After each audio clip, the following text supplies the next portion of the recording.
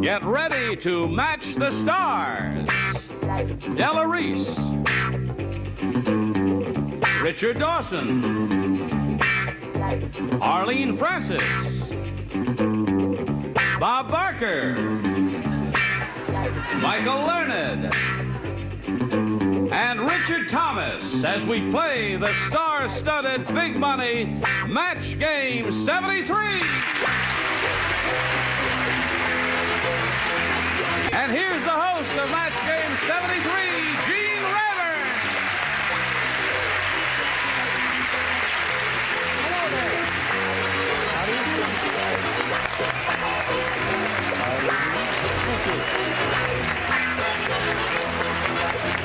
Boy, have we got celebrities for you.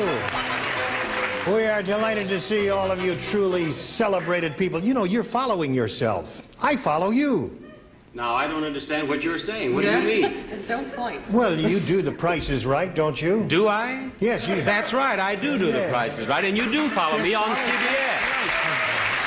That's right. I thought you'd never ask. Now, it just so happens that I brought a refrigerator with me. Is there anyone who wants to give me a bid? No? Come on down. All right, are all of you celebrated people ready to have a go at this? Why not? Okay, shall we have a go at it? Listen, does anybody ever call you John Boy? Only on Thursdays, I hope. What's that? Only on Thursdays, I hope. On Thursdays. Okay, well, that's the way we're going to keep it. Now, let's continue with Match Game 73 and meet our current champion, this charming young lady, Geeta Satyendra.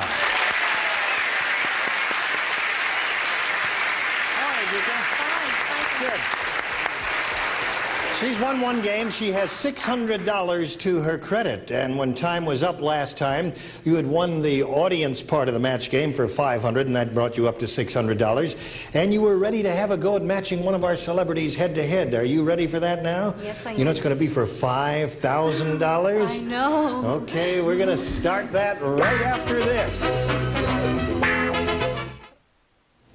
All right, Geeta, you said you're all ready for the second half of the super match, are you? Yes, I am. Okay, $5,000 involved here. Now, to collect that $5,000, you must match one of our celebrities and do that on a head-to-head basis. So let's turn around now and take a look at him, and you tell me which celebrity you want to match. Bob Barker.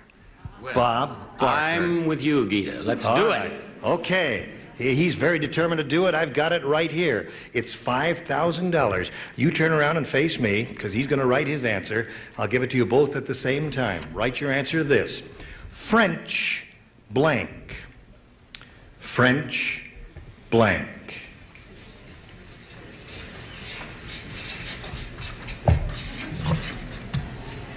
You want it in English or French? You've got it there. He's finished. Just slick it in the slot there now. All right, Geeta, now it's time for us to call for your answer. How do you fill in the blank, French blank? Well, I sure hope Bob said French kiss. French kiss.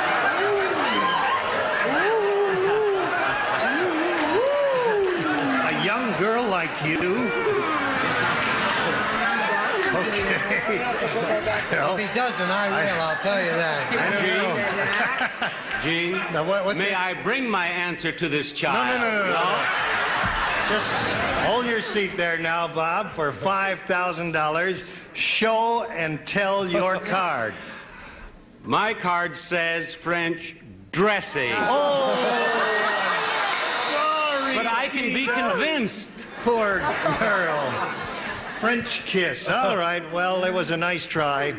You still have your winnings of $600. I'm sorry you didn't collect that amount, but you're still the champion, and that means you're going to meet another challenger. So let's meet that person right now.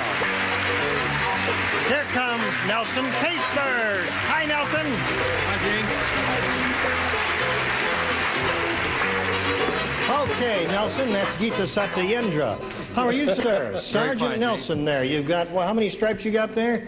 Not enough. Not enough. You want to tell us a little more about yourself, Sergeant? I'm a 13-year veteran of the Air Force. I'm now living in Van Nuys, California, and I'm married to a pretty girl named Peggy.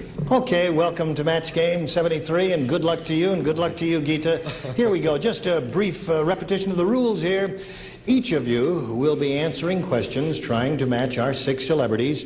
You'll have 2 rounds, and the one who's matched the most celebrities at the end of the second round will be the winner, gets $100, and then has a go at the super match where you can win over $5,000. Now, we'll go with round 1 here. The challenger makes the first selection, so Sergeant, would you make a choice here, please? Gene, I'll try A.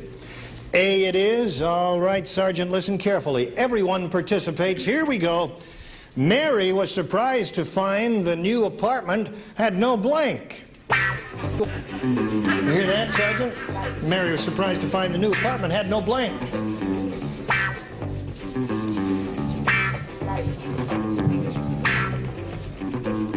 All right, they've all finished.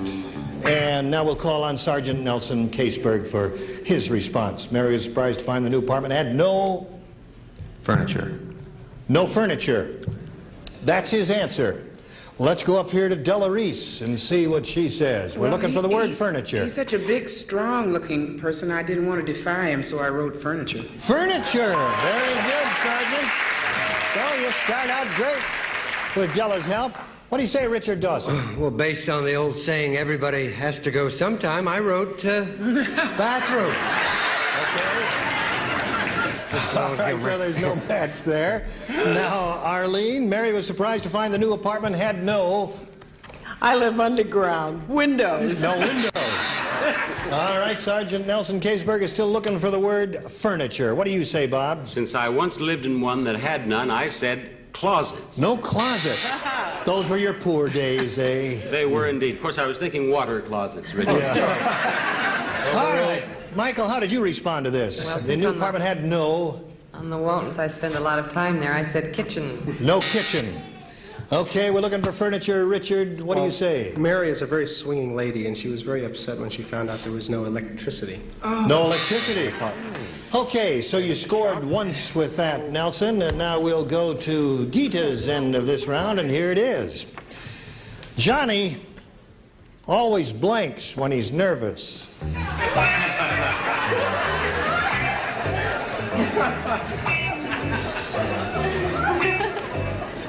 Johnny always blanks when he's nervous. Straightforward, honest reading. And are you ready? Arlene is ready? Yes, Arlene is ready. All right, Gita, what do you say to this? Shakes. Shakes. Yeah. Johnny always shakes when he's nervous, is what she says. Della Reese, what do you say? I say Gita read my card. So I said very shakes. good. A little mental telepathy going on here, so there's one match for Gita. What do you say, sir? I was going to put French kisses, but I thought that'd be silly. I put sweats. Oh, all right, that's a common symptom. Arlene Francis. Thank you.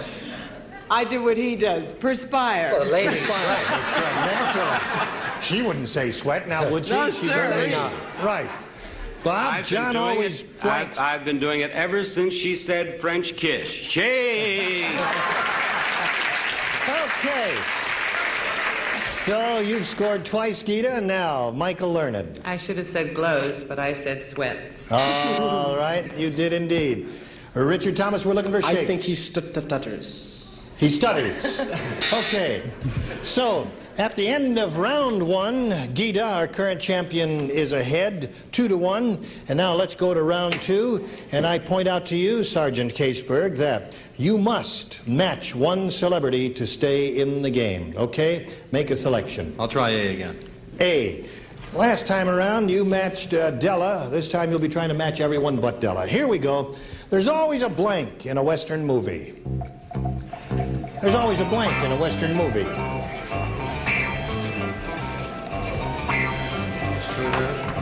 Everybody on our studio audience has his own idea out there, and our celebrities are ready, so... Nelson, what do you say? There's always a fight in a Western movie. There's always a fight in a Western movie. Okay, that sounds like a reasonable answer to me. What do you say, Richard Dawson? I said, show me a man who rides side saddle, and I'll show you a gay caballero. I wrote sheriff. What did you write? Sheriff. Sheriff is his word. And he never replied. There's always a blank in a Western movie, Arlene. We're looking for the word fight. And his sheriff got my cowboy who was fighting at the time. All right, no match there. Bob? Have we got Gita, a fight? I'm a lover, not a fighter. I said cowboy. A cowboy. All right, we're getting close to the end here, Sergeant. Michael. Well, the sheriff and the cowboy were fighting over the horse. A horse. Okay. You must match Richard Thomas to stay in the game. Richard, we're looking for the word fight. Horse. Horse. So, Gita Satyendra is the winner. Congratulations, Gita.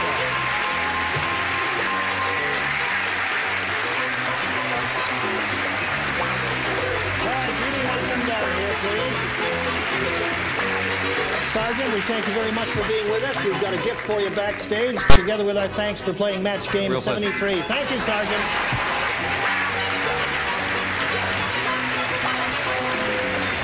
Okay. Here it is again. Are you happy to see it? I sure am. Okay. I didn't expect after that other response. Yeah.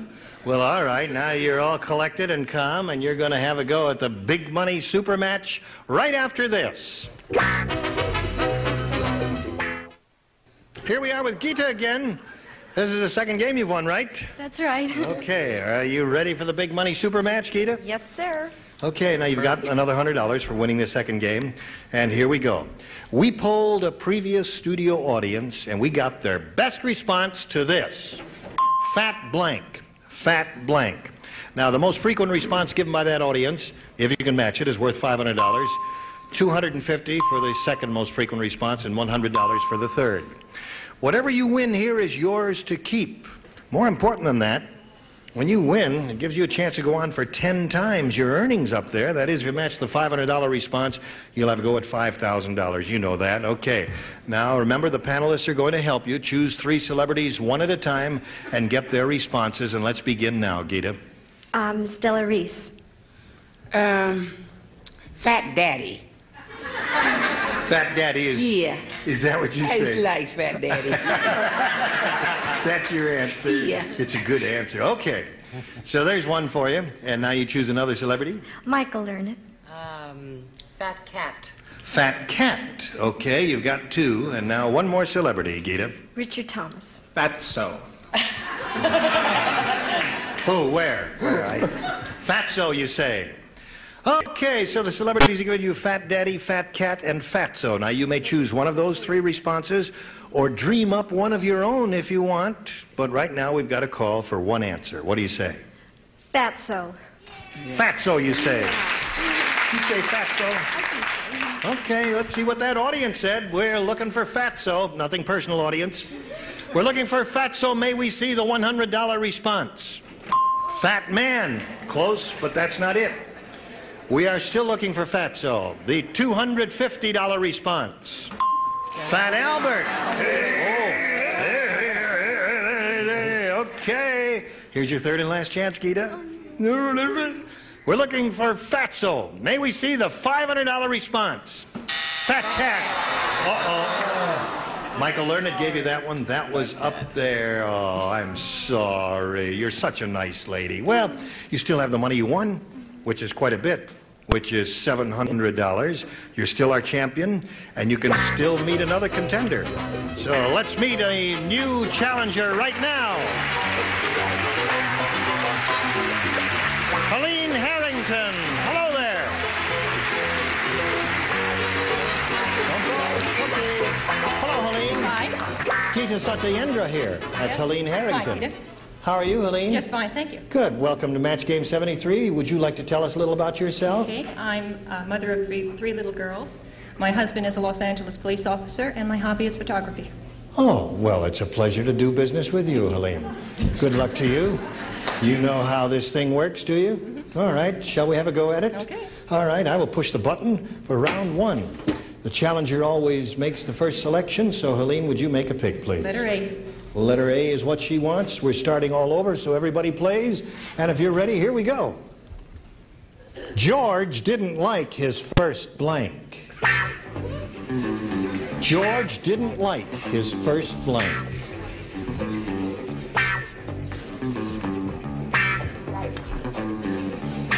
Now we're waiting for Michael Learned there. There, she's ready. Okay, now, Helene, we call for your response. George didn't like his first... Name. Name. That's what she says. George didn't like his first name. Let's begin with Della Reese. What do you say? I know George. He loved his name, and he was right. He didn't like his first wife. Didn't like his first wife. Not a bit. He was right. That's why they're not together anymore. Okay. Now, Richard, we're looking for name. George didn't like his first name is what? Well, Helene, as you're married to a policeman, I hope you won't think there's anything personal. His first date. I would have written it if I'd known you were going to do that, I swear. Oh, I know I'm going to get a ticket. Arlene, we're looking for name. I'm sorry, but I've got wife, too. Wife. Okay. First wife. No match there in the upper tier, Helene. Let's see what we have down here. I knew the lady, and they're right. Wife. George didn't like his first wife. No name yet. Michael? He didn't like his first date either. His first date either. I was All with right. his first wife. George didn't like his first wife was also his first date. His first date. So you didn't score at all with that, Helene. Gita, we'll get to your half of the round in a moment or so. But first, this. We are going to complete this round now. We're in round one here and find out how our current champion Gita does in matching the celebrities with this. Everyone participates, and here is your assignment. Mary has more blank than she used to. Mary has more blank than she used to.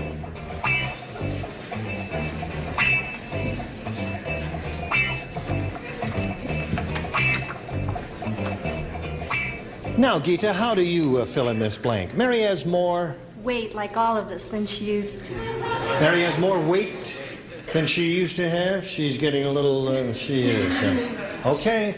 Della, what do you say about Mary? She has more... I know Mary very well, and Mary's doing good because she has more money than she used to. She has more money than she used to, right. Better money than weight, I would say. All right, Richard? Well, that's funny. I heard that she'd gone bust. That's what I heard. Okay. But with a little help, she can sit up straight. Arlene, Mary has more blank than she used to, and Gita's looking for the word weight. What do you say? I'm sorry, but all the weight was in her money bags. And her money. Okay, she has more money than she used to. Bob, what do you say? I say that she's so worried about her bust that she also has more gray hair than she once had. More gray hair than she used to. All right, Michael Learned. If you'd known Mary before, you'd agree that she has a lot more moxie than she has more moxie. And Richard Thomas, Mary has more... We both realize that the reason she has more money is that she has more nerve. More nerve. So, Gita, you did not score at all with that. We will now go to round two. Here we go. The challenger makes a selection. So, Helene, would you please pick? Maybe I can do better on A again this time. On A, you didn't match anyone last time in the first round, so... I'm not going to do any worse. Everyone will participate, and all listen carefully. Name something sold by the bunch. Would you repeat it? Yes. Name something sold by the bunch. Oh. Did you hear that, Helene? Name something sold by the bunch. All right.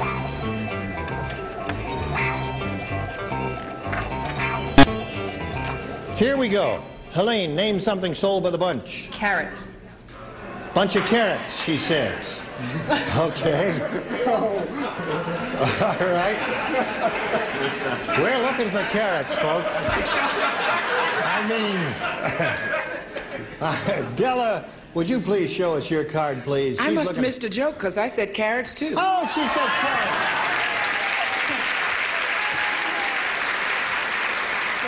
Well, you know, whatever I assumed everyone thought she was going to say bananas. Is that what you thought? Yeah. Well, the whole audience is bananas. What do you say, Richard Dawson? I'd rather not show her. Being a policeman's wife.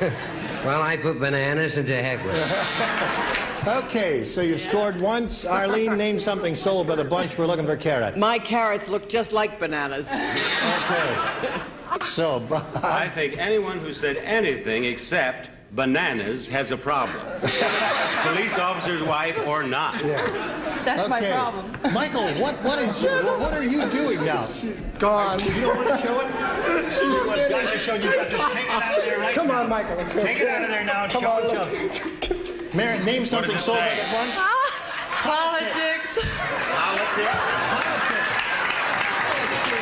Okay. Sit up straight now. No. I'm not going to help her up. I'm going to keep her down there. That's enough. I can explain why that is. Why is that? They're cheaper by the dozen. That's right. Just a little Watergate joke. Okay. Richard, what do you say? The whole place has gone bananas. That's right. Okay, so Helene, you scored once with that. And we'll get to Gita's half of this round. But first, we've got this for you.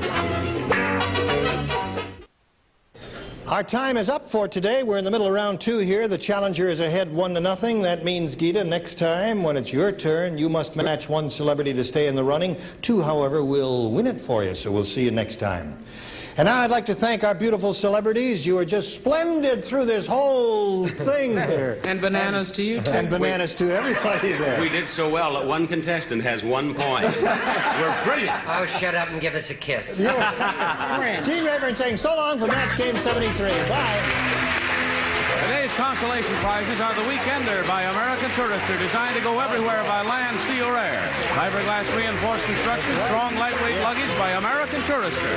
And a supply of Adolph's Meat Marinade works in just 15 minutes to give meat deep down gourmet flavor and juicy tenderness. Adolph's 15-minute meat marinade.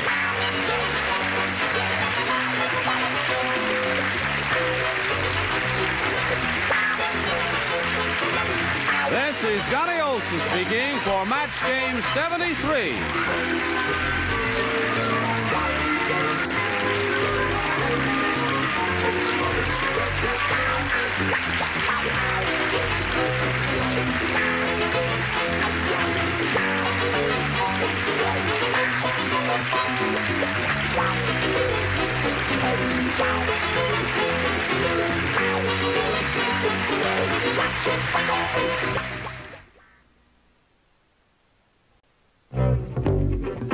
Get ready to match the stars. Bert Convy, J.P. Morgan, Charles Nelson Riley, Brett Summers, Richard Dawson, and Betty White as we play the star-studded Big Money Match Game 73. And here's the host of Match Game 73, Gene Rayburn.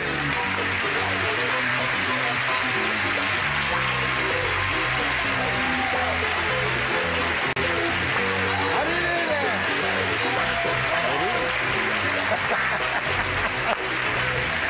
I thank you very much. You know, it's a pleasure to do business with you because you're all a little crazy. I mean, this is really a marvelous bunch of celebrities, and we get a chance to talk to them. What do you do when you're not here doing this, Richard? Betty and I have made a pact. We're not going to laugh anymore at Richard Dawson. I can tell you. What? I try to go out on different things. Like yesterday, I had a date with Ironside, but I stood him up. You see, what I say, they're all a little bit off. Well, anyway, these are our celebrities. Now I'd like you to meet our 2 players. Here are Cheryl Christensen and Michelle Balin. Hello, Michelle. And Cheryl. Now, Michelle here is our champion. She has already won $350, 1 game. And as we left them last time, we were in the middle of a game and the score was tied 1-1. And I guess if you're all set, ladies, we're going to pick up from that point, and we're going to do that right after we do this. All right, now, we're ready to carry on here. Score is 1-1. Let me push the magic button, and we go to our second and final round. And the challenger makes a selection, so Cheryl, would you pick, if you please? I'll choose B. B is what she wants. Now, you have matched 1 celebrity in our previous outing, and that was Betty White, so now you'll be trying to match all of the others. Here we go. John usually blanks in the shower. John usually blanks in the shower. That's shocking. Don't you wish everybody did?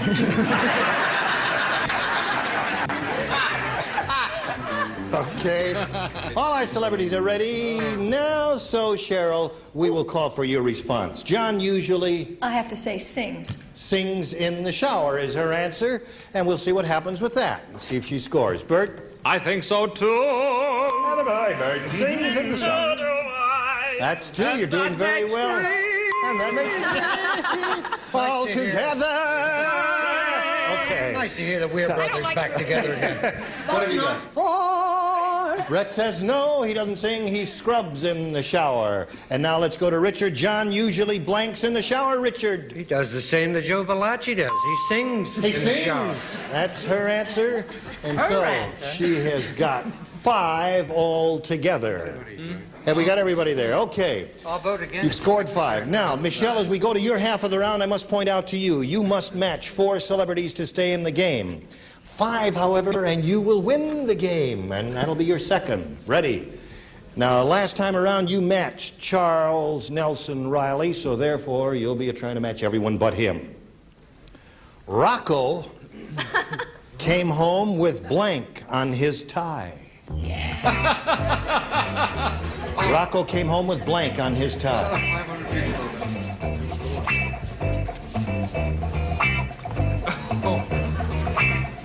You need 4 to stay in the running here, Michelle.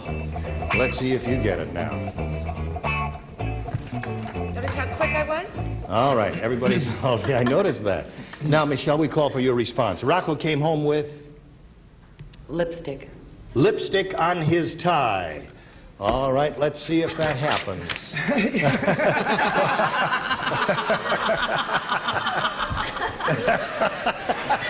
All right, let's begin with Bert Convy. What do you say, Bert? Well, lipstick is her answer. He did come home with lipstick, but it was the shade of meat sauce. Meat sauce. Okay, no match there. Now, kiss him in the you tie, must so. match all remaining celebrities to stay in the running. And let's go to JP. Lipstick I is her thought answer. he was also sloppy. I said pasta. Pasta. So, Cheryl Christensen's the winner. Congratulations. Okay. That's $100 for you. Congratulations, Cheryl. And for this pretty lady, we say goodbye, but she's going to leave here with a happy smile on her face because she has won $350. Thank you very much, Michelle. Let's say goodbye to Michelle Berlin. Goodbye, Michelle. Okay. Well, Cheryl, you've got the $100, and now you're going to have a go at the really big money, the chance at $5,000 as this super match thing faces us here. Are you ready? I'm ready. Okay, here we go. We polled a previous studio audience, and we got their best response to this. That old blank. That old blank. The answer given most often by that studio audience pays $500 if you can match it. The second most frequent response, $250, and the third, $100. The celebrities are going to help you, 3 of them. You'll get their responses and then pick one of those or use one of your own if you like. But let's begin right now. Choose a celebrity. Charles. Charles Nelson Riley, how do you respond to this? That old gang of mine. That old gang of mine is his answer. All right, another celebrity, if you please. Bert. Bert Convy. I would say That Old Black Magic. That Old Black Magic is a marvelous song. Okay, one more. Betty. Betty White. Oh, son of a gun. That old feeling. That old feeling. You know, we've ended up with 3 songs, haven't we, Cheryl? We've got That Old Gang of Mine, right here. That Old Black Magic, and That Old Feeling. Now, you can take one of those or choose one of your own if you like, Cheryl, but now we call for your answer. I'll take That Old Black Magic. You'll take That Old Black Magic. All right, let's find out how that studio audience responded. We are looking for That Old Black Magic. May we see the $100 response? That Old Man. That's not it, is it? All right. We're still looking for That Old Black Magic. May we see the $250 response? That Old Feeling is up there. Betty White gave you that one. All right, let's see. I bet mine's the winner. You what? Bet yours is the winner? Yes. I bet you got the right answer, too. Here we go. That old black magic. May we see the $500 response? That old black magic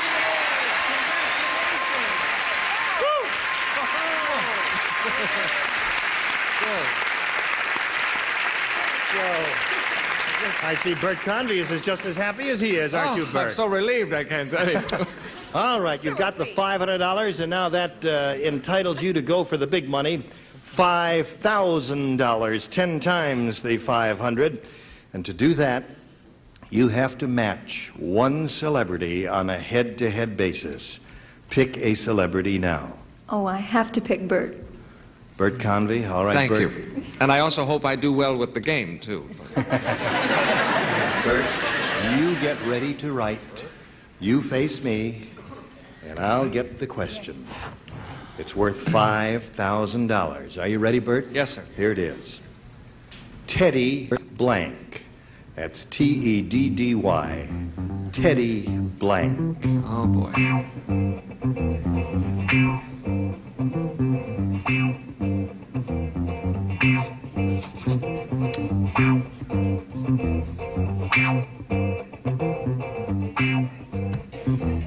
Are you ready, Bert? Yes, I'm ready. Want to put the card in the little slot there? Yes, I will do that. Make sure that it's everything. All right.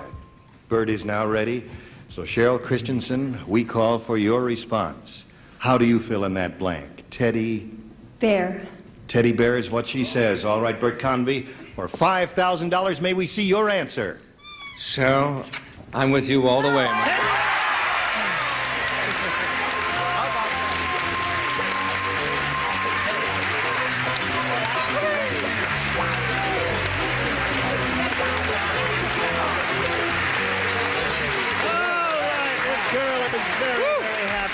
Just won $5,000, and we'll get back to her and her excitement in just a moment.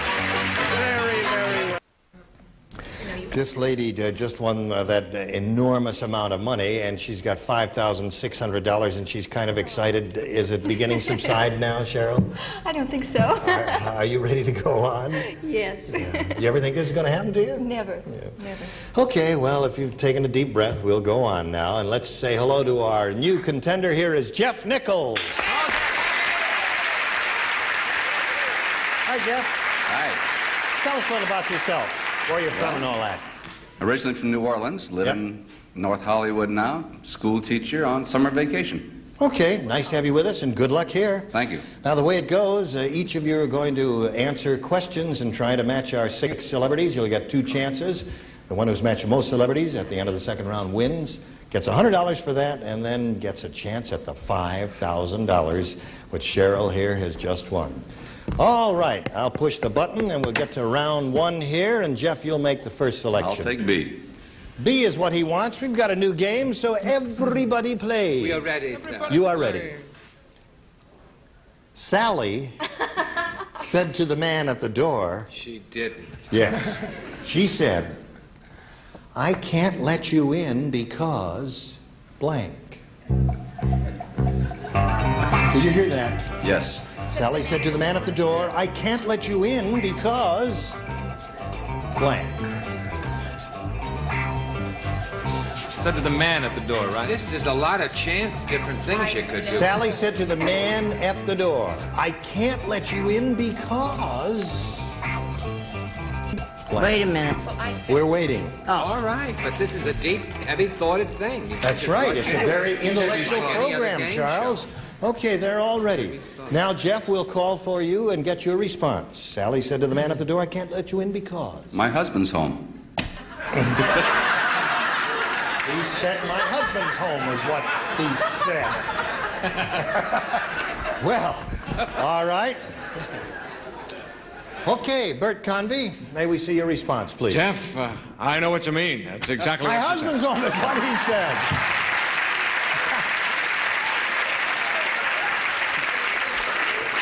Sometimes these questions take a strange bent. I really didn't expect that. JP, what do you say? Well, I wanted to say my husband's home, and he's drunk.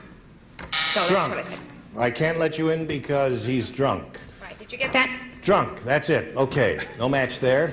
All right, They're gonna I can't take let her you back in tonight. because... Well, Sally is a very busy girl because if it's not her husband, she's liable to say because he's here. He is here. Can't mention that Almost. because husband's home is her answer. Now, Brett Summers, what do you say? Well, remembering my own personal experience, I said, my husband's home. There it is. There's one for Jeff. He's got two celebrities. My husband's home is his answer. What is yours, Richard? Well, Sally had an inferiority complex and also was an amnesia victim. She said, I cannot let you in because I'm not at home. Like a fool, he believed her. Okay. All right, Betty, it's your turn. Would you... Shocked and a little appalled at all of these people. I thought of saying that, but I changed my mind, for which I could kill myself, and said, I'm alone. So we got no match there. She changed her mind. So you matched like that, two you'll always be celebrities, alone. Jeff. Those And are now two let's very go to boring Carol's end of the round. Everyone participates, and here it is. Mary has never seen John's blank. Has John seen Mary's blank? I don't know. That's another Something program. to think about, though, That's isn't another it? program. We'll get to that on the next round. I've seen John's blanket. It's Mary not has so never hot. seen John's blank. what was the question? The question is, I Mary say, has never seen John's blank. You've seen one, you've seen them all. That's what my mother told me. Wonderful woman, your mom. Very sportive. Oh, Lord. Take those gloves off. Okay, the bottom tier is ready, folks. We're waiting for Bert and Charles. Oh, heaven. Charles, are you ready? Okay. I almost wrote it. I did. Please, now, we've got to get Cheryl's response. Okay. Hold We're on. going to do that. Mary has never seen John's Secretary. secretary is her answer. All right, Bert. Mary has never seen John's... Mary's never seen John's wife. Okay. We're looking for the word secretary, JP. Mary has never seen John's birthmark. Birthmark. Close. Secretary is what we're looking for, Charles. Well, I think this could be the secretary, but I never saw his dog. Mary has never seen John's dog. Okay. Oh, I'm sorry. That was just an accident. Yeah. Now, Brett Summers, what do you say? Well, I pretended that I was Betty White, and I put apartment. Apartment. Okay, Mary has never seen John's apartment is her answer. What is yours, Richard?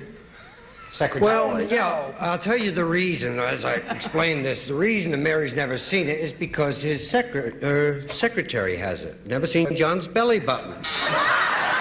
Never The seen secretary has it at the office. Yes, that's right. He keeps Under it in the B. file. Okay. You want to see a belly button? All right, Betty White, we're looking for the word secretary. I gave it the office. At the office is what it was. Mary has never seen John's office. Okay. So, at this moment at the end of round one, our challenger, Jeff Nichols, is ahead, 2-0, and in a moment or so, we'll go to round two. But first, we've got this for you. We're ready to carry on here, as if we haven't been so far. We've just finished round one. Our challenger's ahead 2-0. Now let's go to round two and ask him to make a selection. I'll stick with B. It was lucky last time. All right, here we go. Now, last time you matched Bert and Brett. Now you'll be trying to match the other celebrities. Here we go. During the summer, John grew a blank. During the summer, John grew a blank. I could tell you, You can tell me. but I won't. Okay.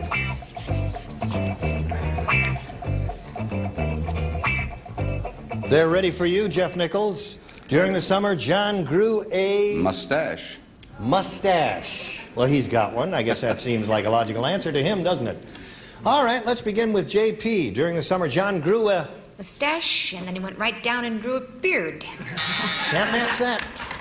All right, No. beard does not match mustache. Charles Nelson Riley. I'm sorry, but he did want the beard. He wanted the beard and not the mustache. It was the beard center. No match there. All right, let's come down here to Richard Dawson. Al Beard. Beardo.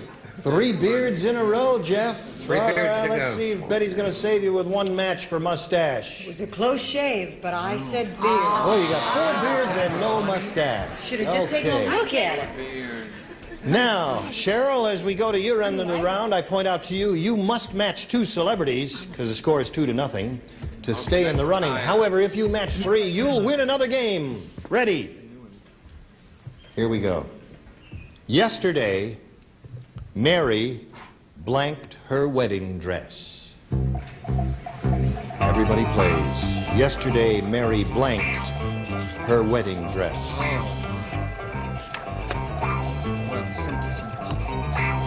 Did you all understand the blank had an ED on the end of it? Did you all understand that? I did. Okay. Oh, She yeah. blanked. Oh, I see. Did you understand that? Okay. I can't believe how I spelled that. Wait a minute. Nobody could read that. I don't know how to spell it. Spelling doesn't matter. Just give me a clue and I'll figure it out. I can't believe it. Spelling is... Oh, we I all know have it's these English, lapses but I in can't spelling. C-A-T. All right, Bert is now ready, so we'll come over here and get a response from Cheryl. Yesterday, Mary blanked her wedding dress. She sold her wedding dress. She Sold. The marriage wasn't working. Sold. S-O-L-D. S-O-L-D. Sold. Well, I guess you kind of misunderstood the question, too, but I suppose we're going to... I said the blank had an ED on the end of it, but that has to be your answer. That's past. Okay. I thought you just meant past tense. All right, That's here we go. tense. Now, we'll begin with, you must match 2 celebrities to stay in the running. Let's begin with Bert. I said that she bought it. She bought. Yes. We're looking for sold. No match there. JP? We all need a little soul, don't we? Yes, we do. Okay, well, this, I didn't, I said washed her wedding She dress. washed her wedding The dress. marriage was on the rocks. I see. Charles, what do you Being a say? fan of Tennessee Williams and Margaret Leighton, she would probably burn her wedding dress. Burned her wedding dress. Yesterday, Mary blanked her wedding dress. Brett? I don't want you to think that Jack Klugman and I are in trouble, but she burned her wedding dress. She burned her wedding dress. Now, you must match the 2 remaining celebrities to stay in the game. Richard Dawson. Well, yesterday, she wore her wedding dress and she was swimming. All right, did not match sold, so Jeff Nichols is the winner. Congratulations, Jeff. Step right down here, Brett. Okay, you got $100 and you won the game. Now, Cheryl, we say goodbye to you. We'll pass out to you your winnings, $5,600. Thank you, Cheryl Christensen. Bye.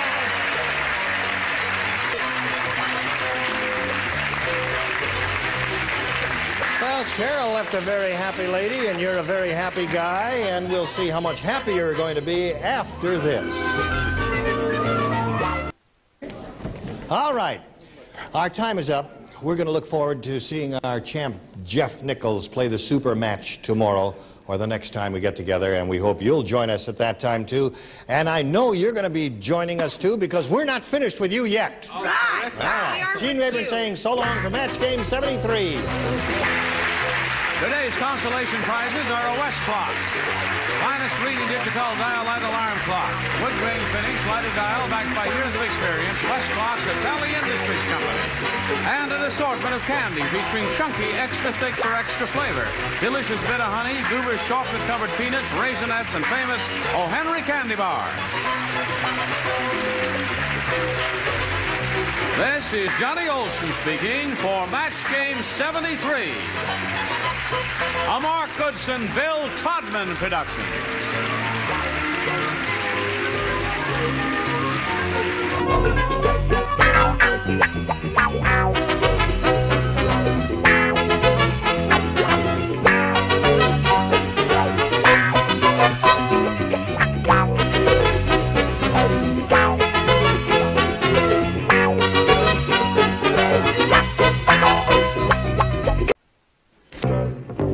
Get ready to match the stars. Bill Cullen, Brett Summers, Jack Klugman, Cass Elliott, Richard Dawson, and Loretta Switz as we play the star-studded Big Money Match Game 73. And now, here's the host of Match Game 73, Gene Rayburn.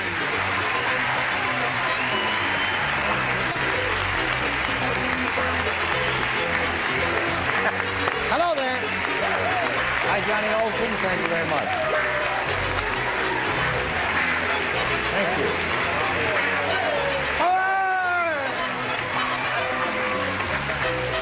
I thank you very much for the warmth of your reception and for coming here and being here with us in person. And those of you who have joined us around the country, thank you for being here. We'd like to welcome 2 new bodies to the group of Thank you. regulars. Beginning up here in the top, my old friend Bill Cullen. Nice to have you with us, Bill. Good, Gene. I could never make your entrance. You see Bill on 3 in the match. That marvelous show he does. And we'd like to welcome this lady, Cass Elliot, whom...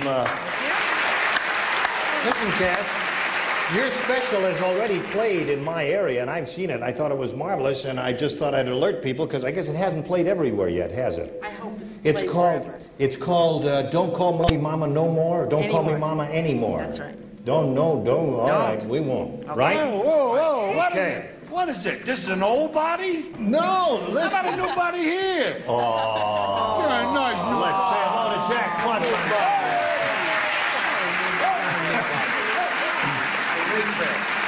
Oh, you've been here so much, Jack. We just think of you as a member of the family, that's all. Now let's say hello to our 2 players, Karen Phillipson here and Susan Rayfield. Hello, ladies. Susan's a current champ. She's won $600, and she did that in 1 game. And she's being challenged by Karen Phillipson.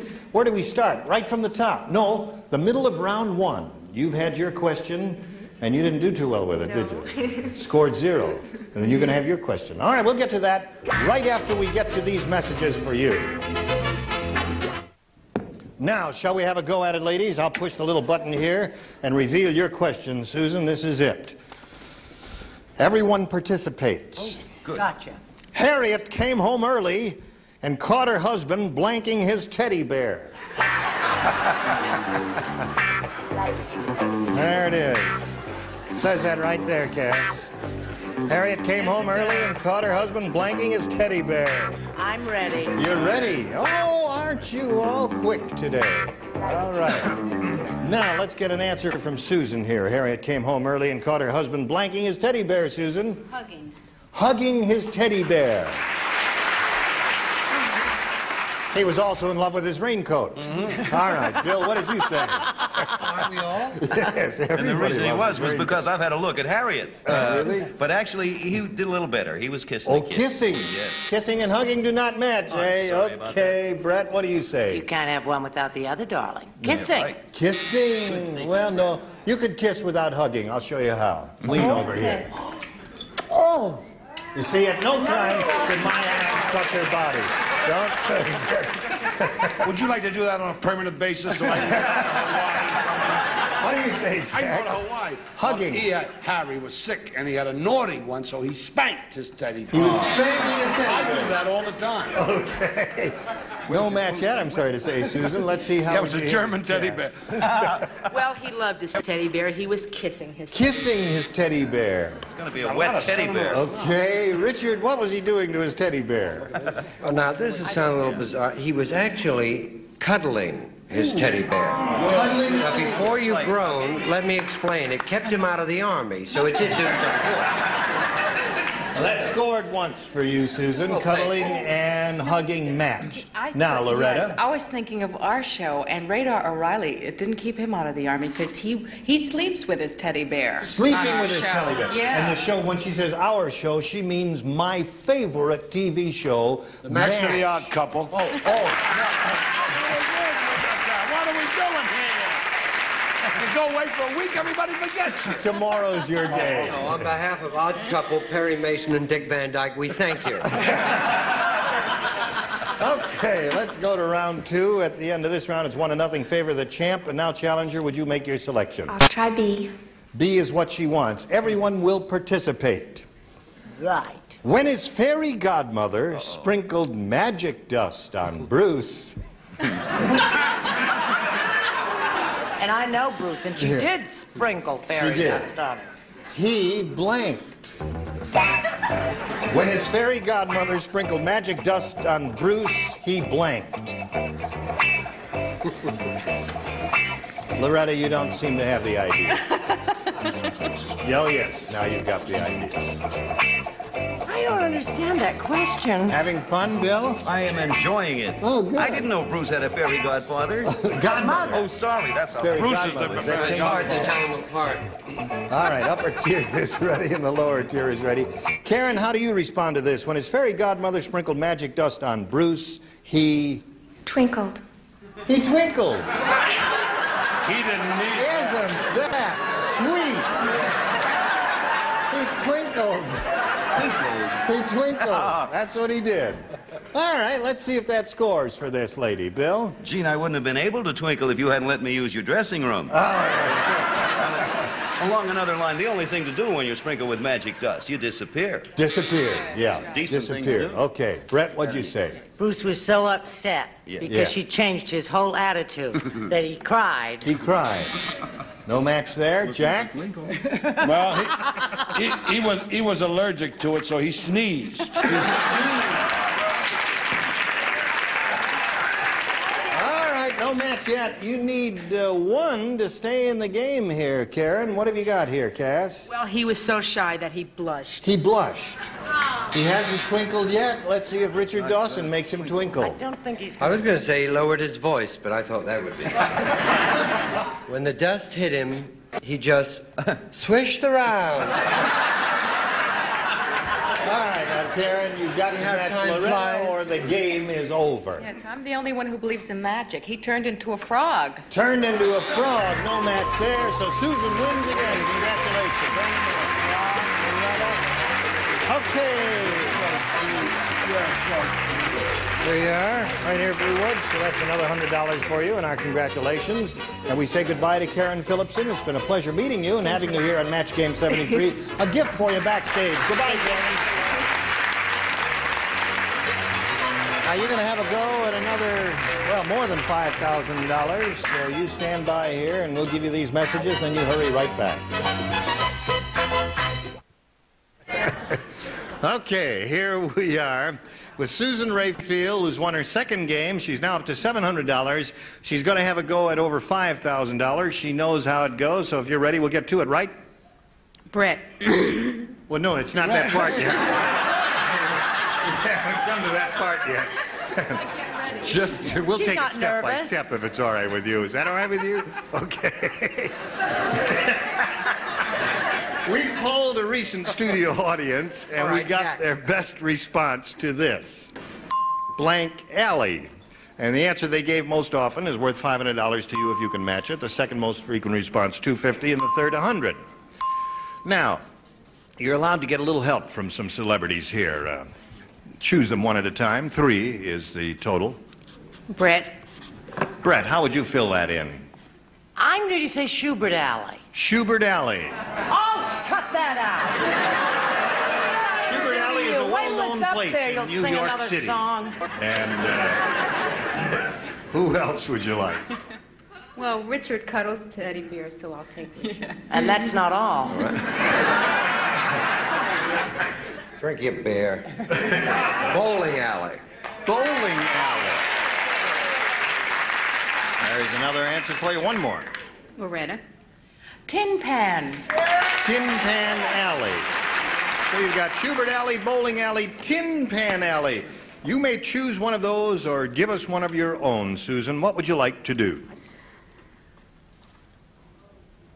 Loretta. Tin Pan Alley. Tin Pan Alley. Loretta Alley? Or Tin Pan Alley you think is the most valuable answer. All right, You we'll think find she's out. nervous? That's the one we are after. Tin Pan Alley. Let's begin by revealing the $100 response. Back alley. There's an answer that did not occur to any of us. All right, Schubert. We're looking for Tin Pan Alley. Here is the $250 response. Tin Pan Alley! Congratulations! There it is. Thank you, Loretta. Okay, now before we go on with the rest of your part of it, let's find out what is up there. What do you think, audience? What's up there? You think bowling alley? Oh, you're right. You're right. Okay, they were right all along. They said that right from the word go. Now, you've got the $250. You will now play for 10 times that amount, or $2,500. To collect that amount of money, you must match one celebrity on a head-to-head basis. Which one will it be? I'll try Brett. Brett. Oh, my Lord, why would you do that, dear? I asked the same question. Why would you do that, dear? Last week she had a flat tire. That's right. All right. I did. Okay, Brett, you get ready to write. And you face me if you would, please, Susan. Face me. I'm over here. That's it there. And I'll get the $22,500 question. Remember, this must be an exact match. Here it is. Blank cup. C-U-P, blank cup.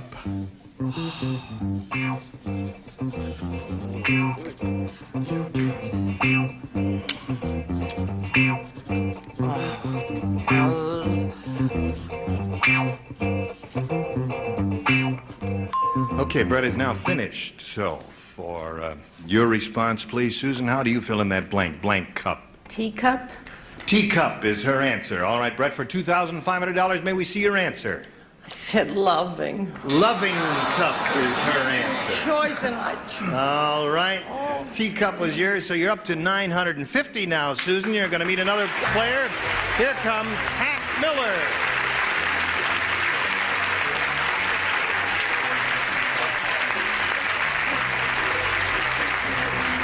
Okay. You ladies know each other, do you? Nice to have you with us, Pat. Would you please tell us a little bit about yourself? Okay, Gene. I'm a native Californian, and I'm married to a native Californian, and we have 3 little natives at home. And this has got to be the most exciting thing that's ever happened to me. I'm just so excited. Good. Good luck to you, Pat. Thank you very much. You know that you and Susan will be answering questions trying to match our 6 assorted characters here. The one who does that most often at the end of the second round will be the winner and has a go at over $5,000. Good. Isn't that exciting? Yes, it sure is. Why don't we just sit here and talk? No. I just like to sit here and look at all the stars. Pat, we ask you to make a selection. We do that because some contestants find some questions harder than others, and it's entirely up to you. You want A or B? I want B. You want B. This is a new game, folks, so you will all play. This is it. The baker said... He loves it. He laughs, man. Give us the story. The baker said, have I got a problem? The plumbers' convention is tonight, and they've ordered a cake in the shape of a giant blank. Did you say plumbers convention? The plumbers' convention. That's what I said. And what else? The baker said, have I got a problem? The plumbers' convention is tonight, and they've ordered a cake in the shape of a giant blank. Okay. Like this with a measure of pleasure. You're singing right on key. I hope so. She always does. All right, Brett, there you go. Am I the last one? Now we're all set. Now, Pat, how would you respond to this? The baker said, have I got a problem? The plumbers' convention is tonight, and they've ordered a cake in the shape of a giant... Pipe. Pipe. Pipe? She says, the shape of a giant pipe. P-I-P-E pipe, she says. Bill, what do you say? I know Well, how to Gene, spell I have the perfect answer for a cake for a plumber's convention. I'm not quite sure where you'd put the candle, but the cake would certainly be shaped like...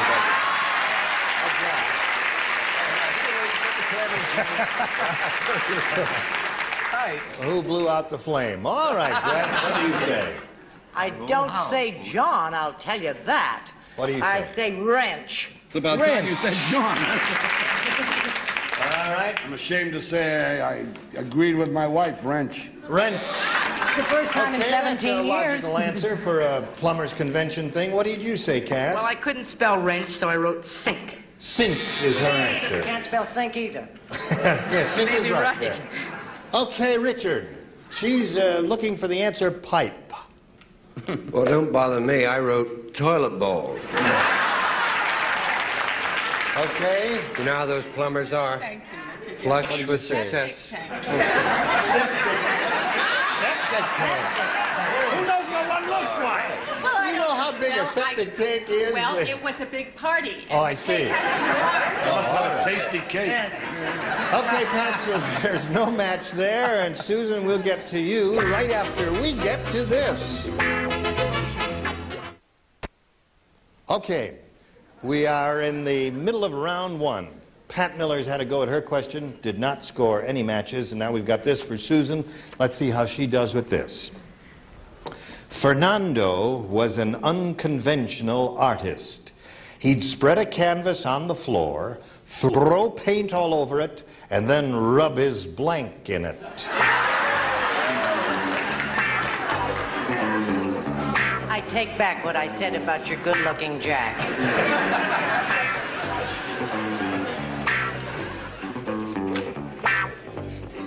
All right. Put it in there, Bill. Get it. Okay, they're all ready over there. And now, Susan, if you're ready, we'll hear your response to this. He'd spread a canvas on the floor, throw paint all over it, and then rub his blank in it. What did you say? Nose. She says nose, folks. The nose has it. Bill, what do you say? By golly, that lady and I are... Nose. There's a match. Okay, one. Brett? I've done it, and it's more fun if you do it with your whole body. With your whole body. It's slippery, is it? I want to tell you, I don't know what... Squash. We're playing a game here. Isn't this password? Put your brush in. Brush in it. Who made a buzzer? Listen, Doctor, come out of the booth and we'll fight it out. What's going on here? All right, let's go to Cass. Well, his nose is on his face, isn't it? Nope, can't match that. Have to be a little more exact than that. Yeah, that's right. His nose is on his arm. It's not your Perfectly understandable. You just, generalize. He actually rubbed his feet in it. His feet. I can explain why. He was a Blackfoot Indian. He was a Blackfoot Indian. You had to be there, Gene. Don't involve. Loretta? Well, he took the tail of his cat and used it like a paintbrush. I'm going to tell Betty White on you. Clever. I see. Unconventional. Okay, so there's the end of round one, and champ is ahead by 1-0. And now, challenger, would you make your selection? I'm going to stick with B. B is what she wants. Everyone will play. On her first day in New York, Barbara lost her blank on the subway. On her first day in New York, Barbara lost her blank on the subway. You've been to New York, have you, friends? Have you been to New York? You are New Yorkers. I lived in New York. Okay, they're already over there. So, Pat, we'll get your response to this. On her first day in New York, Barbara lost her blank on the subway. Her shirt. Her shirt. Lost her shirt? She lost her shirt on the subway. I missed that, too. I never got a break. He doesn't lose it on the subway. He loses it at the racetrack. What did she lose on the subway, Bill? I had something in mind that she lost at the Astor, but that dates me. I think the logical thing, a purse. Her purse. Yeah.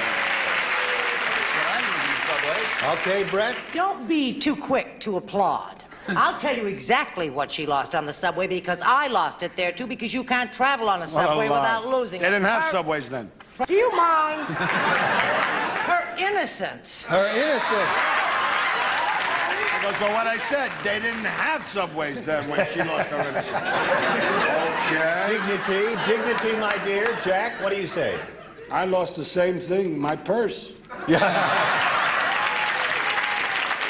All right. Cass, what do you say she lost on the subway? Her purse. Purse. Shirt is the answer she's looking for. Richard? I felt sure you were going to say virginity. Although she lost that in Omaha. No, she lost her purse. Lost her purse. Okay. Wait, now to stay in the game, Pat, you must match Loretta Swit. And you've got to lose your shirt or it's all over. No, I lost my purse. Purse. So Susan wins again. Congratulations. Okay, come on down. So you pick up another $100. You're getting boring? No, never. Okay. Well, Pat, it's been a pleasure meeting you here on Match Game 73. We've got a gift waiting for you backstage, together with our thanks. Pat Miller, ladies. Bye-bye. As for you, we'll get to you right after we get to this, okay? All right. We've run out of time, so I hope you're going to be able to join us next time. I know Susan Rayfield is going to be here. She's going to meet a new player, and we'll see what happens. And I hope all of you will consent to join us. I'll be next here. time. I wouldn't miss Because it. today you were so terrific that we're going to give you another chance at it. We'll look for Loretta Swit on MASH, and we'll look for you on your Cass Elliot special. Look for Bill Cullum there. I twinkle. No. And we'll look for you on The Odd Couple. That's right, pass right over me. And we'll look for you on Perry Mason. You have to look pretty hard, I'll tell you that. So we'll look for you too, friends. Be there. Gene Rayburn saying so long for Match Game 73. Bye. Today's consolation prizes are for Montgomery Ward's Big Fall catalog, a full-size Velvet Touch electric blanket. Stay cozy warm with 11 comfort settings from the Montgomery Ward catalog. And Long Nails, the amazing product that changes short, broken nails into long, beautiful, natural-looking nails for strength and glamour. Long Nails. And Honeysuckle White Turkey from Ralston Purina, the premium basic turkey in the red checkerboard package. Honeysuckle Turkey, the Ralston Purina Checkerbird.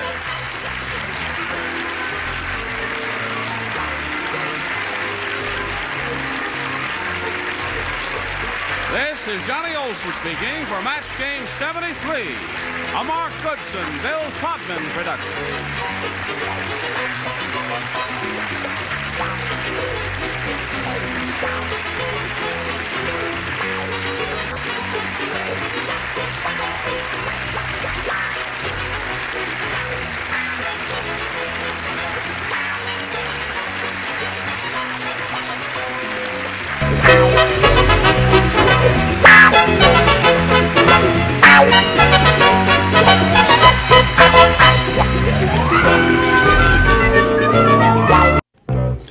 Get ready to match the stars. Robert Q. Lewis, Brett Summers, Maury Amsterdam, Joyce Bulifant, Richard Dawson, and Ann Elder as we play the star-studded Big Money Match Game 73. And now here's the host of Match Game 73, Gene Rayburn.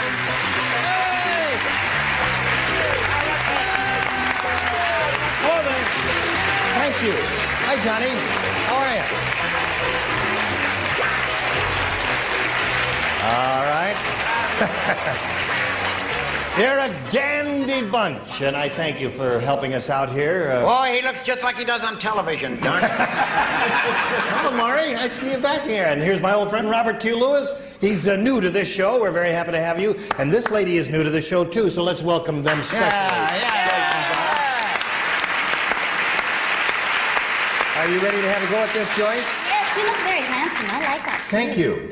Flattery will get you everywhere. I was hoping so. Hey, listen, I saw you do an interview show today with a lady who wrote a book called No Man is Perfect. Some men are more perfect than others. I'm going to go out and buy that book. That's the name of the book, yeah. Yeah, that was very good. You As did I that said very to well. her, enough about me. Yes. It's a good book. It's a good book. It is. Now, let's say hello and welcome our current champion. Here is Ellen Hoey. Hi, Ellen. Ellen has won 2 games. She's got $6,200 to her credit. And when we were together last time, she had just finished the first part of the super match and won $500 in the audience match. And now she's going to have a go at $5,000. Are you ready for that, Ellen? Yes, I am. Okay, we'll get to it right after we do this message for you. Okay, here we are with Ellen Hoey. Are you ready? Yes, I am. Okay, now you know you won the $500 in the audience match. That means you're going to play for 10 times that amount or $5,000. Now to collect that money, you must match one celebrity on the head-to-head basis. It's time to choose that celebrity now. Which one will it be, Ellen? Ann Elder. Ann. Beautiful Ann Elder. Are you ready? You get ready to write. All right, Ann? And Ellen, you face me. Here is the $5,000 question. Ann, please write your answer to this if you would. Milk blank. Milk blank.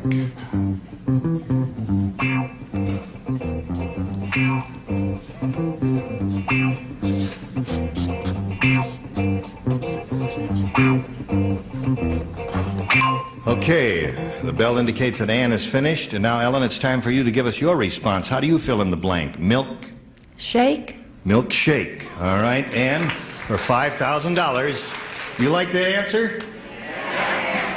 Well, won't you be surprised when you find out what Ann has written? We'll all find out together right now, Ann. May we see it? I like that answer, too. So therefore I said shake!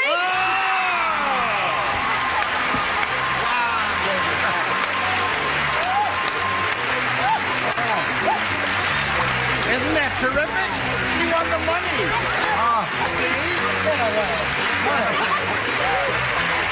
Okay. Oh, boy. You are up to $11,200. Wow.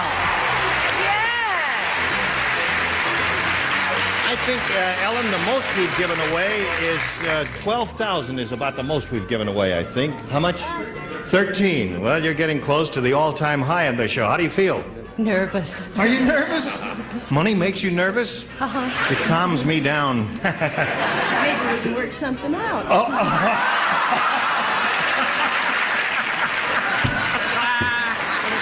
didn't hear it. She said... What did she say? She said, money makes me nervous. I said, money calms me down. She says, maybe we can work something out. Dickie does the jokes, and you win the money, okay? No, you got the money. You just All right. Ellen, you're still a champion. You're going to play another game, so let's meet your challenger right now. Here comes Ramona Lewis. Darling. Hello, Ramona. Now, don't fall down. As you step up there. You ladies know each other, do you? Welcome, Ramona. And please tell us a little bit about yourself. Well, I'm a housewife. I have 3 sons, and my hobby is bowling. Your hobby is what? Bowling. Bowling? Oh, what's your lifetime average? 120. I just started. Oh, 120. Well, you're young. Oh, well, thank Listen, you. in a couple of years, you'll be bowling 100. Who knows? So, okay, Ramona, shall we have a go at it? I'll push this button and reveal the 2 things there, and you got the choice. All right, I'd like B, please. You want B? Yes. Everybody plays. Brand new game. Here we go. Grumpy the Dwarf said, I wish I were a little taller. I'm tired of kissing Snow White on her blank. Not the idea. Listen, you can laugh out loud if you'd like that. You're out of your mind. You think about that, Ramona. Grumpy the Dwarf said, I wish I were a little taller. I'm tired of kissing Snow White on her blank. There. All right, the upper tier is ready. And here we go. Now, we call for your response. I'm tired of kissing Snow White on her... Behind. Really? Depends which way you look at it. I don't... All right, Ramona, that's her answer. It's show and tell time, Robert. May we see your answer? Yeah, all I can think of is Walt Disney, and he would never have permitted that, so it's tummy. Tummy, yes. Okay. Snow White's fairy godmother said, never turn your back on a dwarf. Navel. Navel is her answer. Okay, Maury? Da-da-da-da-da. Navel is his answer. Joyce, what did you say? Well, my dwarf is very short, so he was kissing her on her knee. Boy, that is some short dwarf. Yes, indeed it is. How about you, Richard? Who put him up to it, do you think? Yeah, I said knee as well. Knee, that's 2 knees in a row. Well, thank you. Thank you. We're happy with For it. a 3rd knee in a row. Third knee there. All right, the knees have it. Okay, Ramona, you didn't score with that, and we'll see how you do with yours, Ellen, in a moment or so. But first, we've got this message for you. All right, here we go, ladies. For the second half of round 1, Ramona finished her half, did not score. And now we'll see if Ellen scores with this.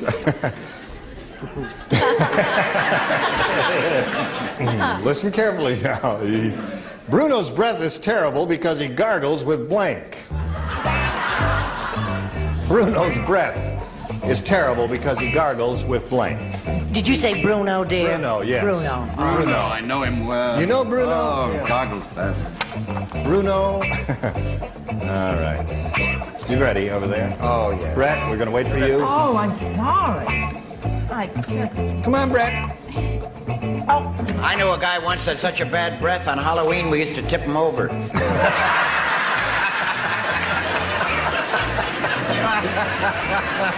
right, Ellen. You've had plenty of time to think. They're all finished now. How do you fill in that blank? Bruno's breath is terrible because he gargles with... Booze. Booze.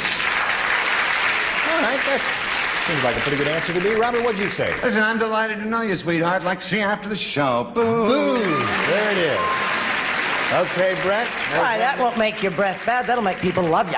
Oh. Sheep dip. Yeah.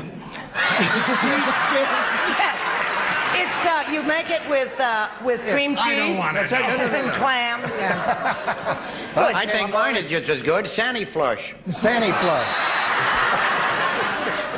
Boy, that'll do it. Joyce, aren't you glad you came to the party? I don't know. Sandy Flush. May we see your answer? Yes, you may see my answer. I think that Bruno has a sore throat, so he's gargling with salt. Salt. P.U. Dumb answer. I can smell like a fish. It's very good for you. Clear her out of the building. Good answer. Thank Good you answer. so much. All right, Richard.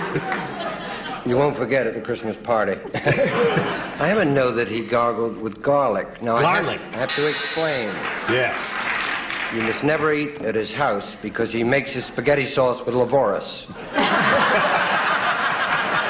So don't ever eat that. Okay, Ann, booze is the answer we're looking for. I'm looking for that answer too, but I have to say... Garlic. Yeah, well, great minds. That's all right, you can kiss because you both had garlic. That's enough. Thank you. Thank you. All right, so at the end of round one, the score is 1-0 in favor of our current champion. We go to round two and ask Ramona to make a selection. I'll try B again, please. B again it is. Since you matched no one in that first round, everyone will participate in the second round.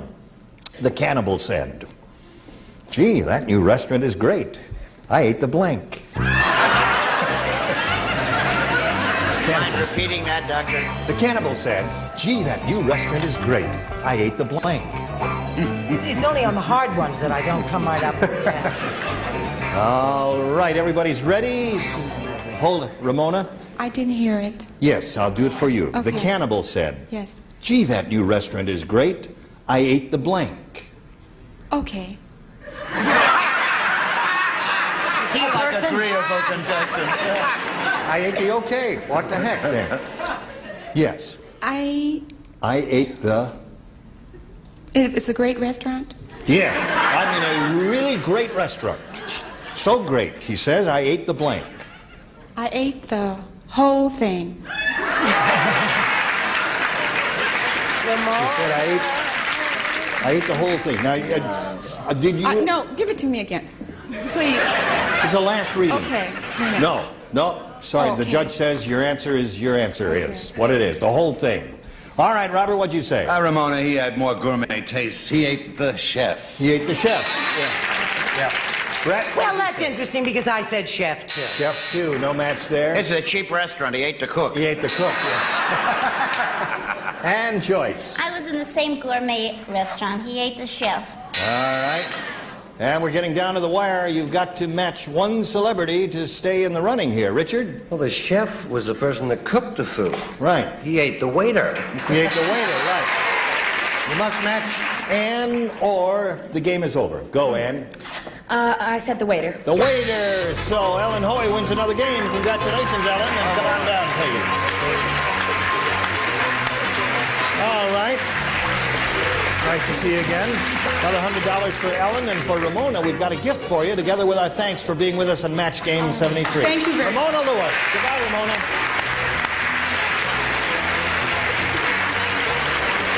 This your third time up here? Yes, it is. You've done very well. You could become the new all-time big money winner here on Match Game 73. Let's see if it happens. We polled a recent studio audience, and we got their best response to this. Belly blank, or belly blank. Now, you know the answer they gave most often is worth $500, and second $250, and the third $100. 3 celebrities are allowed to help, so which one do you want to choose first? Ann Elder. Ann, belly... Button. Belly button, she says. All right, another one? Robert. I like that one. Belly up. Belly up? Belly up. Belly up. To the belly up. Belly up to the ball. Barroom phrase. All right, one more. Richard. Belly dancer. Belly dancer. Okay, so you've got belly button, belly up, and belly dancer. You may choose one of those three, as you know, or give us one of your own. What would you like to do? Belly button. Belly button. You think that's a good idea? Okay, the audience thinks you're right with that. That's the answer that Ann gave you. Let's see if it's up there anywhere. First, may we see the $100 response? Belly laugh is a good answer, but nobody thought of that, is there? Very good. Okay. Still no belly button. Let's see if it's under the $250 response. Belly button is there. Okay. You and Ann are doing very well together, aren't you? Okay. Belly up was a third choice there. Let's find out before we go on, Ellen, what is under. What do you think, audience? Dancer. Belly dancer? Bellyache. Bellyache? All right. Belly dancer is under the $500 response. Okay, you won the $250. Now you'll no play for 10 times that amount or $2,500. Which celebrity do you want to try to match on a head-to-head basis? Oh, boy. Robert. Okay. All right, Robert, you get ready to write? Yep. Ellen will face me. Here's the $2,500 question. It has to be an exact match in this instance. Good blank. Good blank.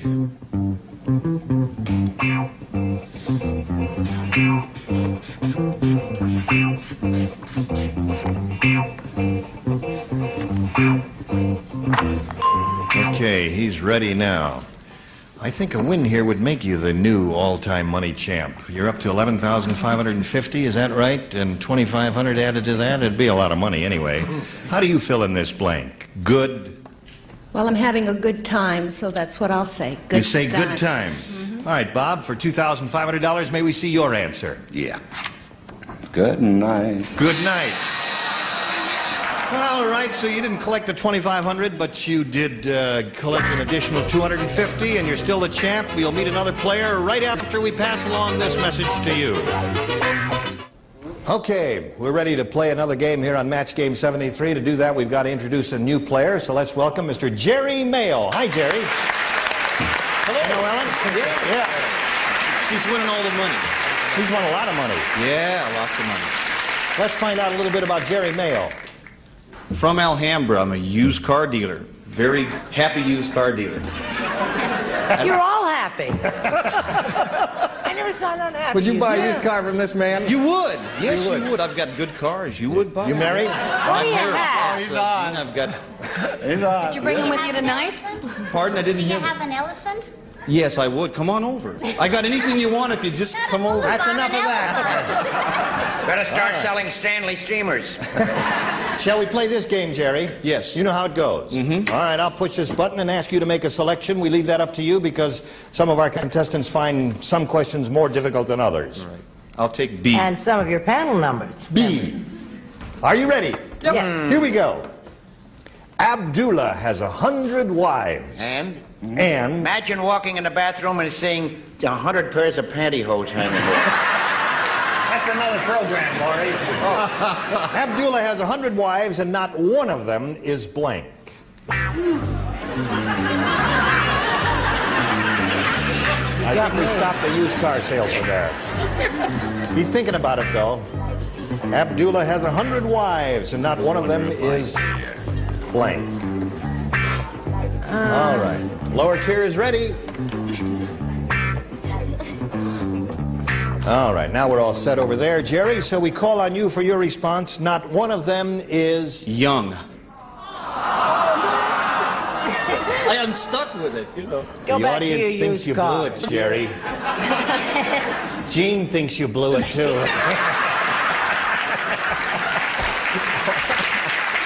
No, I don't know. Listen, you never know. By these people, you really can't tell. Young is his answer. Let's see if it happens. It may. You'll never know. Robert, what do you say? Abdullah, huh? Abdullah had 100 wives, and not one of them is...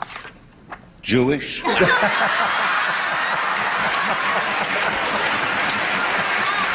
Okay. All right, Brett. Jack Klugman is Jewish, Robert. Not one of them is pretty. Not one of them is pretty. 100 wives is not a pretty one. I Maury, said what the do you same say? thing. That's why he sleeps with his grandfather.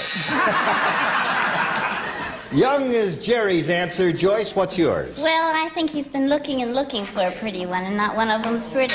Pretty is the answer. So far, it's come up more often than any others. How about you, Richard? Well, Abdul, you know, was not a pleasant fellow. He was a bit of a pill. Oh. So not one of them was pregnant.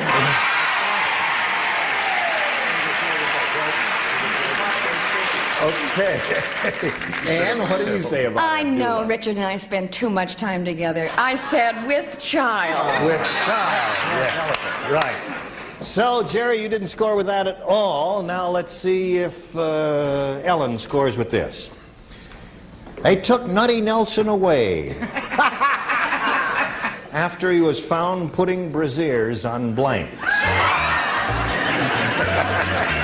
You remember Nutty Nelson, Joyce? Yes. Well, they took him away after he was found putting brassieres. No. You didn't hear it. I'm afraid. Oh, well, I'll be glad to repeat it for you, Ellen. Okay. My dear. You ready over there, Maury? I don't see your light on. Sure. Your light is not on, Maury. That's not my fault. I'm not the electrician here, kid. Now your light is on, Maury. Okay. They took Nutty Nelson away after he was found putting brassieres on blanks. I think we stopped her, too. You know what brassieres are? They're those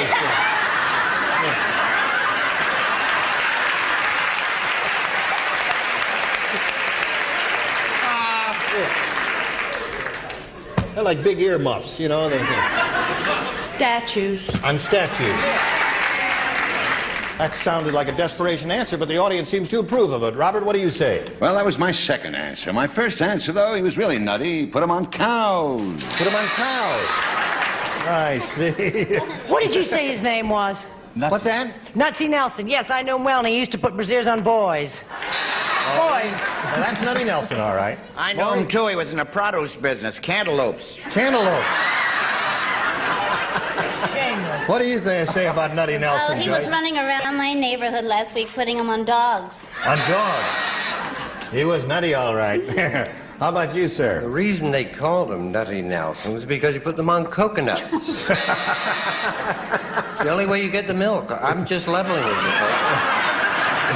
You won't get it from cantaloupes, believe me. And You know, I think Dickie Dawson was born in a plain brown wrapper. Yes. Actually, he put them on animals. animals. All right. Okay. Ellen, you didn't score at all with that, and we'll get back to the two of you. But first, we've got this message for you. We're out of time. You'll both come back next time. We'll play round two, okay? Good. All right. We thank you for joining us. You were all terrific. I think so. Joyce, look forward to seeing you on Love Thy Neighbor, and look forward to seeing you next time. Gene Rayburn for Match Game 73. Bye. Today's consolation prizes are from Montgomery Ward's Christmas catalog. A remote-controlled wireless clock radio operates lights, TV, or coffee pot automatically from the Montgomery Ward catalog. And Snowy Bleach, the exclusive blended formula with extra washes per box, safe for whites and colors, Snowy Bleach. And Rice-A-Roni, the big flavor side dish that's so quick, so easy, saute and simmer to flavor perfection. Rice-A-Roni, the San Francisco treat.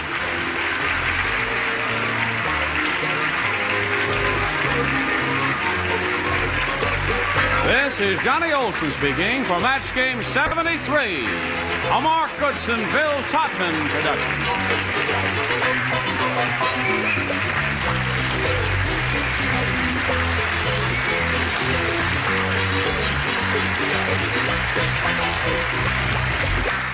We go with Match Game 74, production number 0151, air date to be announced, VTR 2274, and let's take one. Get ready to match the star.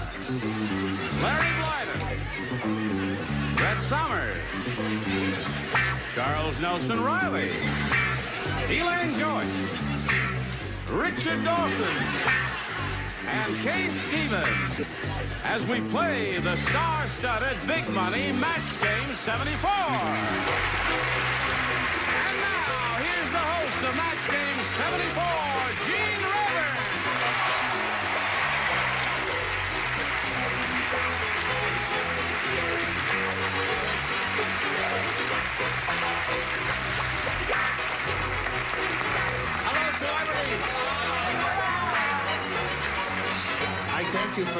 of your greeting, and I thank you for joining us. And shall we have a special greeting for the two new kids on the block, Larry Blyden and Kay Stevens, shall we? Okay.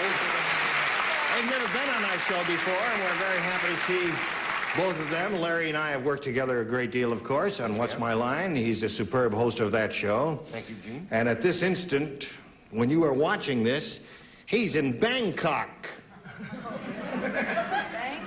That's right. What does that mean? That means he's touring the Far East. Oh, okay. As soon as we finish, I'm leaving. That's a very exciting trip you've got planned. Yeah, it really is. Great. You're really going to Bangkok? He's going to Bangkok and all those places. Oh, yes, they have a lot of topaz there. Very cheap. Cheap topaz. Cheap topaz. Cheap I bought a topaz, lot I'll of make a note of it. Kay, it's a pleasure to do business with you. I'm happy to be here. I watch the show every day. Atta girl. Yes, I do, and I think you're gorgeous. Thank you. Thank you very much.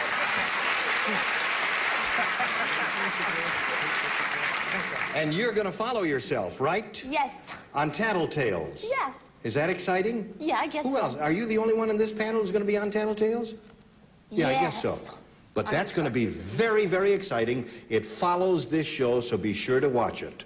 All right, let's say hello to our two players over here and welcome them, Babette Rutherford and Paul Fisher. Hello there, Paul. Babette. Paul is a current champ. He has got an even $9,000 to his credit.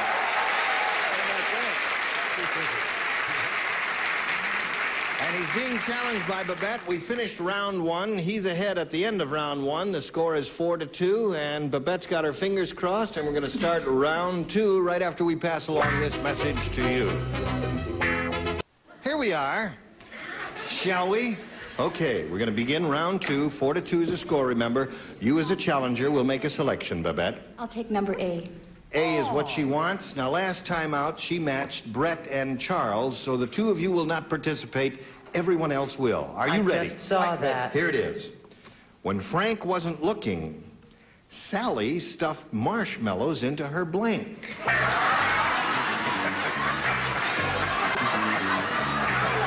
Answer the question. You want to answer it? Well, you want to play a little game with me? You answer the question, and I'll read your answer, all right? As soon as I think of something wonderful. That'll take a little while there. All right, Larry's ready, Charles ready. Oh, you're not playing, Charles. I'm in Elaine is Bangkok. ready. No, he's in Bangkok. All right. All right, Babette, the four that you are playing with are ready or will be trying to match. Now we need your response. When Frank wasn't looking, Sally stuffed marshmallows into her... Bra. Bra. She said that with a rising inflection. Yes, she did. That's her answer. Larry, what's yours? Well, I tell you, I'm an Eastern boy. You're an Eastern boy, yeah. And so I fought down bra, unfortunately, and wrote purse. Purse. You're being hissed by the audience. Start. Yeah. That's a big All right, so let's come down here to Elaine Joyce. What do you say? Well, it was going to be a long night. Yeah. So she popped him in her sweater. Oh, she did? Now, in order to stay in the game, Babette, and achieve a tie, you must match Richard and Kay. May we see your answer, please, Well, Richard? I have a question, first of all. As Sweater got a buzzer, does that mean she's braless as far as the judges are concerned? Either that or she's doing a Sidney Greenstreet impression, but I put bra. Bra. Okay. Babette must match you to stay in the game. May we see your answer? Well, I think anybody that puts marshmallows in their bra, I've done it. It's bra.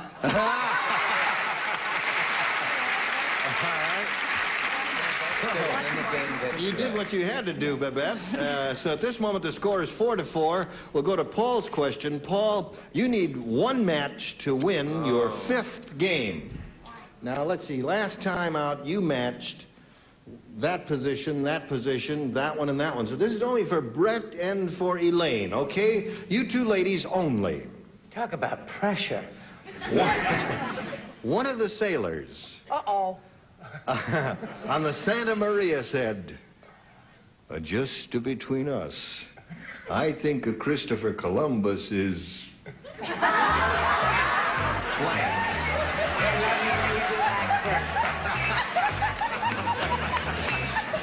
Aren't you sorry you're not playing this round, Kay? Kay is hysterical. I do this home alone all the time. Okay, the two ladies are finished, Paul. Remember, you need one to win the game. Just between us, I think Christopher Columbus is... gay.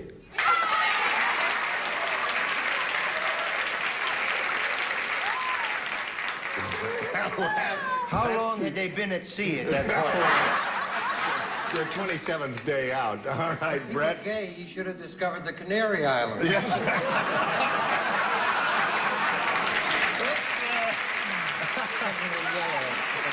Let's find out what happens. His answer is gay. Brett, what is yours? This is the Santa Maria we read about in all our school books and all that swell stuff. Yes, right. Our Mr. Columbus? Right, our Mr. Columbus. They said he's wrong. Wrong! Wrong. Okay, now we come to Elaine. Yeah. It was a long journey. Yeah. And I hate to distort history, but maybe he was.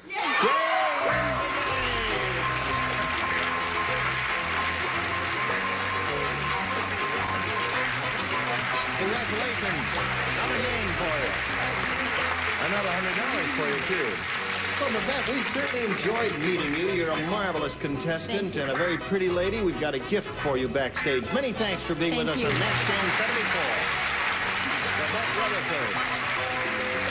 And as for you, we'll get back to you for the Big Money Super Match right after we pass along this message for all our friends out there. GSN presents Behind the Blank. Legendary announcer Johnny Olson worked on what other game show? Was it Tattletales, The Price is Right, Tic-Tac-Doe, or all of the above? Stay tuned for the answer. Johnny Olson was the announcer for which show? The correct answer is D, all of the above. Johnny Olson was the original announcer for The Price is Right. He was the first to ask contestants to come on down. Stay tuned for more of that 70s hour on GSN.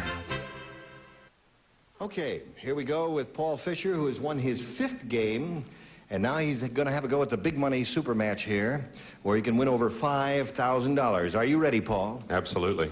All right, you look kind of calm today. I'm very calm. Okay, here we go. We polled a recent studio audience, and we got their best response to this. Buddy blank. Now, the answer they gave most often, as you know, is worth $500 to you if you match it. Second, $250. Third, $100. 3 celebrities are allowed to give you a little help. Please choose them one at a time. How about Dick Dawson? How about Dick Dawson? My old friend, Buddy Hackett. Buddy Hackett. There's one answer. Another one? How about Kay Stevens? Kay Stevens. What do you say? Buddy? I would think a buddy system. Buddy system. That's when you go swimming and you have to have a partner. You're not who's too thrilled, huh? You're not too thrilled with her answer. All right, there's 2. One more. And let's go with Elaine, since she was so good to me. Let's go with Elaine. Okay. Where would you like to go, Elaine? How about Buddy Boy? Buddy Boy. Now, Paul, you have Buddy System, you have Buddy Hackett, and Buddy Boy. You may choose one of those as the answer, or give us one of your own, but now we call for an answer. What do you want to do? I'd like to go with Buddy Hackett. Buddy Hackett. That's the answer we are looking for. He's hoping it's under the $500 response. We'll work our way up to that first. May we see the $100 response. Buddy Boy is up there, the one Elaine gave you. That may be a good omen, Paul. We'll find out. Still looking for Buddy Hackett. Here's the $250 response. Buddy Ebsen. Good answer. Yeah. How quickly we forget. How quickly we forget, right. All right, third and last chance to find Buddy Hackett. Buddy Hackett, where are you? Are you under the $500 response? Yes! Congratulations! Attaboy, Richard! So, Paul, another $500 for you. That means now you'll be playing for 10 times that amount, or $5,000. Now, to collect, remember, you got to match one celebrity head-to-head. It has to be exact. Please choose one now. I got to go with Dick Dawson. All right, Richard Dawson. You will write, as you know. Paul will face me. I will get the $5,000 question. Here we go. blank play. P-L-A-Y.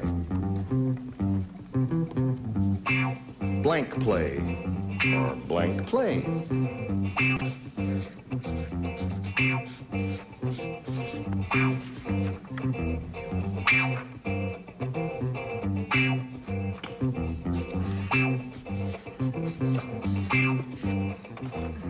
All right, he has finished with his answer. And Paul, it's up to you now to fill in that blank in a way you think will match Richard Dawson. Blank play.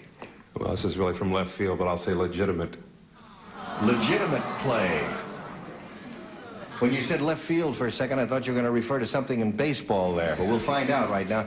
He says legitimate play to match you. All right, for $5,000, Richard, may we see your card?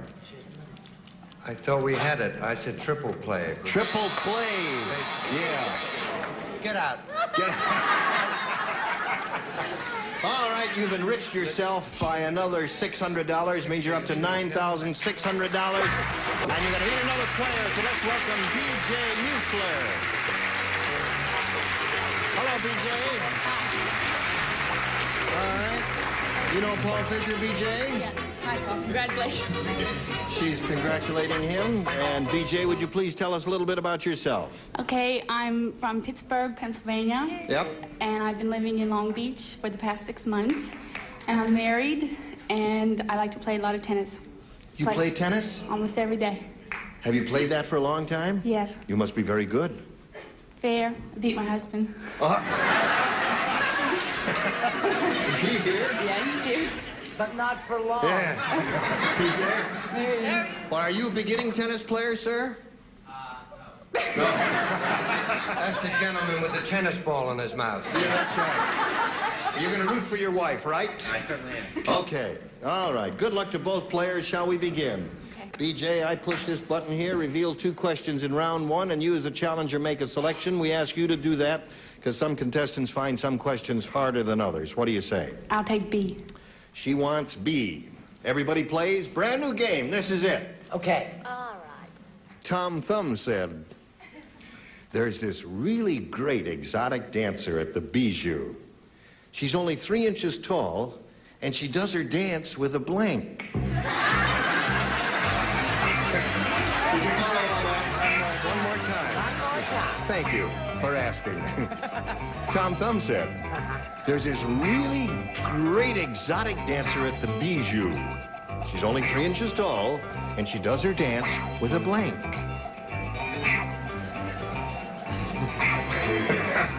Now, don't think too hard. Oh. Oh. Ready? You're ready. Good for you. I'm ready, You practically. said not to think so hard. That's right. I don't want anybody to strain anything. Brett, we're waiting for you. Yes, and I'm ready, sweetheart. Just as ready as rain. Kay, what are you doing over there? Writing her mother. Okay. All right, they're all set. So, BJ, we call on you for a response.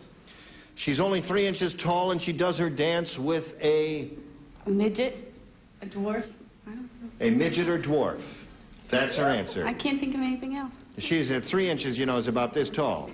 Are you aware of that? Oh, 3 inches. Yeah, all right. That's her answer, Okay. midget or dwarf. We have to accept that. Larry, what do you say? I can only say I'm disappointed. Why? Because I can't see her act. I think she'd do it with a feather. A feather, yeah. Small feather, yeah. Good answer. Brett, what did you say? I don't mean to stop a game in progress, but I have an announcement to make. Oh, you do? Yes. Now hear this. Charles Nelson Riley is not wearing any socks again. Again. Thank you. It's all right, Mrs. Riley. Pantyhose. I said pigeon feather. Pigeon feather. No Because match it's little. there. She was only 3 inches tall. Yeah, that's right. That'd do it. Midget is the answer. I she mightn't looks have any socks, but I have the best answer on this floor. It requires a lot of thought, but then she'll get a laugh after a while. She does it with a magnifying glass.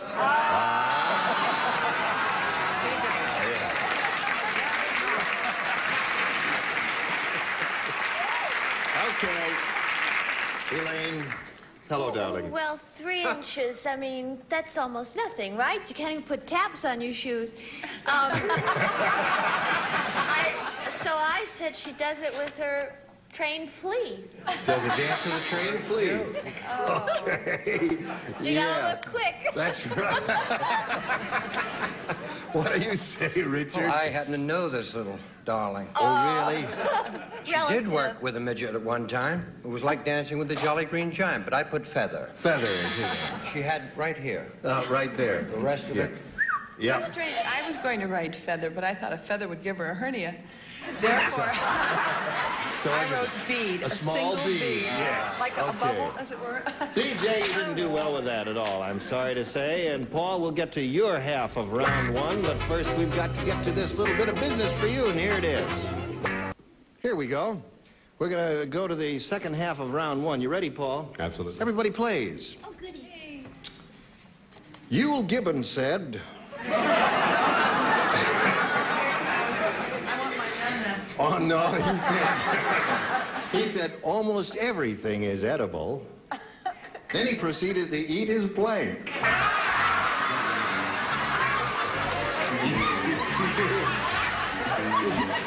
Yule Gibbons said that. Almost everything is edible, and then he proceeded to eat his blank. Isn't that a dandy? I'm finished, Larry. Give him a raise. Whoever wrote that one, give him a raise. That's a terrific question. I know him, I know him. Okay. Everybody ready there? Charles. Charles can't get his act together. Okay, they're all set. Paul, Yule Gibbons said almost everything is edible, and then he proceeded to eat his... Hat. Hat. I would have said something like belt or, you know, something that had been an animal once. What did you say, Larry? Well, I didn't say that. You didn't say that? No. You didn't say hat or belt or anything? I said wallet. Wallet is good. That's a good answer. Is that good? Does it taste good? Yeah, they're terrific. You gotta boil them first. Salt and pepper, a little monosodium glutamate, you never know. What do you say, Brett? I think wallet's a lousy answer. What do you got? No offense, Larry. Oh, she is offensive, Larry. Don't worry about it. whether or not there's offense. You've noticed when Yule Gibbons, when he eats, he always eats like this with just one little hand, like that? Yeah. Well, that's because he ate his arm. Yeah. Okay, all right.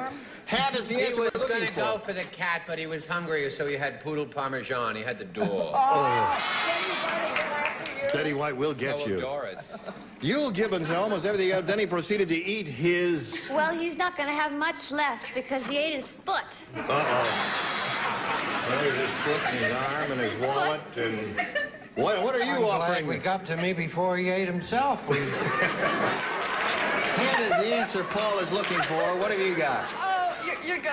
Oh, this Shall I preview your answer? It's true, wait a minute. Oh, all right. He ate his shorts. Because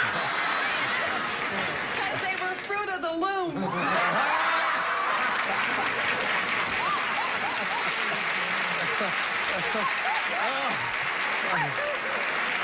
Kay is having the best time. Gene? Yes, Larry? Gene? Yeah? Who's Yule Gibbons?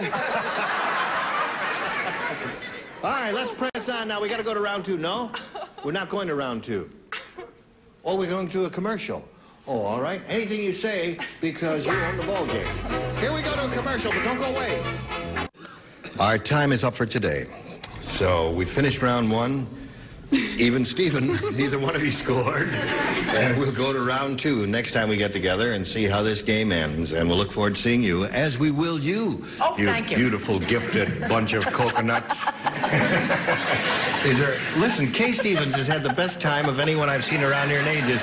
We just, during the commercial break, we had to get her some Kleenex because she's laughing so much, she's crying. What am I making? Aren't you glad you came? Yeah, I love it. I Good. love this. I think she's having a nervous breakdown. Richard? Yes, sir. Do you have a word of wisdom for us before we depart? I think we already heard. Conserve energy. Conserve energy. Makes love slowly. Good idea. Good idea. Gene Rayburn here, hoping you'll be able to join us next time for Match Game 74. Today's consolation prizes are Westclock's Big Ben Futura. Traditional Big Ben quality, colorful, easy-to-read dials, adjustable alarm from Westclock's Italian Industries Company. And heavy-duty Glamourine Rug Shampoo, the rug cleaner that's the efficient, easy way to cleaner, brighter rugs from Glamourine. And Profiles with a special formula of crack, feed, and heat germ. Tastes so good, everybody will enjoy it. Delicious Profile, a family affair.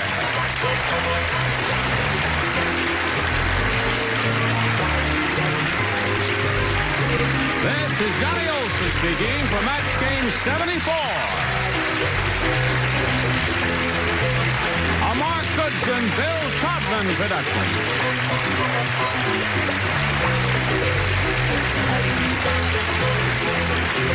Stay tuned for Tattletales next over most of the CBS stations.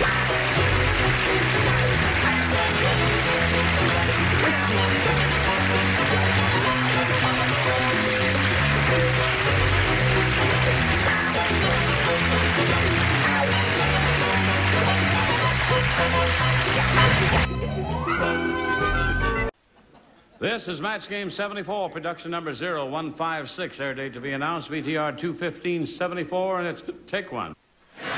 Get ready to match the stars.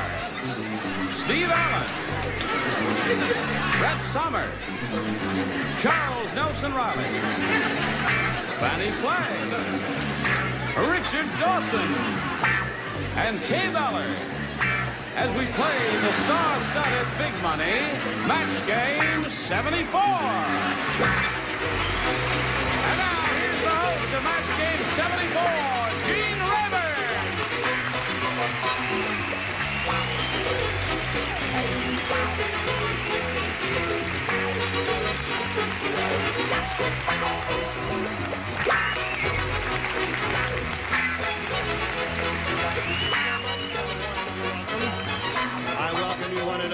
I'm very happy that you were able to join us today, and all of you. Yes. Lovely coconuts over here, because we couldn't do it without you. And I think all of us regulars ought to give a brisk round of applause to the new kid on the block, Steve Allen. Should we do that?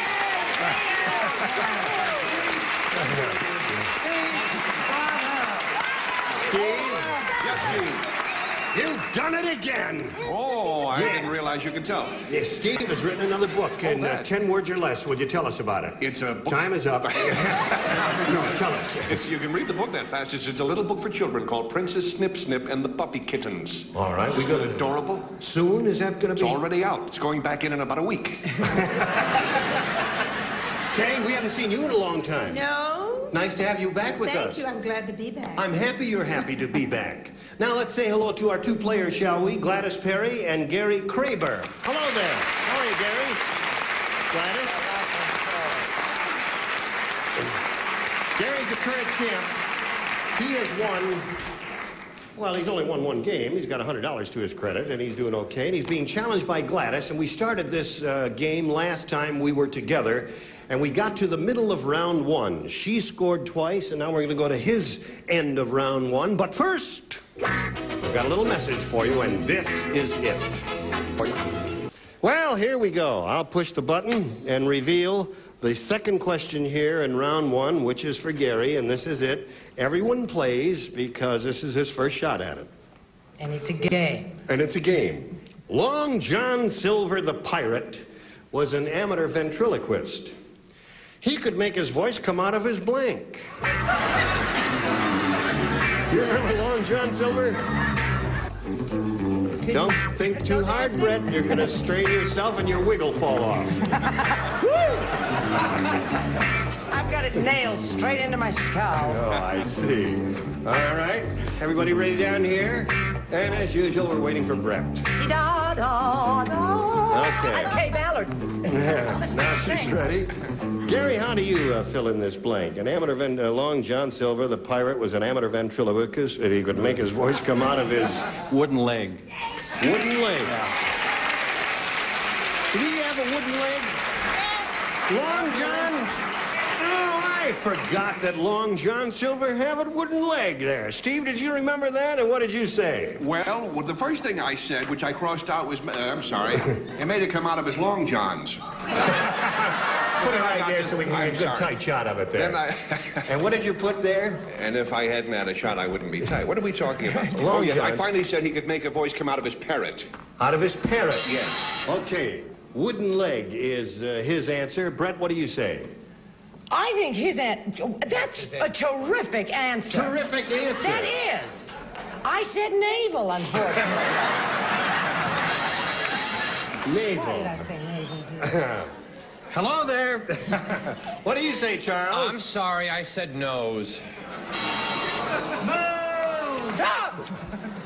That's worse than her answer. I know. Moving to the next floor. Yes, let's move to this floor. What do you say? You know, Brett, I thought Brett had a wonderful answer, navel, but I put wooden leg. Wooden leg. All right. What does this Englishman have to say about that famous Englishman of history, Long John? Yeah, why? You know the thing that kept him from overbalancing? What do they call those things that they walk with? Crutches? Crutches. See, I didn't have the nerve to write that. I thought I know someone's going to buzz. I put wooden leg. Wooden leg, okay. So the score's tied 2-2. Let's see if Kay Ballard breaks a tie. What do you say? Since this is a howdy-doody era, Yes. I said leg. Leg. Did it match? Yes? Okay. All right. They matched Kay's answer, so that means, Gary, it's 3-2 in your favor, and we go to round 2. I push a little button here, and the thing goes down, and we reveal 2 questions. Gladys, you as a challenger make a selection. Be pleased. All right. Now, last time you matched Richard and Brett, so the 2 of you will lay out. The others will participate. Lay out? I told you not to say lay out. Just sit up and eat your oatmeal and pay attention. On her honeymoon, Hortense discovered that the blank of her husband's body made her faint.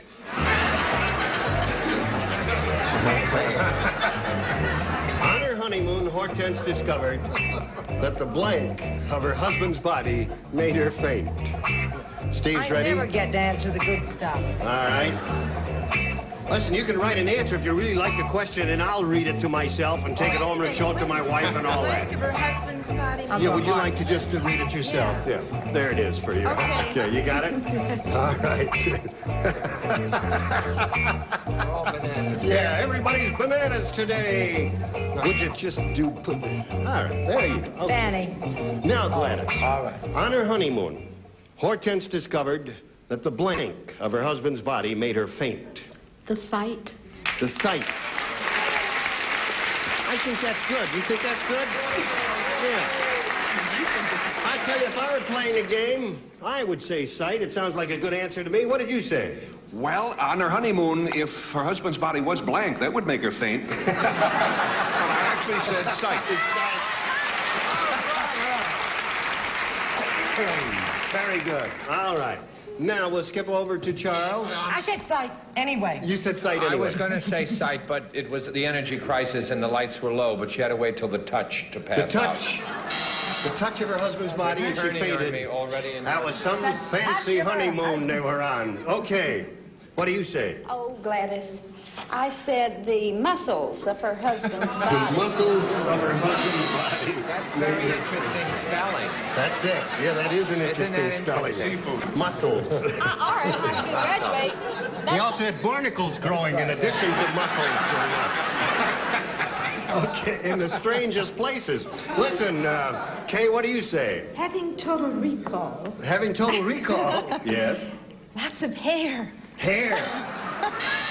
Okay, so you picked up one match there, and at this moment the score is tied 3-3. We go to Gary's end of the round, and you need one match to win another game, Gary. Now, last time you matched the lower tier, so these people will not participate. This is just for you up here. Oh, we do. Mark said, boy, the Hollywood Unemployment Office is unique. People go there in their blanks. In their blanks. That's what Mark said.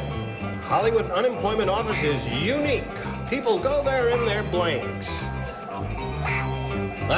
No help from the audience, if you please. We appreciate your enthusiasm, but you see your answers may be rotten. All right? This is taking a little time because it's long. But I'm finished quicker than Charles. Come along, Charles. Charles is dilly-dallying. Now he's ready. So we call on Gary for his response. Mark said, boy, the Hollywood Unemployment Office is unique. People go there and they're blanks. Gee, I'll say costume. In their costumes? A winning answer, according to the audience. If I've ever heard one. Would you like to try it a little louder? Did you bring any stones with you? Okay. Costumes is his answer, and let's see what Steve has for his answer. Well, if Steve were here, he would tell you that he said Cadillac. Cadillac. Okay. Brett, what do you say? I'm with them. That's a terrible answer. Costumes is a terrible answer. Certainly. And I didn't say it either. What did you say? I said maiden-form bras. Maiden-form bras?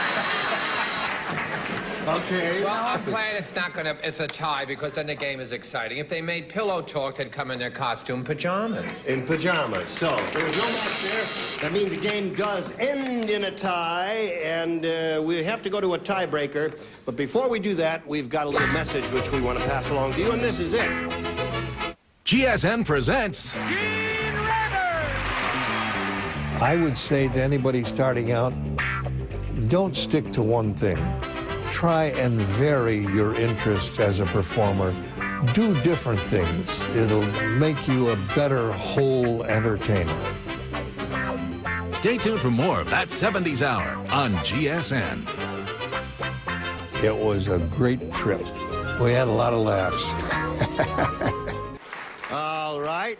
Just a little brisk round of applause there to welcome you back from the commercials. Here we go. Where are we? Oh, I tell you what, we say Shazam and wipe the slate clean and push the button and go to the tiebreaker, and one question for each. One who has the most matches will be the winner. Gladys, you as a challenger, make a selection. B, once more. B, here it is. Everybody plays. This is the tiebreaker. George is such a heavy drinker, he always keeps a bottle in his right pocket and blank in his left pocket. George is such a heavy drinker, he always keeps a bottle in his right pocket and blank in his left pocket. Look at me. That was an easy one for you. He's supposed to be the clever one in this group. He is. Yes. But if the truth were known. Everybody ready down here? Okay, finished over there, finished up there. Gladys, we call on you. George is such a heavy drinker, he always keeps a bottle in his right pocket and blank in his left pocket. Ice. Ice? I know. That's not a bad answer, is it? Oh, glass and ice. Some of the audience likes that answer. Don't you think that's pretty fair? Well, we'll find out. He sure must have a cold blank, I'll tell you that. Anyway, she says ice, Steve. What do you say? I think Gladys could get a job writing jokes. That's a very funny answer. It is. It's funnier than mine. I said he had a cork in his left pocket. He had a cork. The bottle was open in his right pocket. I see, okay. Brett, what do you say? I speak from personal experience, Yes. and I want you to know that you do get a very cold pocket. I said ice. Ice. Okay. But it's worth it. Right. Charles. Gladys is not such a dummy. Oh, look at her going there. Another heavy drinker to our left. Yeah. All the winos are coming up with the right answers up there. What do you say there? I am so glad to hear that answer because they've been to my home and I can't tell you what I thought when they left. I said he carried a glass in the other pocket. A glass. Yeah. He walked around a lot, naturally, there. Richard? That answer is one of the reasons you haven't been invited to my home. Ice. Ice is another match. You're up to 3. She's doing okay, Kay. I'm sorry about this, Gladys, but I said a chaser. A chaser. He's a mixed drinker, you a know. little I mixer mean, there. daiquiris. When you All love right. daiquiris, you've so got you to got have half of them, and that's pretty good there for a tiebreaker. Now, Gary, you need 3 to tie again. 4 will win the game. Everybody plays. Hilda, brought her cannibal boyfriend home to blank her mother. Yep. Hilda brought her cannibal boyfriend home to blank her mother.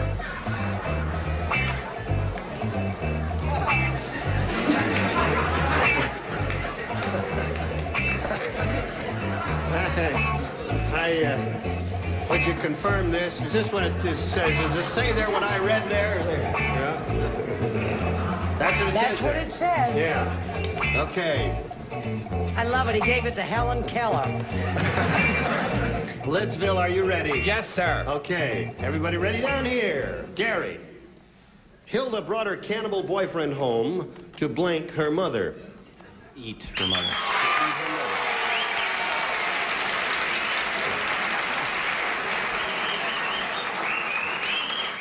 There's the answer he gave, Steve. I think it's a very reasonable answer. It is. That's right. Very reasonable. Little animosity in that family, I would say. Brett? I think those are two of the cruelest answers I've ever heard in my life. Cruel. Hilda hated her mother. Eat. Eat. One more to tie, Gary. Hilda was Italian. They made Mama Parmigiana. Mama Parmigiana. Mama Parmigiana. All right, you need one more, and that'll win the game. Let's see if it happens. I wouldn't touch that with a 10-foot spatula. I said cook. Cook. Okay. All right, still tied. Let's see if Mr. Dawson breaks the tie.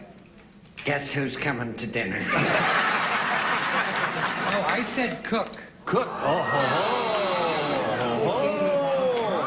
We may have two ties in a row here.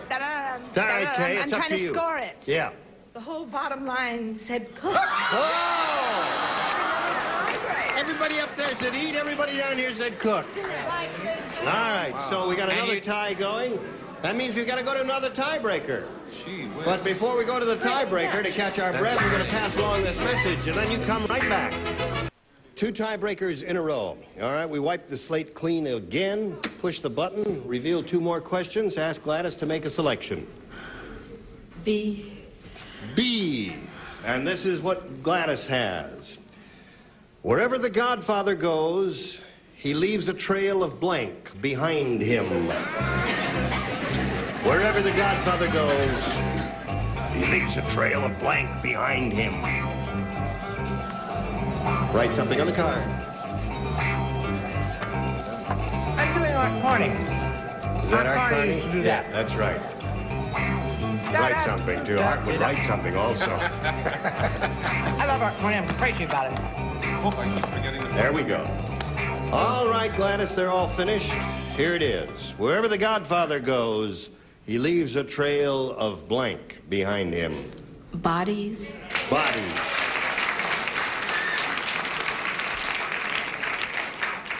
He leaves a trail of bodies, she says. Steve, I love it what when do you say? act. Steve, what do you say? Well, I was tempted to say marinara sauce. But I said blood. Leaves a trail of blood behind him. Okay.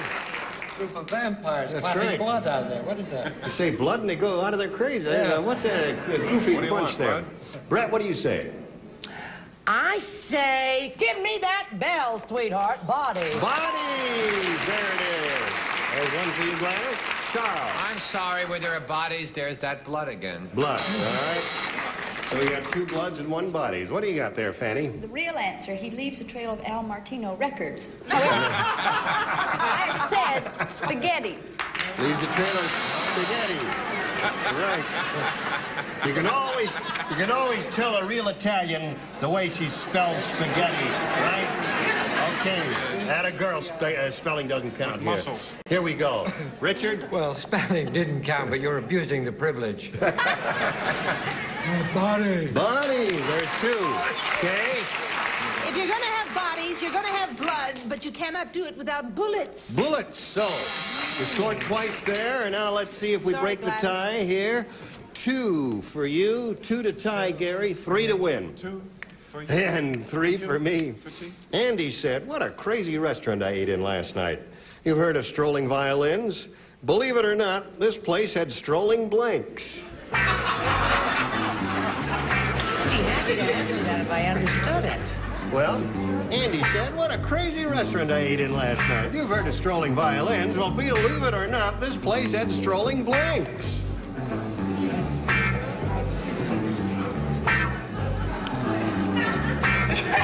Did you finish? Yeah, May I just preview your answer? I think I made a mistake. That's all right. All right, listen. I Ready? can't. No, I can't even. Make you a bad I don't even know what to say. Can I put it just a big blank? Can I negate myself? Okay, put it in there if that's your answer. That's the first thing that came to your Terrible, mind. We ask you to terrible. trust your first instinct. Okay, Gary. Andy said, what a crazy restaurant I ate in last night. You've heard of strolling violins. Well, believe it or not, this place had strolling... Girls. Strolling girls. Remember our former champion? Well, I don't know. That may be the winner. Who knows what these people will say? They're apt to say anything. Steve, what do you say?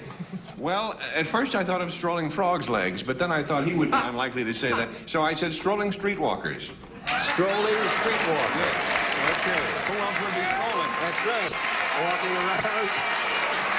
All right, there it is. That matched. Yeah, there you go, The judges Brett. are very easily pleased. That's right. Brett, what do you say? Please do it again. I say I'm sorry I ate that Butterfinger. I was just sitting here, I just ate it, I forgot all about it. That's a terrible answer, but mine isn't any better. I said waiters. Waiters, strolling waiters. All right, Charles, what have you got? If you bought streetwalkers, maybe you'd buy nudes. Nudes. No. Yes or no? No, I guess not, because they could be men. Flanny, what did you say? Oh, well. I Go. was thinking strolling violins. I was thinking of musical instruments. I said strolling organs. Okay. So there's no match there. Richard? Without any further ado, I said waiters. Waiters, there. You got a match, Kay, there. Spell mandolins, so I said banjos. Banjos. So the winner is Gladys Perry. Congratulations. Come on down, Gladys.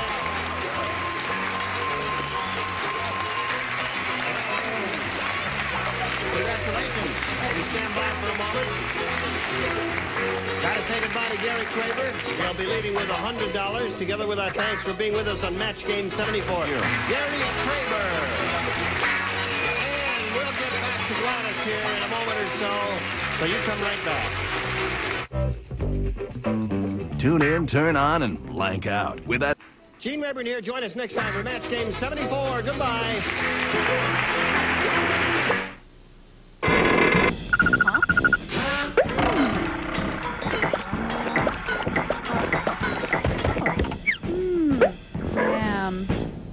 Bill Todman production.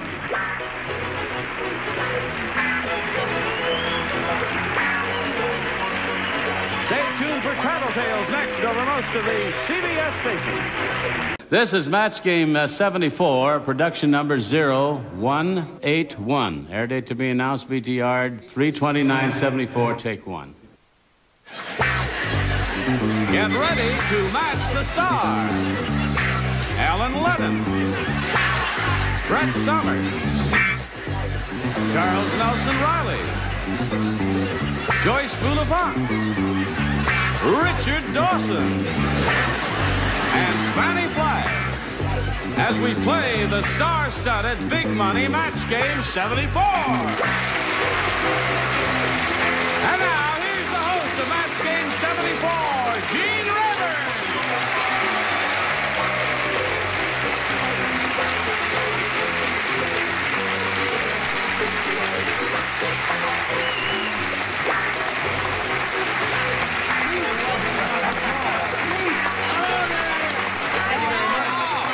Thank you, Johnny Olson.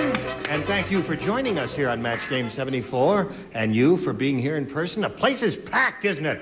Yeah. Isn't that terrific? They came to see you, ding-a-lings. It is packed. Listen, I hope you enjoy being on this show as much as I enjoy being on your show. You look better in real life. You really do. Yeah. He You has look on a better lot of here than you do rouge. even on Password. Really? Yeah, and I must tell you, it's a pleasure to be here. I hope I am just crazy enough to play it. You are? I am. I really am. Okay. He married Betty White, didn't he? Hey, right, we haven't seen you in a long time. Welcome back. I hope you enjoy this as much as I'm going to enjoy it. Oh, but... I enjoyed that. I really liked that. No, I'm sorry. Nothing for the bridesmaid? No. All right. Now you've met the Dingalings. Now let's say hello to our two players over here, Marjorie Grant and Mary Macias. All right, Mary. Marjorie is our current champ. She's won $700. She has 2 games under her belt, and she's happy about that. $700, aren't you, Marjorie? Sure. Good. And we started this game last time out, finished round 1. And what do we have? No score. Neither one of them scored. So it's 0-0 at the end of round 1, and we're going to do round 2. You ready for round 2, Mary? Oh, I guess so. Okay, we'll start round 2 right after this message for you. Here it is. Our 2 ladies here are ready to have a go at it, so I'll push the button and reveal the round 2 questions, the final round. Ask the challenger to make a selection. B, please. All right, Mary wants B. Everyone plays because no one, she didn't match anyone in the first round. Well, don't get nasty. Just read us the question. I understand. She did it. Now listen to that. Listen to that. Warning. In New York City, blanking may be hazardous to your health. We're only kidding, New York. Warning, in New York City, blanking may be hazardous to your health. Good for you, Brett. Brett, you look different today. I have my own hair on. Is that your own hair? It's my own hair. Your own hair. Because it's glued into position. She's wearing a rented face. You know, you've been out here 7 months. That's the first time we've seen your own hair. It's the first time I've seen it. She brought her own legs, chewed it out. It's a very big day. Everybody ready? Okay, so Mary, we call on you. Warning. In New York City, blanking may be hazardous to your health. There's only one thing I can think of. Really? Streaking. Mary,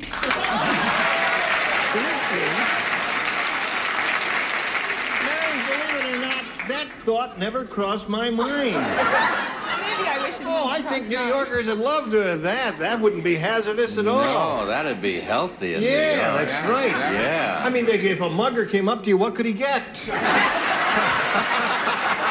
Well, speak for yourself, John.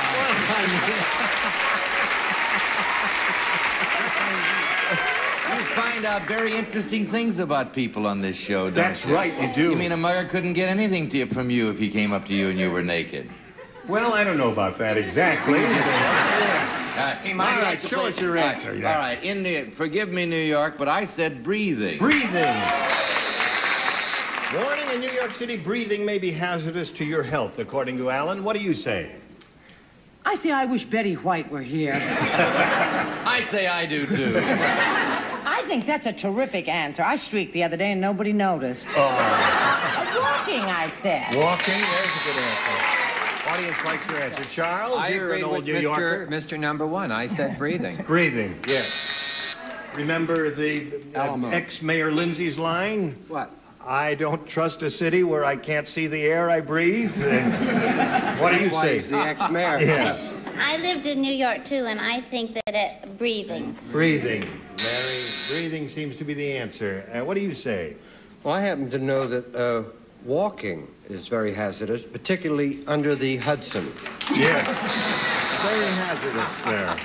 Well, how about you there, Fanny? Mary, I want to tell you something. This morning I got a phone call from my mother. My grandmother streaked the cardiac ward of the Irondale Baptist Hospital. And we're having to move her, so I said streaking.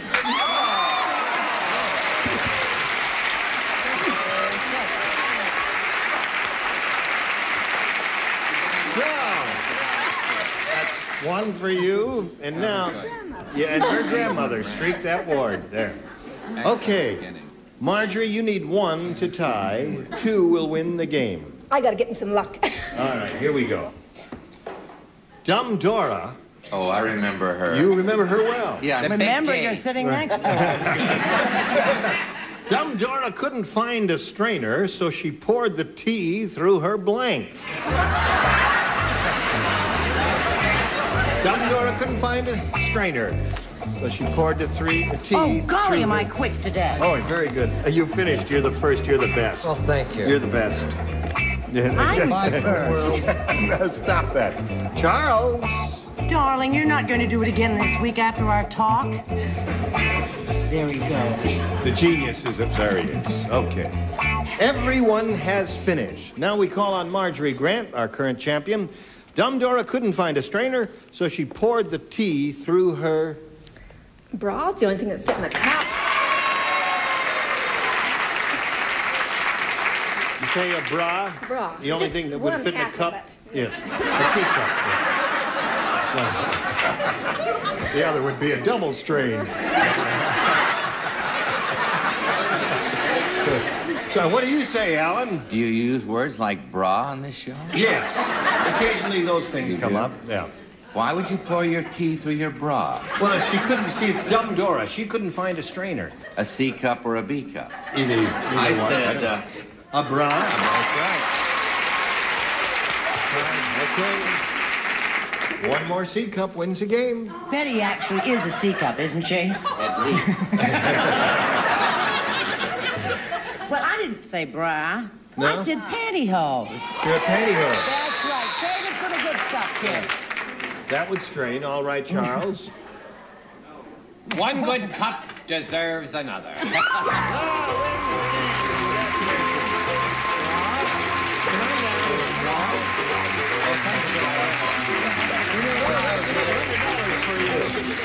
What did you have? You had hanky and bra and another bra over there. Okay. Now we've got to say goodbye here to Mary. Listen, Mary, you're a lively, attractive lady, and it was a pleasure having you here on Match Game 74. We've got a nice gift for you backstage. Thank you, Mary. Okay. Well, you stand by for a moment or so because we've got to do a little business here, and then we'll get back to you and see how you do in the big money super match, okay? Yeah. All right. Come right back, will you? GSN presents... Mark Goodson, I don't think he ever created a show, but he could take a bad idea and turn it into a good one. He could take a good idea and turn it into a blockbuster. He had that talent. Stay tuned for more of That 70s Hour on GSN. But he was a cheapskate. He never paid me, the bastard.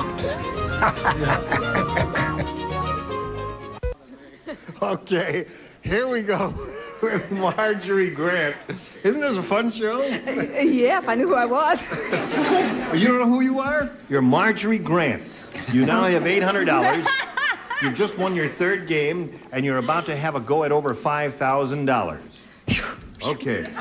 Just stand over here on the tape on the floor there so that everything is even Steven here. Now, you know how this goes. We polled a recent studio audience, and we got their best response to this. Ding blank. Now, the answer they gave most often is worth $500 to you if you match it. The second most frequent response, $250, and the third, $100. Little help from three of our celebrities. Whom do you choose? Richard Dawson. Dingbat. Dingbat, right. He said. There's one answer. You want Joyce? Joyce. Never forgets the name. J-O-Y-C. Joyce. Dingle, I say to her, right? Yes. You just say it to her. Say something. Say it to me. Ding-a-ling. Is what I heard. All right.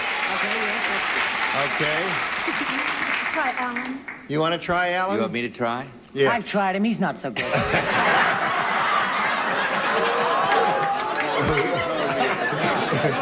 Alan, how do you fill in that blank? Ding dong. Ding dong.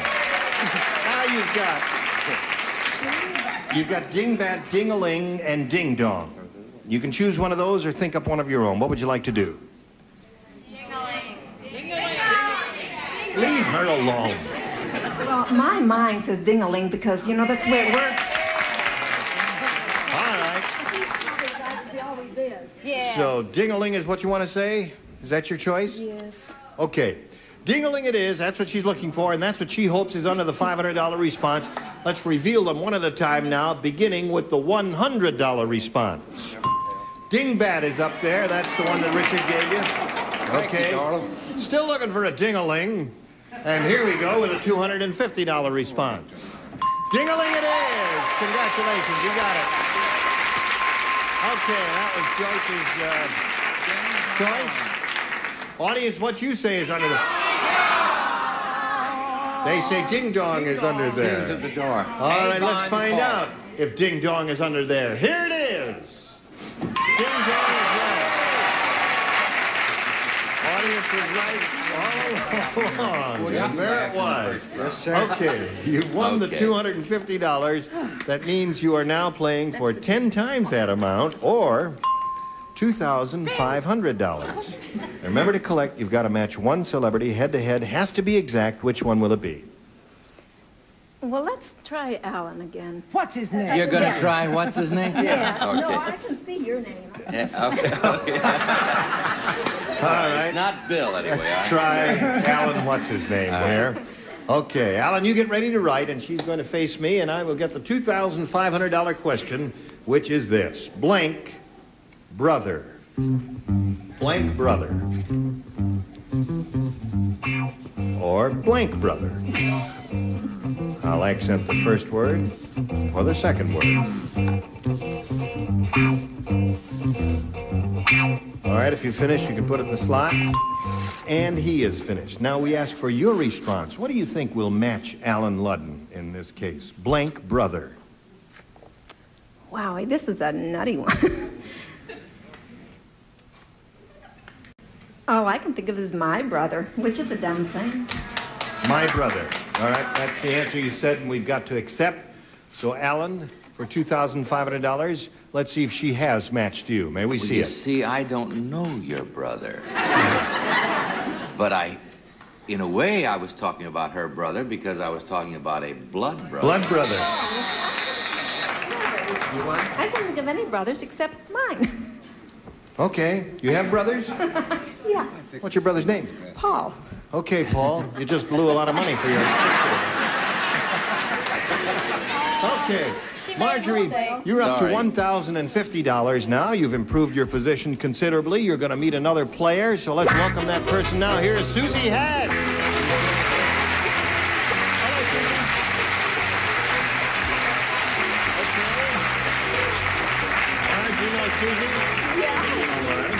How are you? Super. Good. You want to tell us a little bit about Susie Hash? I'm married, Yeah. and I have 2 children, Kenny 8, Wendy 4, and You almost forgot Wendy's age. and I'm just nervous. Oh, don't be nervous. Take a deep breath, Susie. Taking some air. That's it. See, now you're not nervous anymore. Okay, Susie, I'll push a button here and reveal 2 questions and ask you as a challenger to make a selection. B, because my son said it's best. B for your son, and I hope it brings you luck. Good luck to both ladies. We'll start a new game, which begins like this. The passengers on the airplane became upset when they saw the co-pilot giving the pilot a blank.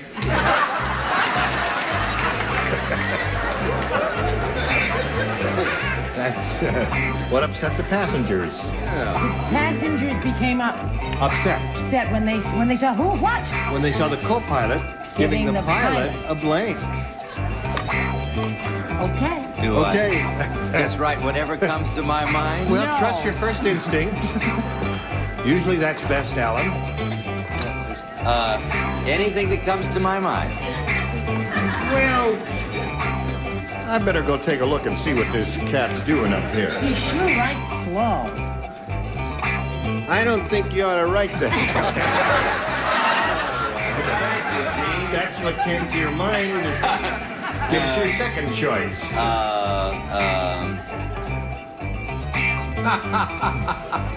That was wild. Oh, I really do wish we had that. Okay, now we're all set, and we'll come over here to Susie and call on her. The passengers on the airplane became upset when they saw the co-pilot giving the pilot a Drink. A drink. Do you want to be more specific than that? Alcohol? Yeah, you mean an alcoholic drink is what you mean, not just a glass of water, because Yeah. that wouldn't upset them. Okay, We've clarified that, and we'll call on our celebrities now and see if she matches any of you. May we see your card, please? I'm not sure that you wouldn't rather I reveal what I wrote first, but No. I'll go... No? No, I don't think so. Okay, I said goose. A goose. Okay. Yeah.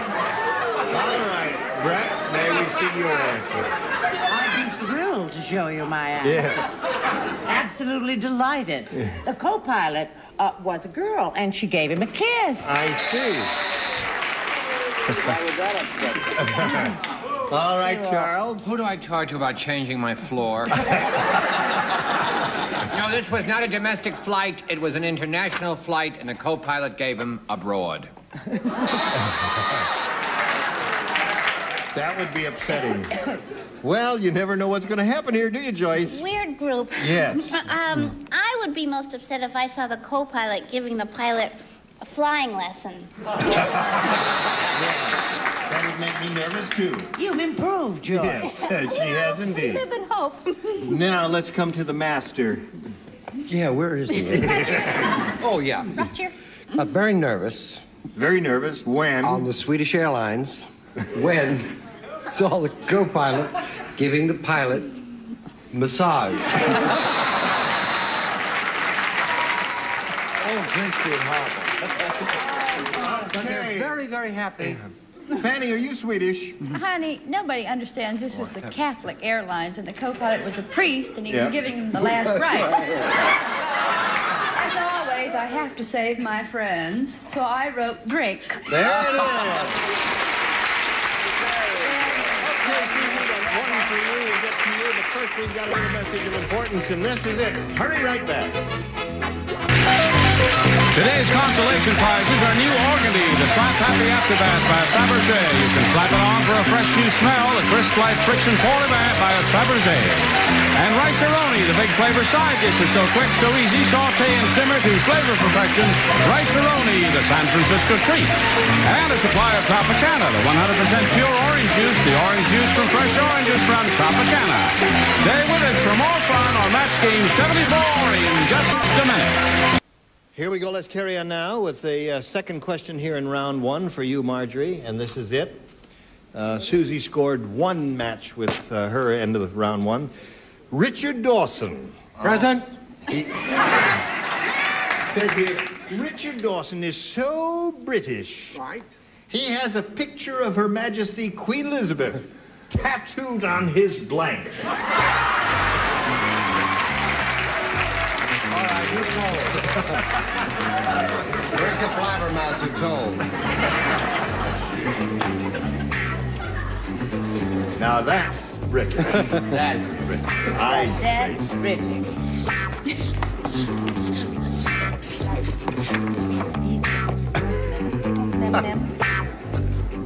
Everybody's ready? Okay. Marjorie, what do you say? Richard Dawson is so British, he has a picture of Her Majesty Queen Elizabeth tattooed on his Chest. chest. Okay. What do you say, Alan? Where is that tattoo? You got it. Chest. There's one for you. And And Brett. this one is for Fanny, boy. She thinks she's the smartest one. Ah, there's another chest. That's for you, Fanny. Charles.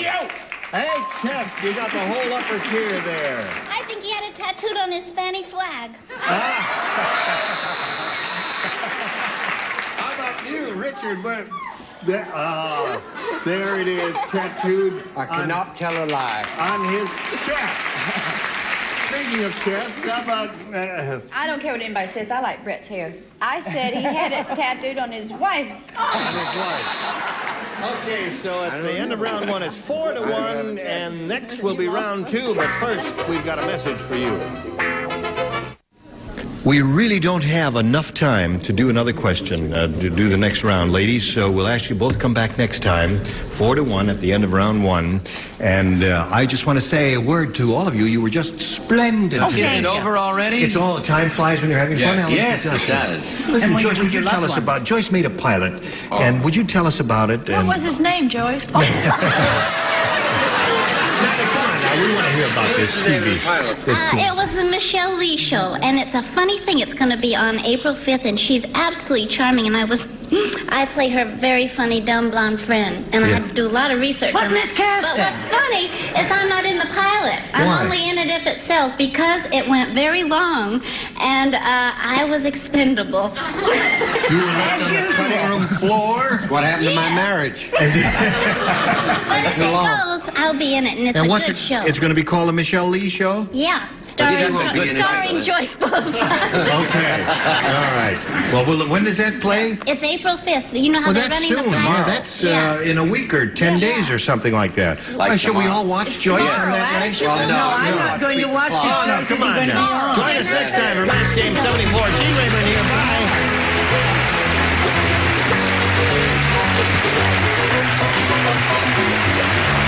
This is Johnny Olson speaking for Match Game 74, a Mark Goodson, Bill Todman production. Stay tuned for Tattletales next over most of the CBS stations.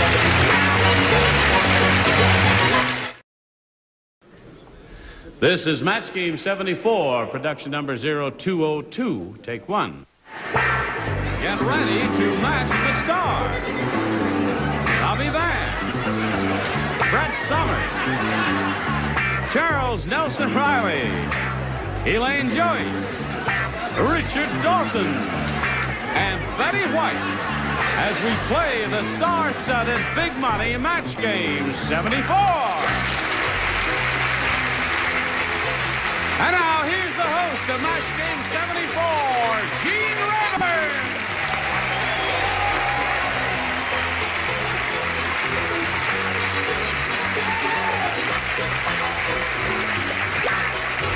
Thank you very much.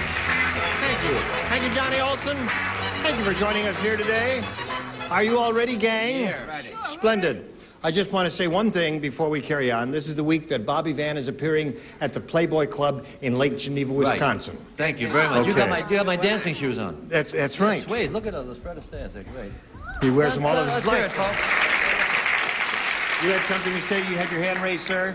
Is this the week that Bobby's going to play? No, yesterday we had a thing for Annie on the board. Oh, Annie Greensprings, yeah. What was it last? Well, I've got to say, I never heard of that. We didn't have time to explain it. It's a local product, a wine that apparently local people were familiar with, so we do owe the rest of the country an explanation of why that Annie answer... Greensprings is a wine, is it? Yeah, all the local winos know about it. It's a local thing. So. Annie Sterno, I've heard of.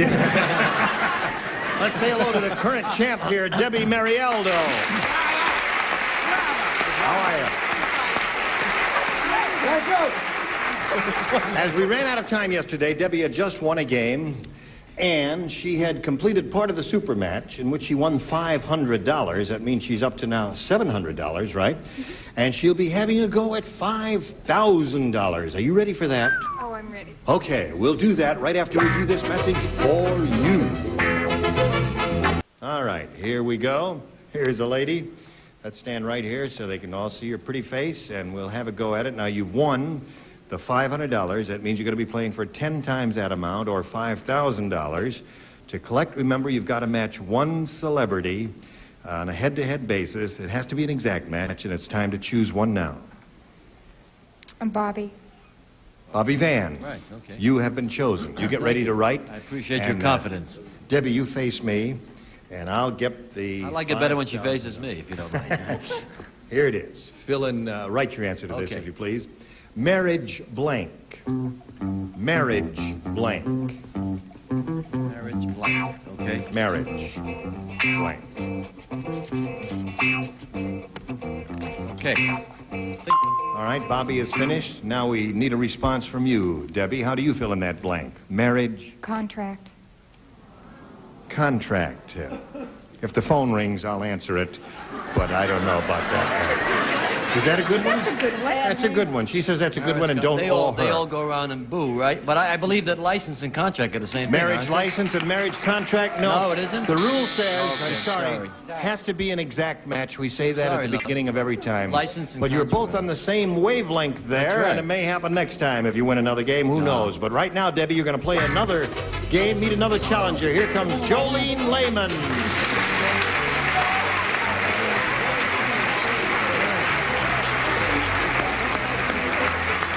Jolene.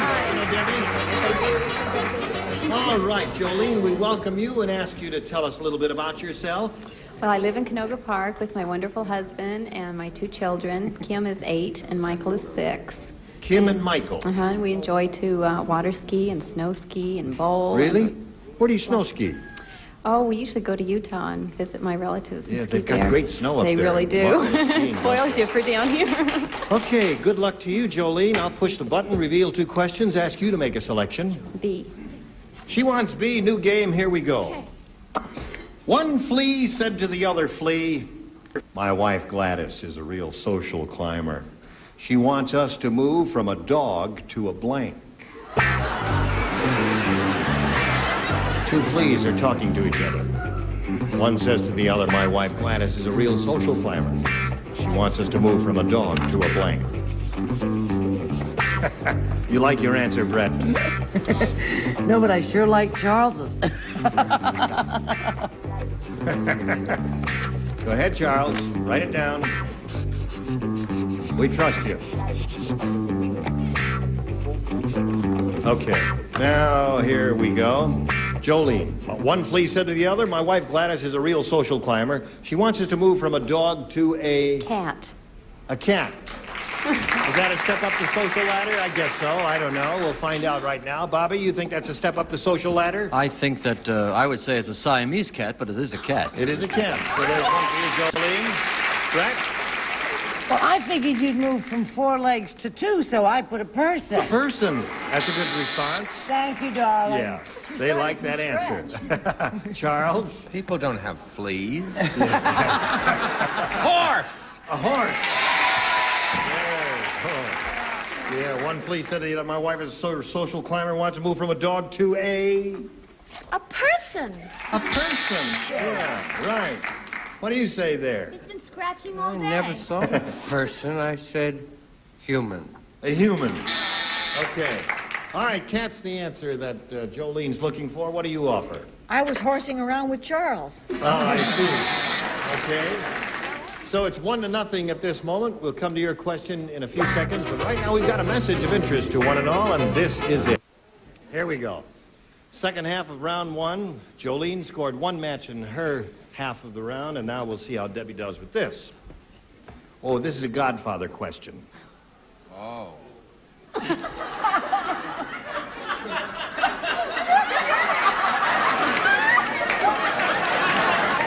You want to bet it comes out Charlie Chan? Oh, either tuck it right in, because you look like the godmother at the moment. Right. No, wrong. The Godfather said, "Vito, I'm leaving the business in your hands. I'm going to Hollywood to blank Gene Rayburn."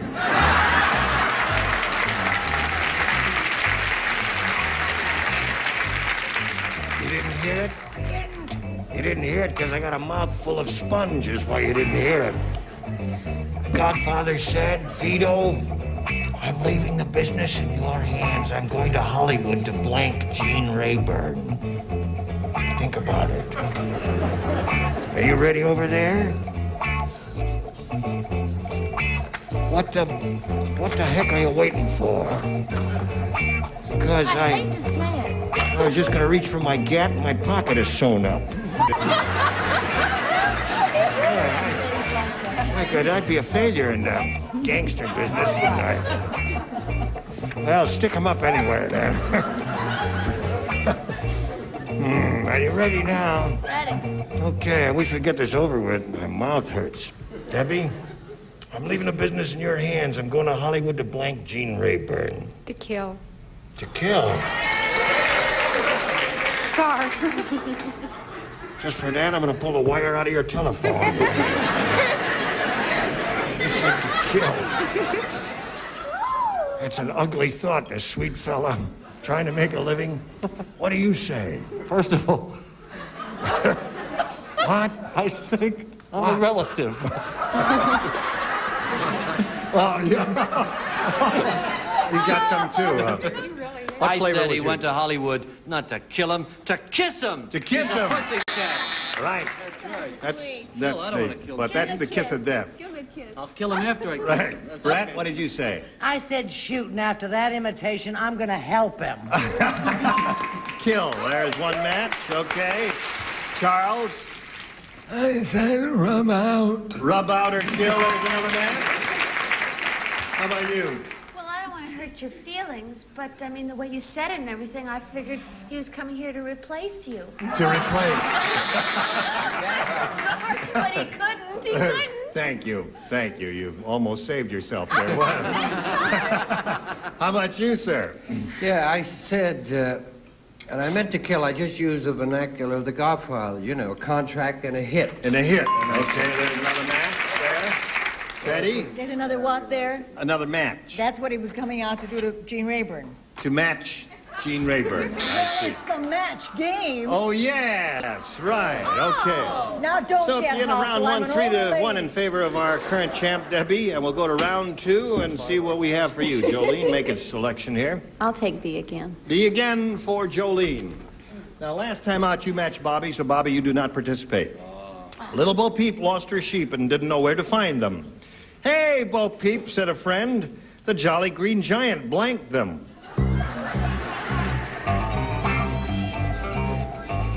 Hear all that? Little Bo Peep lost her sheep, didn't know where to find them. Hey, Bo Peep, said a friend, the Jolly Green Giant blanked them. The Jolly Green Giant. Okay. Lower tier is ready, Charles. We're waiting for you.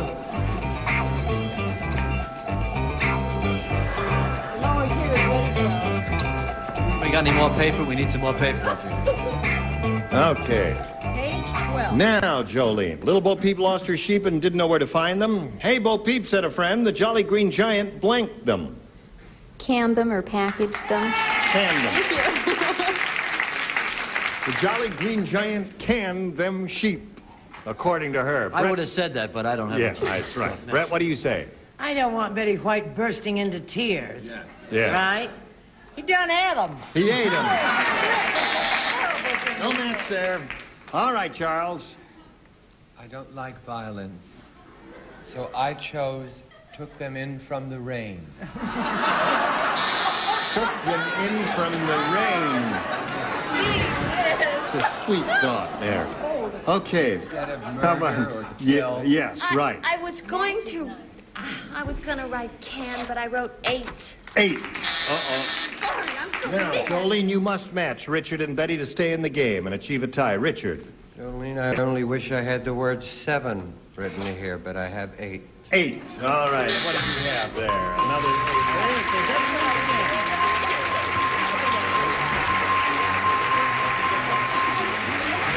There's another $100. Congratulations to you. Jolene, it's been a pleasure meeting you. Thank you. I hope you enjoyed it. I did, and I almost said 8. I just... Oh, Jolene Lehman, a gift for you backstage. Thank you.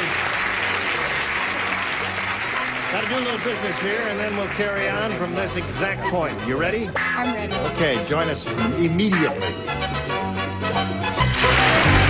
Today's consolation prizes are American Tourister Go Anywhere lightweight luggage, continental styling and carrying ease. American Tourister, the casual luggage that isn't made casually.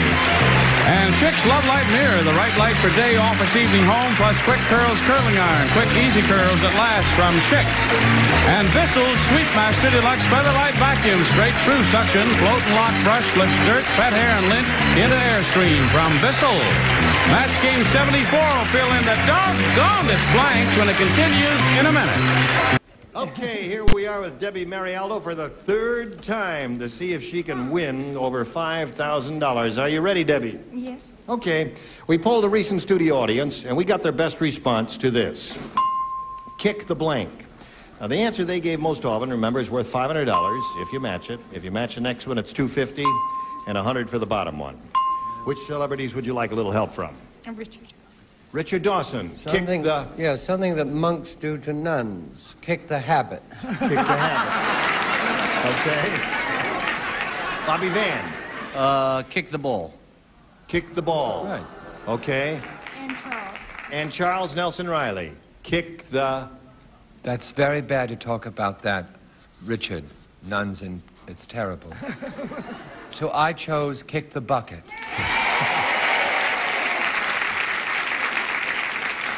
You're applauding death, are you? Is that what you're doing there? Okay, so you've got kick the habit, kick the bucket, and kick the ball. You may choose one of those as the answer or give us one of your own. What would you like to do? I like kick the bucket. You like kick the bucket? Yeah. Okay. We'll find out if it's up there, and if so, where. That's the one that Charles gave you. We're looking for kick the bucket. May we see the $100 response? Kick the habit. There's the one that Richard gave you. That's up there. All right, here we go. Looking for kick the bucket. Here is the $250 response. Kick the can. That's a game we all played as kids. That's where they I think. kick the habit. Now, here's the last chance for kick the bucket. Here is the $500 response.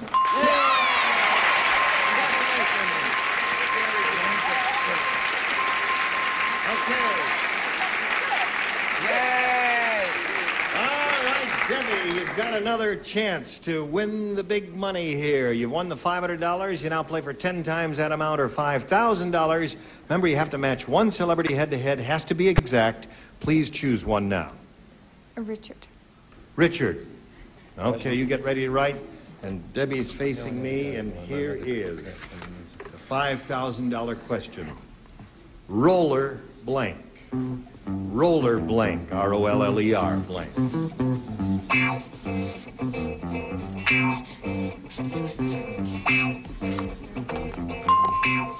No, you have to give us a response here. Now, he's filled in his answer, and we need a response from you. How do you fill in the blank? Roller? Roller skate. Roller skate. All right.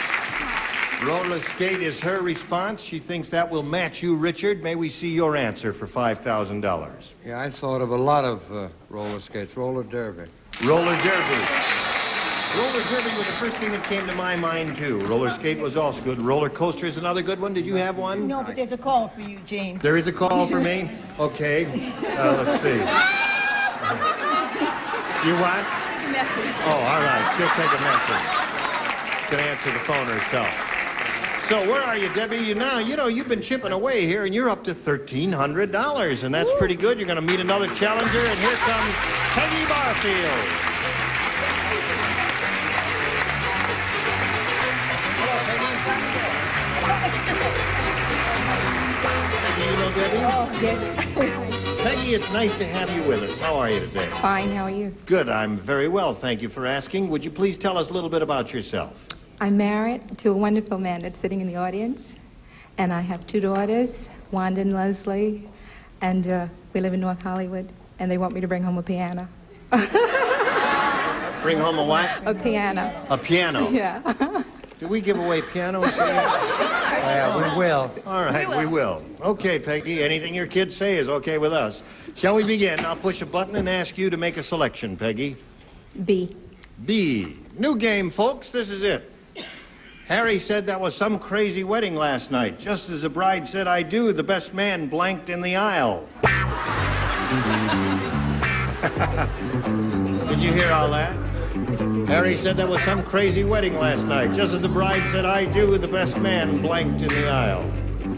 Think about that for a moment while our celebrities are finishing. Bobby's the first one through there. Charles. Think about that for a Yes, moment. you better. Okay.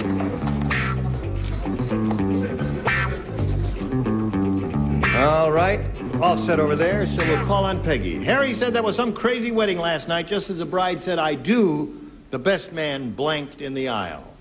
Fainted. Fainted in the aisle. The audience thinks you've got a winner there, Peggy. We'll find out right now if that's a winner or not. Well, I tell you, if he had any class, he'd fainted in the aisle. Fainted in the aisle. There's one. I was remembering my own classy wedding, and I said threw up. Okay, Charles? No, I was very... when Peggy said she was married to a wonderful man in the audience, did you see 4 men got up? No, it's true, but I wasn't worried. They're the guys that are going to help move the piano. I said fainted. Fainted. It looks like that piano may become a reality. What did you say? I love a piano. I love a piano. And I'm so happy. I'm fainted. Wow. So far, it's 3. Richard? I was not at Brett's wedding. But just thinking about it made me throw up. And Betty. Now, when you faint, what do you do? Screw up? No. You lie prone. Fall. You fall. He fell. Ow! No. A little See, half one? What? He fell down. He fell down for another reason. Oh, really? Yeah, but I ain't saying. All right, you did pretty well with that. That's 3 for you, and now let's see how you do, Debbie, with this first round question. Grace said, I don't know if it's true or not, but I hear Liberace's underwear is lined with blank. Grace said that. Grace said that. Grace who? Just Grace. Just Grace. Girl who lives down the block. Princess Grace. Lined with, Liberace's underwear is lined with.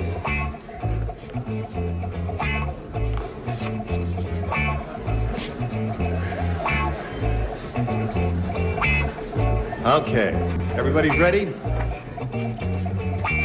So we call on Debbie. Grace said, I don't know if it's true or not, but I hear Liberace's underwear is lined with... Piano keys. Piano keys? Piano keys?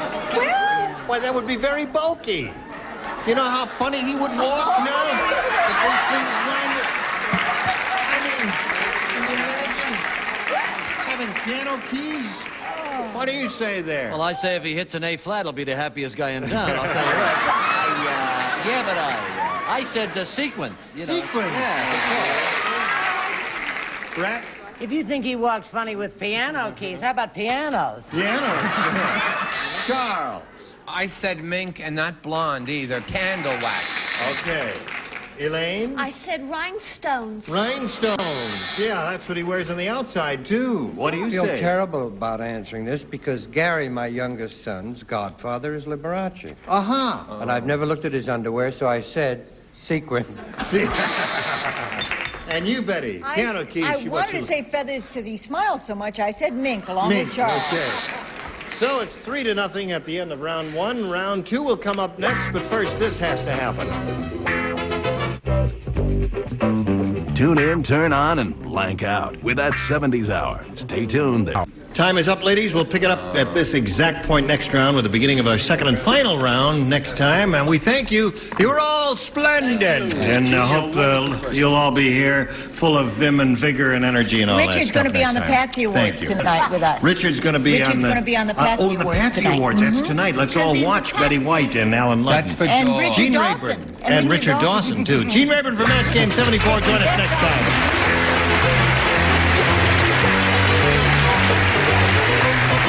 This is Johnny Olson speaking for Match Game 74. I'm Mark Goodson. This is Match Game 74, production number 0232, and it's take 1. Get ready to match the stars. Jack Nard, Brett Summers, Charles Nelson Riley, Elaine Joyce, Richard Dawson, and Fannie Flagg as we play the star-studded Big Money Match Game 74.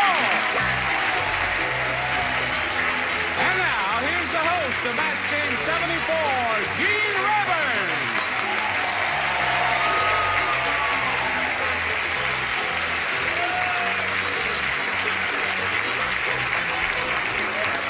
Thank you, Johnny Olson, and thank you for joining us here on Match Game 74. It's a pleasure to do business with you, and you, and you, and you, and you. And we'll all remember to watch Jack Nars. He's on 11 o'clock every day in the East and 10 o'clock in the West, right? You got it. Right. Beautiful. Now Okay. you see it. Concentrate Now you on see it. Concentrate on it. Yeah, no, that's another one. That's right. Two shows. Yeah. Me only one. All right, on with the game there. Let's say hello to our two players, Rolanda Lallier and Lee Conant, a new player there. Hello, Lee. We're going to start right from the top here. Rolanda won the last game. She's going to get $100 in cash, and she's going to be challenged now by Lee Conant. Would you tell us a little bit about yourself, please, sir? I'm married, and today is my 14th wedding anniversary. How nice. Congratulations. You want to hear? Yes, yes. Okay. I got 4 kids, too. You got 4 kids? Right. All right. Good luck to you here, Lee. We'll begin this game right after we do this message for you. All right. I'll push this button and reveal 2 questions in our first round session here and ask Lee, our challenger, to make a selection. I'll take A for anniversary. A for what? Anniversary. Oh, A for anniversary. A for anniversary. It's his 14th wedding anniversary. Isn't that sweet? See how lucky this will be. Yes. For anniversary. This may lead to a divorce, but... 14 fear-ridden years. They just opened the first McDonald's at the North Pole. And instead of hamburgers, they sell blank burgers. Hear that, Lee? Just opened the first McDonald's at the North Pole. Instead of hamburgers, they sell blank burgers. All right. Okay. Da, da,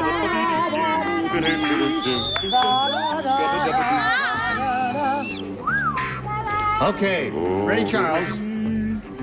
Yes.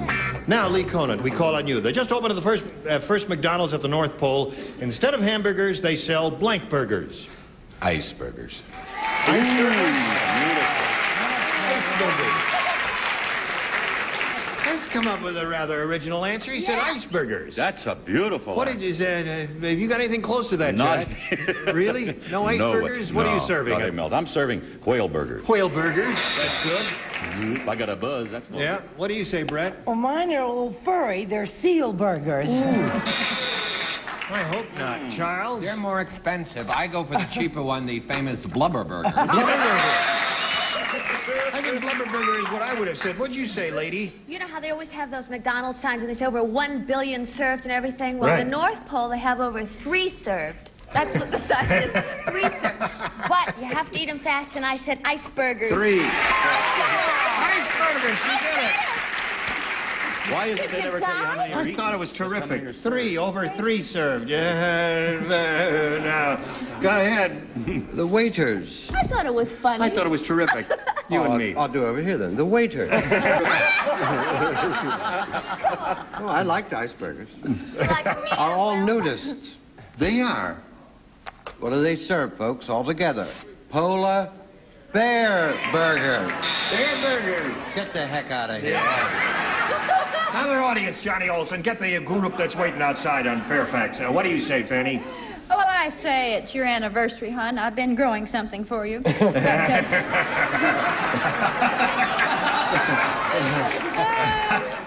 Well, unfortunately, I said blubber burgers. Blubber burger. Well, that was 1 for you with that. And now let's see how Roland Lallier does. Lallier, is that the way you say your name? Yes, it Lallier. is. It's a pretty name. I can't believe I got that one. Yeah, you got it. We can't either. We can't either. As Count Dracula bent over his latest victim, he stopped and said, I changed my mind about biting your neck. I just discovered you have blank.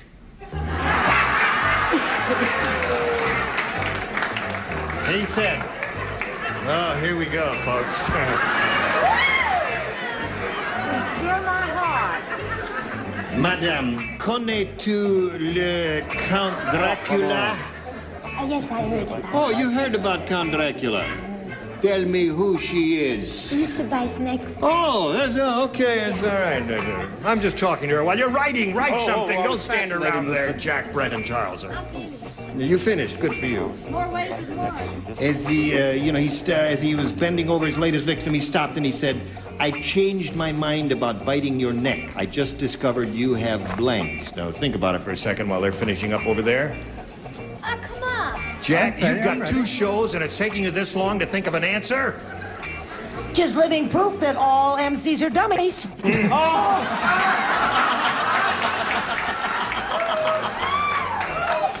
haven't they gonna leave You or me? All right. I'll hold her and you belt her. What a terrible thing to say, Brett. But it's true. I'm sorry. Truth always hurts. I'll Betsy. finish over there. Now, Rolanda, we call on you. Count Dracula bent over his latest victim. He stopped and said, I changed my mind about biting your neck. I just discovered you have... Weak blood. Weak blood. Don't tell me you know who Count Dracula was. Weak blood, she said. Or tired blood, as we say on television. What did you say, Jack? Oh, he discovered something else. That it was a very flaky neck. She had dandruff. Dandruff. Okay. Brett, what did you say? Well, it's like dandruff, Yeah. but you call it buzzies. Or buzzies or anything like All that. right, I don't want to explore that anymore. Charles? He discovered she had a hickey already.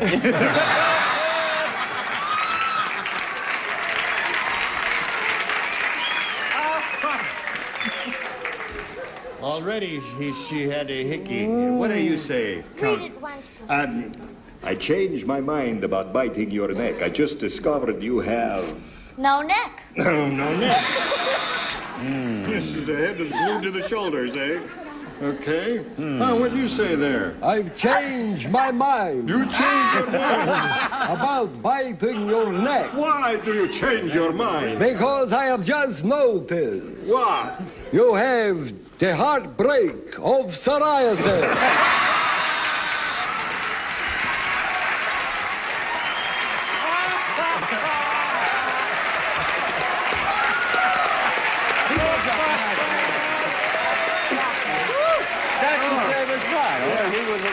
Okay. Fanny? Who was that masked man who kissed me? That man who just kissed you in the head? I don't know. You are so talented. Yes. Listen, Fanny. Yes. I know you've got to go on now. You can't throw a temper tantrum and cry and say, I'm not going to go on just because you got the terrific laugh. No, I love it. Remember those things says, woman nearly itches to death? I love that dog nearly itches to death. I put it because she had no neck. No neck. Yeah, I put Weak blood was the answer she was looking for. She did not get it, so at the end of round one, the score is 1-0 in favor of our challenger, Lee Conant. We come back to these two people in a moment or so, but first this. All right, here we go with round two. 1-0 the score here in round one, and there it is. Now, Lee. I think I'll try A again. A again for anniversary. Let's see how he does with this one. The circus barker said, all right, folks, step right up, folks, and see Weird Wilma, the girl with both her blanks on one side. All right, folks. Step right up this way. Wow! I say step right up this way. Madam, aren't you sorry you're not playing? Yes. You could have been in this game. No, but you got a case of the smarts, That's and right. you matched him the last time, so you do not participate at all now. Do not touch this pen at any time. Do we understand each other? Absolutely. Okay, write something, Jack. Yes. What'd you say? All right, folks, step right up and see Weird Wilma, the girl with both her blanks on one side. Are you finished?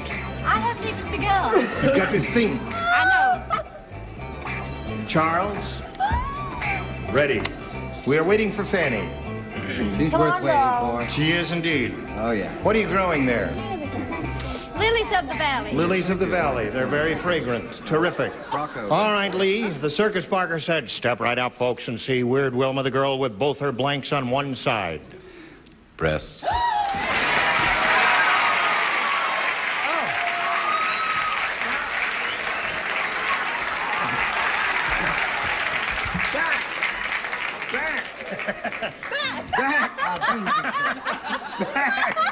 Step back. All right. Jack, you heard his answer. Now it's time to show us yours. That was a great answer, but in a burst of modesty, protecting my image as a daytime MC, I wouldn't use such a thing as that. And sticking with your A for anniversary, arms. Thought he'd go with boo. Lions! Come to the Lions! Clean doesn't count. What? I was going to say necks, Yeah. and then I realized that you only have one neck. Right, So I That's said, clever of you to figure that out. Yeah, sometimes I'm so smart I can't stand myself. I said legs. So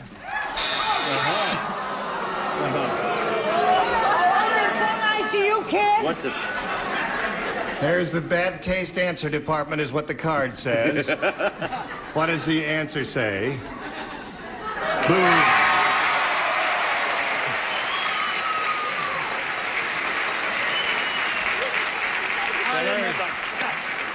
Okay, now we come to Richard Dawson. Sir Richard. Thank goodness. Well, I'm certainly surprised at Charlie. You are. You don't have him over there in that foreign country where you come from with a high flute? Well, we do, but we don't have him on one side. What have you where got? would twins go? Oh, right. Well, naturally, I said boobs. Okay. And now we come to Fanny. Yes? Yes. Show and tell time. I happen to be a Protestant. And I said boobies. Okay.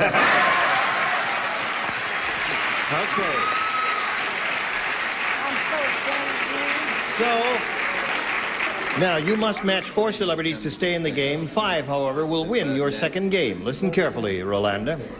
Now, folks, now that Kitty is leaving the Gunsmoke series, Marshall Dillon won't have anybody to blank anymore. Now that Kitty is leaving the Gunsmoke series, Marshall Dillon won't have anybody to blank anymore. I love my answer. Call home, call home. I must remember to call home. Call home. Adam's not well. Oh. We'll remind you as soon as we finish here. Okay, the upper tier is ready. We're waiting for the... I can't think. He won't have anybody to blank anymore. Marshall Dillon. What does he like to do? That's for us to know and for you to find out, Two ladies sweetheart. get a little mental telepathy going here and figure it out.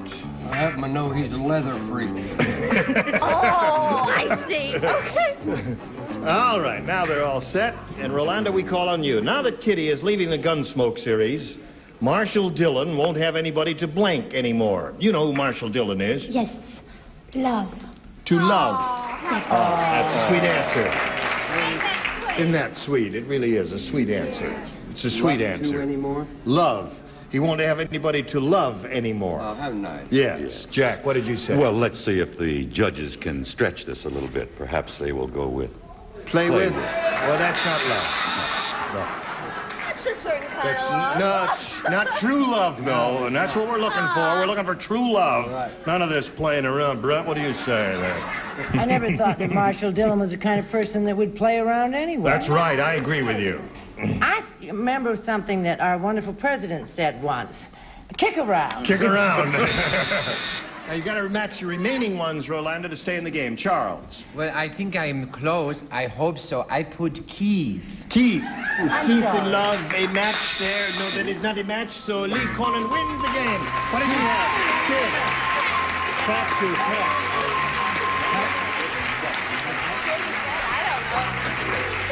Congratulations. There's $100 for you. Stand by for a moment while we say goodbye to Rolanda. It was a pleasure meeting with you. Have a good time? Oh, yes. Good. You're not going empty-handed. You got $100 together with our thanks for being here on Match Game 74. Rolanda Lattier. Goodbye. Now we're going to let you stand around and get good and nervous while we do a couple of commercials here. So, cool it. Okay, here we are with Lee Conan. How do you feel, Lee? Nervous. No, you're not. Take a deep breath. Fill your lungs. That's it. That's good for you. Okay.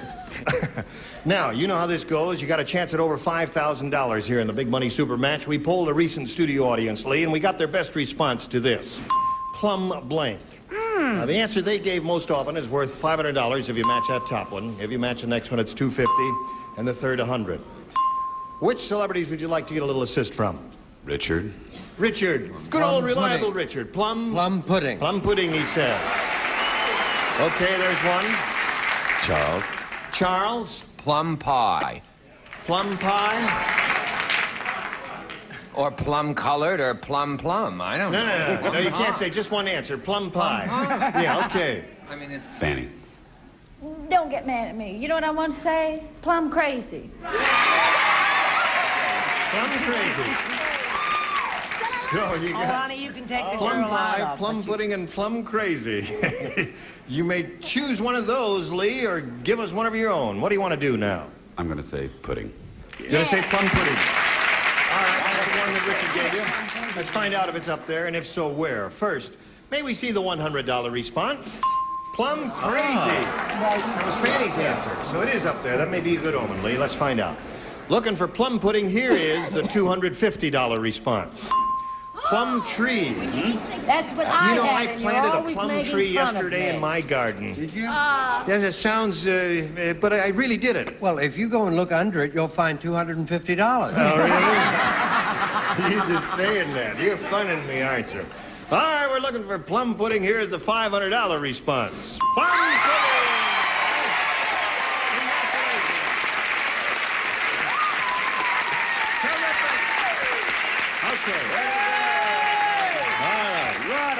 Now, Lee, you've got the $500. That means you play for 10 times that amount now, or $5,000. To collect, you've got to match one celebrity head-to-head.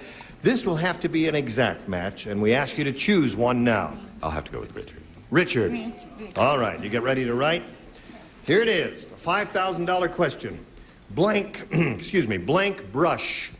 B-R-U-S-H. Blank brush.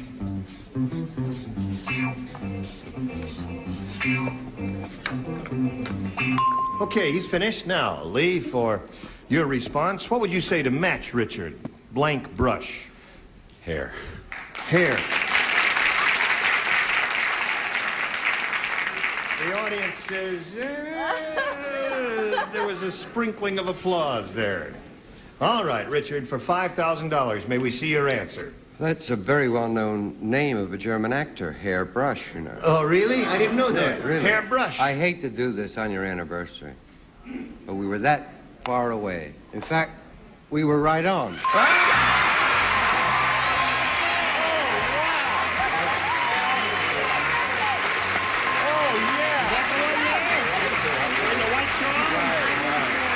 She's happy?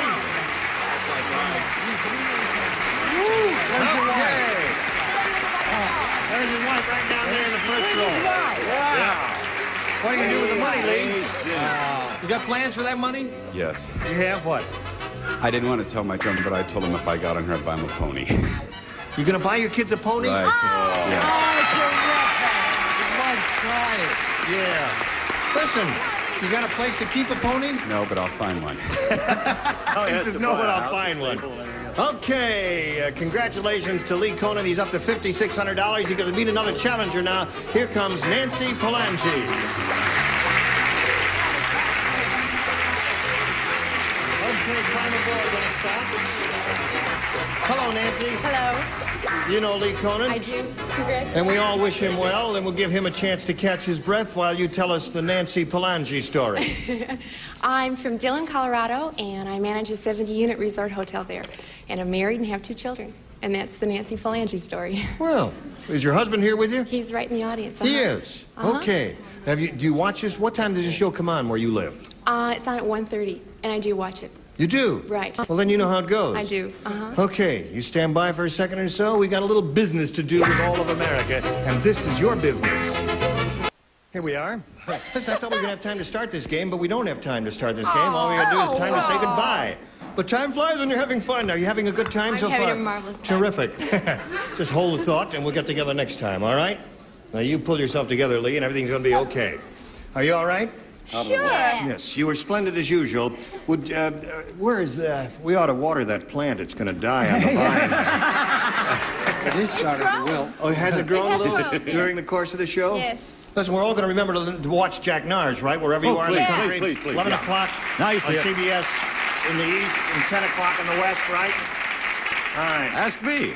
Yeah, ask you. Yeah, it is. Okay. Oh, it is. 10 o'clock in the west. Oh, 10 o'clock in the west. All right. It's hard to remember And all these Central. things. Yeah. And What time Mountain. are we on? Does anybody know? 2:30. 2:30 in the west. But what time in the east? 3:30. Except 3:30. Phoenix is different. But what do they know out there? It's 12:30 in Phoenix. We love That's it. Phoenix. Oh, Come on. Phoenix is a I have terrific friends in place. Arizona. And I'll never go there again. I love him.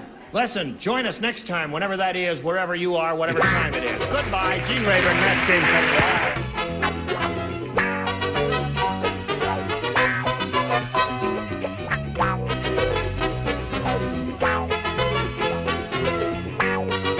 Production. Stay tuned for Tattletales next over most of these CBS stations.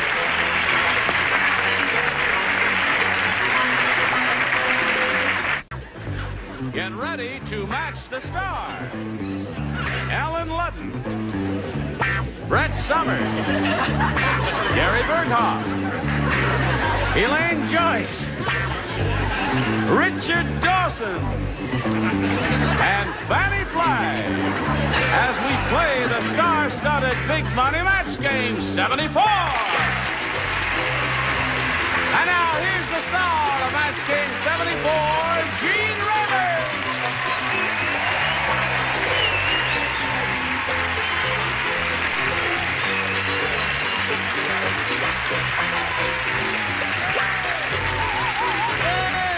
Hey, Johnny Olson.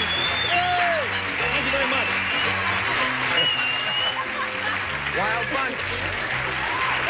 Don't give no rotten answers today with these people in this studio. You know, you make an entrance like Charles de Gaulle. I am. I do the regal, the royal wave. Have you ever seen the Queen of England when she rides in her carriage? She waves like this. Very nice. Doesn't she? Yes, but do you know, I know a true story about that. What? She has a wooden arm in the car that goes like this. It's true. Is that true, Richard? Yes. No, it's a plastic arm. It's a plastic arm. Did you have a question? No, I just wanted to tell you that this young lady... Oh, isn't that something? Get a nice close-up of that? It's a lot better than a couple of fried eggs. What are you talking about? Fried eggs on top. I think this is terrific. Who did that? A gentleman named Jim Lapidus does I mean, this. he does it all by hand? Yes, and this comes off, and it will say 75, 76, 77. All right. Are we going to That's change just your head. Are we going to change that? I do that. You on do that New work Year's Eve. on New Year's Eve? Yep. I just go over and put a 5 there. Really? He does my beaver. And the time just flies away. All right, Richard. I got something to say to you, Richard. Yeah. What I'd like to say to you, Richard, is you're fired. Oh, and they say Hollywood wind is dead. Yes. Now listen, one more thing I'd like to say is that we're all happy about his new career. He's got a whole new thing going with... gardening? No. I mean, you know, Alan has been associated with a marvelous classic game show for many years, and the format is revived. What's it called now? Password All-Stars. Password All-Stars. Password All-Stars. Yeah.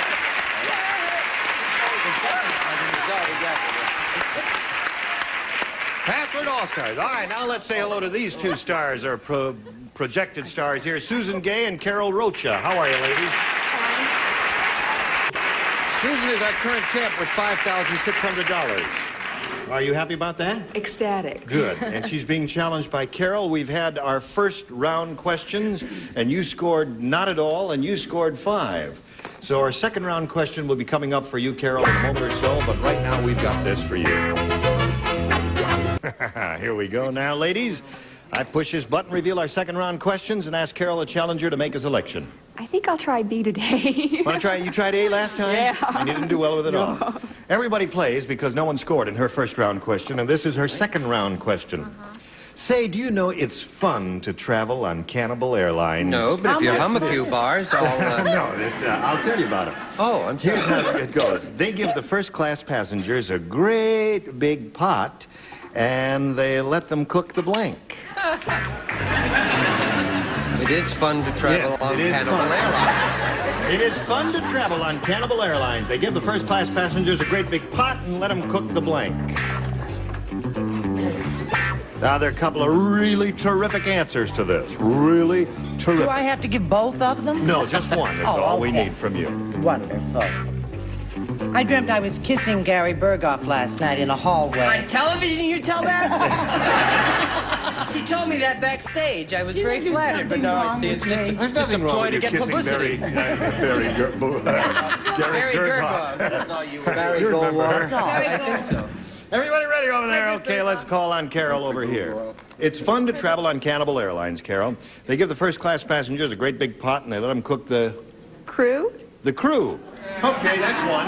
That's not bad. Crew ain't bad. Don't owe her yet. Now, wait a minute. Wait until she goes down the drain completely, and then owe her. What do you say? She looks like a girl who really needs help, doesn't she? Yes. So give her some help. I wish I could have given it to her, but our minds worked in the same direction, except I said pilot. Pilot. Uh-oh. That's a match. All right, he's a member of the crew. Yeah. Okay. What did you say, Brett? I say, isn't it wonderful to have Alan back? Oh, that's right. He's a Phi Beta Kappa, you know. He's a very intellectual guy. There's the one thing I forgot to tell you in connection with the new format of your show. What's it called? Celebrity? Password All-Stars. Password All-Stars. It's a football game. Yeah. You were saying celebrity bowling. No. Since you are a 5'8", you know the Latin phrase quid pro quo? Yeah. Okay. Now, Brett, would you show us your answer? Yes, I understand. I want everyone to understand that I know that this is not a hyphenated word. I didn't have room. No, I it's spelled said right. Stewardesses. Stewardesses? So what about that? They're members of the... You'll ever know. That's not a member of the crew. You mean the crew members are the pilot, co-pilot, navigator, engineer, and all that. Okay, stewardesses now. That's what they say. Hold it. Now, wait a minute. You tell it. I date more stewardesses than a pilot on TWA. And there's the members of the crew. And then they all sang, "We really move on." Okay. Call the airport. Call the airport. Hold it. I've got to fight for this. No, wait a minute. That's the ruling, and that's it. We've got to abide by it. This is a country of law and order, remember? And chauvinist pigs. All right. It's fun to travel on Cannibal Airlines, Gary. They give the first-class passengers a great big pot, and they let them cook the quid pro quo. No. No. They cook the captain. The captain. Okay, that's You're still alive, Carol. You've got to capture the remaining 3 to stay in the game. Does she capture you, Elaine, my dear? Would you like to be captured? Sure. Okay. Let somebody scream. Madam, please. I'm sorry, Johnny Olson has spoken for you, lady.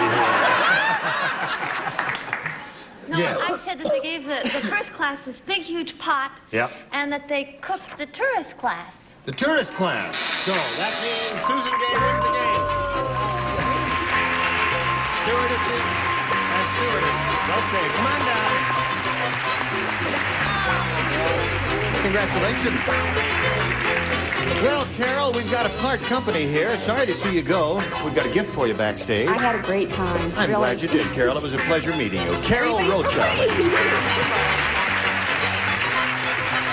Now, you stand by for a moment, Susan. We've got to do a little business, and we'll get right back to you, okay? Yes, here we go with Susan Gay. How many times have you been here, Susan? This is my second game. Okay, good luck to you now. You know how this goes. We polled a recent studio audience, and we got their best response to this. Button blank. Now, the answer they gave most often is worth $500 if you match it. Then if you match the next one, you get $250. If you match the bottom one, you get $100. 3 celebrities are allowed to help. Whom do you choose? I'll ask Richard, please. You'll ask Richard. Buttonhole. Buttonhole. Okay, there's one. Elaine? Elaine, have you got one? Yeah. Buttons and bows. Buttons and bows. Well-known Broadway show tune. Yeah, Brett. And Brett. How about Button Hook? Button Hook. Okay, so you got Buttonhole, Buttons and Bows, and Button Hook. You can choose one of those or give us one of your own. What do you want to do? I think I'll try Buttonhole. Buttonhole is the one she's looking for. Let's find out if it's up there. And if it's there, where is it? Is it under the $100 response? No. Wow. That's Button. Who has a button? Button, who has the button? That's Yeah, they were novelists. That's Yeah. great. They were writing a short story. Did that occur to you? Button, who's got the button? No. All right. We're looking for Buttonhole. Here's a $250 response. Button up. Certainly like to thank you for your selections there, celebrities. Splendid. Don't judge too harshly. Let's wait and see. A little side bet here? Yeah, all right. I'll bet you a nickel. You're on. Yes. And you get $500 if I'm right, Don. No. I said I bet you a nickel. Here we go. Look for Buttonhole, a Cheapskate. $500 response. Buttonhole. No, I was betting that it was there. I told you. I said it was there. I don't carry any money with me. Well, you said that. There's a... I'll hold this until I get the nickel. All right.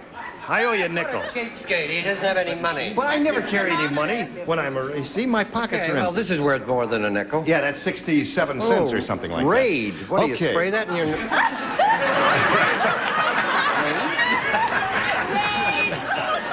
That's enough out of that. That's it. Now you've got $500 there, Susan. You're going to play for 10 times that amount, or $5,000. To collect that amount, though, you've got to match one celebrity, and this will have to be an exact match. Whom do you choose? I'll try Richard. You'll try Richard. Okay. Please face me. Okay. All right, are you ready? This is a $5,000 question. Mark of blank. Mark of blank. Okay, he's finished with his. Now, Susan, we need an answer from you which you think will match his. What do you say to that? Mark of? Zorro? Mark of Zorro? It sounds to me as if judging from the reaction there, it sounds to me as if we've got a lot of swordsmen out in the audience there. On guard, Mark of Zorro is what she said. All right, Richard, for $5,000, may we see your answer? See, I'm a biblical scholar. What does that mean? Never heard of Cain? The mark of Cain? Oh, Mark of Cain, yes. No, I never have. Well, you have. You have now, haven't you? Have I? Well, I've just told you about it. But did you write that? She wrote Mark of Goodson. Mark of Goodson. You weren't supposed to show that. So, remember, you owe me a nickel. I owe you a nickel. And Mr. Goodson owes this lady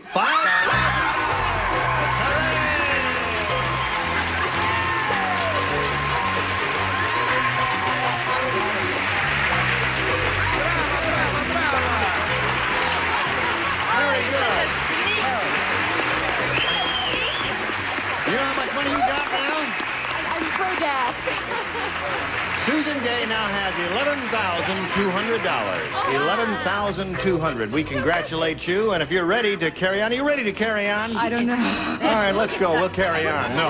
Let's meet another player right now, and let's welcome Dave Burt.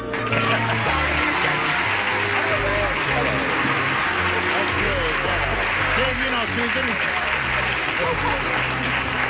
He's congratulating Susan. She's very excited, and while she gets it together, we'll ask Dave to tell us the story of his life. I was afraid you were going to ask me that. Well, all right, do a condensed version, Dave. Well, I'm not married. Yeah. I don't have any children. Yeah. I don't have a job, and I don't even live anyplace. Yeah. So, what can I say? Would you push the button and get him out of here? Tell that bum to leave. Push the button. Turn the thing around again there now. He doesn't even have a last name. That's right, Dave Burt. He's got two first names.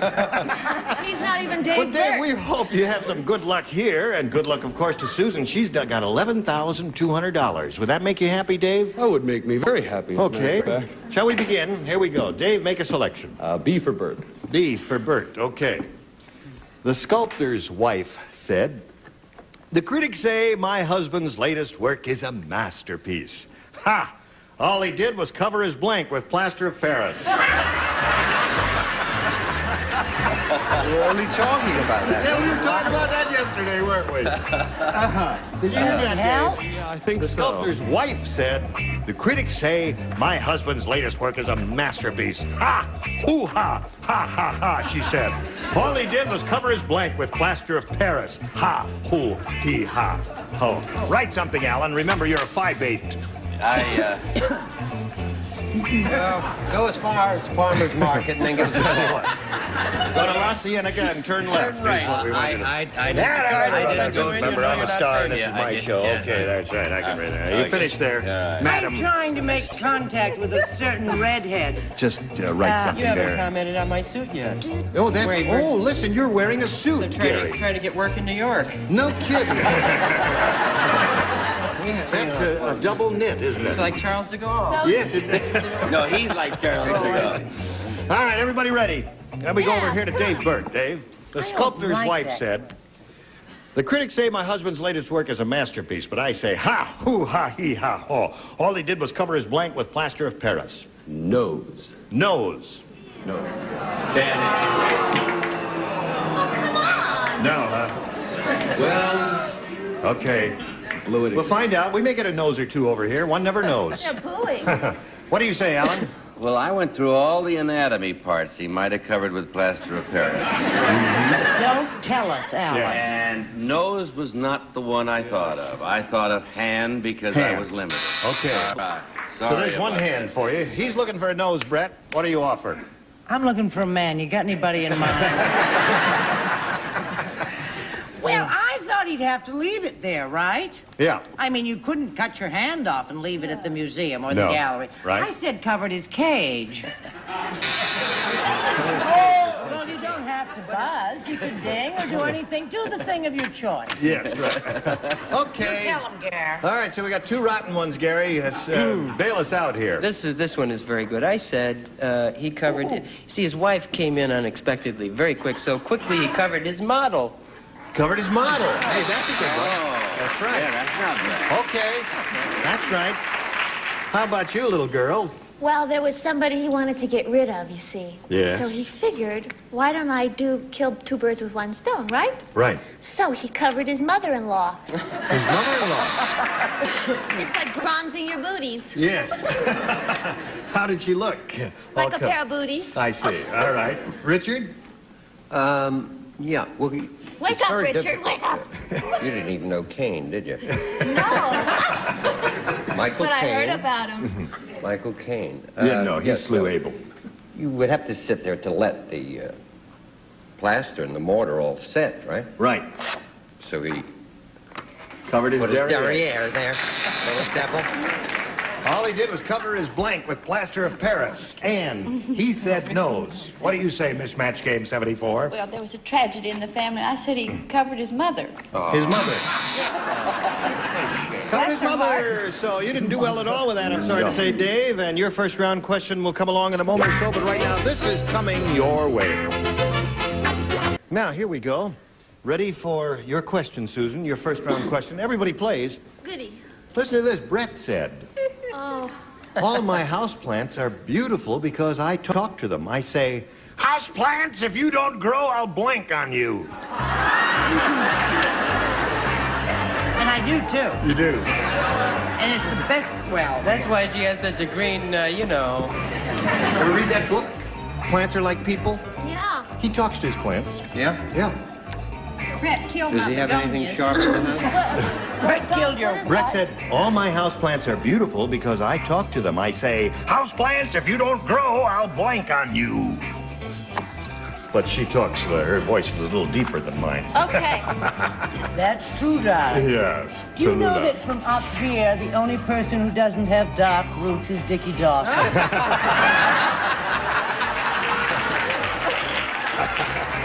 I'd like to say something.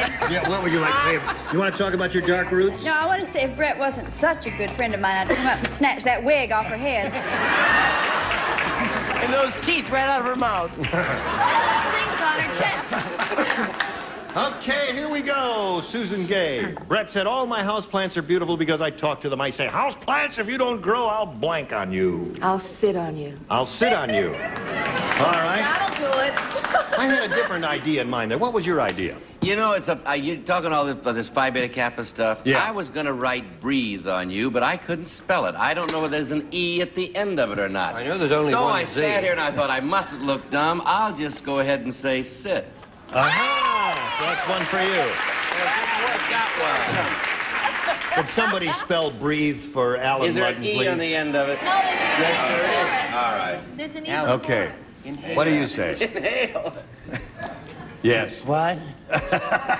Breathe a little and What give is us an that answer. expression? Yes. It takes so long sometimes for a person to get nowhere. I thought you said spit. I said I spit, and that's what I do. Oh, really?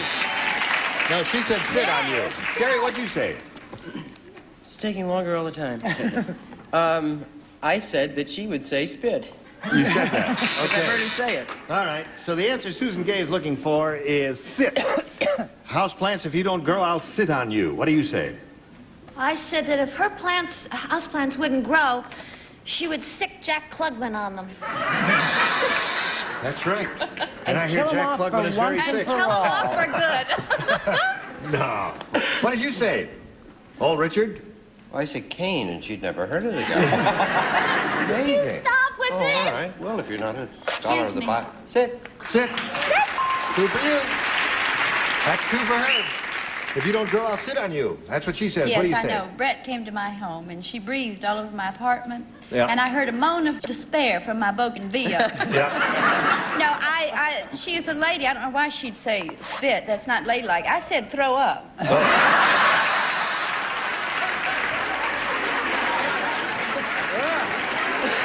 What are we to do with her? Gene. So, without further, yes. Her bougainvillea also has dark roots. Her bougainvillea always has dark roots. All right, now you stand by for a moment or so. That ends round one. Score 2-0, and we'll pick it up at this point in about 1 minute and 48.5 seconds. I thought we were going to have time for another question, but I guess we don't. So we'll stop right here, end of round one. 2-0 the score. Look forward to seeing you both next time. And you too. You were all splendid, and you're all coming back next time. Thank you. Because we got your ankles changed to the podiums. What's that? What does that say?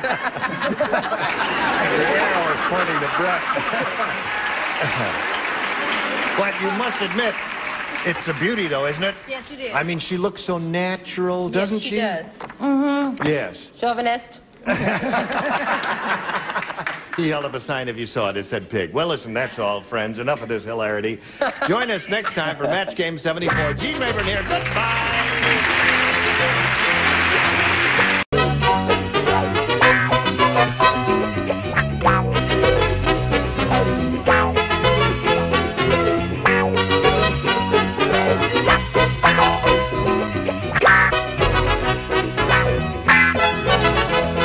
Stay tuned for Tattletales next over most of the CBS stations.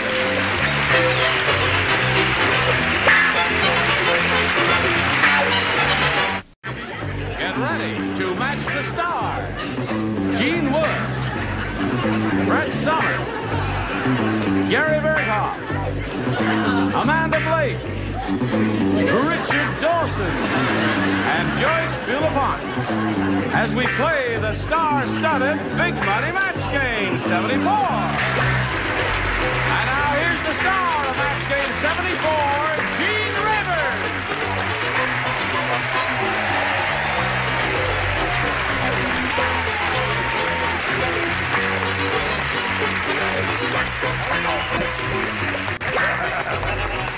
Thank you, Johnny Olson, and dear friends and salt of the earth. Thank you very much. Saltiest person I know. Listen, before it slips my mind, this lady and that short fellow up there. Wait a minute. No. You didn't have to say that. That wasn't kind. That tall fellow up there. Well, that's a lie. Recently taped a bunch of Tattletale shows, which will play in a week or 2 weeks or 10 days or something like that. And we had just a Jim Dandy time, didn't we? We had an absolute ball. Yeah. And that fellow won practically every game. Wait, that fellow and his lovely wife. And his lovely wife, Janet. I think we only missed one question. You on with your lovely wife? I was on with my lovely wife. Her name is Helen, dear. Helen. Never forget the name. That's right. She sends her regards. Yeah, thanks a lot. You're welcome. But we had a good time, didn't we? Yeah, I wasn't on with my lovely wife. I was. No, you were on with your lovely Frank Gilbert. Nice. Yes, right. He's just so lovely. Now, let's say hello to Pat Pollard and Maureen Thompson. Shall we say that? Hello there, Pat and Maureen. Pat's our current champ. He's got $1,200. He has won 2 games. And Maureen had her first round question, did not score with that at all. Your first round question will come up in a moment or so, but first this comes up for your attention. All right, here we go. Ready? Push this button, reveal this question for Pat Pollard. Our first round question for him. Bernard was arrested on Election Day for blanking in the voting booth. That's what he done. I swear he done that. Bernard was arrested on Election Day, Pat, for blanking in the voting booth. Did he do it more than once? No comment. Okay. Think about it, Gary. Trust your first instinct. You're a smart feller. Who said? Okay. All right. Oh, I got it. Finally. Doesn't take her long, does it? But, it's... Terrific. You are brilliant. You really are. Smart as a whip. Love that wig. That's my most favorite wig that you wear. Yeah. Makes you look about 22 years old. That's how old the wig is. I had it glued to my head. Right. The wig is about 22 years old. All right, Pat Pollard. Bernard was arrested on Election Day for blanking in the voting booth. For sleeping in the voting booth. He said sleeping. And that's the answer we have to go with. And let's see if it scores for him. Gene, was Bernard sleeping in the voting booth? I put it to you. No, you do not, sir. I had several things come to mind, but Bernard was a conservative, so I said he was smoking. Smoking in the voting booth. Wrong, against the law. Boo. Yes, they really love you Yes, here it's not in a Los conservative Angeles. group. There. Brett? My Bernard was a radical, and he was caught voting in the voting booth. Terrific. Her Bernard was a veritable saint. All right, Gary. My Bernard was no saint. My Bernard had an election day party just before he went to vote, and he had a great deal of beer, so he was relieving himself, and that's all it was. Okay. Hey, leave him on camera. Watch him turn red. He's terrible. I was boxed into a corner. I didn't know what to say. What should I have said, Richard? Aren't you cute, Red? Yeah, not bad. Okay, It's Amanda. a dry state. Well, he had to wait in line so long because there was a very large voter turnout. Yeah. And the pressure just got so bad, so he couldn't wait any longer, and he was tinkling in the voting booth. There, now. How do you like that? Now listen, Lovely, she didn't. tasteful lady like that She said the didn't same turn thing red. as a lovely, tasteful fellow like Did you. you turn red? Not in the least. No, not in the least. Yeah. brazen. Okay. Yeah. Brazen. What did you say, Harry? One. Well, I knew Bernard very well. Yes. Nice little fella. He used to stand by a billboard near a girls' school going... And they arrested him for disrobing. X marks the spot. Yes, right. Wasn't just conservative. He was a flashy kid, I guess. Okay, Joyce. What was it your name used to be?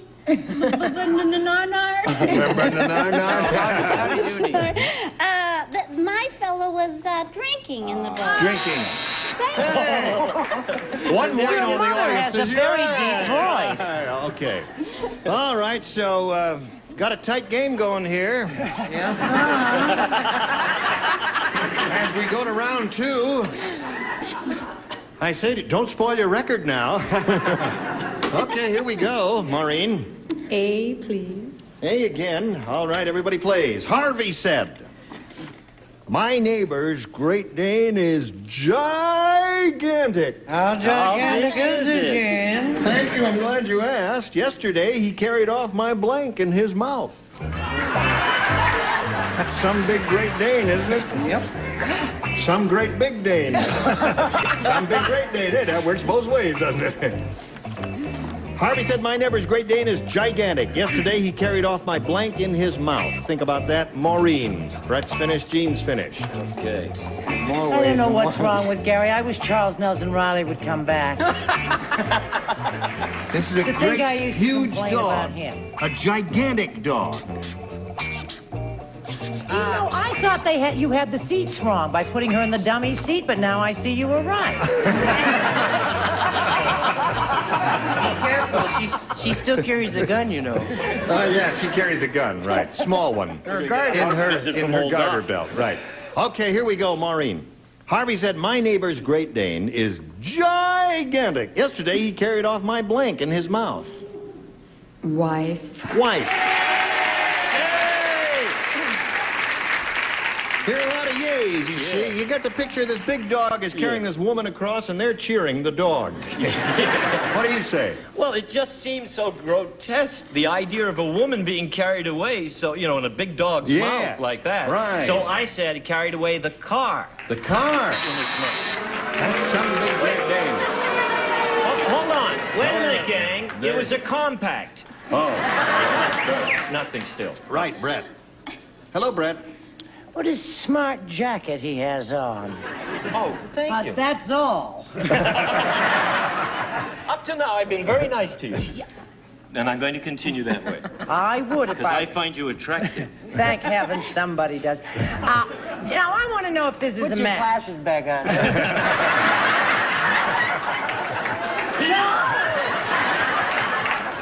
Can we get on with it?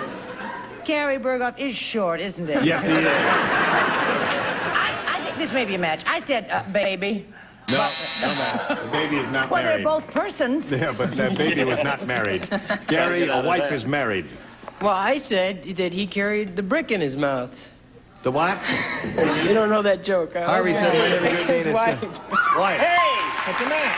There's one for you, Maureen.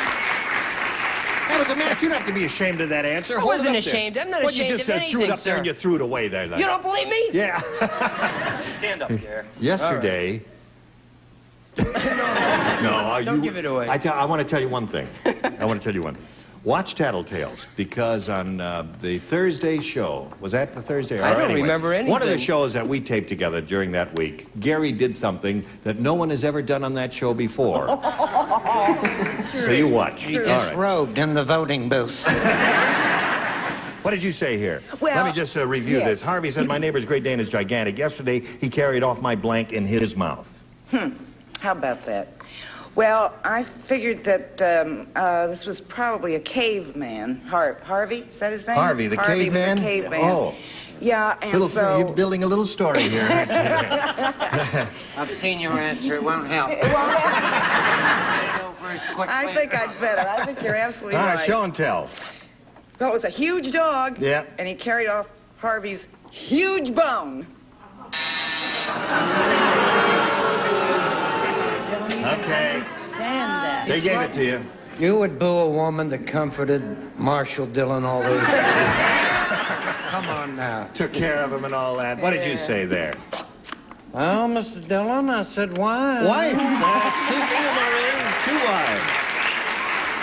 Joyce, what are you offering? I don't know what to tell you. I saw him with the wife. Wife. Okay.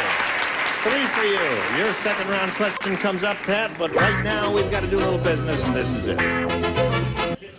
All right, here we go. Pat, you ready? Yes. Now let me see. You need 3 to tie, 4 to win. Right. Here we go. Lois Lane said. A likely story. Yeah, wait a minute. Wait till you hear what Lois Lane said. She said, last night, Superman flew over New York City and got blank. Lois Lane said last night Superman flew over New York City and got blank. That is the worst question in a year. Now, wait a minute. Now, think about it. Heard on this show Think ever. about it. Last night, just read it to yourself now. Last night, Superman flew over New York. Said last night Superman flew over New York City and got. Does that make sense to you? It makes perfect sense to me. Let me see your answer. No. There are many good answers here. Now use the tiny brain God gave you and think of one of the answers. Pass it down to You know these two. Pass her brain down to you. Well, now listen, That wait, would be just think of my it. Last night, Superman, you see. You know who Superman is? Yeah, he's Clark Kent. That's right, he's that weirdo. He's got the funny T-shirt. I mean, he wears the with cape. the S on it. He wears the cape. Yes, wears the cape. yes, he Yes. wears the cape. If you're going to It's, read the Cerise. question you already read, that's not going to help it. Give us another question. No, that's the only question. See, this weirdo Yeah. with the cape is flying over New York City. Yeah. Oh! You see? And What is it? and New York City. Well, I can't go any further than that, folks. Okay. He's flying over New York City and got blank. Okay. That's what we all are. Oh. Listen, would you like to MC the show? I'll sit here. No, I'm doing Tattletale. You got it. That's it. Spelling doesn't count. That's very good. All of us Oh, up here are you're ready, finished. Gene. All right, I'm just going to check up on you. Not that I don't trust you, because I've seen your work before. And that's perfect. Marvelous answer, you see? Oh, well, if you like. It's Finally got the idea. It's just like pulling teeth to get you people Well, to I write. got the idea. It's in. I'm faster than All what's right, her let's name. go.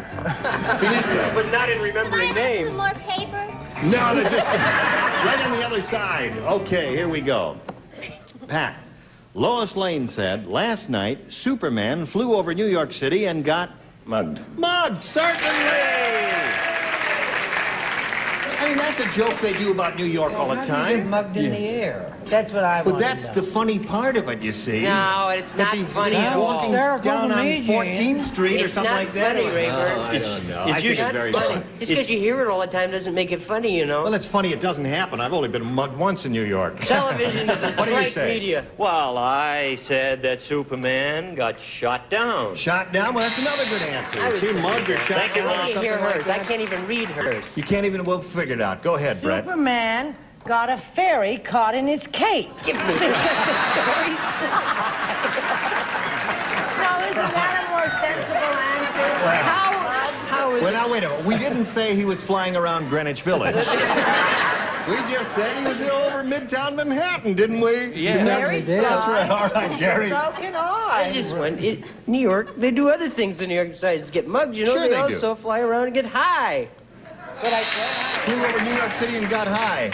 That's Hi, right. Gare. I get high when I Amanda. fly Now, over. Pat, So, you got to Amanda, match do the something? remaining ones to stay in the game. Amanda Blake, may we see yours, please? No. I'll show you mine if you'll show me yours. There's mine. Now show me yours. Oh, what a dumb answer. What'd you say? I just got back from New York and I got smogged. Smog. So that means Maureen Thompson wins the game. There's Smog. What do you got, Joe? Come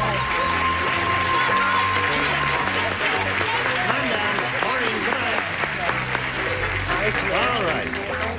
Congratulations to you. You've got $100. Stand by for a moment or so. We've got to say goodbye to Pat Pollard. Sorry to see you go, Pat. How much money have you got? $1,200. Well, you're going to put that to good use. Sure I Great am. to meet you, Pat. So long. Okay. Here we are with Maureen Thompson. Now, she's got $100. She's going to try for over $5,000 in a moment or so. But right now, we've got this for you. Here we go. Lady in the studio audience. Now, what she wants is your little girl. How old is your little girl? 4. And she wants to see me fall down again? I don't remember that. What was... Oh! Just a 4-year-old No, listen. kid. You can't let her down. Listen. I love your little girl. What's her name? Christina. I'm sorry, Christina, I can't do that again because the last time I did it, I hurt myself. No, you know, at the beginning of the show, when I was lying down there, and I rolled down the stairs like this, and no, it hurt. No. Yeah, go ahead, Gene. 1, 2, 3, go. 1.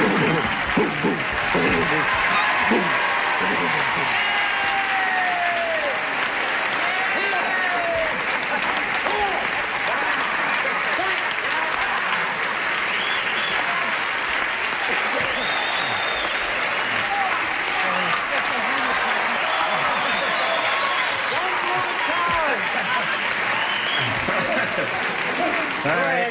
How do you feel about rolling down the stairs? Oh, you got 7 kids. You've rolled down the stairs before. Okay. Now, let's get on with it, Maureen, shall we? We polled a recent studio audience, and we got their best response to this. Down the blank. Now, you know, the answer they gave most often is worth $500 if you match it. You match the next one, you get $250. And the third, $100. 3 celebrities are allowed to help. Whom do you choose? Richard. Richard, you are first. Down the hatch. Pretty good. Brett. Brett, How about down the drain? down the drain.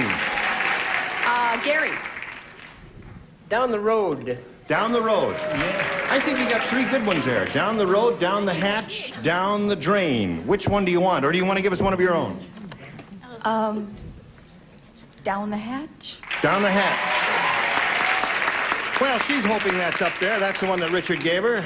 Let's find out if it's up there, and if so, where. First, may we see the $100 response? Down the drain is up there. That's the one that Brett gave you. Okay. Here we go. Looking for down the hatch. Here is the $250 response. Down the hatch. Congratulations. That's $250 more for you. You got $350 now. What do you think's up there? Down the river? Down the tube. Down the road. Down the tube. Down the tube, down the road, down the river. I don't know. Here it Down is. the line, down the... Here it is. Down the road. They said that, didn't they? Got a very smart audience out there. Okay, Maureen, you got an additional $250. You're going to play for 10 times that amount now, or $2,500. One celebrity has to be matched in order for you to collect that. Which one will it be? Richard. Okay, Richard, you're ready. Yeah. You face me if you would, please. Here you go with the $2,500 question. Astro blank. A-S-T-R-O blank.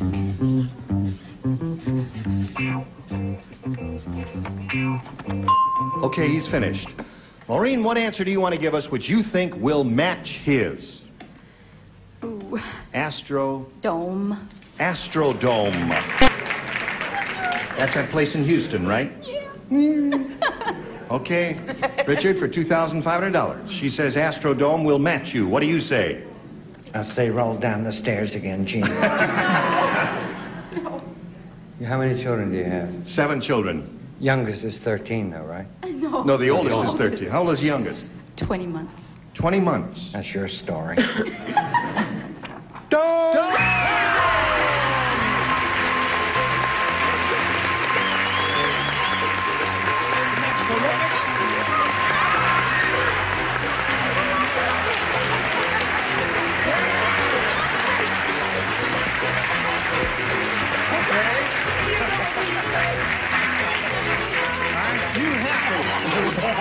What are you going to do with all that money? You got $2,850. I'm going to spend it on myself.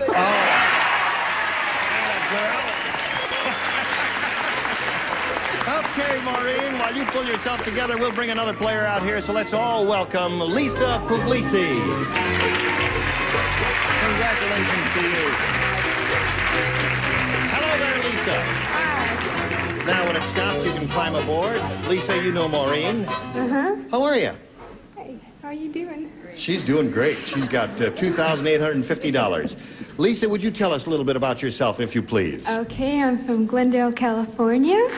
Yeah. And I'm in nursing school. You're in nursing school, yes. And I love to go horseback riding. Really? Uh-huh. What's my temperature? She'll take my temperature during this commercial, okay? And give you a complete report right afterwards.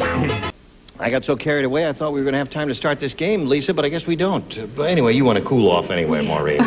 All right, we'll look forward to seeing both of you ladies next time, same place, and look forward to seeing you next time, whenever that is. You were all just terrific. What was your temperature?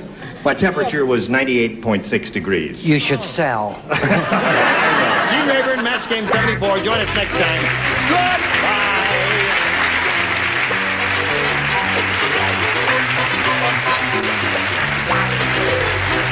This is Johnny Olson speaking for Match Game 74. A Mark Goodson, Bill Todman production. Stay tuned for Tattletales next over most of the CBS stations.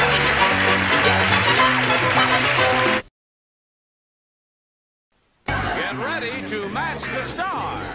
Jack Carter, Brett Summers, Orson Bean, Louisa Moritz, Richard Dawson, and Betty White as we play the star-studded big money Match Game 74. And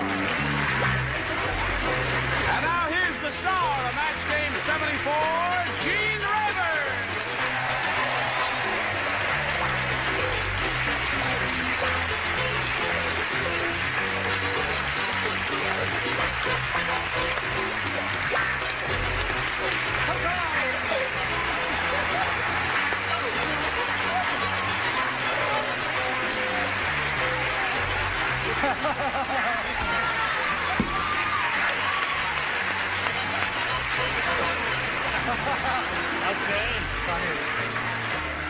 Now the bad news, she's with me.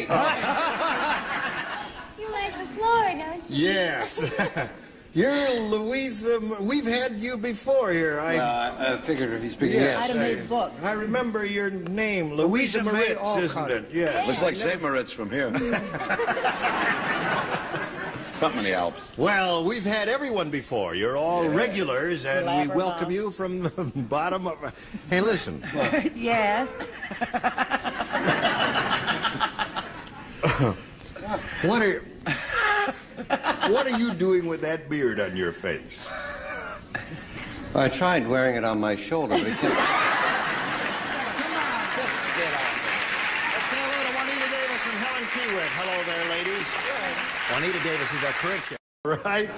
Are we on? Yes, we're on. See, what I have to do is push this button, reveal our first round questions, ask Helen to make a selection. Well, my granddaughter's name is Amanda, so I'll take A. Okay, Helen Keywitt. Here we go. Harvey said... Yes? You know, at most motels, you put a quarter in the bed... Why does he stutter? Because he's nervous being on television for the first time, Orland. And it's well, do him like he's been on a couple of times and read it straight. Okay. He won't stutter now. Harvey said, you know how at most motels you put a quarter in the bed and you get magic fingers? Mm-hmm. Well, I know a motel where you put $5 in the bed and get magic blanks.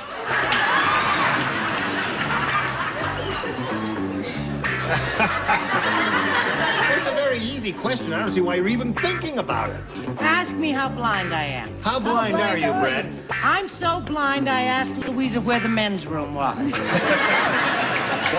you hard to see. I heard her. She said, say fella. Okay. This is really a... That's it. You got it there. Put it on there. That's it. That's right. Yeah. All right. Yeah, you put it right in the slot there. You remember. Yeah. Okay. It's too bad her brain isn't the size of her blanks.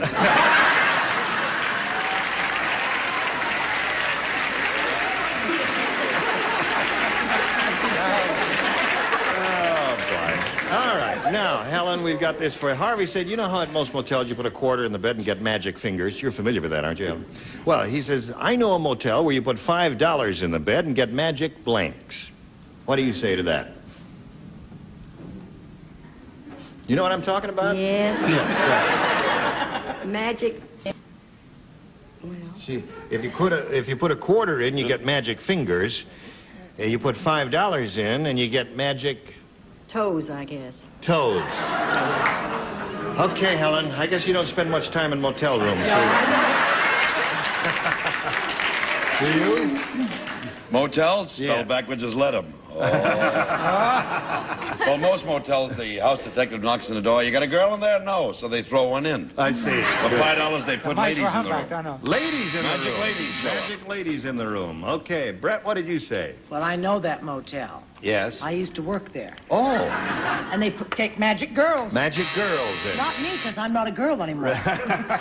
What did you say? There was a tragic case of a honeymoon couple from Covina who put their life savings into it and got jiggled to death. It was a terrible thing. Magic hands. Hands is a good answer, you see. Ladies is bad. Well, no, fingers give you a quarter, hands for, you see, that's it. Hello there. Hi there. Oh, hey. Well, I just took the example from what I use, and I use magic sheets. Remind me to stay home. Really? Is it supposed to go? That's not the slot you put it in, my dear. Oh. You put it in. That's the slot you put it in. You're right, Brett. Okay. Oh, good. More.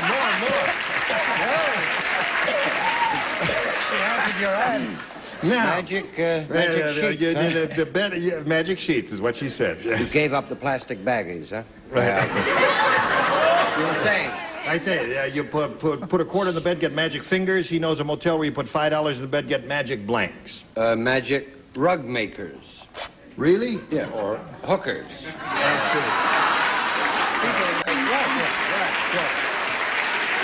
Okay. Miss Betty, honey, what do you say there, little girl? I don't know how a nice girl like me got in here. Lucky I guess so. No, no sheets, but magic tricks.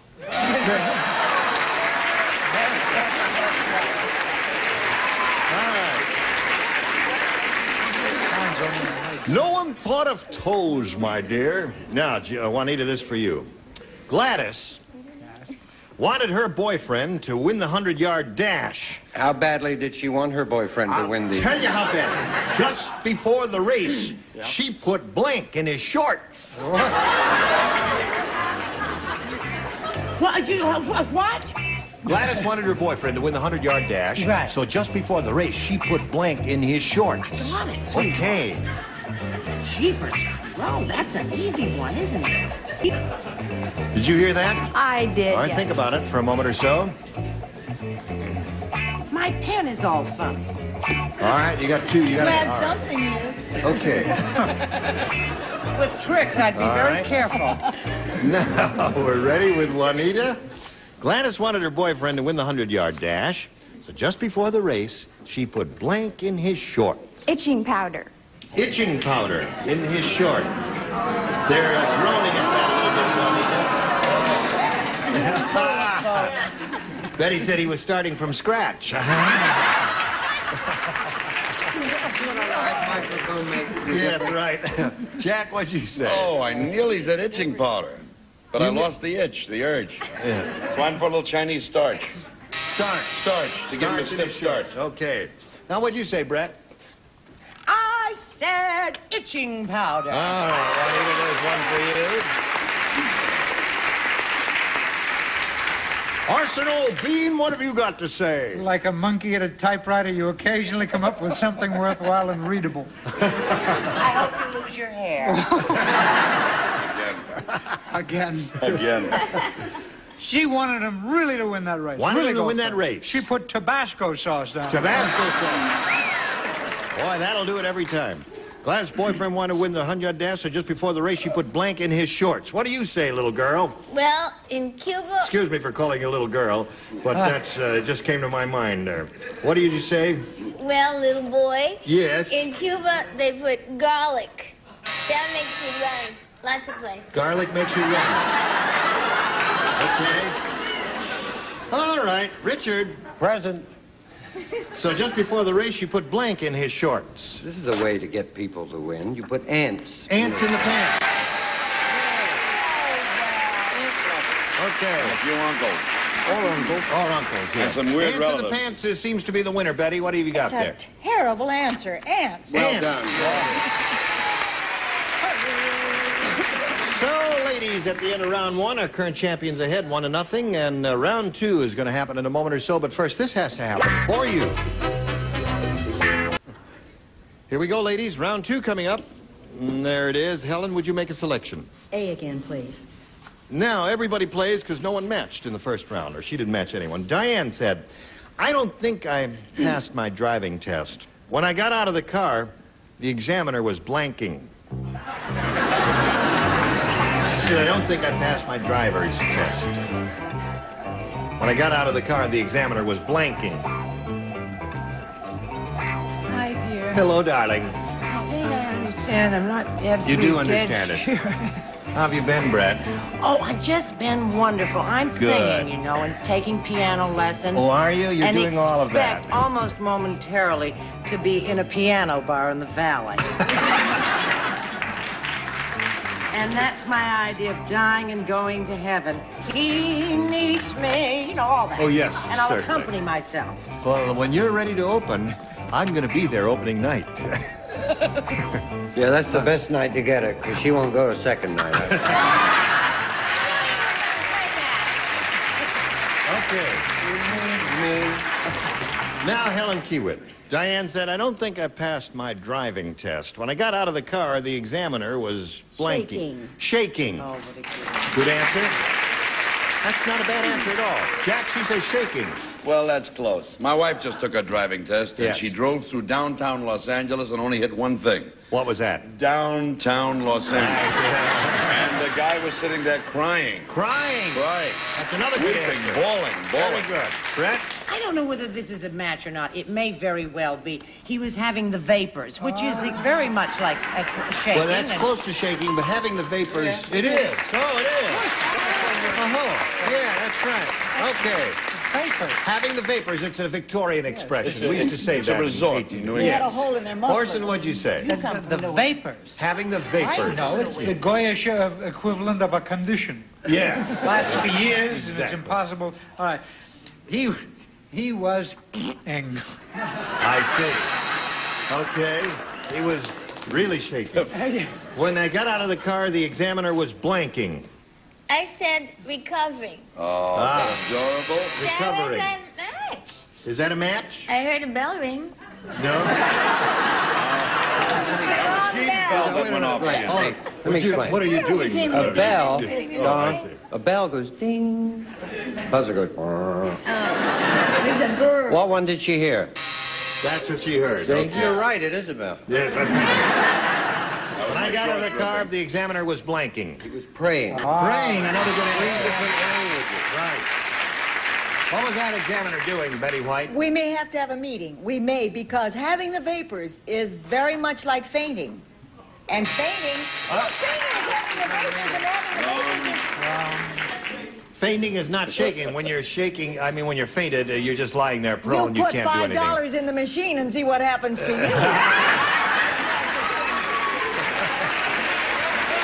All right. Now, where are we? You're with friend. 1-1. Oh, all you need is one to win the game. As a host. Ready? Here we go. At the party, Steve said,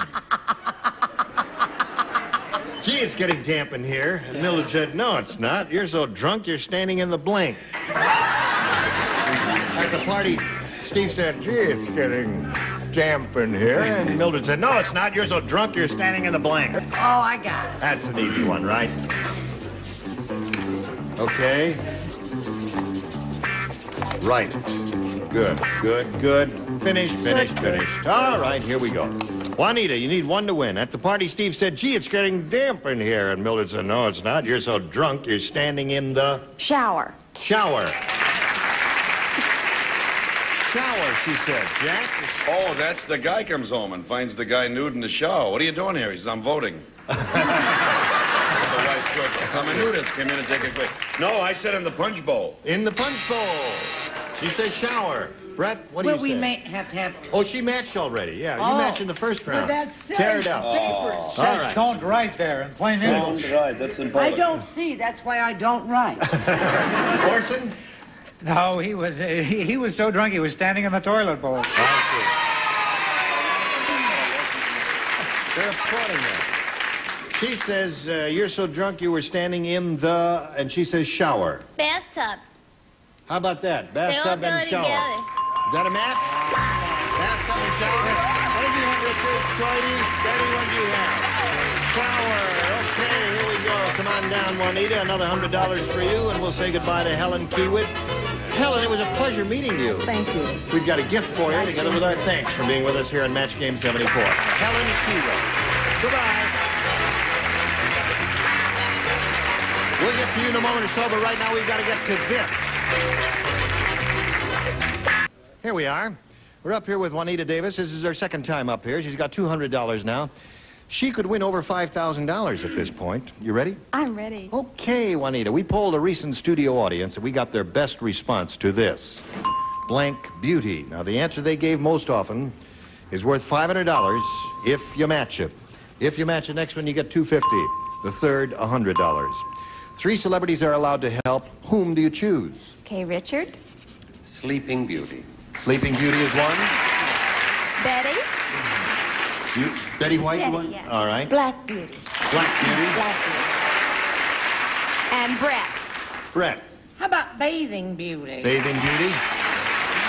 Well, you got 3 there. Bathing Beauty, Black Beauty, and Sleeping Beauty. Do you want one of those, or do you want to give us one of your own? Sleeping Beauty. Sleeping Beauty is the one she's looking for. She hopes that's up there under the $500 response. But we'll start down at the bottom and take a look at the $100 response. Raving Beauty.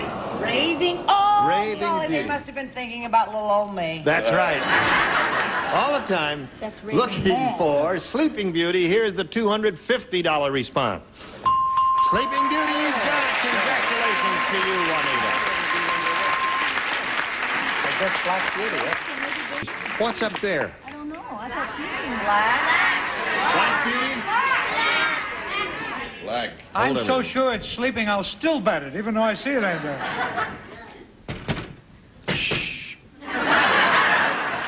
The wall has spoken. Show.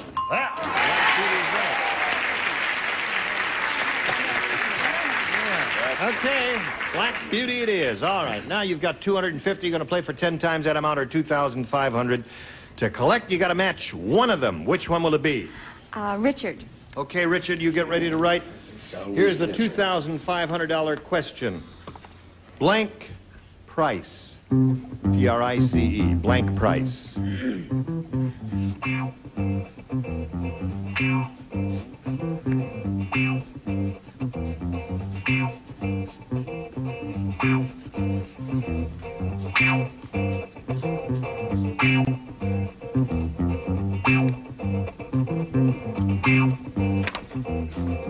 Okay, he's got one. Now, Juanita, it's up to you to give us an answer what you think will match his. What do you say to that? Blank price. The only thing I think of is right price. Right price. The audience is owing you. They're saying, you're owing yourself? Yes. Go for yourself. Oh. Oh, yeah. It's a rotten answer. I know. But you never know. Once in a while, he gives a rotten answer, too. And the two rotten answers could match.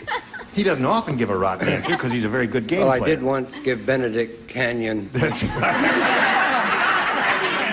Instead of grand, I did feel rather foolish. She says right price to match you, Richard. For $2,500, may we see really it? a toughie, Don, and the only thing I could think of is what Brett charges, and that's half. Half price. Half price? Okay. I had right price for your edification. Did you have right price? But is there one biggie that Well, I would anyone have said can- Vincent Price. What would you have said? I had that Wholesale price? Yeah. What would you have said? Right price, wrong girl. Half price? Yeah. Okay. All right. So now, listen, you're up to, how much money have you got now? $450. You're going to play another game. You ready for that? I'm ready. Let's meet your next player, Martha Marie Pate.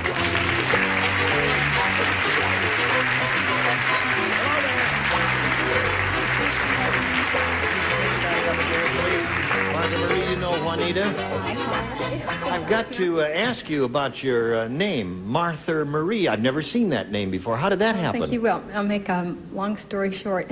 Yes? My mother was born at home. Yep. It's her name. And the nurse asked my grandmother, what do you want to name her? So she said, I'll name her after my mother, Martha, and my Aunt Marie. But being Bostonian, it came out Martha Marie, and the nurse wrote it down that way. And that's on your birth certificate, Martha Marie. Martha Marie. They say that in the East, Yes. around Boston. Yes. Instead of Martha, they say Martha. Martha. Yeah. Martha. Right. Well, you were lucky, you know, because your mother could have answered, what do you want to name her? And your mother could have said, God knows. You would have had that for her. Where do you live now? I'm a native Californian here in North Hollywood. Yeah. And my favorite pastime is trying to please spiffy husband and 4 teenagers, 13 to 17. You have 4 teenagers? Yes. And 4? 4? And are and you? a surprise. I thought there was more than Holy one of her mackerel. there. Gene, when did they have time to name her? I'm glad to hear all that. Martha Marie and Juanita, we'll come back to you in a moment or so, but right now we've got to go to you and present this message. Ladies, we've got to stop right here now and look forward to seeing you next time when we'll start a brand new game with Juanita and Martha Marie. Okay? Listen, I just want to say you are terrific. Everyone, each in his own way. Everyone made a contribution of one kind or another, and it was just splendid to have all of you here. Here's my card if you're ever in the valley. Okay.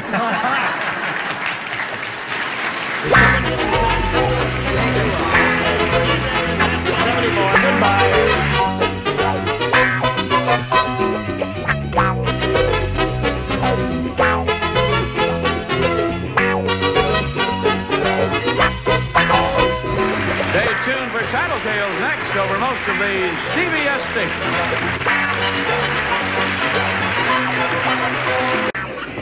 Get ready to match the stars. James Darren, Brett Summers, Nipsey Russell, Juliette Mills, Richard Dawson, and Betty White as we play the star-studded Big Money Match Game 74. And now here's the star of Match Game 74, Gene Rivers.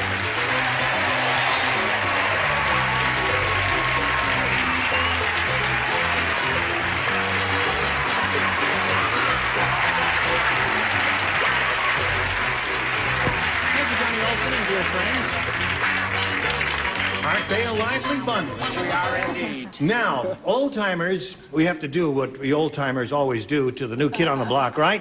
Right. We got to give him a special welcome. You don't have to join us. This is just for us people who've been on here a lot. Let us all welcome James Darren. Applause, applause, applause, applause, applause. Oh, see, they're enthusiastic anyway. We welcome you. Thank you. Thank you. It's You're nice going to be here. terrific. I will? Yes. You sure? Isn't he going to be terrific? Yeah. Yeah, we're going to have a lot of He is laughs. terrific. And we're going to give away some money. And how are you? What are you wearing?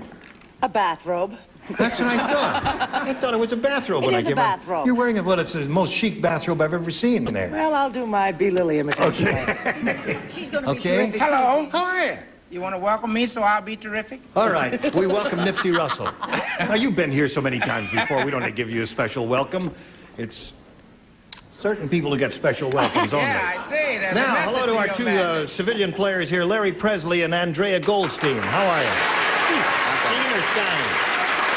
Steen. I said it right. How much money have you won? $5,700. $5,700. Yeah. Say, that's very good, Larry. We're in the middle of round one. You've had your first round question. Andrea, you've scored 2.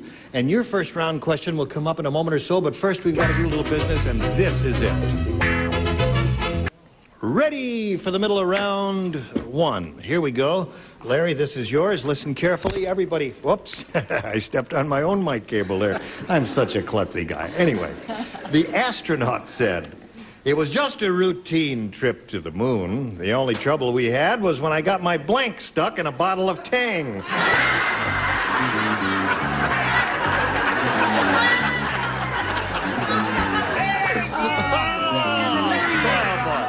Said the astronaut said, "It was just a routine trip to the moon. The only trouble we had was when I got my blank stuck in a bottle of Tang." Yes. Now think about that. Don't think too hard. And don't trust your first instinct.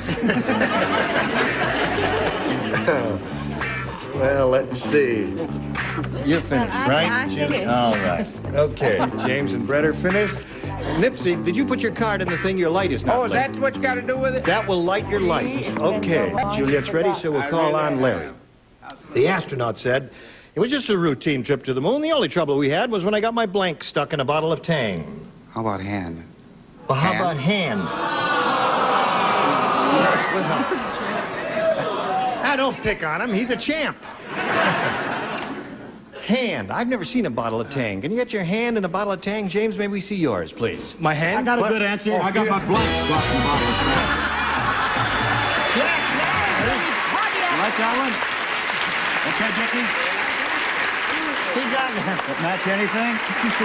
You know, Hi, James. it looks suspiciously like Jack Nars to me. Are you the real Jack Nars? You better believe it, man. On your knees, huh? Yeah. Well, After last night, yes? yeah, I really didn't expect an answer from you. Is that the best you can do? Oh, no, I have another little clue here. Yes, his I want watch. everybody to... Watch, now you see the it. greatest game show on television. When is that on, Jack? Every day. All right, we'll watch for Jack Nars every day. We made some changes. We made some changes in the show that are really exciting. It speeds it up, a lot more competitive, a lot more fun. Started Christmas week last week. And we're on at 11 o'clock in the East and 10 o'clock all over the rest of the world. Well, let's all watch for Jack Nars, and now you see it. Thank you, Jack. Good luck, Jimmy. This is the hot spot. How do you get out of here? The new kid on the block is Jim, right? That's right. This He's is going to a crawl tough back chair, into Jim. his Oh, hole I know. now. Okay. I'm going home now, Gene. Oh, all right, Jack. Great to see you here. Have a Thank you great very year. much. Okay. Much success on Match Game. Thank Love the you. show. Watch it every day. Atta boy. Need everyone I can get. Baby. Okay, Jack Nars.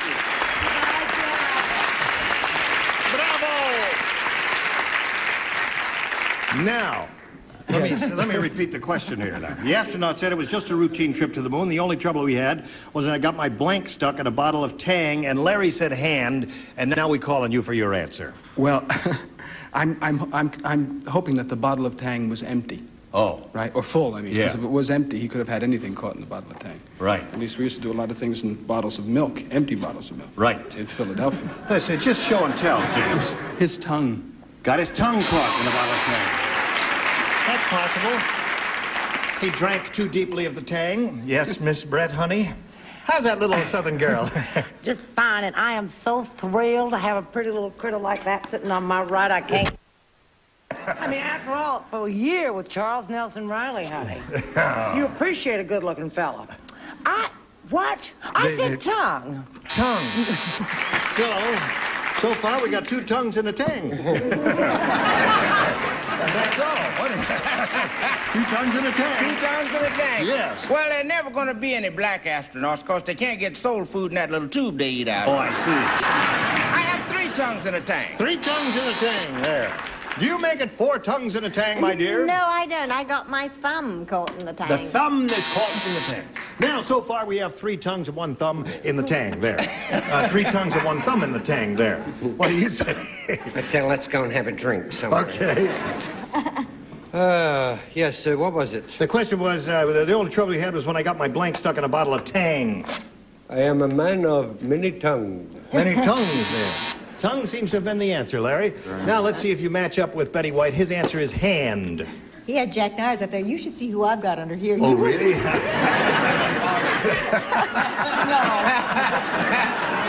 what show is he plugging?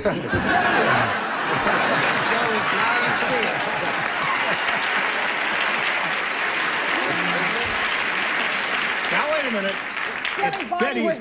Billy Barty would be a half astronaut, and we all know that. That's right. I tell you what we've got here. We had to get a tong to get our tongue out of the Tang. Gee, you had a lot of tongues there. That would have really scored for you. Okay, the end of round 1, 2-0 favor of Andrea, our challenger. Round 2 coming up, but first this comes up for you especially. Okay, now go to round 2 here and ask Andrea to make a selection. Take B again, please. B, is that what you had the first round? Yes, sir. Okay, now there are 2 of you who will not play. Nipsey and Richard will not participate. Everybody else will. What do you mean? Well, in the first round question, whoever was sitting in your position matched her. So you lay out during the... in her first round question. So now this is her second round question, so you do what I tell you to and don't ask questions. Okay. Remember, it's my show, okay? Yes. Okay, don't holler. At the Godfather's wedding, the drummer forgot his drumsticks. So the Godfather played the drums with a blank. I'm glad I don't play. At the Godfather's wedding, the drummer forgot his drumsticks, so the Godfather played the drums with a... And Andrea is thinking about it, and the rest of you will write something. This is the Godfather's wedding, wig lady. Yes. Wearing a bathrobe just because James Darren is sitting next to you. I'm going to unbutton it later on. All right. Well, right now, we'd appreciate an answer on the card. Okay. Okay. Let's see. She's ready. And, okay. How are you? I'm all right. Nice to see you again, my dear. Nice to see you. Okay, now we come over here to Andrea. At the Godfather's wedding, the drummer forgot his drumsticks.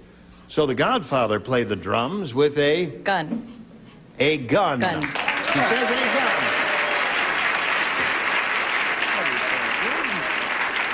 Now, you're fairly musical. Did you say gun? No, I'm Italian, too, and I did not say gun. You didn't? No, I said a breadstick. A breadstick? Yes. Oh, yeah, an Italian breadstick. Yeah. No, half the audience liked it, and half the audience is going to get you in the parking lot after the show. What do you say? As Charles Nelson Riley would say, I said pistol. So that's the... If you weren't around when I said it on another occasion, Charles Nelson Riley was absolutely superb in his Broadway show. He's doing a marvelous job on Broadway in the play God's Favorite. Now, here we come to you, my dear. The Godfather wedding, the drummer forgot his drumsticks, so the Godfather played the drums with a... Well, I don't think he carries a gun. Everybody else does. So he played it with a spoon. The Godfather played the drums with a spoon? You didn't see the movie, did you? Well, does he carry a gun? No, his protectors carry the gun. Oh, I'm tossing up for a breadstick. What a logical mind you have. Yeah. You're fired. Now, what do you say, Betty, my dear? Oh, that's right, you don't write. Well, I took a shot at it with a machine gun. Machine gun and gun, that is a match. Okay. That's 2 more for you. Now, you've got to match 4 to stay in the game. 5, Larry, will win another game for you. Let's see what happens. Mrs. Dracula said, My husband, the Count, is not very romantic. On our anniversary, all he gave me was a blank. That's what he said. Can you read that again? Mrs. Dracula said, My husband, the Count, is not very romantic. On our anniversary, all he gave me was a blank. You know that's a wrong imitation. She was Irish. She was Irish? So my husband, the Count, he's not very romantic at all. On our anniversary, all he gave me was a blank. That's better, darling. All right. All he gave me was a blank. All right, everybody playing? Ready down here? Okay. Now we're all set, and we'll call on Larry. Mrs. Dracula said, My husband, the Count, is not very romantic. On our anniversary, all he gave me was a blank. Well, I hope it was a bite, someplace on the neck, probably. A what? A bite. A bite. Okay. All he gave me was a bite. He gave a what? He said all he gave was a bite. That would be romantic. I figured if he wasn't romantic, he'd sort of put her in some place where they both couldn't fit. A All he coffin. gave me was a coffin. Aha. A bite on the neck or a suck on the neck is romantic. Now, you've got to learn to write bigger so I can read it because I'm blind and I can't read that. See Jack Norris standing. Jack Norris almost gave me cardiac arrest. I didn't know he was there. No, I know he was talking. She didn't know he was. Now, may we see yours? Of course you may see. Bite is the answer. What is the answer? Bite Blight? is the answer that Larry suggested. Well, it's what a person who should remain nameless gave me last Christmas. A casket. A casket. Gotta match everybody else remaining, Larry, to stay in the game. All right, Nipsey, we're up to you. Bite is what he's looking Larry for. and I know, a bite on the neck is a hickey. Does that match? That a match? Yeah. Okay. Now, still looking for bite? Yeah. On the neck or any place? I'm looking for a match still. I said a vampire kiss, which is a bite, after A vampire kiss, is that a bite? Yes, it is. Larry, you're hanging in there. You got 2 more hurdles to get over here. Let's see what happens with Richard. Jump is the word. Larry, so far, all you've had is the good news. Now the bad news. All he gave you was a pint of blood. Oh, you have a bite on the neck.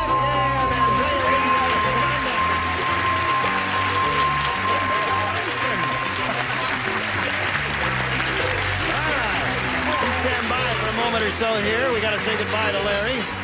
But Larry is not going to go, away. He's not going to be an unhappy fellow to leave here because he's going to leave with $5,700. And I just wish it. I hope you enjoyed it, Larry. Larry Presley. Now, we'll get back to this later in a moment or so, but first we got this message for you. Here we are, don't we make a lovely couple? Andrea Goldstein and I are standing here now, and she's waiting to have a go at real big money here, over $5,000, in the super match. You ready? Yes, I am. All right, here's the way it goes, Andrea. We polled a recent studio audience, and we got their best response to this. Rag blank. Now, the answer they gave most often is worth $500. You got to match it, though. If you match the next one, you get $250, and if you match the third, you get $100. Which 3 celebrities would you like a little assist from? Richard? What bread is in real life? A rag doll. A rag doll. Okay, there's one. Juliet. Ragtime. Ragtime. Okay. Betty. And Betty White. Rag mop. Rag mop. You got rag mop, rag doll, and ragtime. You want to choose one of those or think up one of your own? I'll go with rag doll. You go with the rag doll. Okay. That's a straight line if I ever heard it. You go with I went with a rag doll once, and, well, we'll think about it.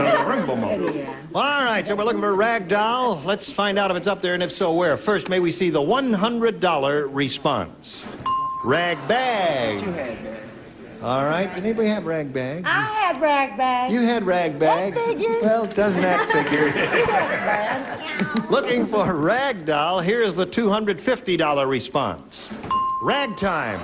That's one Juliet gave you. All right. Last chance for rag doll. The $500 response. There it is. Congratulations. Yay. Congratulations. So you got the money. Andre, you're up to $600. Now you're going to play for the $5,000. Right.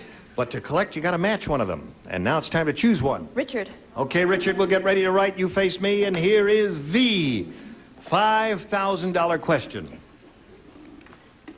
Who's blank? That's W-H-O' blank. Who's blank? W-H-O'.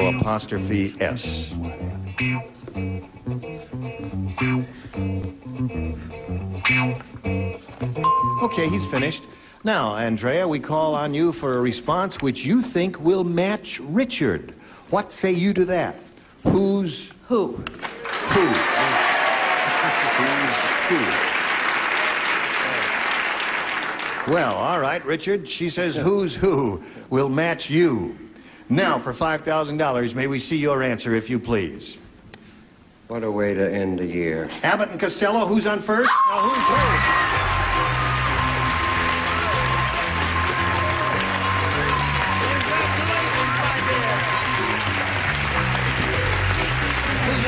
My neighbors. My husband's home taking care of my sick children. And my Okay.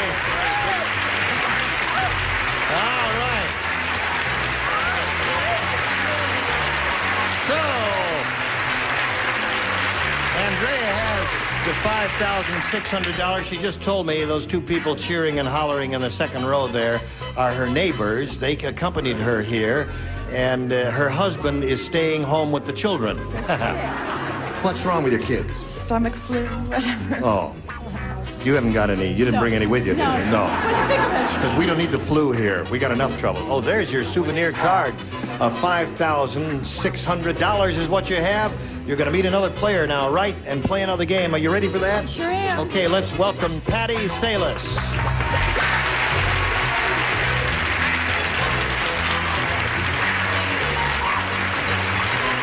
Hello, Patty. Did I say your name right? Salas. I said Salas. I said Salas, you say Salas. I say tomato. How are you? Fine, thank you. All right, you want to tell us a little bit about yourself while Andrea pulls herself together here and rolls up her sleeves? I'm a housewife from Burbank. I have a 2.5-year-old daughter named Nikki, and I have a green belt in karate. You have a green belt in karate? Oh, don't mess around. Well, I had no intention of messing around because that's not my job. My job is just to stay as far away as I can from it. All right, you ready to play? Yes. Here we go, Patty. Please make a selection. I'll take A. A. Everybody plays because we've got a new game going here. You all remember how wonderful James Darren was in all those Gidget pictures, don't you? Well, James Darren said, you all remember that too. Well, here's what he said. My mom especially, go ahead. Yes, your mother loved that. I remember that. He said, my all-time favorite was Gidget Goes Hawaiian. Not many people know this, but Gidget lost her blank on a surfboard. That's You'd be surprised at what she really lost on the surfboard. Did you hear all that? I was in the middle of the ocean with her. He said, my all-time favorite was Gidget Goes Hawaiian. Not many people know this, but Gidget lost her blank on a surfboard. I'm finished. Good girl. All right, we got to move along briskly now. Do not tarry. Do not delay. Just put it in the slot there. You've got an answer. I think you almost made up a poem, sweetheart. Yes. Do not tarry, do not delay. All right. Patty. That's the way. He said, my all-time favorite was Gidget Goes Hawaiian. Not many people know this, but Gidget lost her blank on a surfboard. Her virtue. Her virtue. You're applauding that, are you? I don't know what they're applauding. She was very close. She was close? Would you like to No, let's get it on the head. As a matter of fact. Just show your card. I'll tell you, Before her virtue, she lost her gum. Lost her gum, or she chewed gum all the time? Always. I see. All right, Brett, what did she lose on her surfboard? They say John Wayne lost it on a horse, but she lost her innocence on a surfboard. There's one for you, Patty. Nipsey? Well, see, I went to night school. I can't write in the daytime. But it says her bikini. Itsy bitsy weenie bikini. Yeah. All right, Julia, tell I us. have some support there. What Gidget lost on that surfboard? Well, if she didn't lose it on the surfboard, I expect she lost it in Hawaii. Her knickers. Her knickers. That would be preliminary to losing her virtue, wouldn't it? What did you say, Richard? After Not those, necessarily. she loses the virtue. That's it. Okay, there are two for you and Betty. We may have to have a meeting. Her balance? Her balance? All right, that's two for you. Your first round question is yet to come, but before anything happens, this message will come your way. Gene Rayburn, Match Game 74. Join us next time. Goodbye.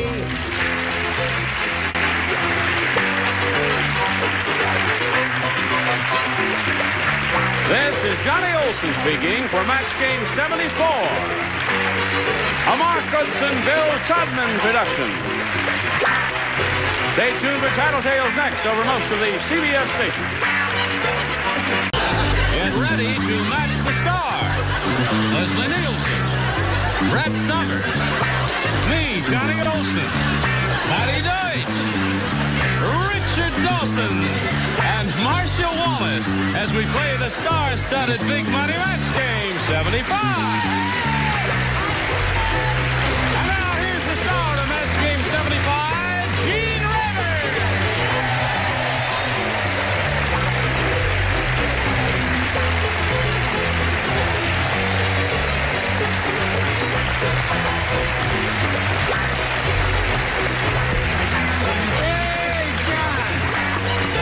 Well, John, isn't it nice to see you up there? Thank you, Mr. Gene Rayburn. It's nice to be sitting up here next to my pal Brett and all the rest of the wonderful? Don't touch her.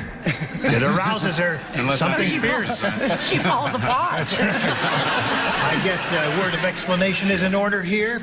We make no pretense about the fact that these shows are taped a couple weeks in advance. I mean, all daytime shows are done that way. And this particular day happens to be the day when the clocks were supposed to have been turned forward 1 hour. And somebody who usually sits in that seat forgot to turn his clock forward 1 hour. And so he ain't here. And you may never ever see him again. Actually, we're live, but the audience is on film. No, but he'll be along in a little while. In the meantime, we're delighted to have Johnny Olson up there to fill in for us. And now let's, us old-time celebrities here on this platform, welcome the new kid on the block, Leslie Nielsen. How are you doing? Terrific kid. How are you? Thank you. Very good. How are you? Glad to be here. Leslie? Yeah. I've seen a great deal of you on television. I've always enjoyed your performances, but I've never seen you do any kind of game show. Is this, No, I've done a few. You have Yeah, done a few? very badly, Yeah, though. really? Yeah. Well, you're going to be... He did your show? Oh, well. Yeah, He's I was. He's a veteran there. All right, good luck to Absolutely. you. And now let's say hello to our current champ, John Levinson. Hello there, John. How are you? Pretty good, you? Good. When we were together last time, John had just won one game. He's got his $100, and he's going to try and collect a big pile of money now as we go to the audience match. You ready for that? Sure am. We'll do that right after we do this message for you. This is John's first trip up here, and if you're set... I hope so. Can I touch your velvet? Certainly. Boy, that's terrific. Where can I touch it? It fits him, doesn't it? Very nice. Yeah, pretty natty guy. Get off the stage. All right, John, we polled a recent studio audience and we got their best response to this. Blank Robinson. Now, the answer they gave most often is worth $500 if you match it. You match the next one, you get $250, and the third, $100. 3 of these celebrated people are permitted to help. Whom do you choose? Richard. Greatest fighter of all time, Sugar Ray Robinson. Sugar Ray Robinson. Okay. Richard would say that since he's a fight fan. All right, Marcia. Marcia? Hello. Marcia, The darling. famous Mrs. Robinson. Mrs. Robinson. Please, Mrs. Robinson, yes? Patty. Patty, what do you say? Hello. Hello, Patty. Blank Robinson.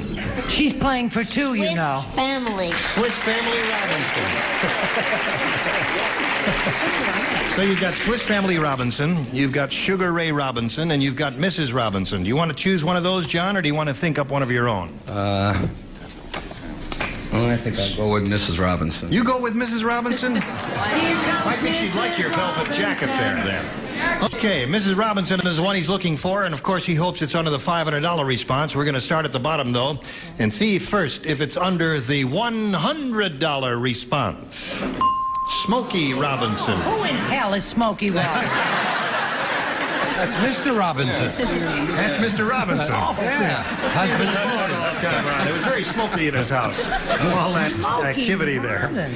All right, we're looking for Mrs. Robinson. Here is the $250 response. Swiss Family Robinson is up there, the one that Patty gave you. By, what's his name? All right, last chance for Mrs. Robinson. Here is the $500 response. Jackie. Leslie had it. You had it, too. Edward G. Yeah. You what? I was between that and Mrs. Robinson and Jackie Robinson. You were in the middle of that trio? Right. Yeah. Well, that was an interesting experience. You're not I'm sorry you didn't get the money. Smokey Robinson got billing over Sugar Ray Robinson? I don't understand that. Isn't that amazing? Listen, in all candor, I must ask, and no offense, Smokey Robinson, whoever you are. No, he is. He's a fine rock singer. He what? He's the lead singer of the Miracles. Smokey Robinson and the Miracles. Who are the Miracles? It's a singing group that worked with Smokey Robinson. I have to catch up. All right. Well, John, you still got your $100. You're going to play another game right now. Are you ready for that? Okay. Let's meet another player and welcome Sue Hooker.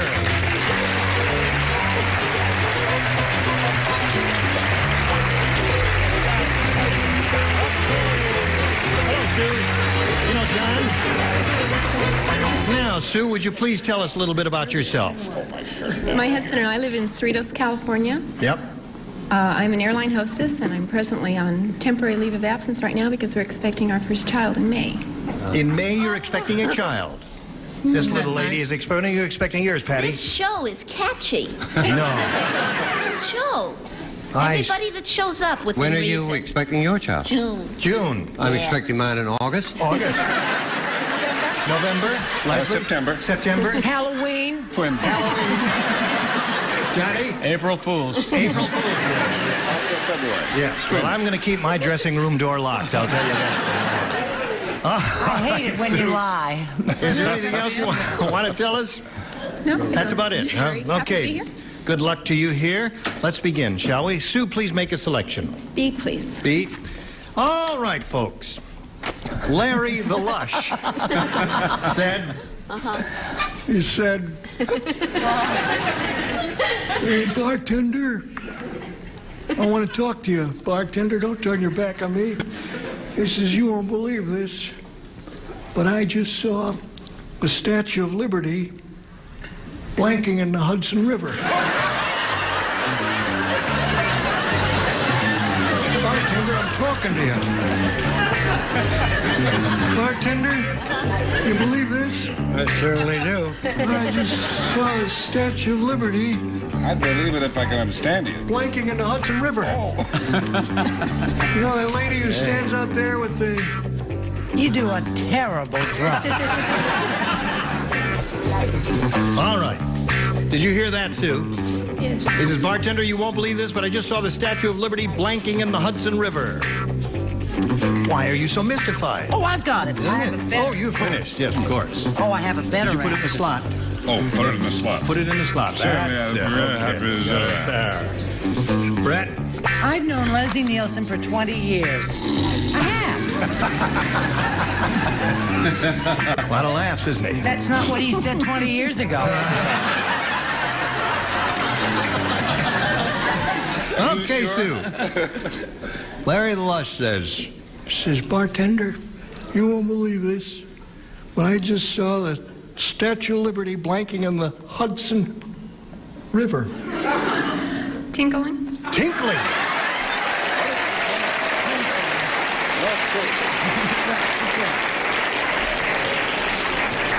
That's why, you see, she's standing there with one finger raised like that. Yes, you are first to show and tell. Well, you see how booze can affect a person, you see, because you can do it very daintily like this, but it's really tinkling. Oh, yes, in that case, of course. There's one for you. There you go, right in there. All right, so far, everything's terrific, Leslie. All right, Brett. I was going to say dancing, but she didn't have a partner. And so I put something I thought was fairly sensible. I said swimming. Swimming in the Hudson River. Oh, come on. Not a bad answer. No. Statues don't swim, especially those made out of statuary bronze. Now, Johnny Olson, you're up for the first time. All right, Gene. I've gone by the Statue of Liberty many times in New York. Yes. And I've looked up at her. Yes. I didn't see her tinkling, but I saw her dripping. Oh. Yeah.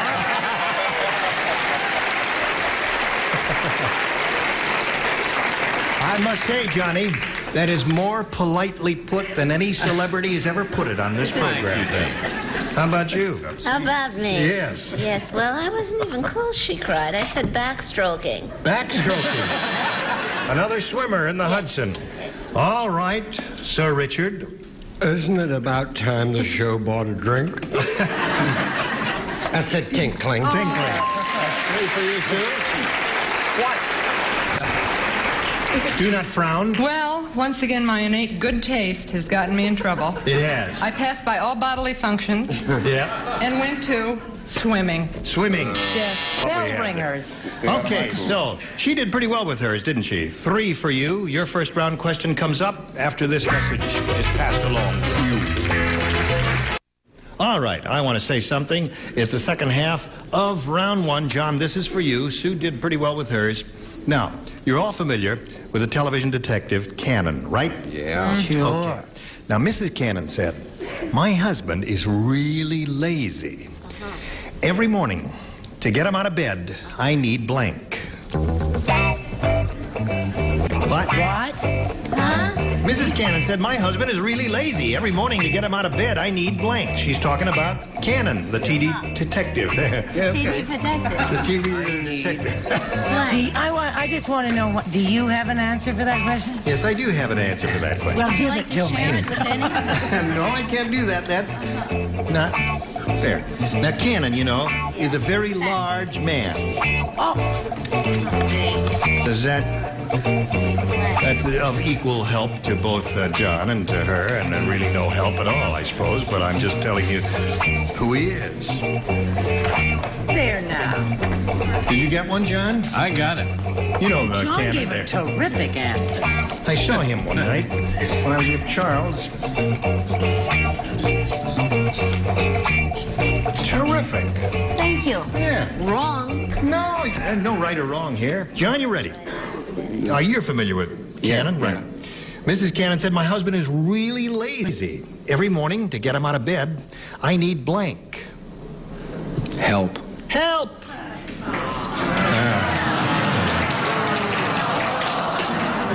They've warmed the cockles of your heart, haven't they? All right, Leslie.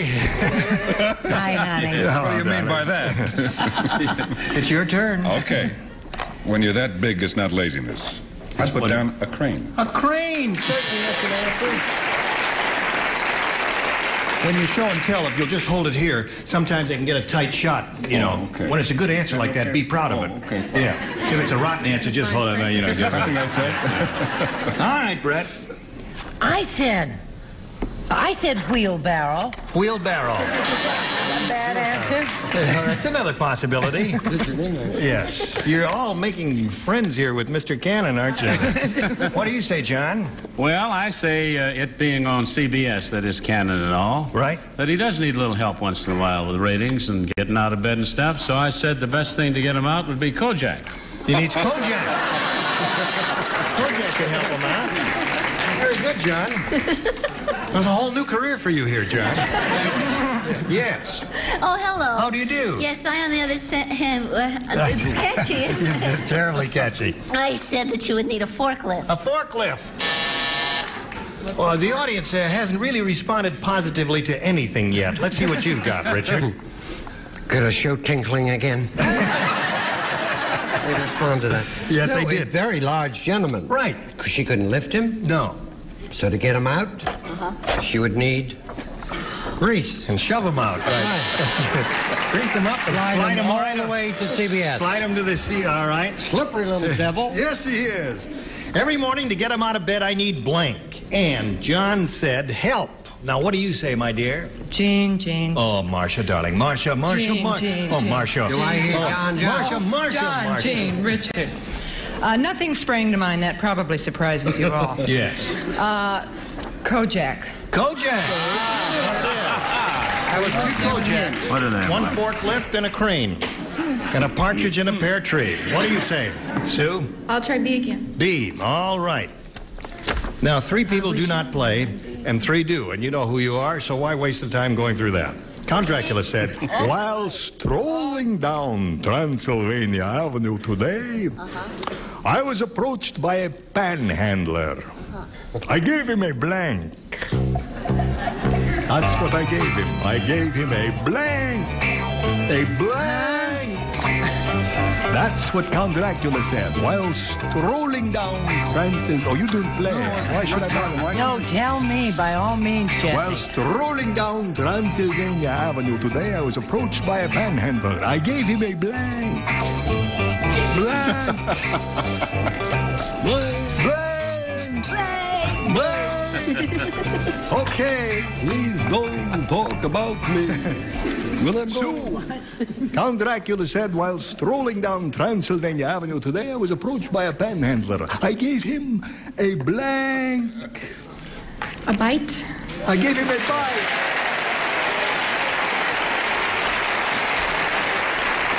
They let you know when they like it, when they don't like it, don't they? All right. Oh, they're going to love this answer. They are. Don't you worry, kids. We're getting on fine.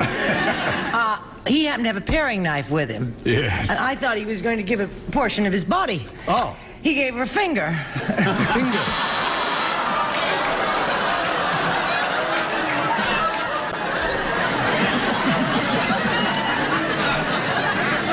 Revolting. Hello, little girl. Hello. What have you got there? I've got a bite. You got a bite. That's 1 bite for you. Would you like to give her a bite? Oh, sure, but I can't. Why? Well, Jane, may I speak frankly? Yes, don't touch me, though. Just talk to me. I certainly won't. Once again, I have an answer that's less than adequate, but I tend to doze off during some of your impersonations.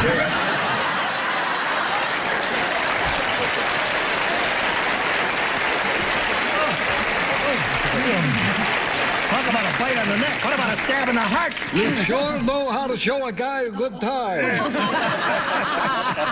Now show us your answer. Oh, sure. And Now, be humiliated. Hickey. A hickey. Okay, Joe. Ira. Now, hold it. I will appeal on your behalf to the judge. Thank you. Now, if you do a hickey right, it's really almost a bite. Sure. Ira, weren't you ever a teenager? Yeah. Now, wait a minute. Ira, how do you do a hickey? Come over here. How do you do a hickey? How? Haven't you ever been in the back seat of a 1920? That's right. Now, isn't that a bite? No?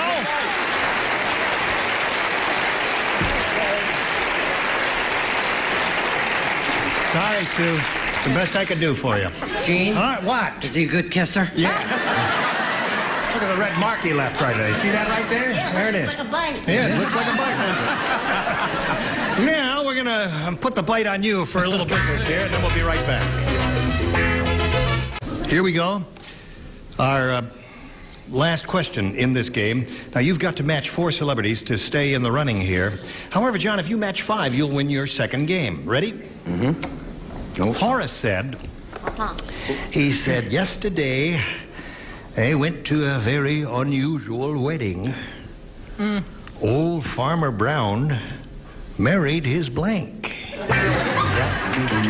Very, very unusual wedding. That's Old Farmer Brown. You remember him? Oh, surely.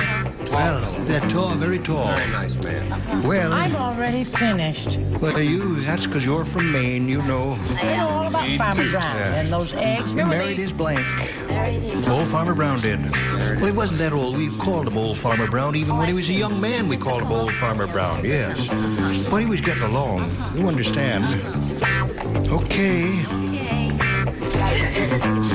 Remember Farmer Brown with the eggs in math? You know, Farmer Brown had 7 eggs. He gave 3 away. He put 2 onto 5 chickens. You know, all that?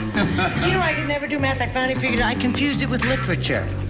It's the truth. It's like with all those stories, I got so involved in the story, I was unable to figure out that 4 from 2 was 6. You were waiting for the eggs to hatch. I was so upset about Farmer Brown failing. All right, John Levinson. Horace said yesterday, I went to a very unusual wedding. Old Farmer Brown married his blank. Cow. His cow. I got one here. You got one there? All right. Tis the Farmer Brown who is now in Folsom because he married his cow. Oh, splendid. Let's see. You, my dear. He gave away his chickens, and he took us to cow. Aha! Johnny O! He married his favorite moor, cow. The cow. You need one more to tie, John. You offer him a cow? No, his cow was spoken for, so he married his pig. Well, that's what they said about her. A lady pig, a sow. You need one more cow Wasn't an unnatural to marriage. stay in the game. There it is. You got a tie score. Okay, 4-4. We got to go to a tiebreaker, but before anything happens, we got to go to this message for you.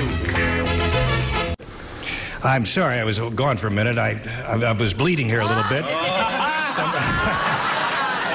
Very nasty fight. Right. That's very nasty. Our producer was showing me, demonstrating what a hickey, and it got my shirt all. I had to have it cleaned and all that. Iris hickey. Say good night, and we'll go to the medical. Oh, place. all right. Join us next time for Match Game 75. Gene Rayburn here. Goodbye.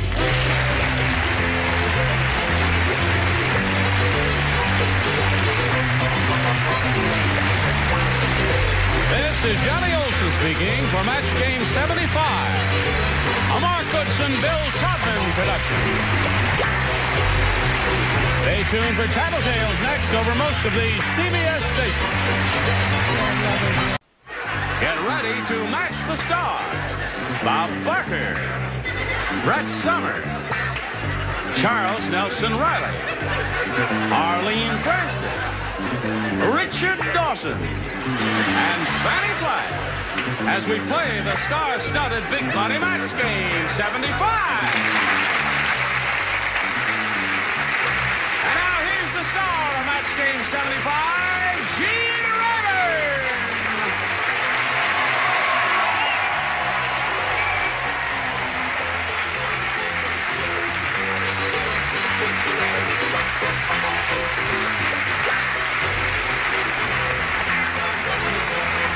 Thank you, Johnny Olson and friends. Thank you, thank you.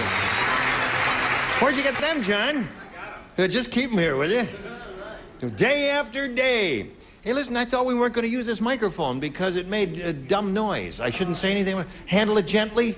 You forgot to give me the old... You want to give me the old microphone? You don't. All right, we'll use this microphone. Gene, you can't blame the mics for the dumb noises heard from this show. How's Bob Barker? Fine, Gene. I How are haven't seen you you? in a long time. You've been working hard and the Price is Right. Oh, I've been slaving. I've been working so hard. Oh, you can't believe how hard. Really? What did she say about the railroad? He's been working on the railroad. Look at that Well, last outfit. time I was on the show, I wore a tuxedo, and you didn't like that, so I thought I'd try this time, you see. I see you're wearing those fake jewels again. You're carrying your magic wand. It's splendid having you on the West Coast. Isn't it splendid having Arlene on the West Coast here? Right. Now, what do you say we say hello to our two players, Carol Bartos and David Olson? How are you, Carol? Great. This little lady won $5,600. That's a lot of money, and she's very happy about that. You've had a chance to think over what you're going to do with your winnings. Have you made any decisions yet? Oh, I am just still having sweet dreams. Oh, really? You're dreaming about everything. Right. I want to dream about it for a while. All right, we started this game just to bring you up to date on what happened since we were together last time. David Olson had his first round question and matched one of our celebrities. And your first round question will come along right after this message comes your way. We are ready. My magic finger pushes the little red button and reveal the question here for Carol. It's your first round question, Carol. And it goes like this. Tarzan, say... That's not... Honey, you don't have to write Tarzan. That's Jane, darling. That's Jane. That's Jane. Tarzan saying... Tarzan saying... me old. He says, me old. Old Tarzan. He says... me have accidents swinging on vine. So now, me wear blank. What does he have swinging on his vine? Tarzan has what swinging on Do the without vine. the acting. Just the words.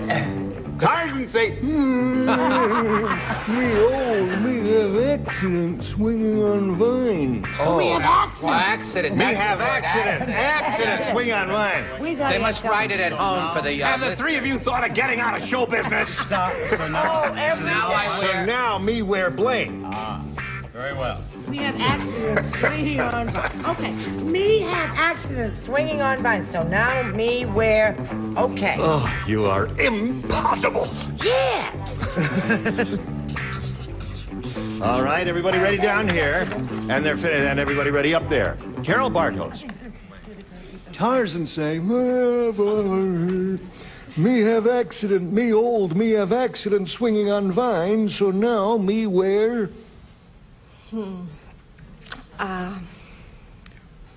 Bandage brace. Bandage brace. Brace, you know, when you get hurt. Something you just invented. Right, right. I think the audience is trying to tell you something, Carol.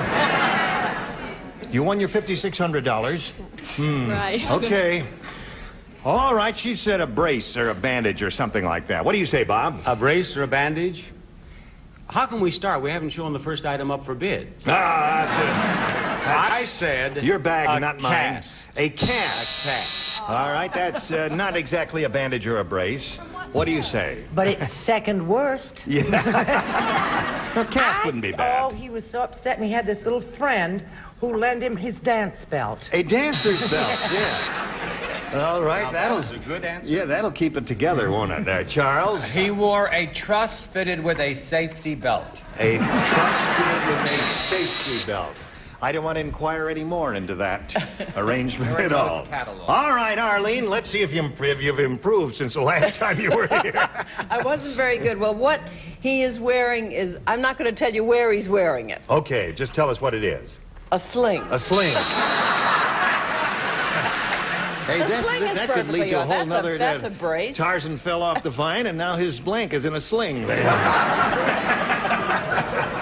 That'll be our next question. What do you say, Richard? Oh, what's printed on the money in the jungle? What? In Tarzan, we trust. In Tarzan, we trust. And vice versa, I might add. So now we have accidents swinging on vines, so now me wear bandage or brace or whatever is what you... Tarzan, we trust. Yes. I hate people that try to be silly. This is for Bob Barker. Trust or consequences? Trust or consequences.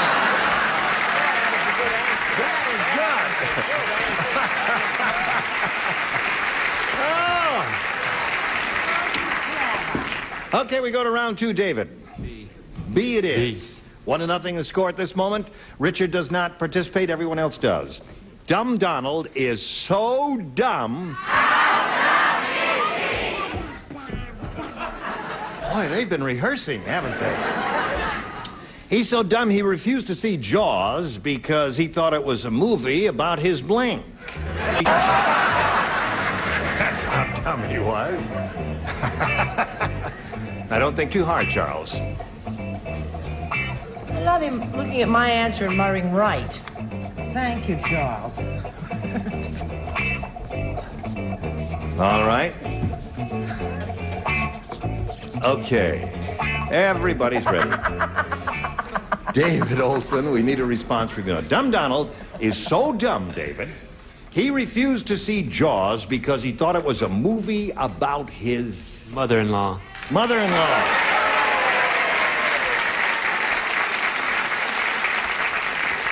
Kid's pretty good over there. Yes, that's very good. Yes. Before I show my answer, I just want to remind the audience that this is just a game and we're just here to have fun, and it's not important whether we match or not. I said dentist. Dentist is not bad. No, wait a minute. Gene says it was not bad, and he has been here more than you have. That happens to be a very good answer. Now, his is good.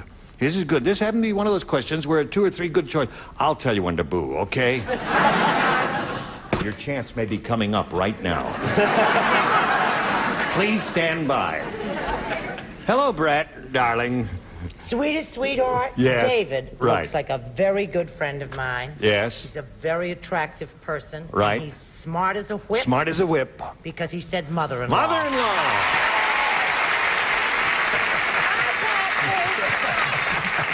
Foiled again. Foiled again. Charles. Oh, dentist. Dentist. He Well, I said- didn't want to say it. You see, he's new on the show. Yes. And if you say it and show it, you get a boo. But if you know it stinks and you just turn it over Oh, that's it. quietly, then nothing Yeah. goes. It does no one boo. Yes, they have. They can't see.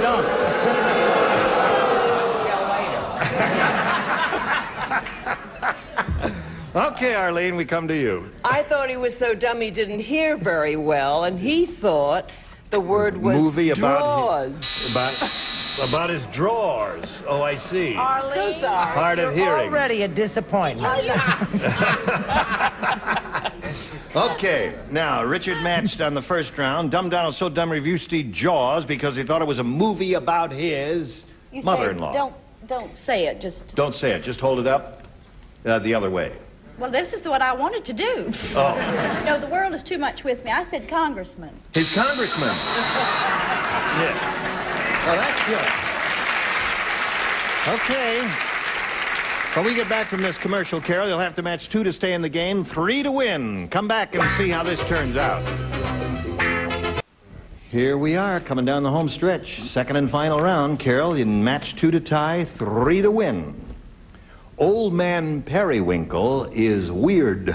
How weird is he? Oh, I'll tell you how weird he is. He took the rubber tip off his cane and he put it on his blank.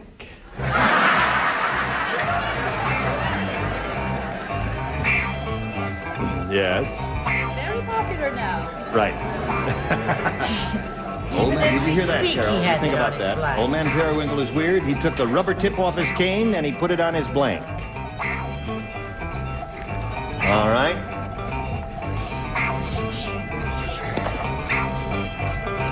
Okay. Wait a minute. Well, you haven't started yet, or have you changed your mind? I had a wonderful answer, but now I went with another wonderful answer. Okay. Now you got 2 wonderful answers up there.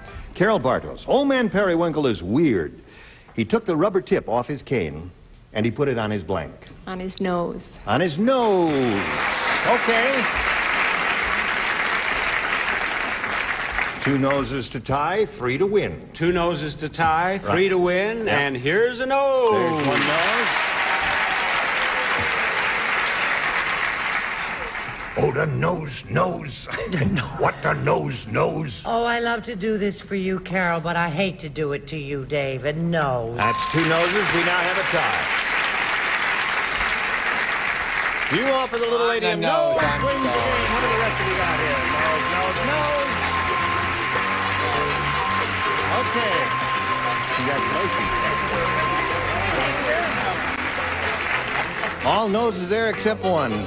And Dave, we got to say goodbye to you. It was a pleasure meeting you.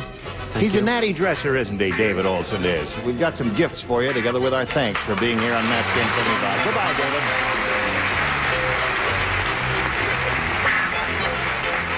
Now, there it is. Carol, you've been here before. You now have $5,700. You know how this goes, so shall we get right to it? Yes. Okay, we polled a recent studio audience and got their best response to this. pie blank. Now, the answer they gave most often is worth $500 if you match it. If you match the next one, you get $250. If you match the bottom one, you get $100. Whom do you call on here for some help? Richard. Pie crust. Pie crust. Okay, there's one. Fanny. Fanny. Pie in the sky. Pie in the sky. A moderate amount of applause. And one more. Britt. What about pie a la mode? Okay. You got pie in the sky, pie a la mode, and pie crust. Pie crust. Pie crust, okay. It's the answer that Richard gave you. We'll find out if it's up there. And if so, where? Let's begin down at the bottom as usual and reveal the $100 response. Pie in the face. It's worth 2 in the hand, that's true. All right, we're looking for a hunk of pie crust. Let's see if it's hiding under the $250 response. Pie crust it is. Congratulations to you. You got it.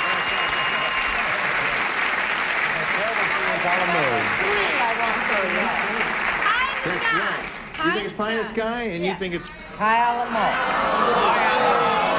Pie a la mode, right, audience? Pie plate. Okay, Earl, let's see it. Pie plate.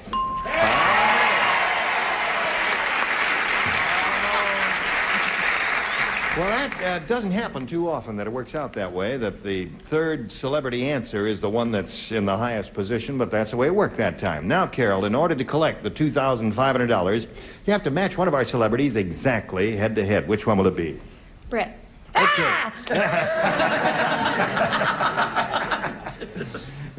Did one of them? No, I guess not. Okay. Are you ready to ride, Brett? Yeah, yes. Okay, you turn around, face me, Carol, and here we go with the $2,500 question. William Blank. William Blank.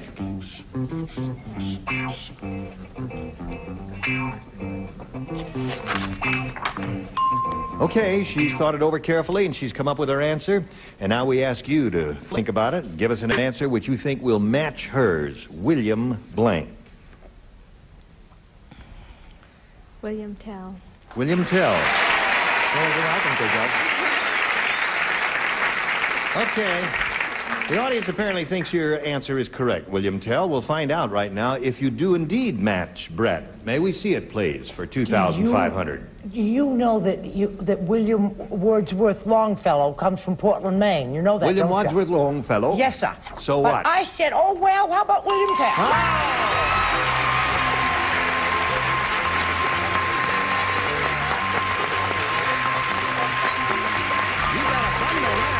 You got $8,450.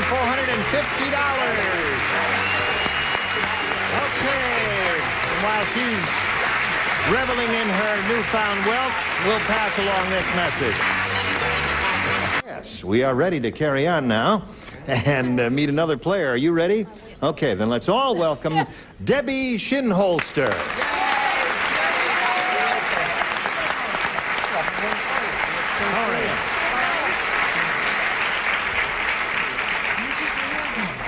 Did they lower your chair? No. No, that's you, right. All right, Debbie, we'd like to find out something about you. Wouldn't you like to find out about Debbie? Yes, let's find out her about her. age. She looks 12. No, she's older than 12, A little aren't you? older than that. You are. I live in La Grande, Oregon, and I work as a secretary, and my husband's a student at Eastern Oregon State College, and we just celebrated our first anniversary. That's nice. La Grande. La Grande. That's a pretty name. It's up in the northeastern part. Congratulations. A very enthusiastic audience. They're very happy for you that you're married and that you're here and that all that. Okay, are you ready to play? Sure am. Okay, let's begin. I ask you to make a selection, A or B here. I'll pick A, please. A it is. New game. Everyone participates, and it goes like this. Charles Nelson Riley said. Uh-oh. He said, when I was a kid, my family was really poor.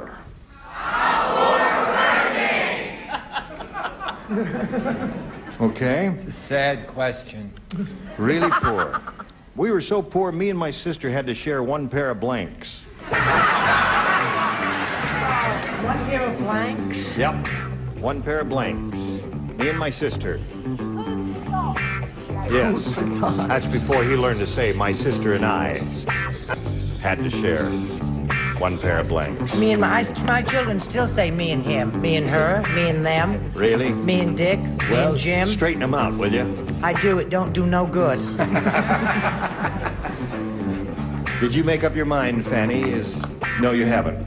Come on, Patsy. Your mama's watching you and wants you to hurry up.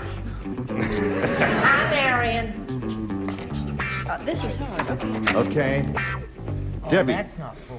Charles Nelson, you've seen the show a lot, haven't you? You know a lot about all of our celebrities, Yes. including Charles Nelson Riley, who said, when I was a kid, my family was so poor, me and my sister had to share one pair of blanks. Shoes. Shoes. There's so many. Zero reaction. A delayed slight reaction. She says shoes. What do you say? Shoes. She I says started shoes. to say pants, meaning slacks and Right. so on, but I thought the audience might misunderstand. There's such a sensitive group, so I said shoes. Shoes. One for you, Debbie. Very good, Mom. What do you say, Brett? I don't want a lot of ugliness to ensue because of my answer. I just want the bell, and I don't want any trouble. Sneakers. Okay, that's true for Debbie. Now, Charles. What don't I ever wear? Socks is what you never wear. Because my sister at the age of 21 got to keep them. Socks. Oh. The one pair of socks, and that's why you never wore them. They were Argyle and very sweet. Your sister's the one, the little old lady in Argyle socks. Okay. Now, Arlene. And one for one foot and one for the other. Oh, another pair of shoes, Debbie. That's three for you.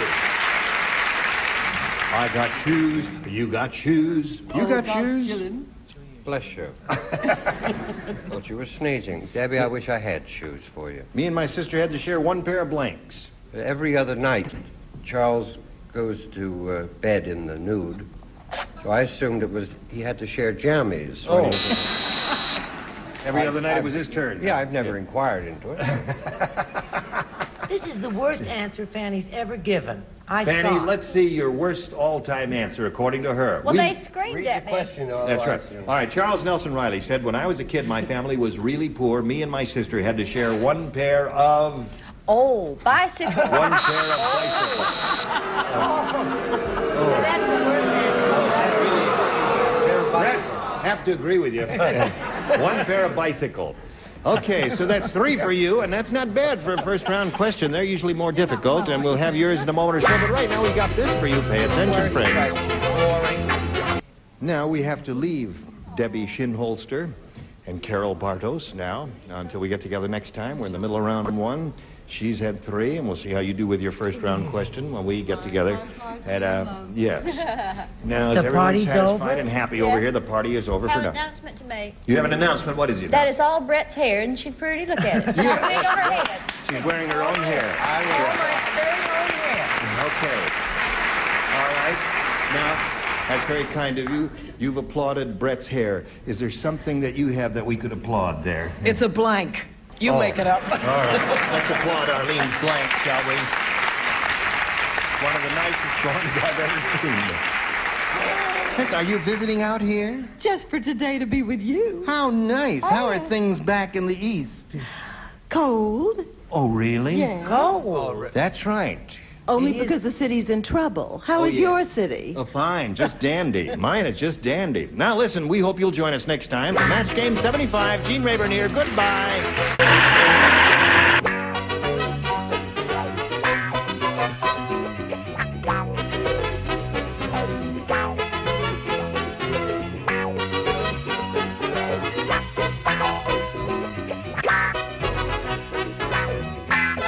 A Mark Goodson, Bill Trotman production. Stay tuned for Tattletales next over most of the CBS stations. Get ready to match the stars. Bill Anderson, Brett Summers, Charles Nelson Riley, Bonnie Franklin, Richard Dawson, and Fanny Flagg as we play the star-studded Big Money Match Game 76. And now here's the star of Match Game 76, Gene Rayburn.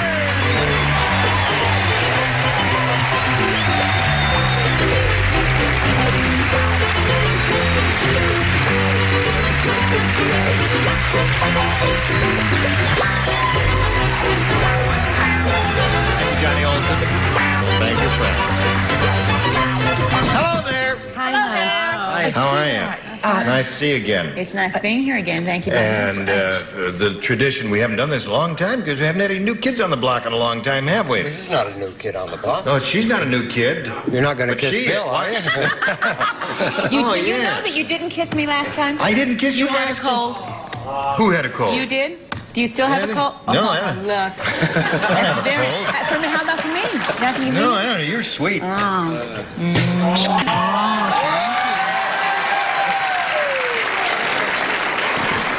No, you don't either. While you're here, this is nothing personal. Wait a minute, Don. What are you doing? No, I'm not doing. I'm fixing you because somebody let you come on with a. There you go, Don. You're all straightened up now. Don't worry. I'm serious. I'm not kidding around. You're. She patted my blank. A brief round of applause for the new kid on the block, Bill Anderson there. Now, Bill Anderson has the biggest selling record album in the country. It's called Sometimes, and that's the name of the big song in the album, is it? Sometimes, is that right? How many have you sold? Today? Yeah, as of this moment. I have a few here with me. I don't know. It's been the #1 record in the country music charts for about the last 3 or 4 weeks, so we're kind of excited about it. Isn't that marvelous? How's it going? No, you can't get a performance out of it. Yeah, just a little bit. Oh, really? Yeah, because actually, see, I do this with a girl named Mary Lou Turner, and I start off and I say, you be Mary Lou. Okay. Okay. I say, hello, beautiful, are you married? And you say, sometimes. Sometimes. That's it. Is that the song? That's it. That's what she says all the time. Now let's say hello to Nancy Pappas and Barbara Incardona. How are you? This lady is our current champ. She's won a total of $1,900, and she's very happy about that. Now she's being challenged here by Barbara, who's had her first round question, did not match any of our celebrities. We'll see how Nancy does with hers in a moment or so, but right now, we've got this for you. Now, we'll carry on here. Second half of round one. Nancy, this is all yours. Your first round question, everybody plays. 2 million years ago today, Grog the caveman and his best friend Og had a falling out when Og's dinosaur ate Grog's blank. Now do that again for Bill. I understood it perfectly. Grog the caveman and his best friend Og had a falling out when Og's dinosaur ate Grog's blank. Got it. Got it? Now I got it. Now, I hope you've watched this show a lot, because the tax on your intellect is absolutely astounding. It's an extremely difficult show to do. Tricky. Tricky. Hard. I can tell. Just say the first thing that Og's comes to dinosaur ate Grog's blank. All right? Go. I liked that. Why's your mind blind? You drawing a blank on it? No, you can't draw a blank on it. You got to draw a picture of something on that card. Anything. Just put down anything. What? And it'll probably No, I match. wrote a big country hit. You wrote a big country hit? What was that? It was called I'm Going on a Love Diet to See If I Can Lose You. You remember that? They don't remember. There you go. Good. All right, here we go. Nancy Pappas. 2 million years ago today, Grog the caveman and his best friend Og had a falling out when Og's dinosaur ate Grog's Wife. Okay. That's what you said, Bill. Well, that's what I thought of, but I thought sometimes was pretty bad, and that's a little bit worse. I figured that Og also had a dinosaur. Yes. And I just figured maybe he ate the dinosaur egg or something. The dinosaur egg. Og's dinosaur ate Grog's egg. Okay. Leave him alone. It's his first time on the show. Yes. Okay. What do you say? See how nice I am? He wrote that down. I said, oh, that's terrific, hon. Just put that right. It's just wonderful. Show him Just yours. turn on anybody, right? Wife. Wife it is. There's one for her. All right. And Og's dinosaur, yeah. I just said the stick, that big stick they always have.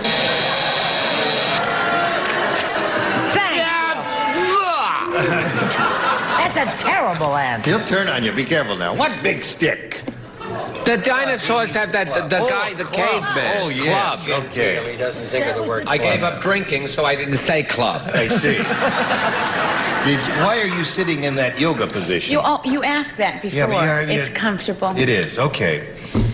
What I said was the tail, his tail, see? Oh, dinosaur ate Grog's tail? Yeah. Who said Grog had a tail? Well, Who said he didn't? Who said he didn't? Okay, you got me there. In all fairness. In all fairness. We yeah. don't know that much about them. I see. Okay. Richard. We fair. We fair. That's two for Nancy. We missed you. I missed you. All right. How'd you get your little legs like that? I said wife. Wife it is. 3 for you. Now, here we go to round 2. All right, Barbara, it's your choice, A or B. A this time. A? Now, everybody plays because she didn't match anybody in the first round.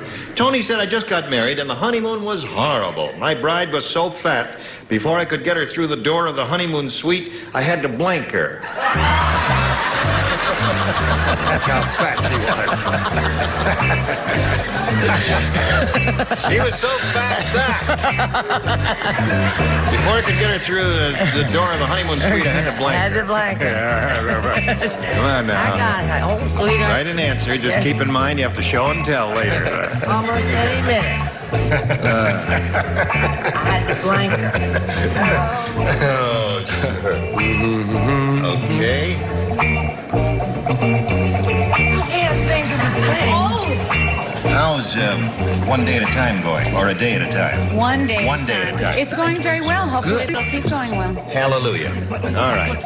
Put this on the end. Charles is yours in there. Brett is yours in. No, but wait, just coming along here. Ready? Now, Barbara. Tony said I just got married and the honeymoon Wait was... 1 second, please. What? Fanny just had a little nap. Oh. You ready now? Well, I didn't want you to be incorrect. Tony said I just got married and the honeymoon was horrible. My bride was so fat, before I could get her through the door of the honeymoon suite, I had to blank her. I don't know how much time he had, but put her on a diet? I had to... You're saying I had to reduce her, is what you're saying, right? I had to reduce her, in effect, is a one-word answer. She said put her on a diet, but that's reducing. What'd you say? Well, he didn't have that much time, and he only had time to give her a Squeeze her. you know. Is that better? No, that's very good. Squeeze, that's I'll good. He catch on to compressed this. her, Bill, and squeezed her and got her through the door. What do you say? I said he had, between Fanny and Bill, I'll never be able to talk right again. I said he had to squish her together. Squish her together. That seems to be the answer. Now, Charles. Squeeze. Squeeze her. Got to match the remaining ones, Barbara, to stay in the game. Here we go. And she didn't, so that means Nancy wins the game. Look at that. Grease and oil is very good. Diet.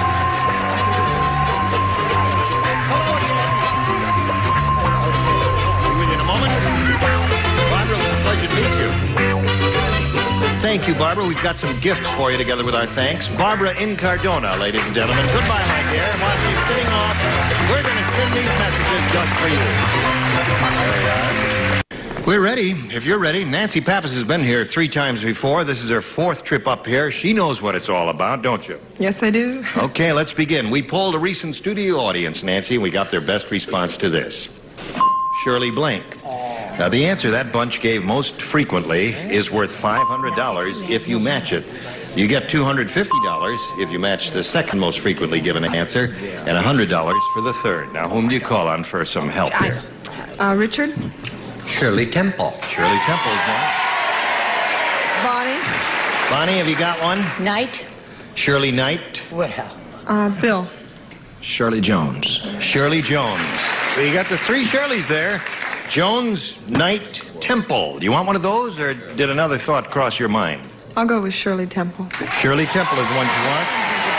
We're going to find out if it's up there. The audience thinks you're right in choosing that one, Nancy. We'll find out whether you're right or wrong.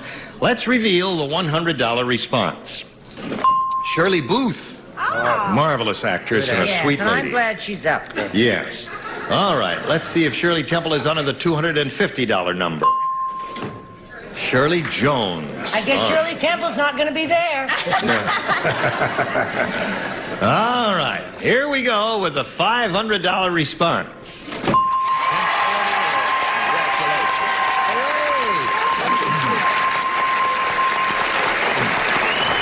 Well, put you over $2,000. You got an even 25. Let's see, is that right? What'd she start out with? You started out with 2,000? No, you picked up 600. Now you start out with 19. Now you got 2,500. Right. Now you're going to play for 10 times 500 or $5,000. But you remember how this goes. You have to choose one and get an exact match. Richard. Okay, Richard. Here we go. You just face me over there, and away we go with the $5,000 question. Blank Hutch. Blank Hutch, H-U-T-C-H.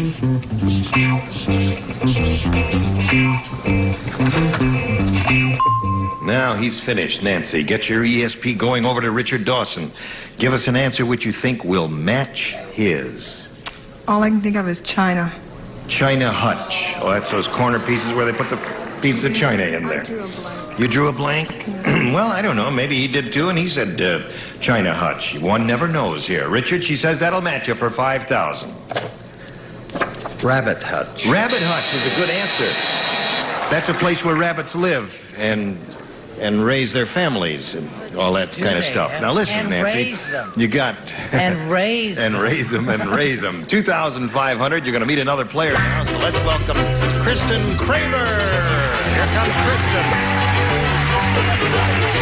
Hi there. Okay. You ladies know each other?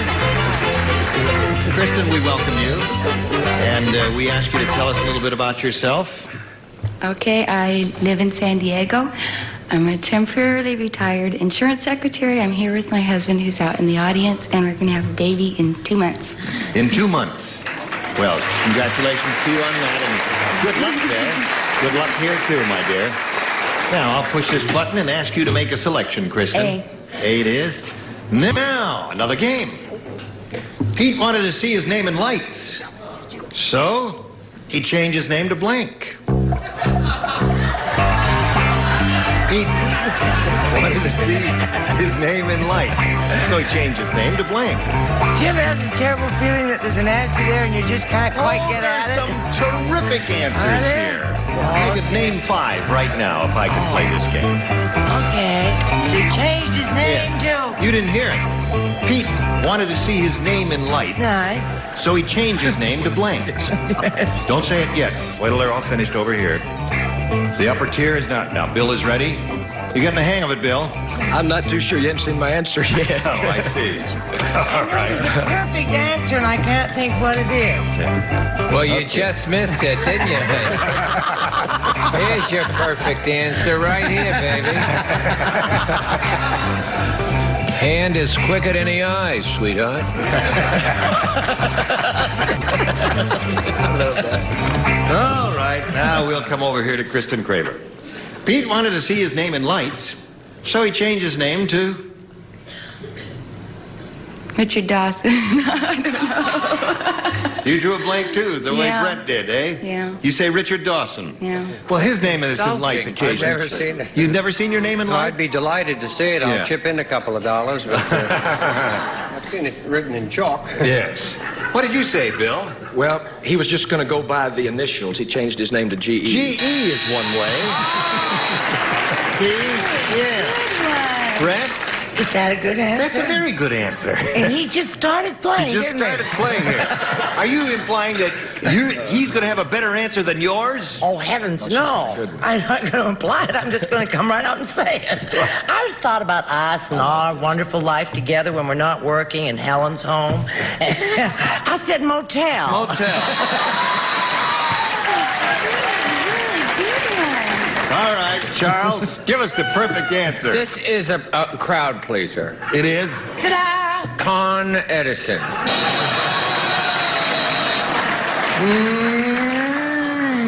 Pete For wanted to some see of the his- crowd. Yeah. About 20% of them you got.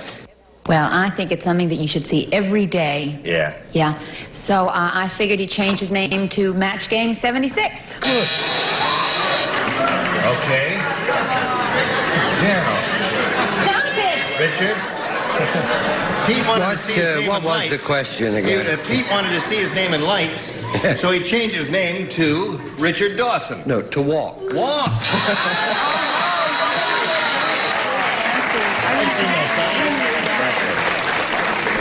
I'll meet you at the corner of walk and don't walk. What do you say? I was trying to think of what you see at night in lights, and the only thing I could think of was whiskey, women, whiskey, women. I love the way you say it. 50 live girls on stage. 50. Okay. So, there's your question for round one. Yeah. Now, you'll mend your ways, won't you? Oh, that way. Okay, your question will be long in a moment or so, but right now, friends, we want you to watch this. Today's consolation prizes are 4 gallons of True Test Easy Care Latex Flat Enamel, a scrubbable flat finish latex enamel exclusively from True Value Hardware Store. And a Service Master First Aid Kit helps keep your carpet spotless. Service Master's do-it-yourself carpet cleaning now available from the cleaning people who care. And from Kinney Shoes, a beautiful selection of fashion footwear. Kinney Shoes are everywhere, so come and explore at the Great American Shoe Store. It's a man, it's a bird. It's Gene Rayburn with Match Game 76 continuing in 1 minute. Are you ready? Okay, this is all yours. Nancy Pappas, who's really rolling along here. When Bob went out with Shirley, they had to make an emergency call to the dentist because Bob got his blank caught in Shirley's braces. Now, we are not reading this just to amuse you. You must respond to it. I was smart, honey, but I don't know where they were. Where were they? He went out with Shirley. Oh, he did. They just went out. Oh, I see. They were. They had to make an emergency. Bob and Shirley went out together. Bob and Shirley? Bob and Shirley. And they had to make an emergency call to the dentist because Bob got his blank caught in Shirley's braces. Okay. I have my answer. Stop covering it up. I don't care about your rotten old answer. I've already finished. Don't fight, children. Honestly, over there hiding his answer if anybody wants to look at that old answer. All right. Nancy, are you ready? When Bob went out with Shirley, they had to make an emergency call to the dentist because Bob got his blank caught in Shirley's braces. His tongue?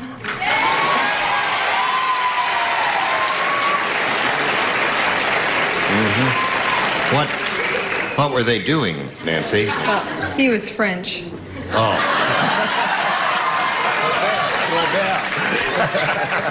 That's it. Robert, you say? Robert, you say. What do you say, Bill?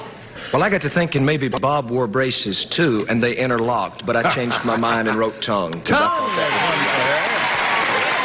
Holy mackerel. That would have been good, though. He got his braces caught in her braces. That wouldn't have been bad. But tongue is good. All right, Brett. I'm not going to comment. I'm not going to say anything. I'm just going to show my answer. I said he got his little mouth caught in Got her. his mouth caught in Shirley's braces.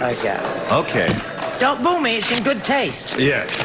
What do you say, Charles? I was called in on the case personally. The name was Robert Duval. Is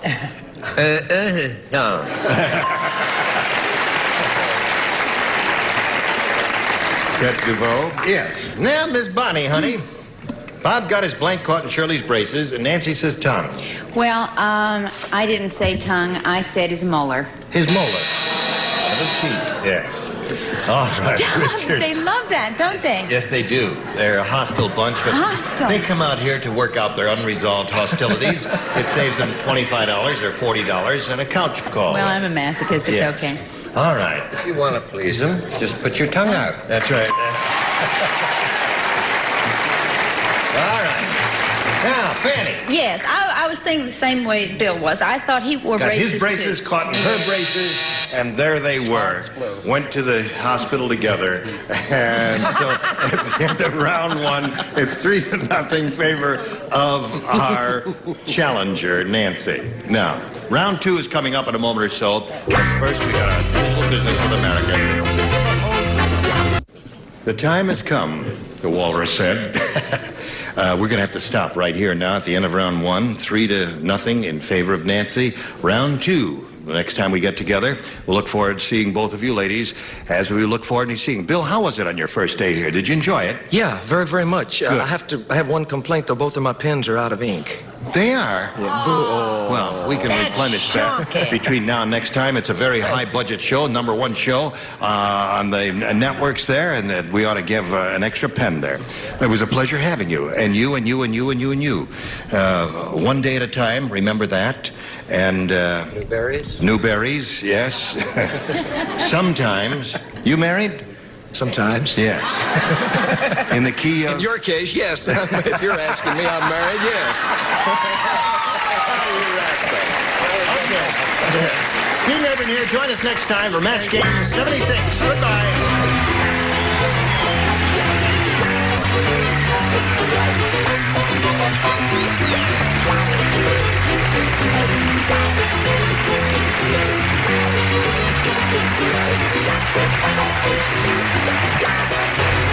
This is Johnny Olson speaking for Match Game 76.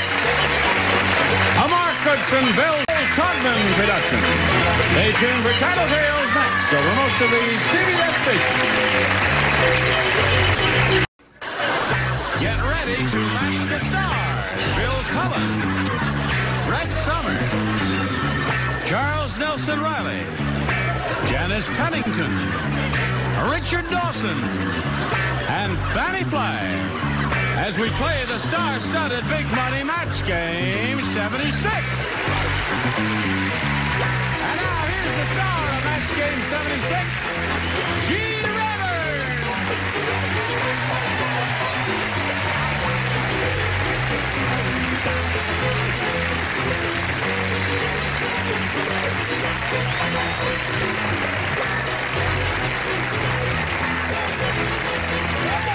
Thank you, Johnny Olson and friends. Holy mackerel. Hello there.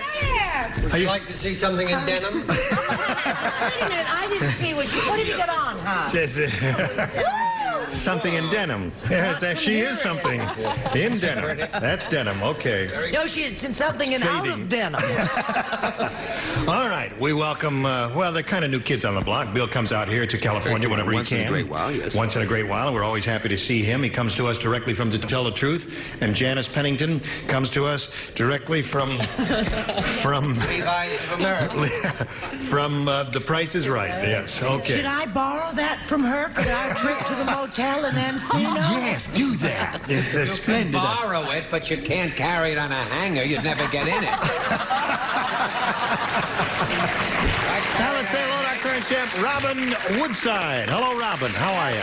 Good. Robin has won one game. She's got her $100. Now she's going to have a go at the audience match where she could win over $5,000. Are you ready for that? Yes, I am. Okay, so are we. And we'll do it in 1 minute and 5 4/5 seconds. Okay? 5. There it is. Okay, you ready? Yes, I am. What do you want to do? What do I want to do? I want to win. You want to win?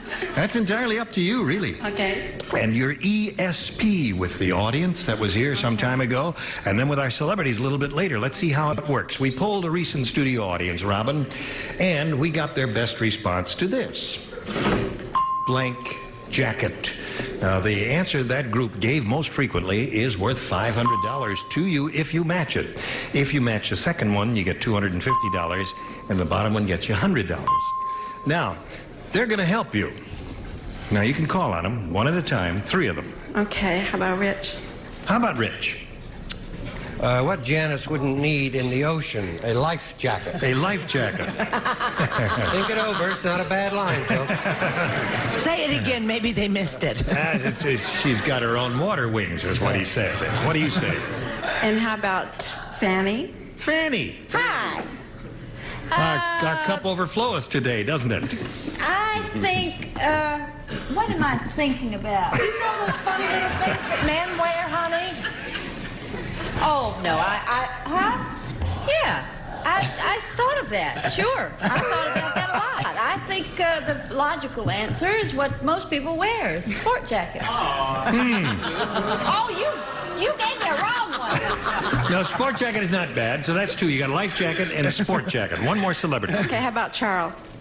The series, I played a young doctor in Manila who, despite malaria, saved everyone.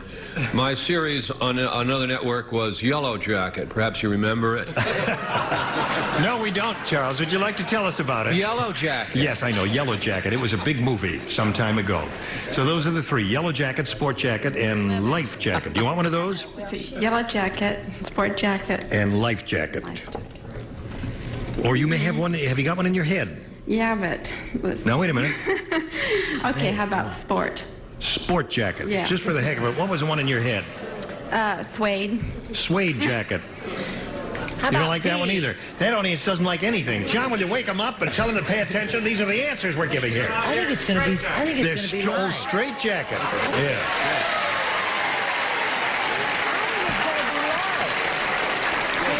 Where were you when she needed you? So, all right. That's not bad, you know, now that I hear it. Straight Jacket is okay. Sport Jacket's the one she's chosen. We're going to find out if it's up there, and if so, where. May we see the $100 response? P. Yellow Jacket is Charles' answer. Sit down, Hambone. It was a good series. Yes, it was. Well, you had most. Sport Jacket is the one we want. May we see the $250 number? Life Jacket. That's Let's 2 hear out it of for 3. the little lady, folks. Yep, that is a good sign. You know what it's going to be? Robin P says... jacket. What? Straight Jacket. P jacket. Good thing it's P jacket. Oh, that's a very popular Navy naval item of clothing. All right, she wants sports jacket. Earl, slide it. Sport. Oh.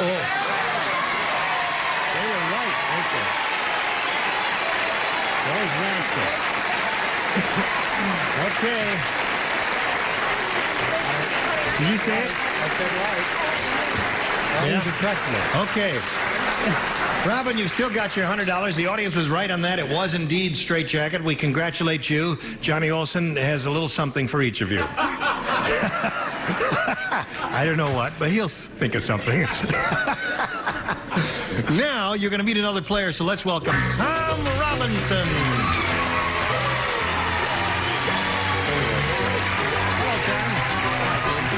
All right, Tom, you know Robin. We welcome Tom Robinson here and ask him to tell us a little bit about him. Well, I'm single. Yep. I'm a music teacher. Yeah. I love all water sports, especially sailing, and I'm a YMCA leader.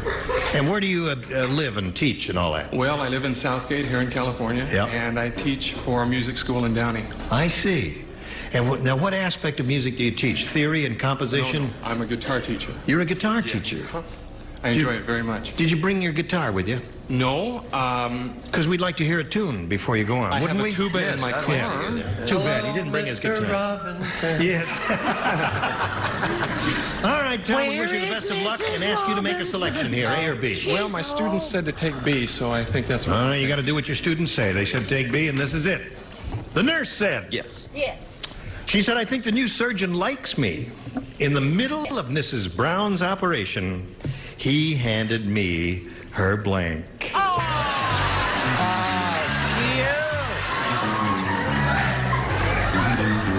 I think the new surgeon likes me. In the middle of Mrs. Brown's operation, he handed me her blank. I think that is Very a good. sweet Put that in question. the slot. Fanny wants to know if Mr. Robinson gives private lessons and if he's married. No, he's not married. He's not. And he does teach privately? He does. Do you teach privately? Yeah. Yes, he does teach privately. Honey, you're home free. It's All Mr. Right. There'll be none of that on this show. No soliciting on this show. There. The nurse said, I think the new surgeon likes me. In the middle of Mrs. Brown's operation, he handed me her blank. Her kidney. Her kidney.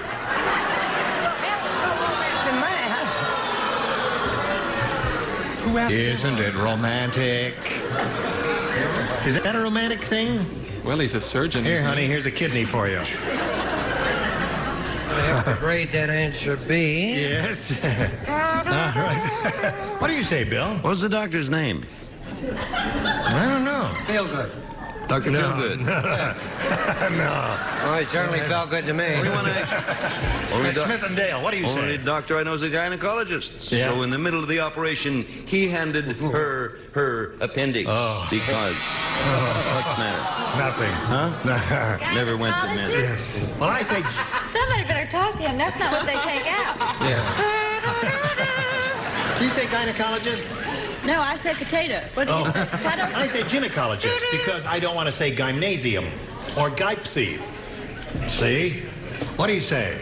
I say, after his remark about kidney, I am going to do my best to discourage Fanny from taking guitar lessons from him because he doesn't have a shred of romance in his whole body, sweetheart. What is a romantic... You're better off alone and lonely.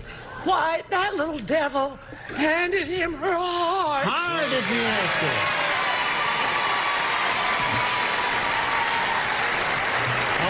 Tom. First round questions are a little difficult, and they're kind of warm-up questions. You got the idea now, right? Okay. What do you say? Gallbladder. Oh, good. No romance in that, boy. Not with a gallbladder. Is there any romance in you? Yes, a lot. So what do you say? I say heart. Heart it is. Janice offers him a heart. He's looking for a kidney. You've got to hand heart.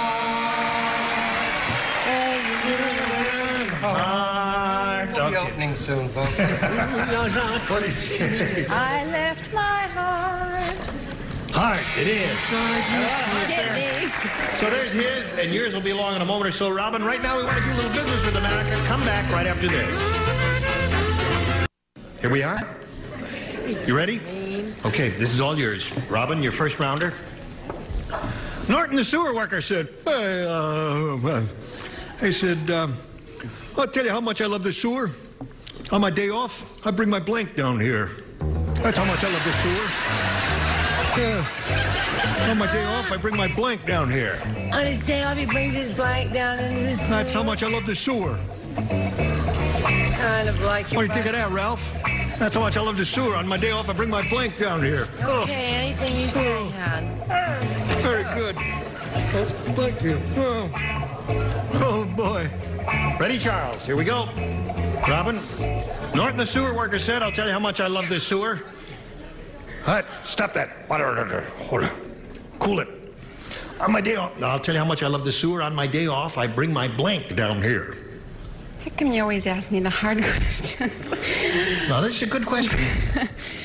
My family. My family. A few weirdos liked it out there in the audience. What do you say, Bill? How much of a family did he have? Wife is a good answer. On my day off, I bring my wife down here. He was childless. That's right. That's his family. I don't know if he was childless or not. I'm not going to debate that either, but they gave you the buzzer, and that's it. That's the way it goes. You win some, lose some. What do you say? Well,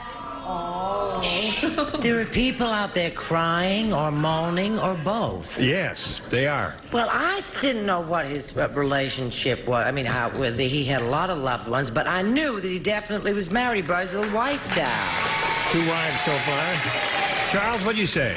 Well, what do sewers have? The holes, right? Yes. Yeah. So he brings his golf clubs.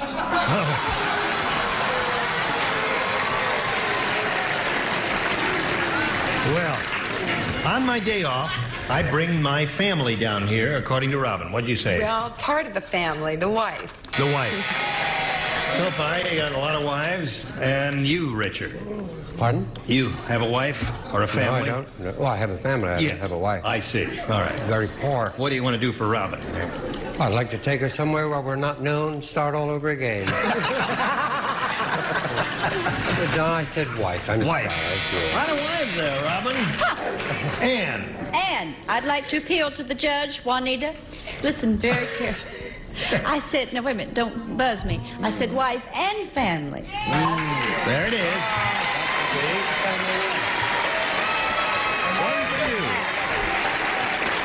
Well, they do make a distinction between the wife and the family, and there it is. Now, Tom, it's up to you, A or B. Well, I did so well with B, I might as well try it again. Adam. Yeah. Adam said to Eve. She was at the door. No. He said, boy, am I mad at the laundry. They blanked my fig leaf. Adam said to Eve, boy, am I mad at the laundry. They blanked my fig leaf. Okay. There, you got it, Fanny. Atta girl. Okay, we come over here to Tom Robinson.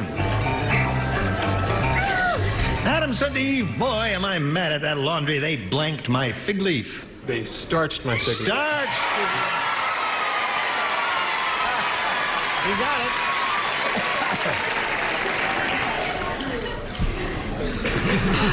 What do you say? We do ours at home. What? They shrank my fig leaf, yes. That would hurt. What do you say? Well, now keep on this way, Tom, and I may try and get Fanny to take the lessons with you after all.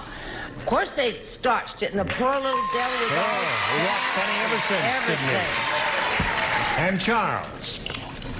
Starch. That's 2 for Tom. They starched my fig leaf, is what he said. I thought of starched. You thought of starch? That doesn't count, does it? No. You rejected starch? I said shrunk. They shrunk my fig leaf. Okay. Shrunk and starch has come up all over the place. What do you offer? Well, I love teachers, and I don't want him to be embarrassed in front of his students, particularly after that dumb first answer he gave. Start. That's 3. Fanny, do you make it 4? Yes. Start. Okay. So, got to do a little business now, and then when we come back, you got to match 3 to tie, 4 to win. So hurry back and see how this turns out. All right, now we're ready to carry on. Second and final round. Last question, Robin. 3 to tie, 4 to win. As Bernard was carrying his bride over the threshold, he realized that he forgot the key to the room. Oh, no. So, he picked the lock with his blank. Now, you get the picture? See, here's Bernard, see? And he's got this girl, and he goes to the door, you see? And the door... Good night, folks. Will King Kong bring her back? Tune in again tomorrow to see. Put that woman down. Oh, all right. You don't know where she's been. Anyway, that's the picture. That's what Bernard looked like. And he picked the door with his blank. Go. I got it. Hey, you're strong. I He picked just the lock with his realized blank. Now, she's light. And I have to walk up those... All right, the upper tier is ready. Anything for a pretty Lower face. tier is ready. Fanny didn't play, did she? Didn't have to. Oh, she didn't have to because she matched Robin in the first round. Okay, Robert. As Bernard... Wait a minute. Having trouble, dear? Now, there's a hinge there, and the pin was sticking out and stuck in my ankle. I'll just sue. Are you CBS if I bleeding? bleed much. Workman's compensation. Poison. Lockjaw or something like that. I'll just sue the CBS, that's all. As Bernard was carrying his bride over the threshold, he realized he forgot the key to the room, so he picked the lock with his... Oh, you always say that, Robin. I don't know. I always do it. No. Fingernail. Fingernail. Now, Robin, hold everything. Doesn't have his keys, right? I'm a middle-aged man, and I You got a give me hernia second trying to demonstrate to you what he looked like. Right. How could he do it with his fingernail if he's walking around like this? Well, a middle-aged man doesn't. Fingernail carry is your a answer, bride. Robin. And good luck to you as we call on Bill Cullen. I use the best thing available. No. Best Here's I one good one. Brett. I say good luck to one and all. He picked it with his little toofies. With his teeth. Got a match the remaining ones, Thank you, Robin, to my stay in the game. darlings. Charles, she's looking for fingernails. I said teeth. So Tom Robinson wins the game. What the rest of you have?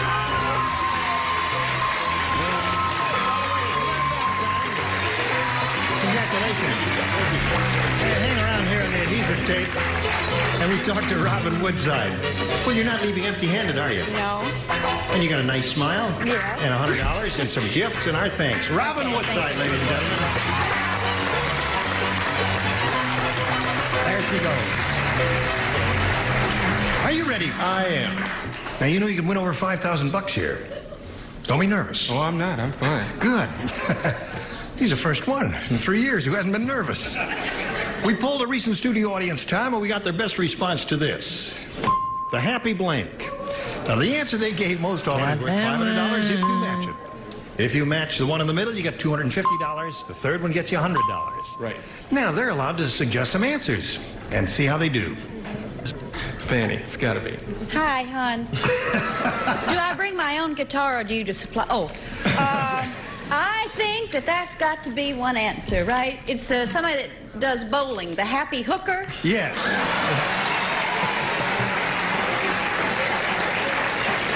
Did you know that 9 out of 10 women bowlers are hookers? Really? Yeah, it's true. That's a fact.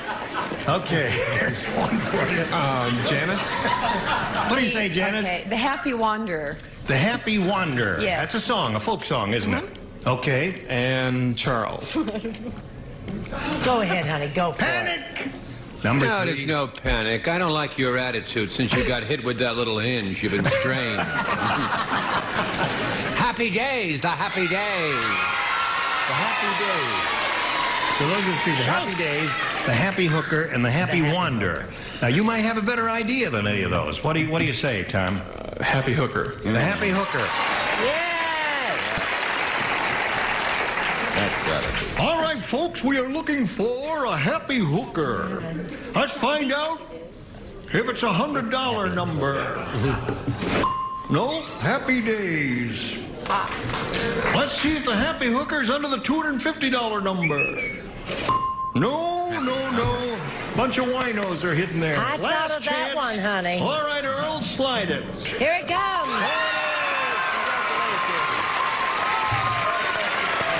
Yes. All right. Well, he's being congratulated there.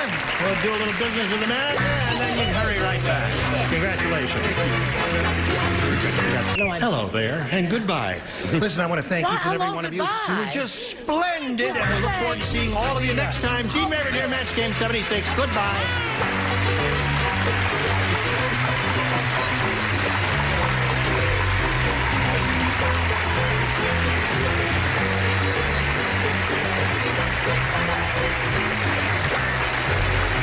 This is Johnny Olson speaking for Match Game 76, a Mark Goodson, Bill Shodman production. Stay tuned for Tattletales next over most of the CBS stations. Get ready to match the star.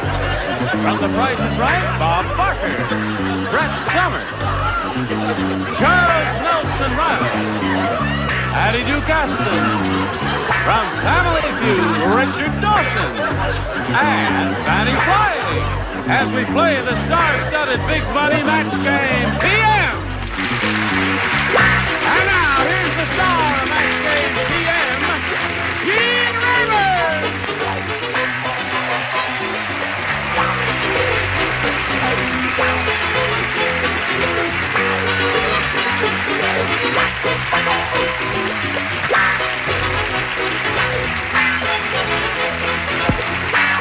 Johnny Olson and friends, thank you for joining us.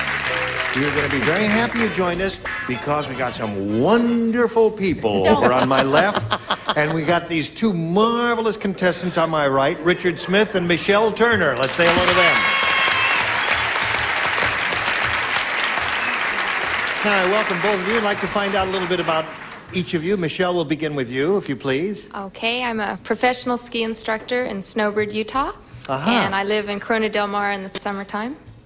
Okay, that's the whole story, eh? And sell real estate. Well, welcome to you, my dear, and good luck to you. And you, sir? Well, I'm from Bondi Beach, Sydney, Australia. No kidding. I'm sorry. I'd never guess. Would you? Yeah. What do you do there? Oh, I do life-saving mostly. You do life-saving? Yeah, I'm on the beach. Mouth-to-mouth resuscitation? I try. Really? Well, don't we all? As often as we can. Okay, may I point out that each of you will have 3 opportunities to match as many of our celebrities as you can, and the one who has done that most often at the end of the 3rd round will be the winner. That's all there is to it. And here, that person will go on to play the big money super match, which can pay off over $10,000.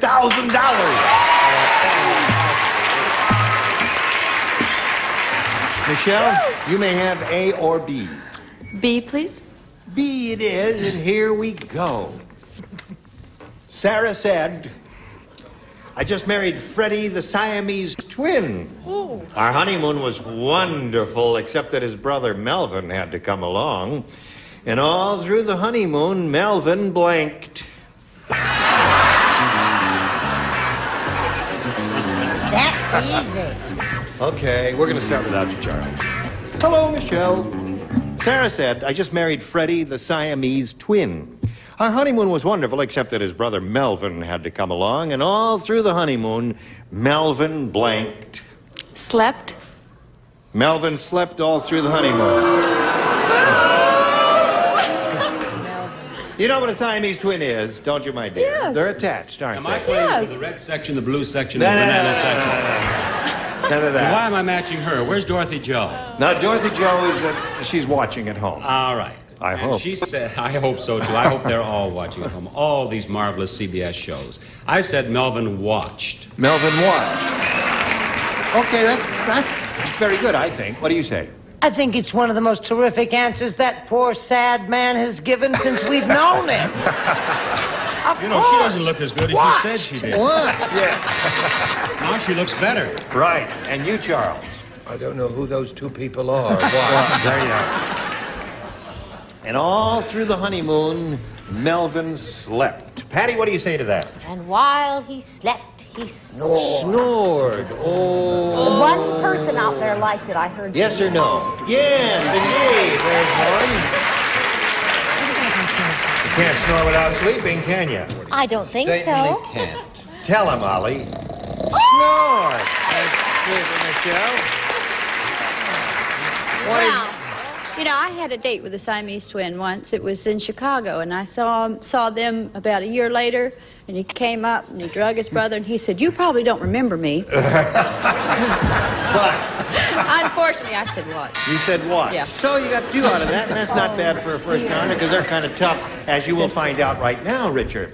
Bernie is such a super salesman, he sold a Playboy magazine subscription to blank. Oh! That's what a great salesman he was. Now you're going to have... Come on now, Well, Brett, do I something can't else. figure out... Well, okay. You got it. All Wait right. a week. I got it. Okay. Richard. Bernie is such a super salesman, he sold a Playboy magazine subscription to... A nun. A nun.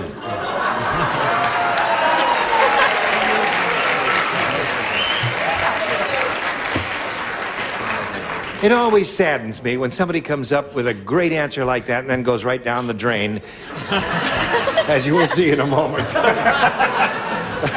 Gene, you do not have to answer the mail on the show yourself. Oh, all right. Do you? You have No. someone who does this Oh, for yes, you. of I mean, course. if this answer Yeah. brings a flood of mail. Orville Roberts. Okay, what do you say? Well, that's what I couldn't figure out, whether it was supposed to be a man person or a girl Well, what did you person. finally say? I said he was such a super... What the hell did I say? Oh, I said Raquel Welch. Raquel Welch. Yeah. Now, that's not good. Well, listen, you know. She's trying. What do you say? What can you expect from a woman wearing a rug? He means my coat. Oh, the coat, yes. I mean, you know, that coat. I wear... No, never mind. Yeah. Hugh Hefner. Hugh Hefner. Oh, that's a good one. That is good. That's very good. Very good, Charles.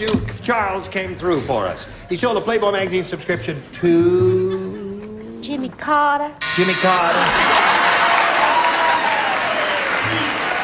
That seems to be the audience favorite, Patty.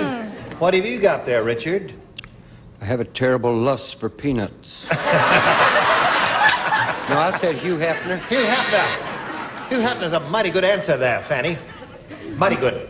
Isn't he? He's from Australia. He's from Australia. How did you guess? I can't swim either. None.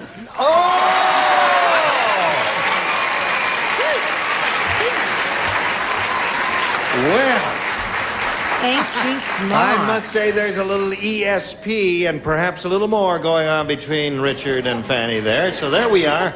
Round one scores 2-1 in Michelle's favor. Round two coming up after this. Hurry back. With round two. Now, Michelle, you're ahead, and we're going to ask you to go first. B, please. B it is. All right. Richard and Patty do not play. The rest of you, please respond to this. Fifi, the circus contortionist, is so double-jointed. You ain't gonna believe this.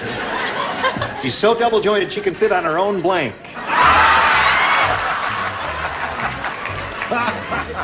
Having a lot of fun there, Bob? Having a good time? All right, Charles, we'll wait for you. And away we go. I'm just playing. I see. All right. Ready, Michelle? Fifi the circus contortionist is so double-jointed she can sit on her own blank. Head. Head. On her own head. That's a that conjures up a strange picture. A very strange picture. It always frightens me when the audience likes that first answer just before I have to make my response. But in this case, just a minute, you're getting ahead of me, audience. In this case, I am not frightened. Oh! Head. All right, Brett. Well, I drew a little picture while he was giving his answer. I could have written a whole chapter, actually. But there she is. Yes? Now, wait a minute. I think... Now, what do you think my answer is from that picture? In your case, one picture is not worth 10,000 words. Give us a word. I said she was so terrific and all, she could sit on her own boobs. Oh. All right, Charles?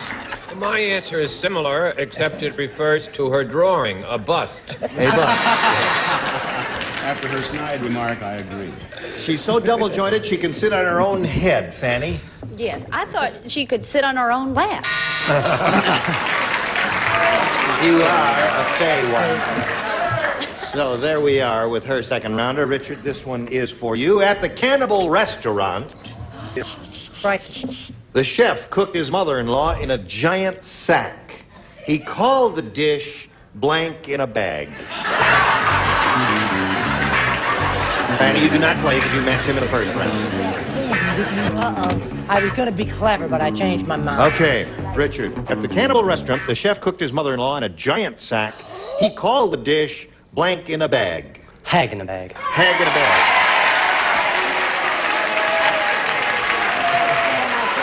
Okay, Bob, you're up.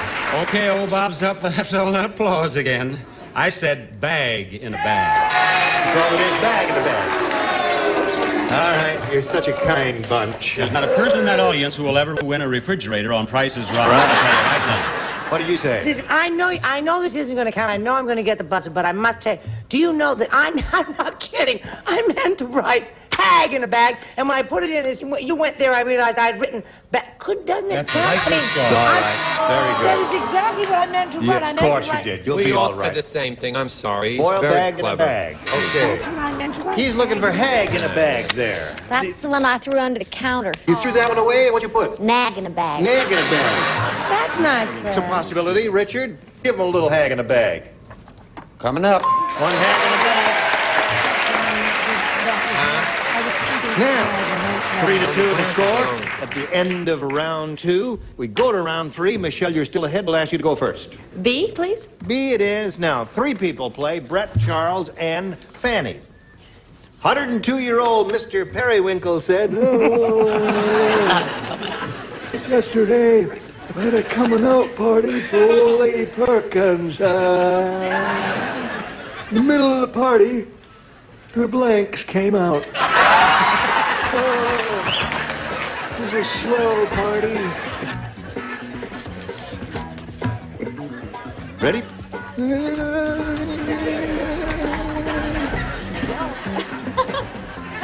102-year-old Mr. Periwinkle said, yesterday we had a coming out party for old Lady Perkins. In the middle of the party, her blanks came out. False teeth. Okay.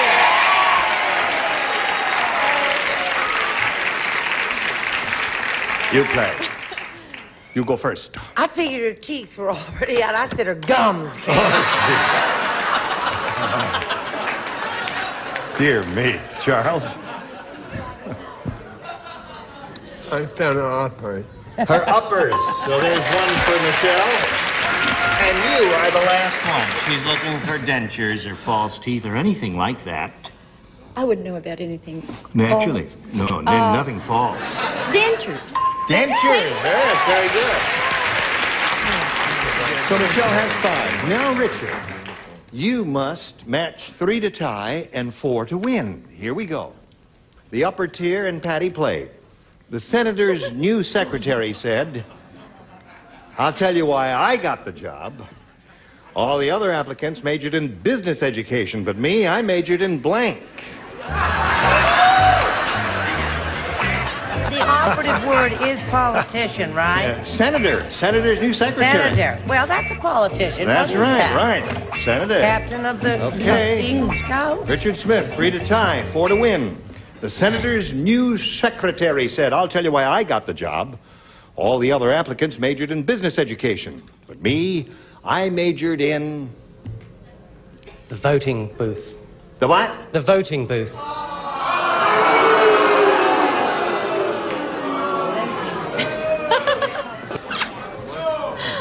Have you got a ticket to Australia? Yeah.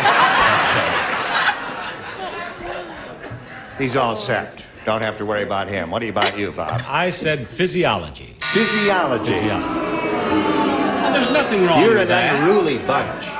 Now, Richard, you must match the 4 remaining celebrities to stay in the game and achieve a tie. And we're up to Brett. He's looking for the voting booth. You're going to love my answer. Get prepared to cheer. But I hate to... He's adorable. He's cute, and I love Australia. I love his accent and all that swell stuff. I said love making. Love making. That means Michelle Turner wins the game. What the rest you have? Okay, come on down, Michelle. Congratulations. You hang around here. He's a kid. I'll get back to you in a moment.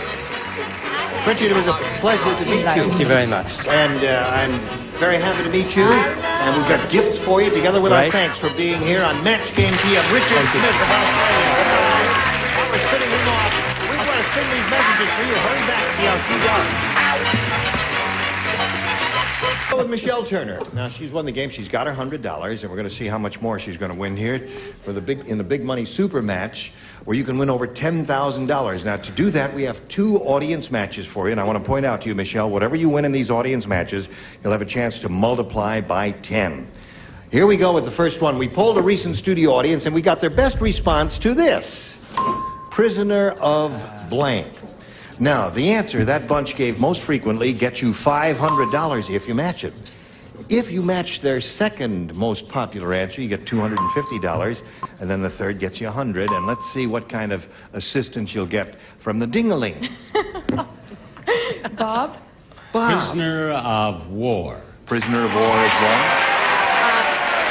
Fanny? Hi, Fanny. Hi. Alone from night to night you'll find me. Oh, well, I can't sing it, but prisoner of love. Prisoner of love. Richard? Richard? I'll have to say the prisoner of Zenda. Thank you, Benita, my darling. Thank you, too. You bring this material up to date. So there they are, prisoner of war, prisoner of Zenda, and prisoner of love. You may choose one of those, or if you've got a better one, give us that one. Prisoner of war. Prisoner of war. Okay. That was Bob Barker's answer.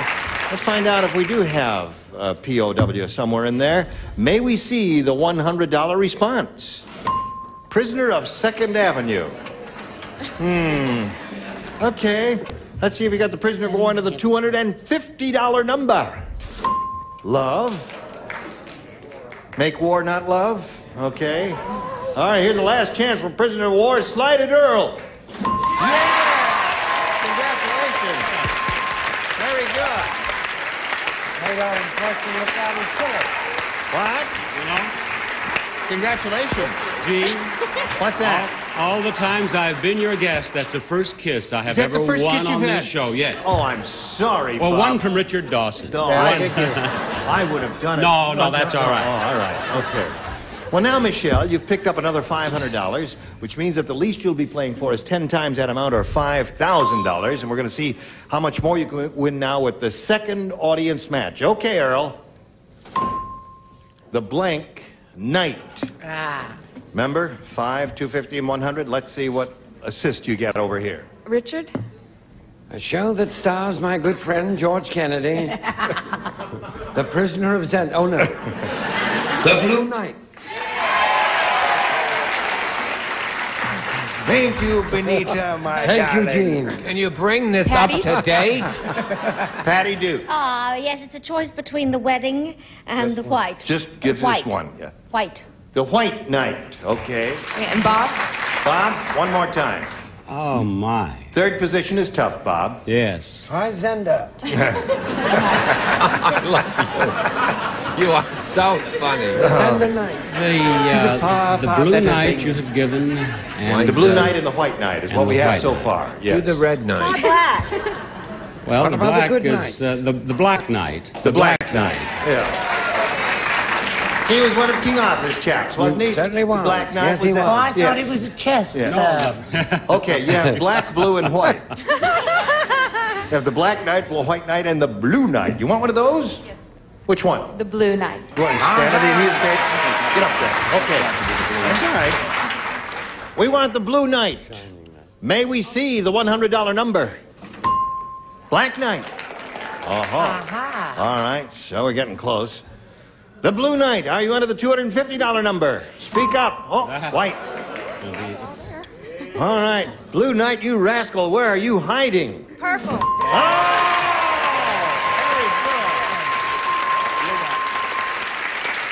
Now, Michelle, you want another $500. We multiply that by 10, makes another $5,000. Add that to the $5,000 you previously won. You got a pot of $10,000 to shoot for. Now, you'll get that money. Very simple now. All you have to do is match one celebrity. Get your ESP going real strong. Which one do you want to choose? Oh, gosh. Bob. Bob. Oh, my. $10,000, Bob. Now, Richard, Bob, don't be nervous. Richard, would you come up and collaborate with me, please? You do this so well. Stand right there on the easy tape and face me. It's all right. Don't be nervous now. Just relax. Get your ESP going over to Bob Barker and think thoughts about Bob Barker, and you will match him. Here it is. It's worth $10,000. Ready, Bob? Ready. Oyster blank. Oyster blank.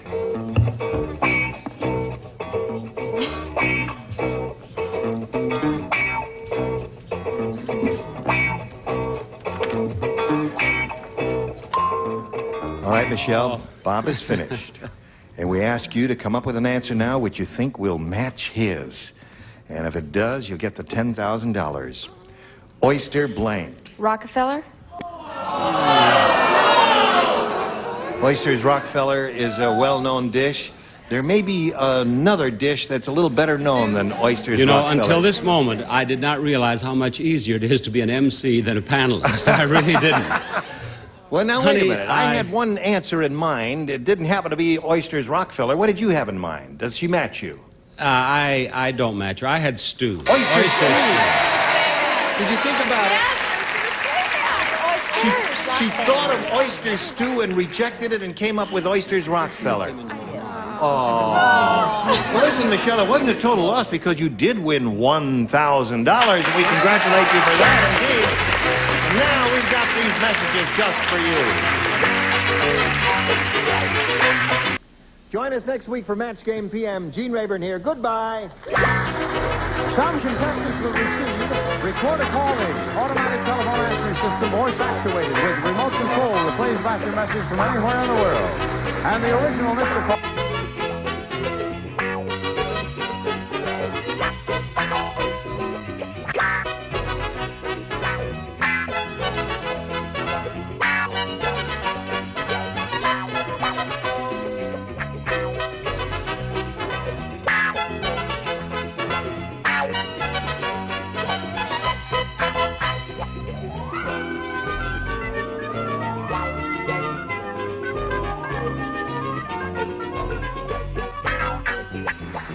Bardol Oil Supplement. Its exclusive polar attraction formula bonds to critical surfaces, reducing friction.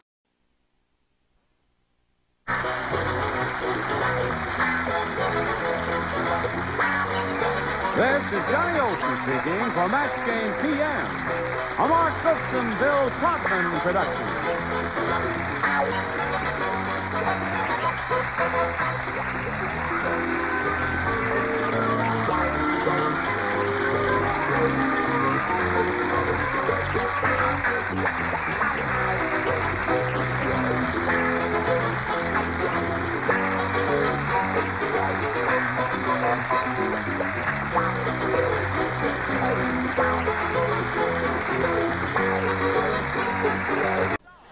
Get ready to match the stars. Joe Garagiola, Brett Summers, Charles Nelson Riley, from Forever Fernwood, Deborah Lee Scott, Richard Dawson, and Betty White, as we play the star-studded Big Money Match Game 78. And now, here's the star of Match Game 78, Gene Raymer.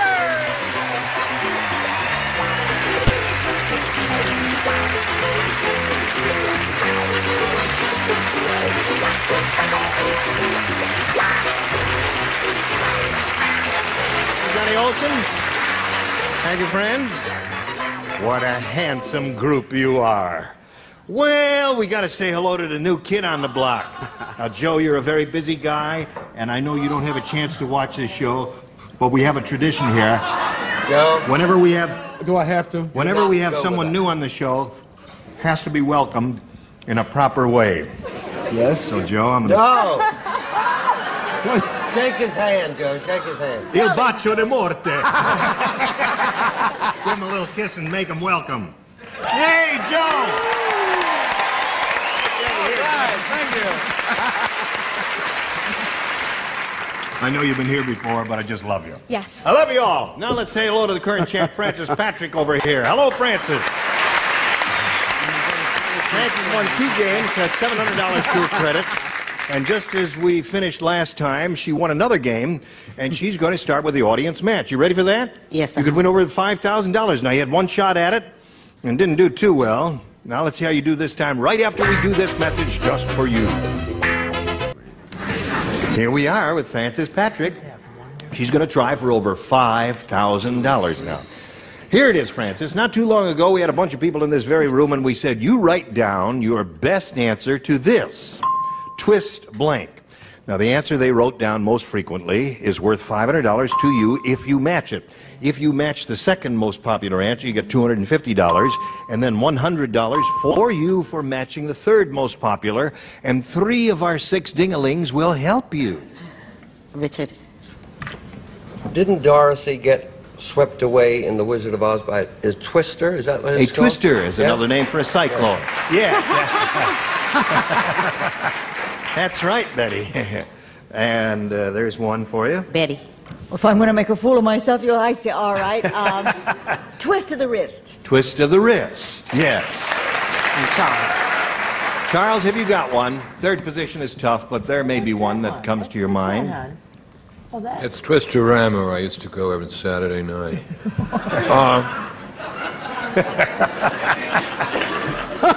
Think it over, Charles. Twist of Fate. Twist of Fate. All right. Twist of Fate, Twister, and Twist of the Wrist. Now, you think it over, Francis, and choose one of those, or reject all 3 and give us one of your own. Now, think about it. Tell us what you want to do. I like Twist of Fate. Twist of Fate was Charles' answer. Do you agree with her? All right. You may have another idea, and we'll see if it comes up here. If it is, I hope you'll all jump up and down and let us know what your idea is. Because I don't know what... This is a hard one for me. I don't know what I'd say. Let's begin down at the bottom and reveal the $100 response. Twist of lemon. I should have thought of that one. That's right. Brett should have thought of that one, but she didn't. I thought I invented Let me see that $250 number. Twist and turn. Well, we still don't have Twist of Fate, do we? Are we going to get Twist of Fate? All right, slide it. Twist and shout. Twist and shout. Whose song is that? I had that. Tina? Charles's Whose song is that? I had that Deborah Lee, answer. yeah. Deborah Lee, you had that? Yep. It's a Oh. Beatles song. Is it Beatles song? And Chubby Checkers? Checker. All right, whatever. Anyway, Francis, They both you play remain the at $700. However, you will play another game with Tanis Gray.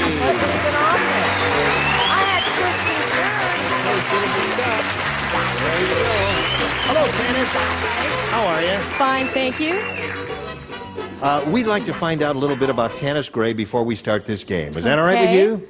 I was married 7 months ago to my childhood sweetheart. No kidding. Yeah. Isn't that romantic? Yeah, and he's out there rooting for me. I Is hope. he in the rooting section? Good. Yeah. And I'm a native Californian. Aren't too many of those, are there? No, My parents are too. Really? Yes. Where do they live? In Woodland Hills. Uh-huh. Okay. And I'm a waitress. Where? Somewhere around here? In a French cafe in Woodland Hills. Okay. I live there too. Well, Tanis, we welcome you and wish you the best of luck. Ladies, we'll begin by asking you, Tanis, to make your selection here. You may have A or B. B, please. B it is. Here it is. Gotcha. 102-year-old Mrs. Periwinkle is really strange. I'll tell you. At night, she has 2 glasses of water. One to keep her teeth in, and another to keep her blanks in. Oh, I love this one. You like this one? Yeah. One of your faves? Yes. One to keep her teeth in, and another to keep her blanks in. She's really strange. She's really strange. Here, Strange. I'm sorry. Take this to the cashier. You'll get your money back. No, he's got his money back. I'll take it. She's really strange. One to keep her teeth in, And one to keep her blank blanks in. Right. Blanks. Blanks. Yeah. Well, I guess we're going to have to go for Remember, round 1 questions, you can say almost anything, and you're liable to get a match or 2. Sure. Somewhere along the line here. Hello there. That's a new Oh, camera gosh, shot. Isn't that no. interesting? Has he always been there? No, it's the first time we've ever had this shot here. I think it's quite interesting, don't you? What? There's a camera up There's a there. camera Never been there there. before. Right over here. Oh my gosh. Right. That's not my best side. It's not?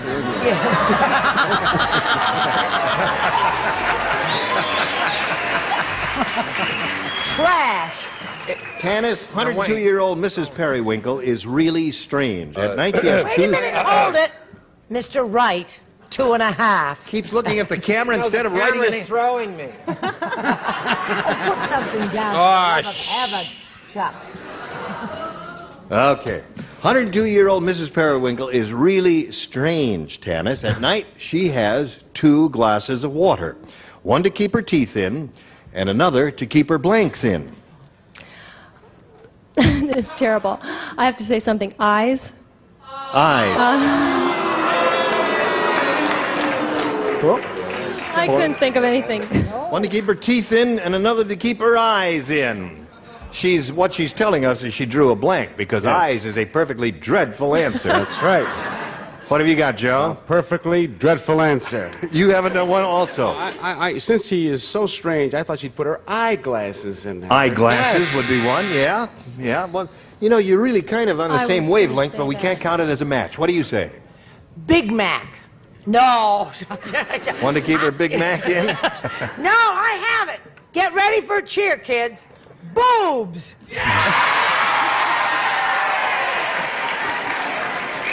If that old lady can do that, she's got her own show, I'll tell you that. All right, what took you so long, The Charles? camera's making me nervous. Pacemaker, it stinks. One to keep her pacemaker. It stinks. I know it stinks. You can't do that, Charles, Twist of because fate. if she put the pacemaker in a glass of water, it would short out. Her hearing aid would go out. That's right. What did you say? Oh, perfectly dreadful answer. Contact lenses. Contact lenses. Thanks. Almost eyes, but Almost. not quite, yeah. All right, Richard. Spectacles. Spectacles. I almost said that, Yeah, too. you know, did you think of spectacles? I thought of that first. You really were on the She same thought of it wavelength first. with everybody else here, but not quite specific enough. Betty. Well, you said blanks. Blanks, plural, right? Yeah. And I couldn't. The eyes just didn't have it. And the only other thing I could think of that she had that were plural were dehydrated. And I thought maybe in a glass of water they would come back to life, and she would be 21 once. Wonderful. Oh. I want to be there. So, Tanis, you've had your baptism of fire. Your first round question will be long right after we do this for you. Here we go. The other half of round one, Francis Patrick, this is all yours. Fred said, Yes. my wife is a really bad cook. Last night, instead of eggs, she served me soft-boiled blank. Instead of eggs, she served me soft-boiled blank. She's a really rotten cook. Really rotten cook. Really rotten cook. Gosh, these are too hard. Isn't that that beautiful? A lady gave that to me because I quit smoking. Oh, what a wonderful thing. Well, that's beautiful. Very thoughtful. All right, now, right down My there. wife is last night she said, it said she's a soft-boiled, Blank. Rotten cook. blank. Rotten cook. That's good, I like that. I was just looking at that beautiful pendant. Oh, that's a Pekingese. That's a Pekingese. That was a Pekingese that I had. That was my bandit. Oh, yes, yes, yes, and he constantly peeks. Lucky dog. But not at her knees. Not at her knees. All right. Come on, Brett and Charles. Oh, I can't. These are getting hard. This is a difficult one. Well, now, this is a round one question, and they are a little tougher. Stop looking at mine. He's younger. I've got to look at somebody's. I can't think of anything. Joe, give her an answer. Let's get on with it. Rub your magic genie. Why Francis. don't you drop this? Fred said, my wife is a really bad cook. Last night, instead of eggs, she served me soft-boiled blank. I'm with you, hon. Well, this is an easy one. There's one answer that comes to mind instantly. Well, it's why a didn't you give it wonderful to answer. me? That is not my Oh, function. pardon me. Yes. Tennis shoes. Tennis shoes? Not bad. Is that the one, Gene? No. Was she warm? Was she warm? No, she wasn't even warm. She really wasn't. That was not the one you were thinking of. Listen, with Francis. marinara sauce, they're not bad. I really couldn't think That of is not a anything. winner. I'm with you, Yes. sweetheart. What did you say? I said she's really bad cook, right? Bad cook. Soft-boiled cornflakes. All right. Now Pretty bad. that would be terrible. But there's a clue here in the question that leads you to one. Now, certainly if I had one. more time, I would have. Come on now, show it to us. Actually, this was kind of a steal from Joe. I said Rice Krispies. Yeah. It Would sure you guess was. that I got that elsewhere? Yes. In keeping, You. in keeping with the whole day. Hamburger. That would be terrible. But you see, all of you lost sight of the fact that the question says, last night, instead of eggs, she served me soft-boiled. Well, I didn't get it either then. You didn't get it either? Cereal. I'm with them. They Yeah. copied from me. They did. Who'd you copy from, Richard? No one. You'll see that when you see my answer. Soft-boiled toast. What's the answer? You know, all of these are good, but, and they're playable and all that, but not what I had in mind or what I would think would lead you to the correct, I have that. I have that as my answer. But he had a chance to copy my answer. He looked I did. blatantly I would not blatantly copy it. and rejected. You'll see why. No, football. Oh, so Do you see why? logical. Yeah, because, see, it looks like an egg. Yes. No, I tell you, well, mine was eggs, soft-boiled eggs. Yeah. Right? Now, what do you usually have with eggs? Bacon. Wouldn't it be terrible to serve soft-boiled bacon? No. No, not at all. Just do that all the time. No, wait a minute. Hold on now. All of you who believe that soft-boiled bacon is the definitive answer, would you raise your hands now? All right, That Johnny, should how answer many? your question, Gene. Oh. All those who like soft-boiled toast. I rest my case. Get out of the studio! Tennis shoes. Weirdos, you are all weirdos, and I'm getting out of here. I'm not going to put up with I'll this. get my hat and go with you. All those who don't want him to return. Okay, Tanis. Please.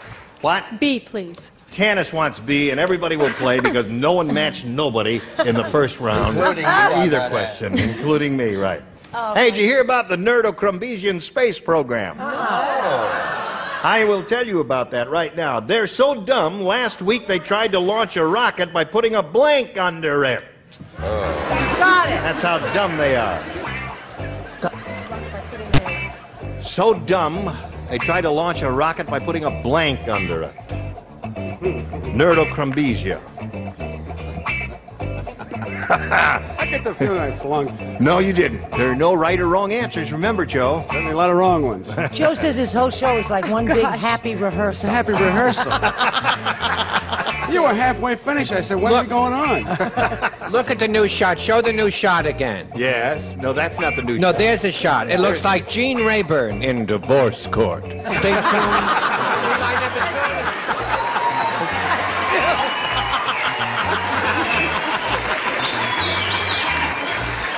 I don't know. All right, put it in a slot there, Deborah Lee, Oh, and yes. away we go. Tanis, did you hear about the Nerdo-Crumbesian space program? Let me tell you about it, Tanis. They're so dumb, last week they tried to launch a rocket by putting a blank under it. A firecracker? Firecracker's good.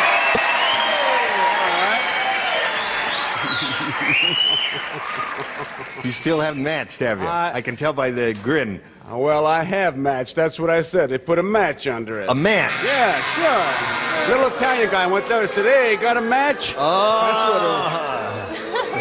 People are hostile. That's right. Not I'm only. up for freezing with the air conditioning and you're hollering at me. What do you say? There's a lot of Dick Martin in him. There Wouldn't is. you say? Yes, I would say that. Well, when I want my kids to do anything, I always put a firecracker under their bonnet. There's one for Tanis.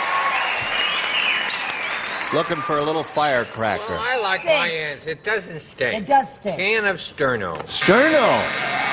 Try to launch it. Well, that would be dumb. No, that would be in keeping with Nerdo-Crumbesia. Can of Sterno. What do you say, Deborah Lee? Firecracker. Oh, that's super Tanis. Would that be dumb, Richard? Yeah, I thought a bottle of champagne. Right. Give you a little bit of a lift off. Not Little much, class. just a little.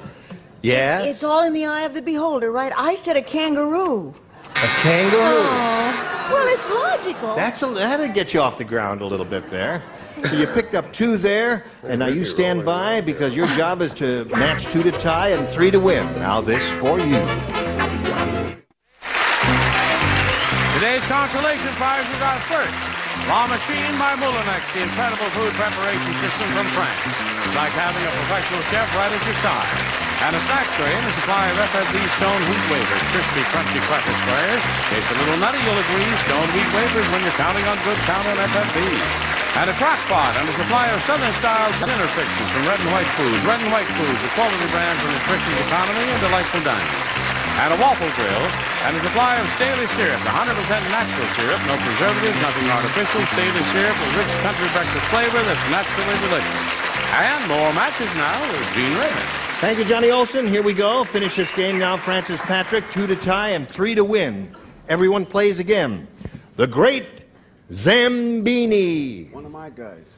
All right, he's one of your guys. Zambini has the world's strangest dog act.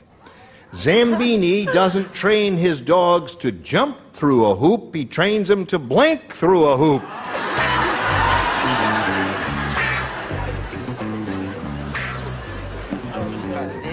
You know, Jack. You got it. You know what Jack Klugman used to say about Joe Graduale? He said he always worried because we used to do. He said, she said. He got me back in the business. Yes. And Jack said he always worried that Joe was going to mispronounce his own name.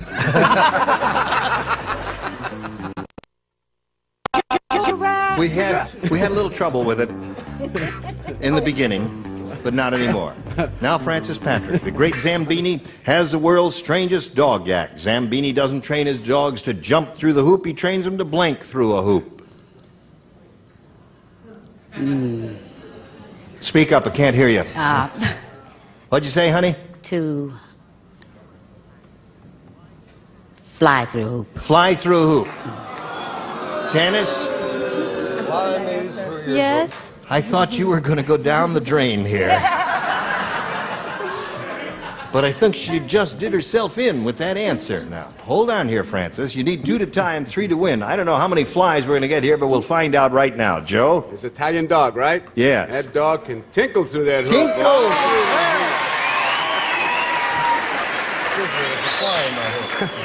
there! Yes. That's a tingle. Yeah, that's 2 of those. Okay, Chuck. No, Joe got it wrong. The trainer was Italian, the dog was French. Oh. So wee through the hoop. Wee. Deborah Lee. You have to take into account that I haven't been here for a while. I said skip. Terrible answer. I couldn't even think of anything. May I just say, that's a beautiful pendant. Thank you. What is that? It's trash. Oh, no. Stop it, quick! Oh, it's Trash. attractive. Thank you. Okay. Holograph, they call that. Yes. Was that a holograph? Yes. Oh, no kidding. Very pretty. Yes, Richard. We're looking for a fly, and we must match you to stay in the game and achieve a tie here, and Betty. Easy one. I said tinkle. Tinkle! So that means Tanis wins the game. What do you have, Betty? Another tinkle.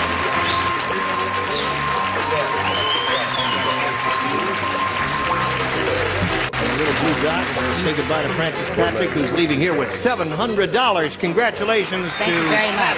Francis Thank you very Patrick. much. Goodbye, my dear. Now, while we're spinning her off, we'll spin a message or two for you. Hurry back and see how she does.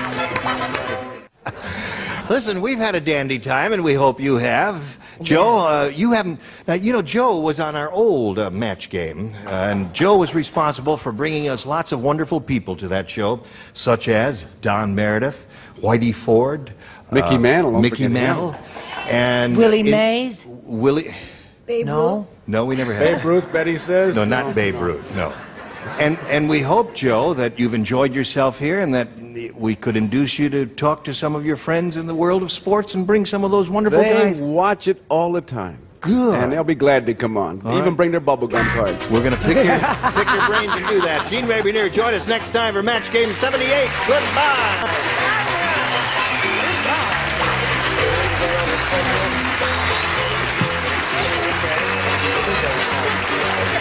This is Johnny Olson speaking for Match Game 78. A Mark Goodson, Bill Todman production. Get ready to match the stars from Chips, Robert Pine, Brett Summers, Charles Wilson Riley, WKRP in Cincinnati, Lonnie Anderson, from The Price is Right, Bob Barker, and Patty North. As we play the star-studded Big Money Match Game PM. And now, here's the star of Match Game PM, Gene Rayburn.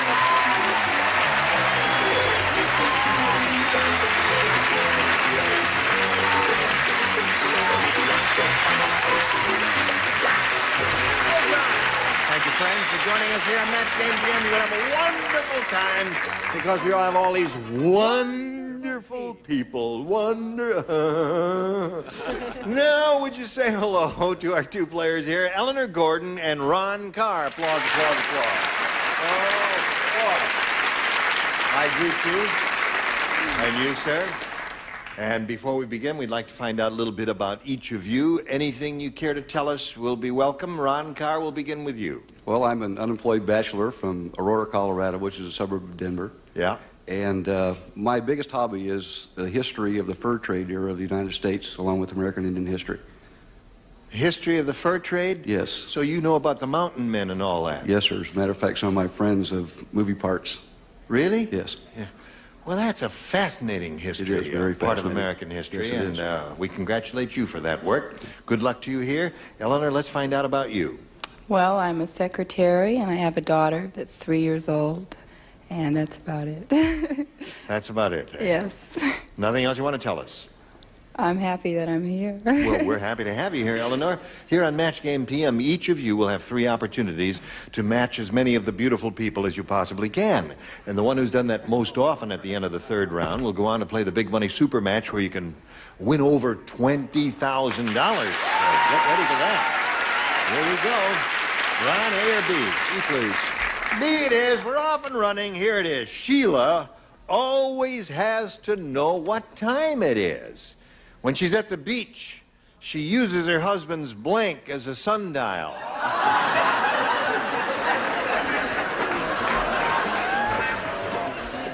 Okay, here we go, Ron. Sheila always has to know what time it is. And when she's at the beach, she uses her husband's blank as a sundial. His nose. His nose. Very good. Okay, one good possibility. What do you say to that, Robert Pine? I say I'm wrong. You didn't match? I have stomach. His stomach. How would you use that as a sundial? You'd have to hammer a nail in it or something like that? Stick a broomstick in his navel, and then that would give you this... Okay.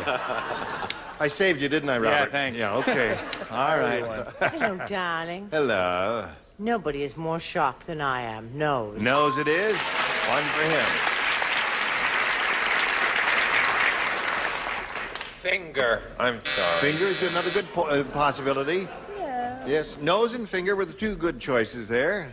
Or if he had a protuberant toe, that would also be interesting. Yes. Yeah, except that I said nose. You said nose.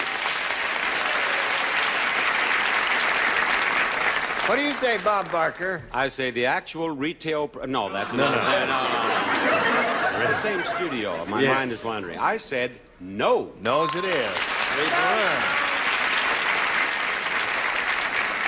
1. Don't expect to, you can't have everything, Rhonda. Hello, Patty. Oh, hi, how's it going? Good. That's How's nice little to- Max? He's there? just fine, thank you. Yes, And how's little Lynn? Oh, wonderful, thank Good, you. good. I'm glad to hear that. Yes. My turn? Yes. Patty and Jean, this is your life. I said she uses his ex-girlfriend.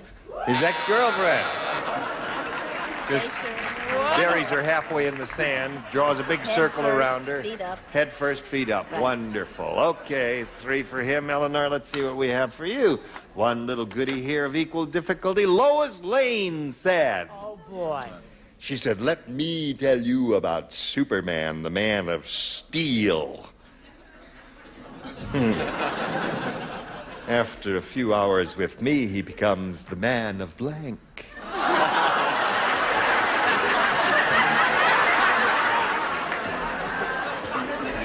One moment. I'm totally uninspired. Really? Yes. It's the first time it's ever happened in all my life. Help him. Gene? All right. What? I'm inspired now, but it has nothing to do with the game we're playing here.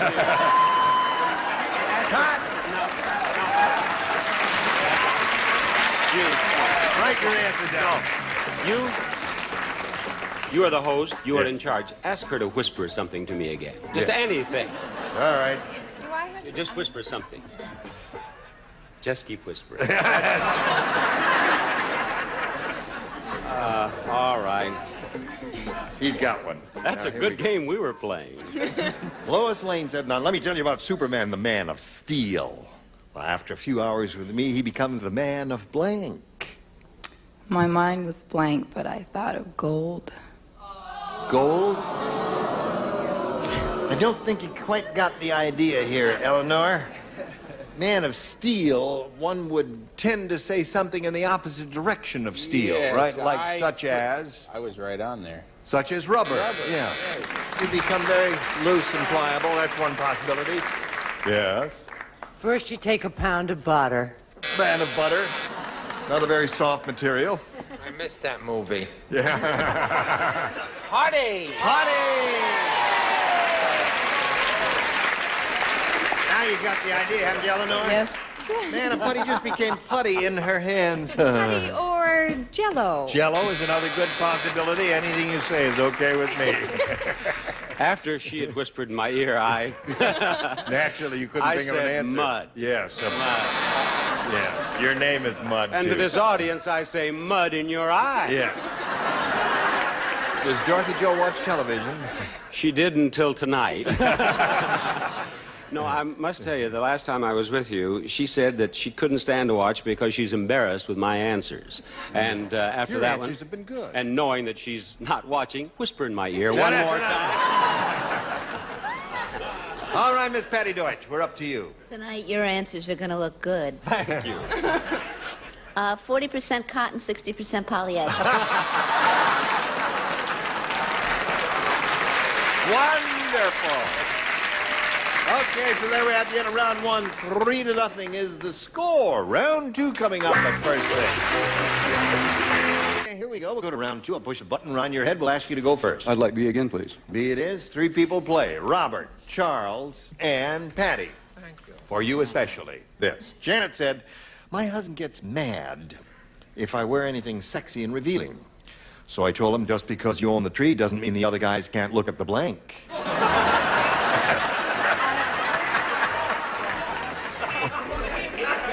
Ready, Ron? Good talk? No. Janet said, my husband gets mad if I wear anything sexy and revealing. So I told him, just because you own the tree doesn't mean the other guys can't look at the blank. Limbs. It's a limbs. Okay. All right.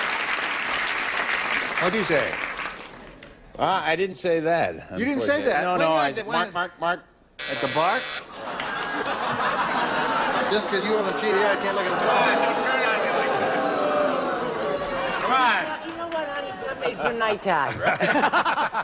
Should've seen me in the daytime. We gotta get somebody else for this nighttime shot here.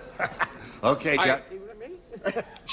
She gets so giddy when anyone is handsome and young next to her. Look how giddy she's sad. You get a stick and hit her. She don't even know you're doing it.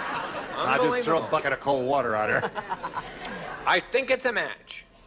Branches. Yeah. Okay. All right, Betty Deutsch. Not quite the same play on words, though, is it? Limbs and branches? Yeah, well, you know. Just because you own the tree doesn't mean the other guys can't look at the Limbs. limbs. Look on her. Well, you would have said limbs if you were playing, right, Bob? I wrote limbs. You wrote But limbs. Lonnie, and particularly coming from Lonnie. It's not no? allowed. No. No? It's not allowed? Well, it No. was perfectly, was not. Now people are going to think I have a pornographic mind. She had a very funny answer. You did? kids just like You're going to leave it regret. hanging there like Well, that? I was going to... But I coming wouldn't from do this me- to you on your show, Bob. I Well, think that's rotten of you to do that to us. Gene. You get us halfway to the punchline there, and you drop it out. Okay, Bob. All right. All right, Should I Bob, tell that's him? the way you feel Should about I- it. All right. Well, this lovely... Do you mind if I talk? go right. May I go ahead? This lovely girl... read the question again. Just because you own the tree doesn't mean the other guys can't look at the... Apples. Coming from her, that's cute. Or cantaloupes, depending on... Now, Eleanor, this one is yours. Skinny Minnie is so skinny... She uses a rubber band for a blank. Oh, darling, it's been 6 long years. Hello, Eleanor. Skinny Minnie is so skinny, she uses a rubber band for a blank. For a belt. A belt. Okay. Tiny waist. Very tiny waist. Yes. Eleanor, thank you. I've redeemed myself. A belt. One for Eleanor. Not only was she skinny, she was a little teensy-weensy person, too. I equate skinny and little with the same. I said girdle. Girdle. Okay. We're looking for a belt.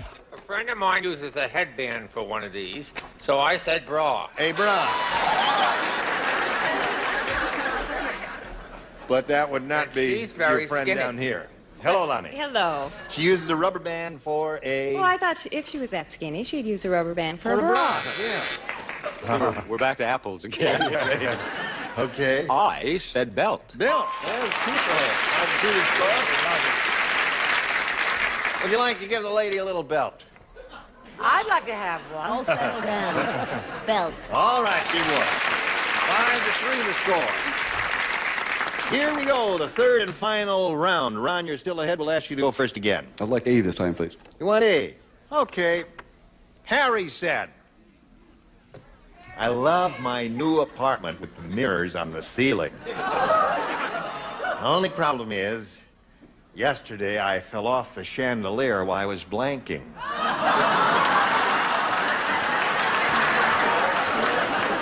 Glad I'm out. You play. Oh, only one person. You. Only one person. You. You. Read that again. You read it yourself. I'm tired of reading these I things. love my apartment with the mirrors in the ceiling. Only problem is yesterday I fell off the chandelier while I was... Honey, this is going to take time. Whisper in my ear one more time. Ready? Harry said, I love my new apartment with the mirrors on the ceiling. Only problem is yesterday I fell off the chandelier while I was blanking. What you always do in a mirrored apartment. Swinging. Swinging. Yes. That's what you always do in a mirrored apartment. Swinging. All right. You understand the intent of his answer, Judge? Yes, you do. Oh, okay, Ron. Robert Pine. Shining them, Ron. Shining the mirrors.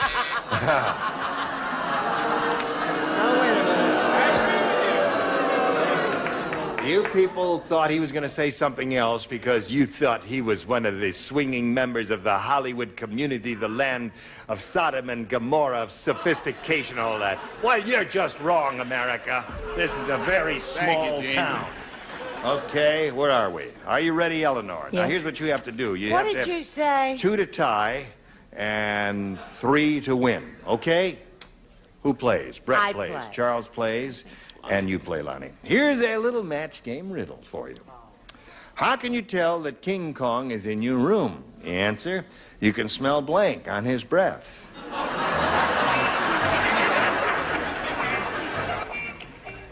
Here we go. A match game riddle for you, Eleanor. How can you tell that King Kong is in your room? The answer, you can smell blank on his breath. Bananas. Bananas, let's go. Naturally. That's his main diet, the main staple of his diet, right? Who was he crazy about? Who he seemed so in love with he couldn't see straight? Who did he want to marry? Who did he want to spend his life with? Fay Ray. Oh, really? Oh. Boy, what natural, simple acting. You must match everyone else now to stay in the game. Time before the score. All right. Now, if you match this lady, we'll have a tie game. Here we go. That's terrible. I'm so sorry. I said Fay Ray. Fay Ray, so that means Ron Carr wins the game.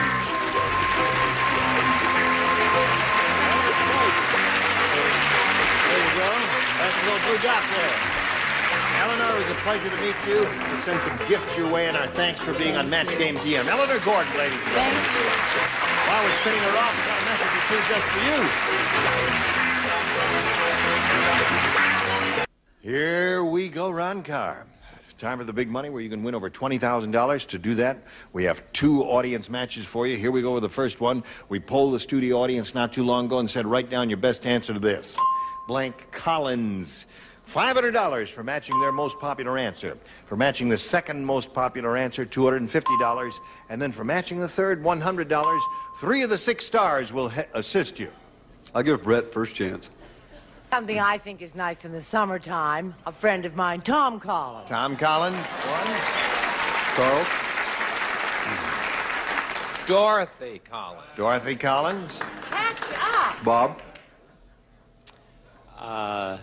Joan Collins. Joan Collins. So you have Joan Collins, Tom Collins, and Dorothy Collins. At this point, you have the option of electing one of those or choosing one of your own. My first thought was Tom Collins. Tom Collins. Let's see if it's up there and if so where. We'll begin at the bottom and reveal the $100 number. Joan Collins. Let's see if we get a Tom Collins under the $250 number. Judy Collins. Another singer, yeah. Last chance for Tom. Here we go. You got him. Attaboy. Okay, you won $500, which means the least you'll be playing for is 10 times that amount, or $5,000. That's the least you can play for, but you can gain more here with our second audience match. All right. Flint Blank. Flint Blank. Charles? Flintstone.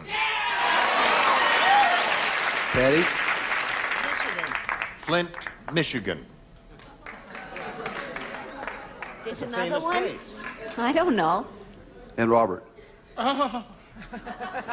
What's wrong, Robert? Yeah, isn't that terrific? Gee, well, Very small town that... Aha! Just got an idea. What got me through school? What? Large eyes. Flintlock. Flintlock. Yeah. So those are the three they've given you. Flintlock, Flintstone, and Flint, Michigan. Which one do you want? Or do you want one of your own? My first impression was Flintstones. Flintstone. That's what Charles gave you. Well, we'll go over there and reveal the $100 number. Flint, Michigan, and you laughed at that sweet little natural redhead. All right. We are looking for the Flintstones. Let's see if they're hiding under the $250 number. Flintlock. Hey, nice going, Yeah, Robert well, you know, Pine. I knew that all along. Stand up and take a bow. Right, okay. Stand up. You must learn how to bow if you're going to stay in the business. I can't get out of here. Oh, I see. They had me trapped. They had me locked here. All right. Now, Ron is looking for the Flintstones. Let's see if it's under the big one. Go. Yeah! All right. Ron, you've won another $500. Multiplied by 10 makes another $5,000. We add that to the previous $5,000 you won, which means the least you'll be playing for is $10,000. But you can double that stake if you'll step into my office here and give the wheel a spin, and if it comes it blue there, we hope he gets a double, right? All right. Which star will it be, and will it be a double? Looking good here. Not quite, but $10,000 is still a formidable sum of money for you, sir. Good luck to you. You ready, Charles? Good luck, everybody. Here we go. Blank broker or blank broker. Give you both inflections here. Blank broker.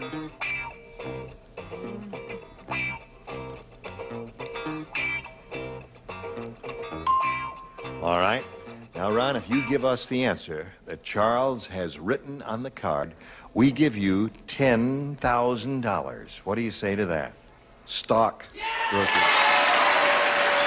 Stockbroker. Charles, he says stockbroker will match you for the $10,000. Charles, don't do that to us. Is it tense enough?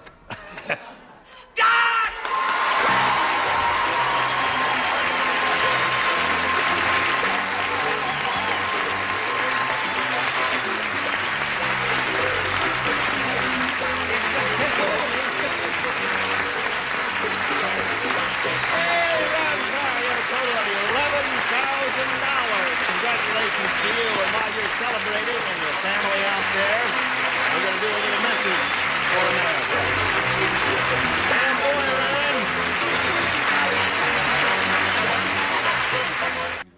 Well, Ron, now that you've won a total of $11,000, you do promise that you're going to watch Lonnie Anderson on her TV show, WKRP Cincinnati, right? On CBS, yes. And you're going to watch Robert Pine on Chips, right? Yes, yep.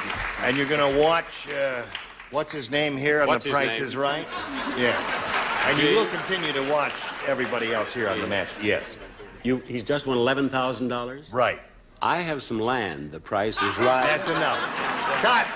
Join us next week for Match Game PM. Gene Rayburn here. Goodbye.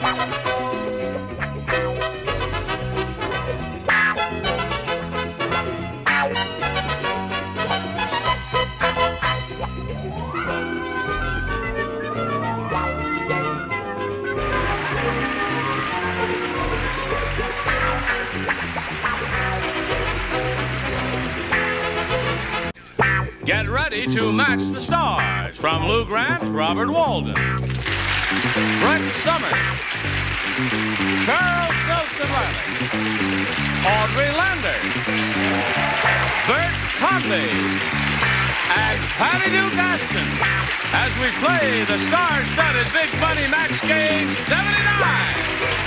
And now, here's the star of Match Game 79, Gene Rayburn.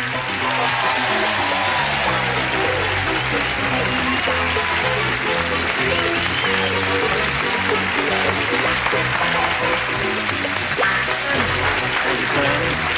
Thank you for joining us.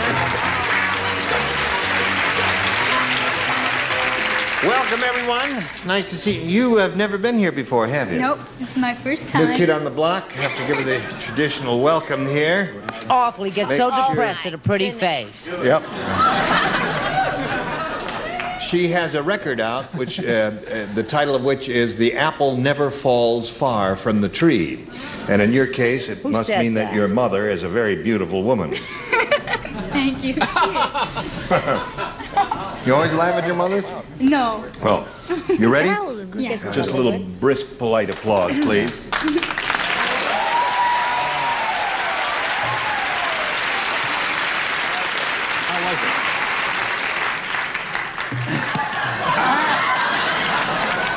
He would, too. You've gone Hollywood, Bert. Hey. Yes.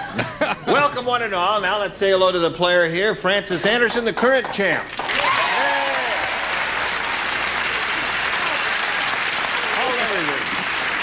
What's wrong? Now, I know that you get all titillated and overstimulated and crazy when a pretty girl gets there. No, I don't. But, Just an act. Sure. What about Robert Walden? We could I don't say kiss hello to him? guys. Well, you could say, "Hi, Bob. Nice to have you back." I looked him right in the eye, and I says, "Hello, everybody." Didn't I? Yes, you did. What, did we have eyeball contact when I walked out here on the stage? Absolutely. I'll kiss you anyway. The show is just starting to become a hit.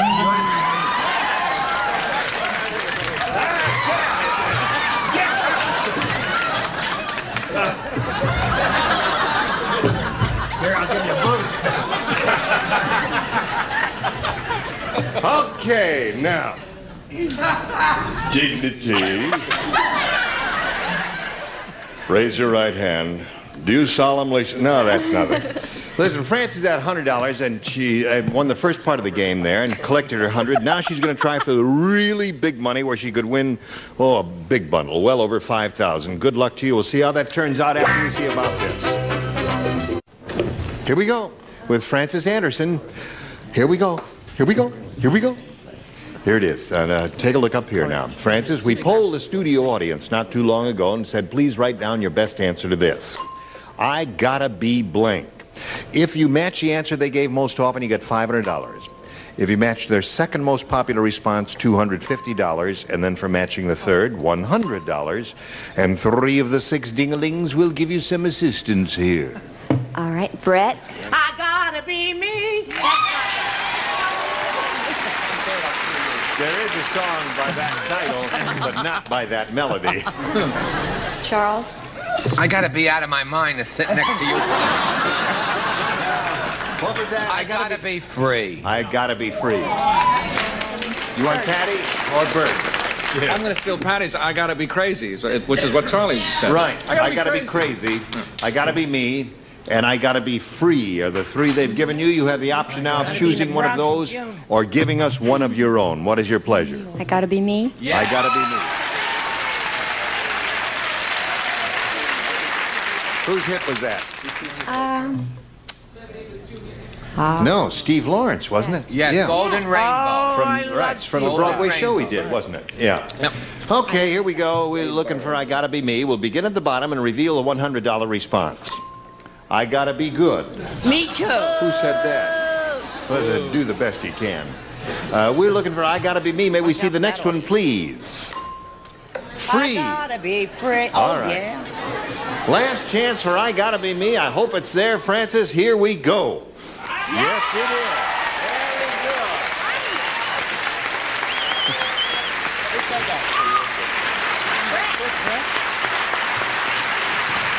Very good. Now you picked up another $500.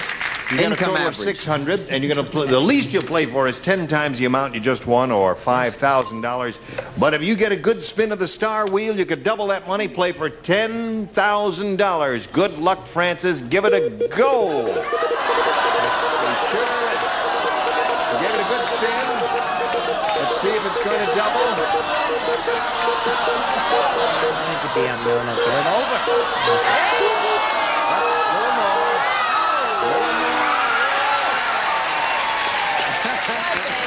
Go, baby. Aren't you thrilled, Patty? I just had a coronary occlusion. No, listen, it's very I easy. swallowed my gum, too. I hope so. Okay, good luck to you. Swing around here and face me a little bit, if you please. Your response will be oral. Patty will write an answer. Here it is. Blank of justice. Blank of justice. Okay, now if you give us the answer that Patty's given us, we give you $10,000. Blank of justice. Court of Justice. Court of Justice. You were toying around with several ideas there. What were some of the others? Peace. Peace of Justice. Peace of justice? No, that's justice of the peace. I've never seen a piece of justice in my life. Okay, Patty, she says Court of Justice. I was thinking of Sword of Justice. Sword of Justice. Well, the answer I thought of was Hall of Justice. The first thing that came to my mind. Did you think of that? I had that. Splendid. You had Hall of Justice. Right. Good. Okay. Now you're going to meet another player, so let's all welcome Charlie Daniel. Here comes Charlie.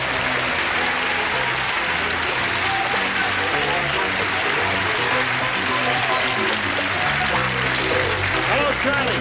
Hi, Gene. How are you? I'm all right. How are you? Pretty good today, Gene. Now, we want to know a little bit about Charlie Daniels and get acquainted with him before we start. Okay, I'm from Massachusetts. Really? I've been a commercial fisherman down in Cape Cod. No kidding. Down in Chatham. Really? And I don't like the cold weather, so I'm out here in California for a visit. You know, the fishermen that I've seen up there are quaint, oddball-looking characters. You look very straight to me. You don't look like a fisherman. Looks can be deceiving, Yeah. can't they? Yeah. What did you fish for? Codfish. Codfish. On Cape Cod, yeah. Yeah. Or anything I could catch that I could make money at. Now, they're in the colder waters, aren't they? Yes, they are. Yeah. Because of all the years I fished there, I only caught a codfish once. I always get blues or stripers, but only one codfish. Well, good luck, Charlie. Thank you. Wait a minute. Hold everything. We're not going to do anything right now. We're going to do a commercial here, and then we'll start this game. Go. Okay. Now we're ready for round one. Charlie, you can have A or B. I'd like A, please. Okay. What's going on? George said, I'm never going back to that hospital again. Why not? The nurse was so dumb she tried to give me blank intravenously.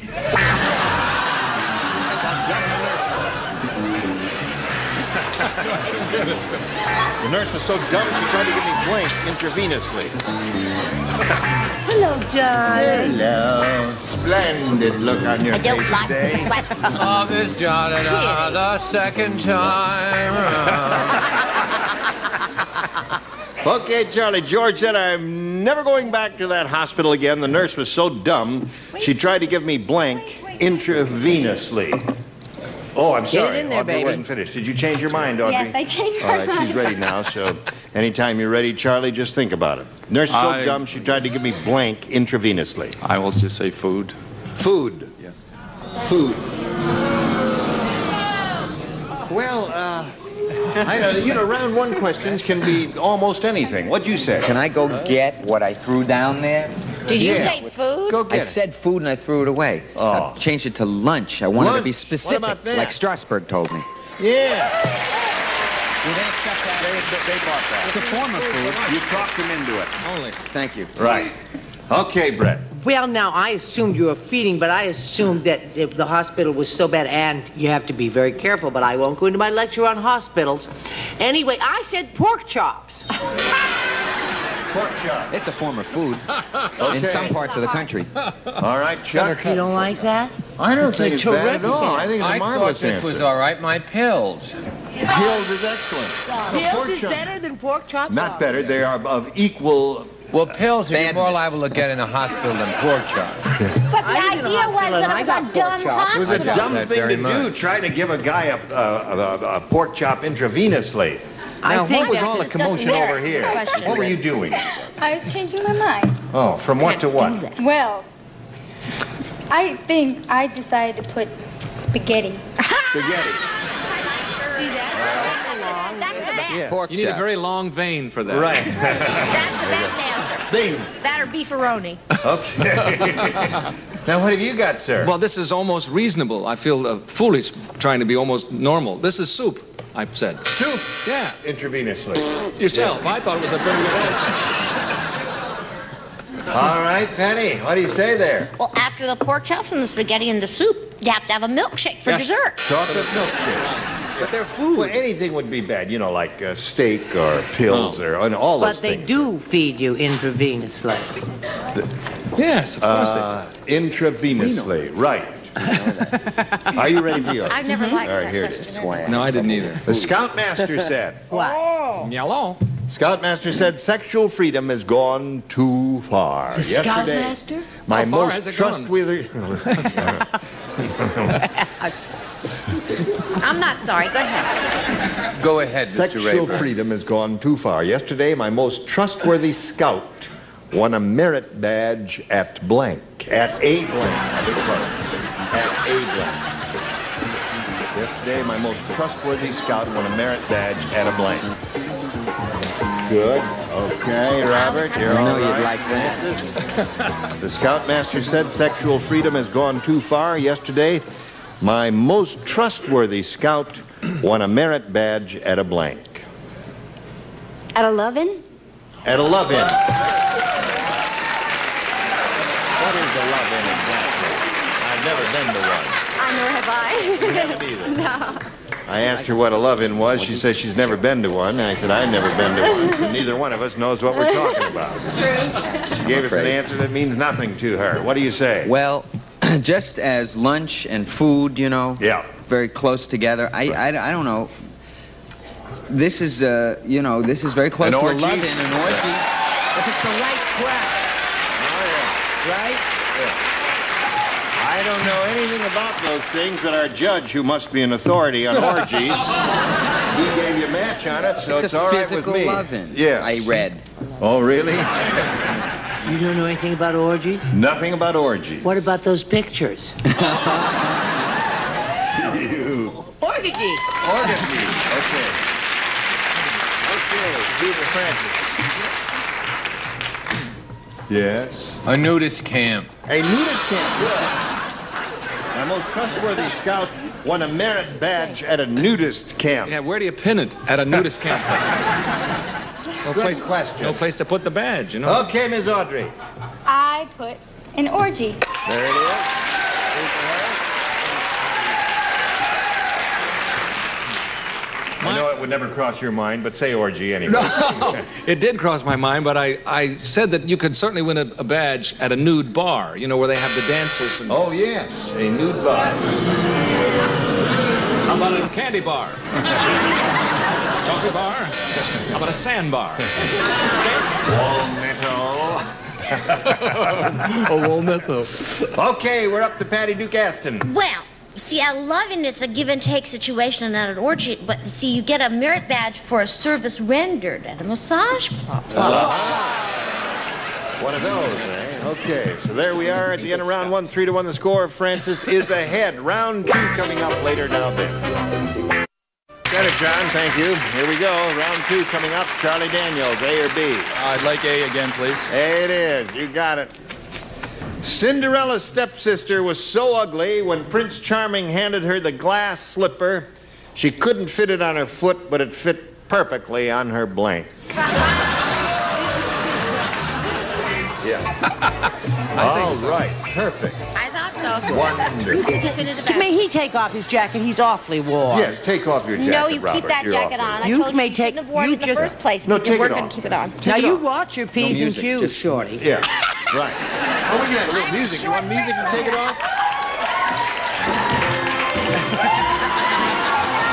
Take your sweater off. Take your sweater off.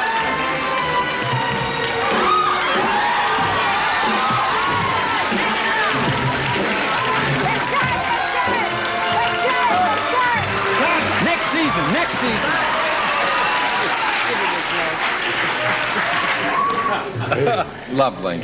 You ready, Chuck? Cinderella's stepsister was so ugly when... shut up. When Prince Charming handed her the glass slipper, she couldn't fit it on her foot, but it fit perfectly on her blank. Her nose, I would say. Nose!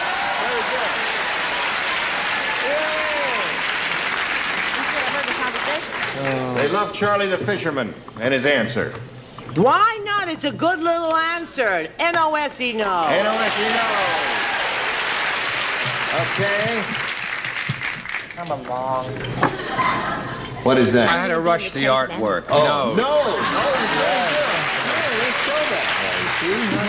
I used it for my Christmas card 2 years, but Okay, score is tied 3-3. Audrey. I put nose. No. Charlie. And Bert has another nose. Another nose. Oh. There is Cinderella. Matches. Matches. What acting, right, Chuck? Not as good as Patty Duke. No. A nose on it. Yes. looks like Lottie Lenya on a good day.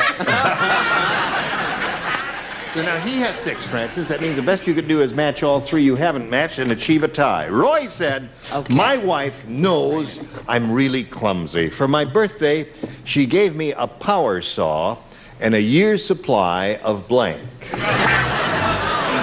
don't play. You matched in the previous round. You don't play. You don't play. I don't play either. Do I play? Oh, yeah, I play. Yeah, you play. We have to hurry up. My false eyelash isn't going to last to the end of the show. You don't wear false eyelashes? No, I'm lying, but my lashes are getting very loose, particularly this right one. You're right. Does anybody have an eye patch? All right. No, when I got a mask or a bag. Want a sweater? Here we go. Gotta match everybody. Roy said, my wife knows I'm really clumsy. For my birthday, she gave me a power saw and a year's supply of blank. Bandages? Bandages. All right. These bandages all up and down the line here. Let's see what we have. I appeal to the judges. Yes. Band-Aid. Band-Aid. Okay, that is a match indeed. What have you got, sir? I have Band-Aids. Now. He appealed to the judges, did he? Yes, he did. Does he? I appealed to John Travolta. You appealed to John Travolta? All right, we got a tie score. Got a tie. So 6-6 is the score. That's a tie, naturally, and that means we have to go to a tiebreaker, blow the fuse, and push the button, reveal one tiebreaker for each. The one who's won the most will be the winner. Charlie, do you want A or B? I will take A again. A. Here we go. Let's see what we got here. Tim said this bank must be owned by Chinese. If you make 1 deposit, you don't get a free gift, but with 2, you get blank. By Chinese. By Chinese. Yes. Let's get By this the pejorative Chinese. thing. No, by Chinese. Oh! Oh, you got it now? That's the story.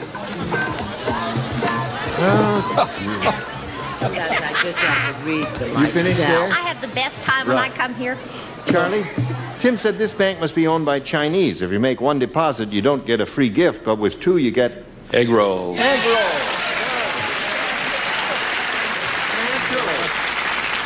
With 2, you get egg roll. You understand, man with funny eyes? Yes, I understand. Oh, you say egg roll. That's good. Egg rolls. You go to the same bank I go to, right? That's the one right. down on... I say split up. Egg rolls. Okay. What do you say, Cluck? Cluck says egg roll. Egg roll. So far here, 3 egg rolls. What do you say, lady with funny eye? I said fortune cookie. Whoa. Fortune Okay. Good answer. Have Chinese. Wrong, but good answer. Yeah, I wonderful. said egg roll. Egg roll. Egg roll. Egg roll. Yeah. 5 for him. You stand by. We got one for you, but now we have this for you. Gene Rabinger, join us next time for Match Game 79. You were wonderful. Thank you. Goodbye.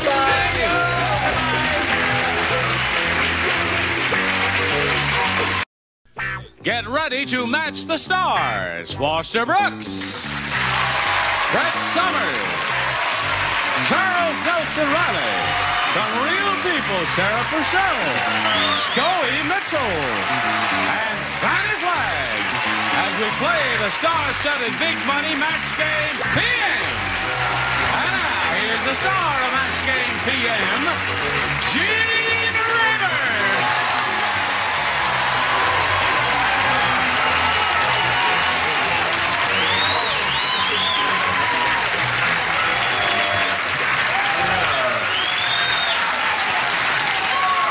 Thank you very much. Thank you. Thank you for joining us here on Match Game PM. You're going to have a good time because they have opened up the lunatic asylum again. And we are favored by the presence of all of these illustrious stars. Would you join me in greeting Peter Parrish and Debbie Wilson? Yeah. A little applause for them. Welcome. Now, we want to get acquainted with each of you and get to know a little bit about you. Debbie, would you like to tell us about yourself, please? I'm a wife and mother. I brought my good luck charm with me. What's that? My good luck charm. Oh. Right here. I think she's going to lose it. Stand up. Can't hear you? No, do I have to stand up? Well, you don't have to if you don't want to, but I think they'd be happy to see it then. Beautiful. Don't come out until I tell you to.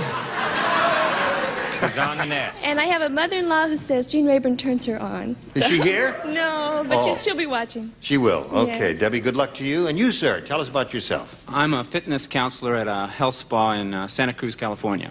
Really? That sounds like an interesting job. It's great fun. Yeah. You get people in shape? Hopefully, yes. Yes. Quite a few of them. You do stretching and limbering exercises and... Yeah, we like to stress stretching and cardiovascular. You do cardiovascular? Fitness. Oh, yeah. Yes. A little running, swimming. That's good. Okay, good luck to both of you here on Match Game PM. Each of you will have 3 opportunities to match as many of our stars as you possibly can. Aren't they beautiful? Say yes. They certainly are. Okay. And the one who's done that most often at the end of the 3rd round will be the winner, and that person will go on to play the Big Money Super Match, which can pay off over $20,000. Good luck. Here we go, Debbie A or B. He said B for baby. B for baby. When Mary's father caught John and Mary alone together, he said, "Don't give me that innocent act, Mary. Your dress is on blank." What you said when Mary's father got John. Anytime you're ready, Come on, Scottsville. here we go. When Mary's father caught John and Mary alone together, he said, "Don't give me that innocent act, Mary. Your dress is on blank." Fire. Your dress is on fire? On fire. Why would her dress be on fire? It just sounded good to me. Okay, that's all right. She's trusting her instinct. I just want to know how you arrived at that thing. There was a hot time in the old town tonight, wasn't there, Foster? There was a hot time one time in the old town one night. Oh, really? Yes. Oh, that's right. Debbie That's how she got it. Debbie knows about that. I think that's beautiful. Yeah, it's beautiful, right. You folks will know this. My wife is like that. Now? Really? Not pregnant, she's just like that. Oh, I see.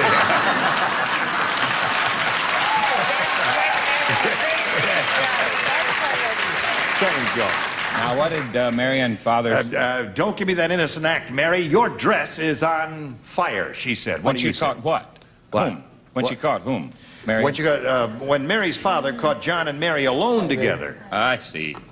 Well, first I was going to say your dress is on Johnny, but I didn't. You didn't say that? No, I said your dress is on backward. Your dress is on backward. Okay. What do you got? Just a simple upside down. Your dress is on upside down. That's a good trick. How about you, sir? You know, I always heard you can't wear blue and brown together. And now I know. Johnny!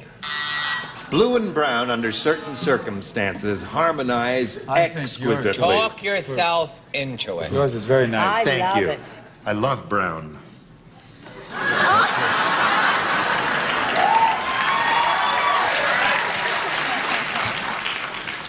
Don't give me that innocent act, Mary. Your dress is on... Unashamedly, I wrote John. On John. Nothing wrong with that. Doesn't make John a bad person, does it? No, okay. no. Okay. Scully. On John. On John. That seems to be the response, Debbie. But so far... not necessarily so. Not necessarily. Then there's Fanny. You're going to start a fire, are you? Well, yes, fire.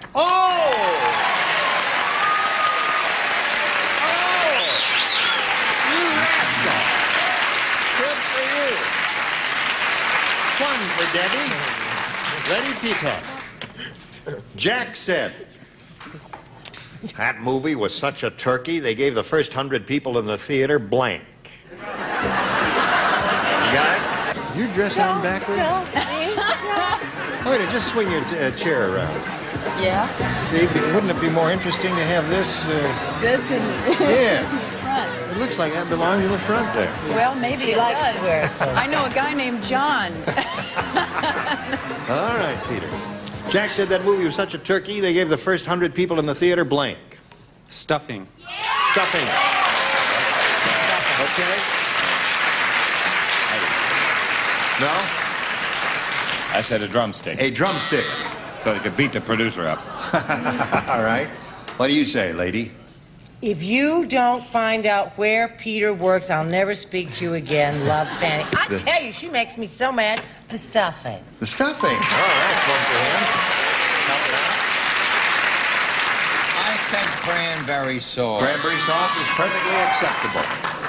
Thank you, sir. What's your name? Come here, don't get scared. What's your name?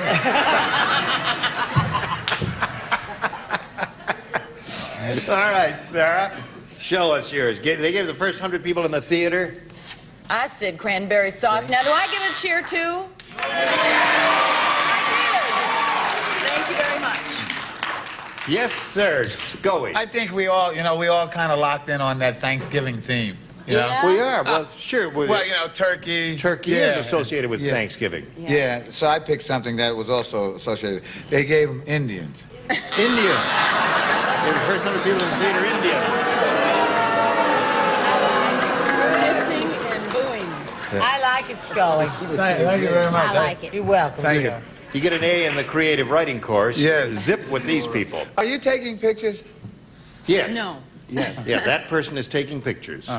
Yes. I owe a lot of people, and I don't want them to know I'm working. Oh, I see. You know, he's been taking pictures for so long here, and I've never seen one of them published, ever. But anyway, Fanny, we've come to you. I thought he had a bad eye. Come to... Yes, yes. Well, did you find out yet, Brett? Cranberry sauce. Cranberry sauce. And a lot of those. A lot of cranberry sauce. So we got 1-1 at the end of round 1, and we've got a message or two coming up. Round 2 after that. Watch this. Place. Here we go now to round 2. And since the score is tied and Debbie went first last time, we'll ask you to go first this time, Peter. A. A. You got it. Weird Wanda said, my husband works for peanuts. That's because I married a blank. My husband works for peanuts. That's because I married a blank. Okay, Peter. Weird Wanda said, my husband works for peanuts. That's because I married a blank. Elephant. An elephant.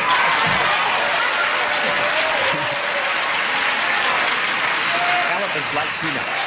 That's why he said that. Elephants like peanuts. Right. I saw 2 elephants Oh, no. at the Nugget in Sparks, Nevada. Yeah.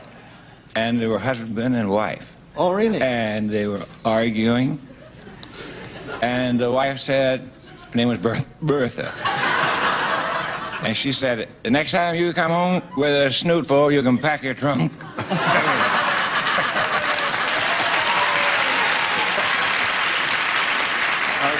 I said, that's why she married a president. A president? Yeah. Okay. I said cartoon. cartoonist. A cartoonist would have been your response had you been playing. What do you say? I said a member of the Carter family. A member of the Carter family? Carter. That's how they say it. Carter. Nuclear. What do you say, Sarah? That's because my husband works for peanuts because I married a... Elephant.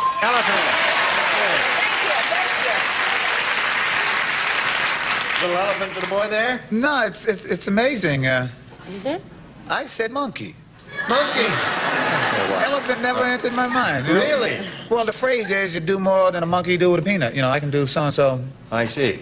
More than a monkey can do. Very well. No, Thank the you very punch is, much. did I hurt you, dear? All right, now, Miss Fanny, how did you respond to this? We in the Carter family work for peanut, but we don't spread it around. All right.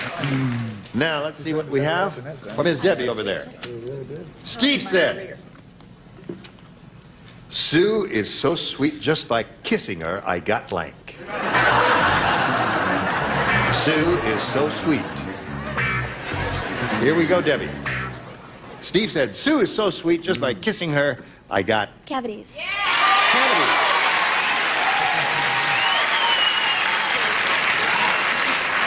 That's right. Cavities do it. I was going to say that, but I couldn't spell it. So I... Diabetes. Couldn't spell that either until... Diabetes. Told me. She helped you spell it. I would assume then you would have said diabetes also, if you helped him spell his. I said it first, but who's counting? Right. Okay. Have 2 of those so far, but no cavities. Zitzes. You young people always think of those things, don't you? I know. I got one coming today. I saw it in the high school mirror. He's got his old high school mirror. Oh. Sue, so sweet, just by kissing her, I got... Not cavities, diabetes. Oh, there it is, Debbie. Oh, that's the answer so far. How about you, sir? I started to say cavities. You did? Did you? Yeah. I said, how does the question go? Sue, so sweet, just by kissing her, I got... Sick. Okay.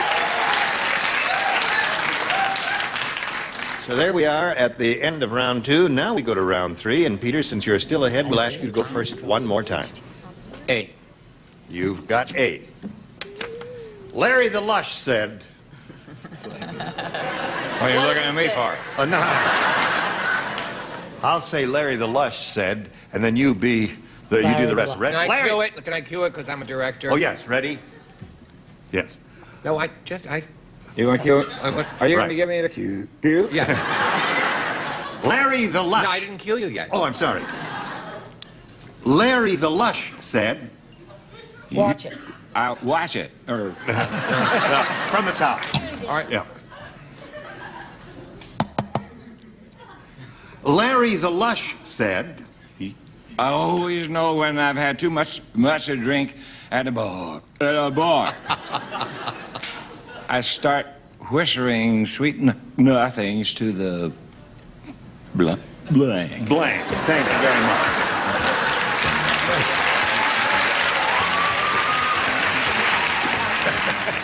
Larry the Lush said, I always know when I've had too much to drink at the bar.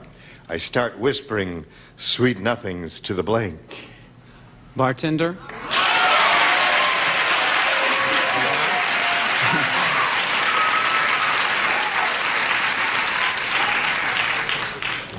That's 2 of us. I do too. Bartender. One for him. Okay, Chuck. Eugene with bartender. Bartender, another one, sir. Oh, Peter Scully. I'll just be taking that back, thank you. Bar stool. Bar stool. And Fanny. He took it. Sexist bartender could be a lady. Stool. That's what. 4 to 1 now, and let's see what we have to do with you, Debbie. 3 to tie, 4 to win. Hey, did you hear about the plastic surgeon's autobiography? Heavens, no. Let me tell you about it. It's called A Farewell to Blanks. The blanks, right? Plural? The key word is, the key phrase, plastic surgeon's autobiography. Right. The title is A Farewell to Blanks.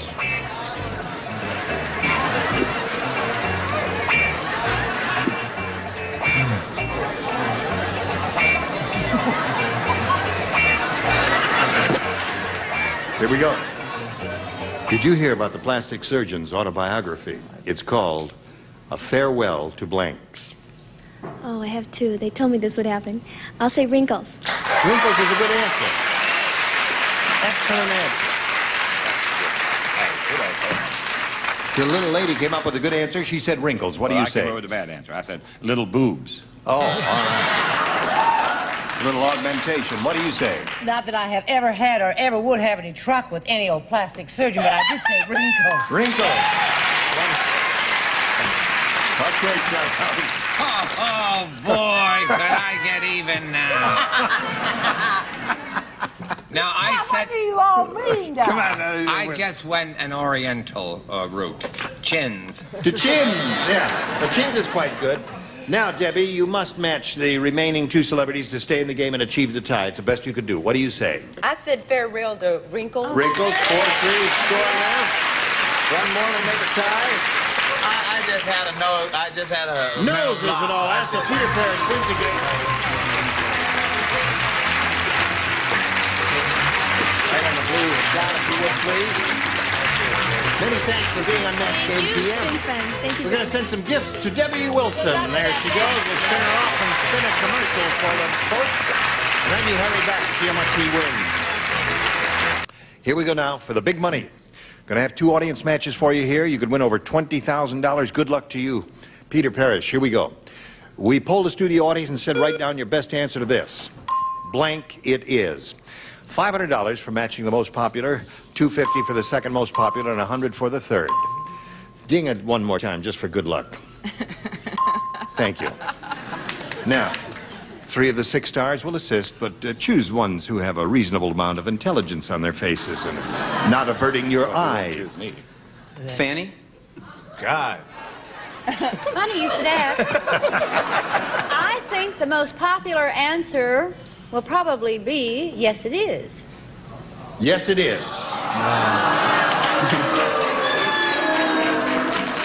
On the other hand... Go ahead. Charles? How sweet it is! One more. Brett? Say it like it is. Say it like it is. Is it not say it like it is? What is it? Don't let the audience... Tell it like it is. Tell it like it is. Yeah. Don't let Tell the it like it audience... is. Gene, tell him not to let the audience mislead him. Say it like it is, tell it like it is, how sweet it is, and yes it is. Those are the 3. You can choose one of those or give us one of your own. I'll agree with Charles. I think it's... How sweet it is? All right. Find out if it's up there and so well. Let's reveal a $100 response. Yes, it is up there. Yes, Fanny was right. It is up there. May we see the next one, please? What it is. What is Last that? chance. Here we go. Slide the big one. How sweet it is. Attaboy. Now, Peter's won $500. Means the least you'll play for is 10 times that amount, or $5,000. We're going to see now, Peter, how much more you can win with your second audience match. Blank Revolution. Who do you want among our stars? Brett? American Revolution. All right. Fanny? Something I've been involved in about 15 minutes, sexual revolution. Sexual revolution? And Charles? What I'm involved in, teenage revolution.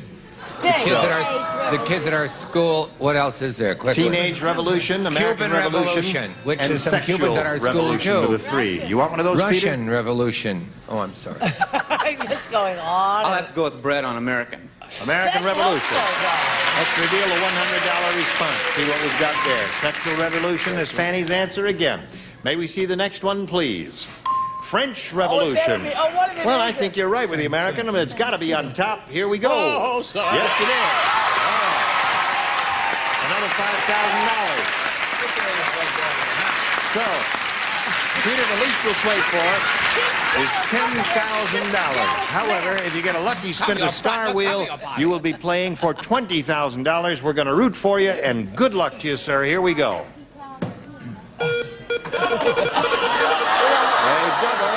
Is what he wants for $20,000.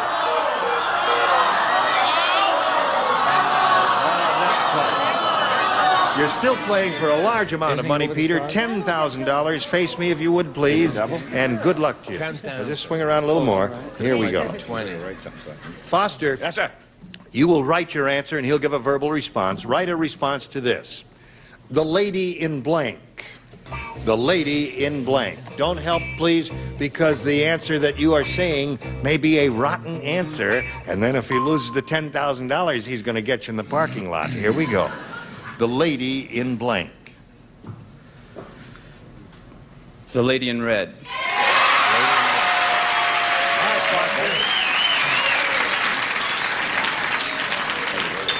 He says the lady in red will match you for $10,000. What have you got? $10,000. The lady in red.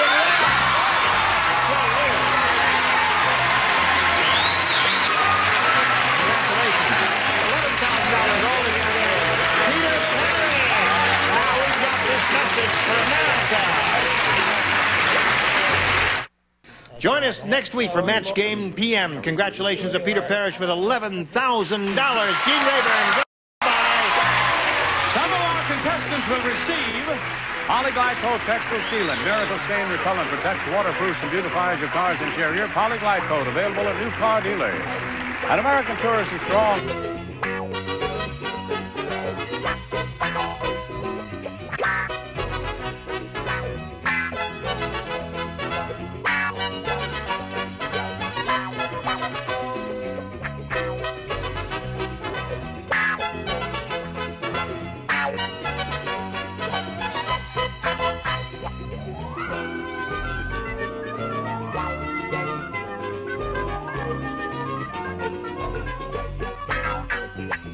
And La Choy Chinese food makes your meals swing American with these fine La Choy canned and frozen products. And Turtle Extra Car Wax, extra easy, extra durable, extra brilliant. Turtle Extra Car Wax in liquid or a new soft paste.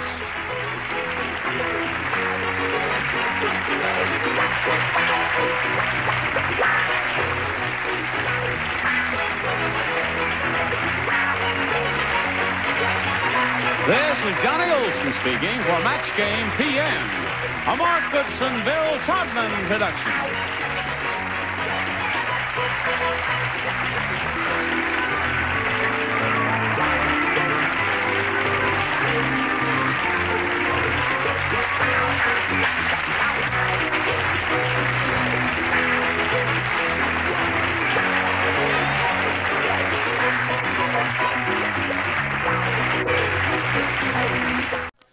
Get ready to match the stars from Hollywood Square's Peter Marshall, Brett Somers, Dick Martin, from One Day at a Time, Bonnie Franklin, Bill Daly, and Marcia Wallace, as we play the star-studded Big Money Match Game.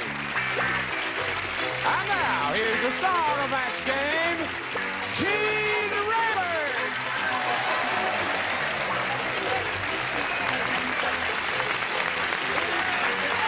Thank you, Johnny. Hey, gentlemen, welcome. Hey, Pete. Do you look terrible? Lordy, boy, you've aged. How are you, guy? And you're fat.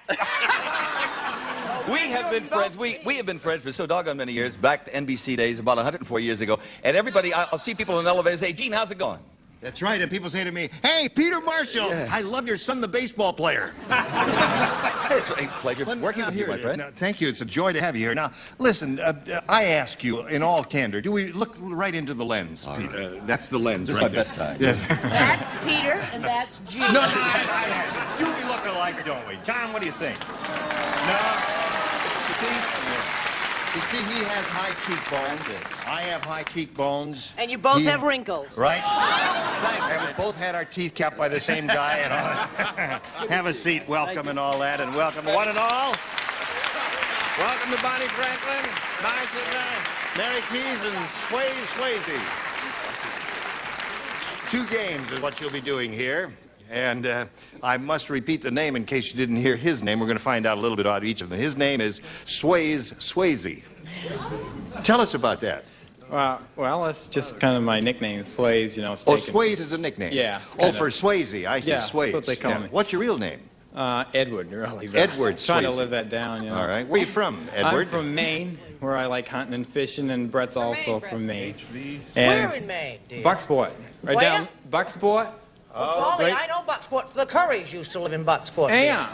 They were awful And nice people. The I Currys think- died, you know. Currys died. We died in Pittsburgh, as I recall. I don't interrupt Swayze over here. Oh, pardon me, dear, I'm sorry. John And- Cameron Swayze. I came to California 5 months ago and got a job as a diaper inspector. A diaper inspector? Yeah. Now, wait a minute. I want to know how you get a job as a diaper inspector. Well, you know, they asked me. They asked me what my qualifications Listen, were. when you say that word, say asked. Don't say they asked me. It's bad when you say that. When Oh. I'm a diaper inspector, they asked me to Oh, yeah.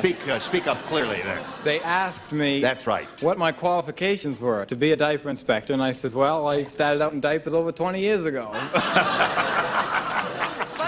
we Funny cute rascal, for Maine? isn't he? Hey, humor. That was a real thigh slapper, right, Jen? Okay, welcome and good luck. Anything else you want to say? No, that's about it. I guess. Okay, that's about it. All right. Mary Keys. Yes. Thought they'd never get to you, Oh, didn't I you? thought we would. I come from St. Charles, Missouri, and I'm a widow and have 6 children, 4 of whom are married. I still have 2 rehearsal dinners to go, but I think we'll make that. Oh, that's wonderful. Yes. I have 7 grandchildren, and I like to do a lot of volunteer work. And, Well, that's very how I fine. Good spend luck my to you, time. too. Thank you. All right, let's Well, begin. that's our show, everybody. Bye. Hold on. Sit down. All right, Swayze, A or B? I'll pick B, I guess. B? Sure you want B B? for Maine, dear. Can everybody do Maine? Can you all do Maine? Let's all do the whole show in Maine. It's the hardest accent to do, isn't yes, it, sweetheart? very hard. The only man who The knows how to say Hollywood producer inspector. said there's something wrong with the casting of this movie. It's the life story of Donny Osmond, and in the starring role, they've got Bling. And the what? In the starring role. Yeah. I will read the question slowly to Swayze. The Hollywood producer... I'm just reading it for him. He's not going to answer. He'll never answer. I'll just read it to him. The Hollywood producer said, there's something wrong with the casting of this movie. It's the life story of Donny Osmond. You know who she is, don't you? Yes, I do. And in the starring role, they've got... Now, don't say it yet. Okay. Ready? Oh, Bill. All right. Now you can answer. In the starring role, they've got... George Burns. George Burns. That's a good answer. That's not bad at all. Donny Osmond is one of the youngest performers around, and he named one of the oldest performers around. All right, Peter. Yeah, hi, Walter Brennan. Walter Brennan. Another old one, yeah. All right, we got 2 good responses Speaking so of another old one. You found somebody like. Oh, I'll go home and dye your roots. We're friends about you, Peter. You can see. I guess she told me. What? Oh, I feel awful bad, Swayze, because I always shoots a button. I said Donnie Rickles. Donnie I thought Rickles. that would be Oh, little interesting Donnie, yeah. casting. Little play, Don Rickles, I Donnie love Rickles, it. yes. I don't think you understand this game. It was played by Cher. Oh, Cher.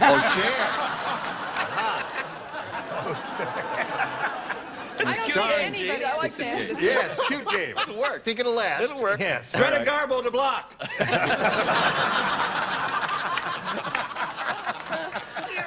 All right. Hi there. Hello, darling. How are you? Would you like my answer? Did you forget how to do this? You haven't been around I here have in a while. really forgotten, yes, and this answer is going to show that I forgot how to do Listen, this can I thing. say something just because, you know, you're a big star in nighttime television. Your show is an enormous hit.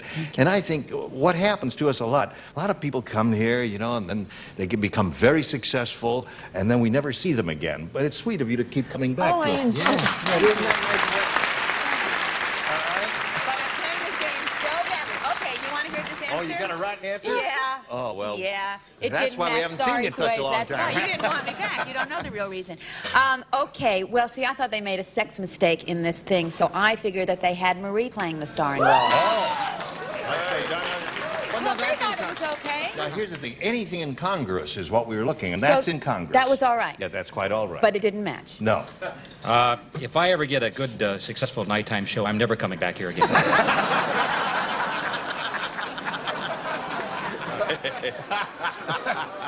Get me out of the show. I also don't understand the show. I said Al Pacino.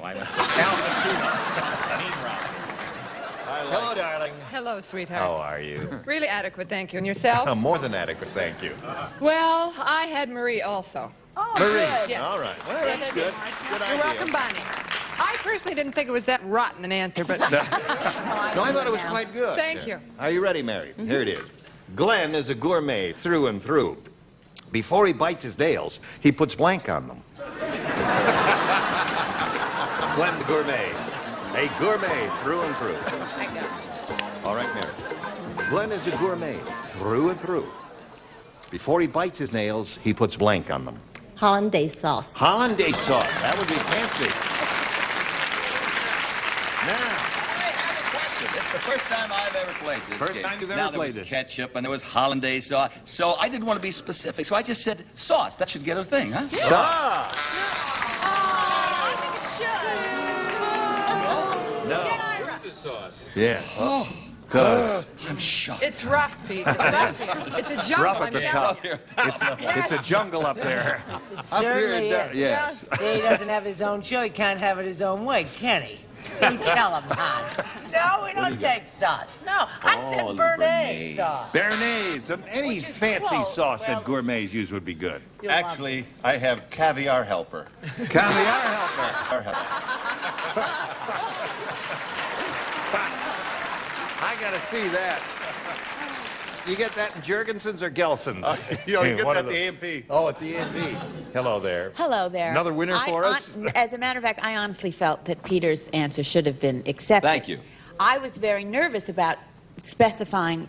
Is that the right word? Yes. Being What kind of- specific. being specific about what kind of sauce, but I was anyway, so I said hollandaise sauce. Hollandaise.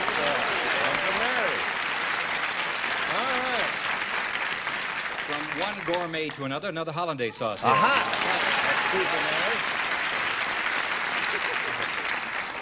His brain started working. He matched. Yes, he did. Oh, my God. This isn't a trend, is it? Trend match. This may be why my social life isn't all that hot these days. Garlic salt. You're right. So, keep it up again at round one. Round two coming up in a moment or so, but right now, this for you, if you please. Here we go to round two. Final round of this game, game number one. And Mary, since you're ahead, we'll ask you to go first. I'll take B. B. Here Here it is. because Sorry to interrupt, but we've got to go on with it. Yeah. We were just talking Is it all right? Jean, Yes. I was listening, Jean. You were listening. Yeah. Good. Yes, Thank but you. the who? What? Oh, I'm sorry. Shall I go on? Please. Oh, of course, yes. The coach said, that baseball player used to be a plumber. He's the only guy I know who catches fly balls in a blink. You don't play, you don't play. Here we go, Mary. The coach said, that baseball player used to be a plumber. He's the only guy I know who catches fly balls in a blink. They call that a plumber's helper? The plunger? Yes, the plunger is a plumber's helper.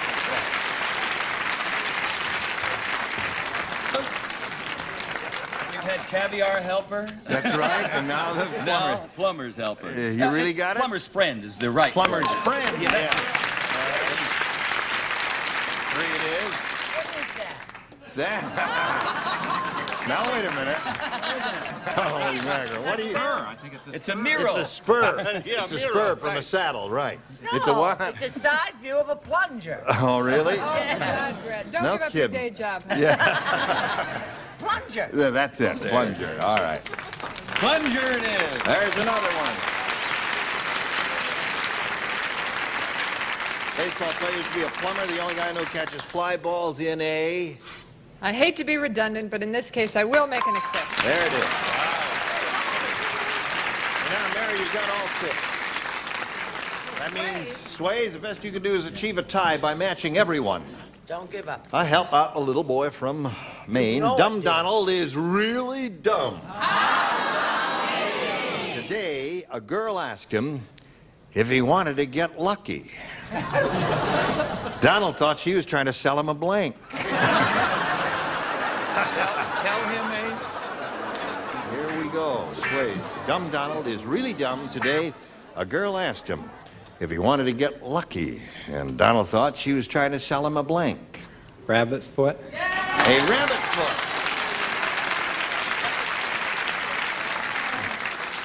A rabbit's foot is the traditional good luck charm, isn't it? There are a lot of them. There are four-leaf clovers. Right. And there are also horseshoes. Horseshoes. All right, so that means Mary wins the game. What do the rest of you have? Hold them up there if you would, please. Football card, lottery ticket, four-leaf clover, and there we go. Down on a little blue dot, Mary. We're going to spin Sways off, but you'll be back to play game number 2. Don't shave or anything like that in the meantime, all right? Bye, Sway. See you later. Right. Now, here we go for the big dough. Ready? I'm ready. We polled a studio audience in this very room. Nice, happy bunch like these we have here today. And we said, write down your best answer to this. Blank Francis. If you give us the answer they wrote down most often, we'll give you $500. For matching the second most popular, $250. Then if you match a third, you get $100. Now, 3 of the 6 stars can help, but only call on the ones who are establishing eyeball contact. The others ain't got no answer. Oh, Dick, I think I have to have you. You want Dick? Connie Francis. Connie Francis. There's one. Brett. Brett. I'm heavy into religion. Saint Francis. St. Francis. Now look at these two down here. See the... I don't know which one of those two. Which one do you got? We'll both jump in. No. You're really good, huh? Bill. I'm really good. That's what she says. Right. Okay. Bill. Arlene Francis. And I do. Arlene Francis. So you have Arlene Francis, Connie Francis, and St. Francis. At this point, you have the option of choosing one of those or thinking up one of your own. I think I'll take Arlene. You want Arlene? Yeah. That's not the spelling, but it's possible that the audience didn't pay any attention to the spelling. Certainly We'll find is. out right now. Arlene doesn't Was that know the how to spell spelling? her last name. Well, that's right. It is a spelling. All right, here we go with a $100 response. Arlene Francis, right off the bat, you got $100. What's under the next one, if you please? Yeah. St. Francis is Brett's answer. What do you think's going to be on top? Connie Francis. Sure, she's a singer. All right, slide the big one. Connie Francis it is. Never expected to see Arlene on the bottom, but that's the way it is. All right. Go to your We got... That's what Marty said. You have $100 means the least you'll play for is 10 times that amount, or $1,000. However, you're going to step up there and spin the star wheel, and with a little rooting from us, maybe you'll double it up to $2,000. Have a go at it. Just grab any knob there and spin it around one revolution at least. There we go.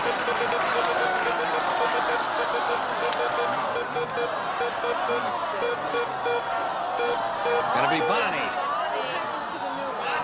All right, Bonnie Franklin for $1,000. Back on the dot, if you please, and good luck to you. And this is it. Blank Steps. S-T-E-P-S. Blank Steps.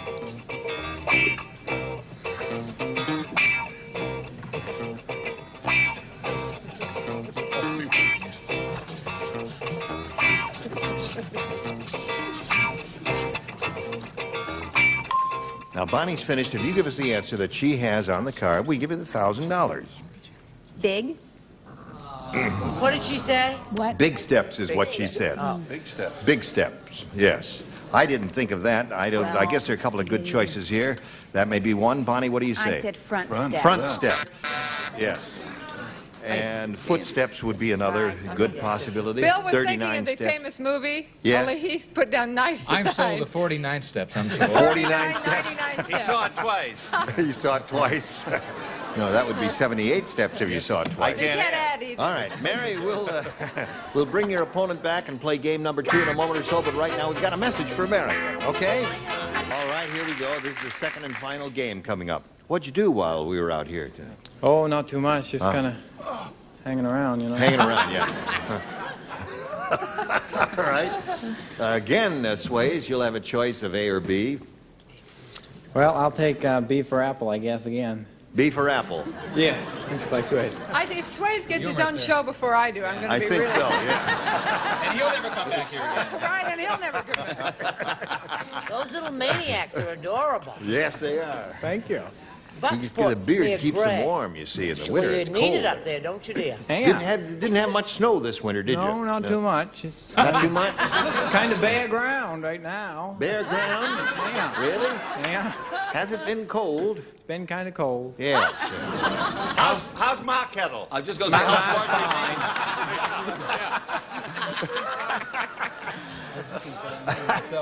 Neil said. Neil? Neil said, I've been in this gas line so long, I've blanked twice. I've been in this gas line so long, I've He's blanked attempting to purchase gasoline.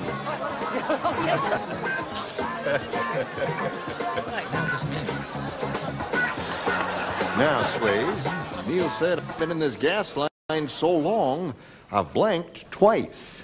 Fallen asleep. Fallen asleep twice. You didn't like that. Well, Hey, I got a that's lot of pressure on me up straightforward, here, you know? direct. Pick on him, he's from Straightforward my and home direct. All right, Peter. No, I've burped. Burped? Yes. Twice. Right, gas line. I see, gas, of course. Now, this is an interesting answer, and if you would like an explanation, speak to the man at my Please. left. Been hosed. Been hosed.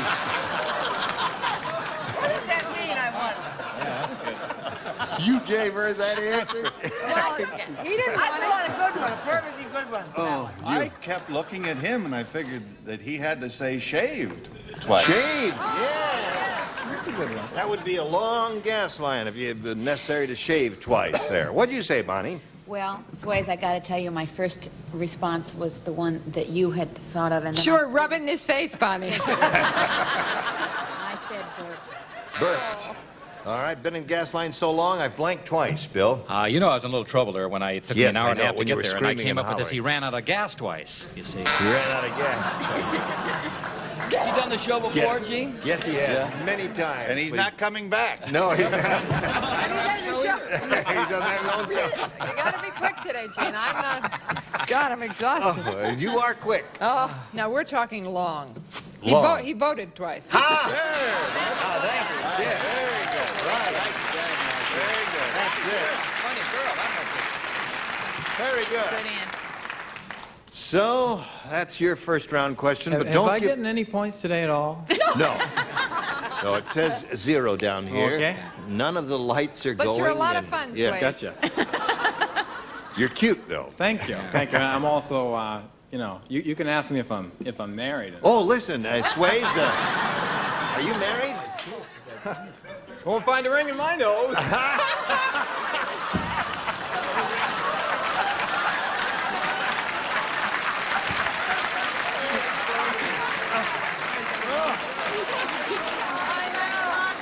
You know, I'm glad we did that now because the way he's playing the game, he might not be around here long enough. I didn't say that. All right, we've got to do a little business with America here, so both of you hang around and we'll do this for you. Hello. No, time to say goodbye. Say goodbye. Bye. Bye. You were all splendid. Oh, thanks. Goodbye. Just wonderful. I'm Gene Say goodnight, Rayburn. Dick. No, I'm Gene Rayburn. No, that's right. He's Gene Rayburn. I'm Peter Marshall saying, join us next time for the match game. Goodbye. Bye, stars. Today's consolation prizes are Oleg Cassini's World, a world of uncompromising elegance and style expressed in these, the signature fragrances of Oleg Cassini, brought to you by Jovan. And a selection of Castle & Cook products, including delicious Dole bananas, fresh and canned pineapple, fresh mushrooms, and Bumblebee seafoods. And a paper-made family of products, including freezer wrap to protect the foods you freeze, baking cups, coffee filters, and paper-made plastic cups for all occasions. And like Mads the manicure, it says, try my Palmolive dishwashing liquid. Palmolive softens hands while you do dishes, and it makes loads of thick, long-lasting suds. And delicious pork products, roasts and ribs, steaks and chops, tender, love and fair from the national pork producers. And potato toppers, exciting flavor, color, and texture for baked, mashed, and boiled potatoes. Just sprinkle and serve in your grocer's produce section. Potato toppers. And off with the most effective mosquito repellent ingredient that money can buy.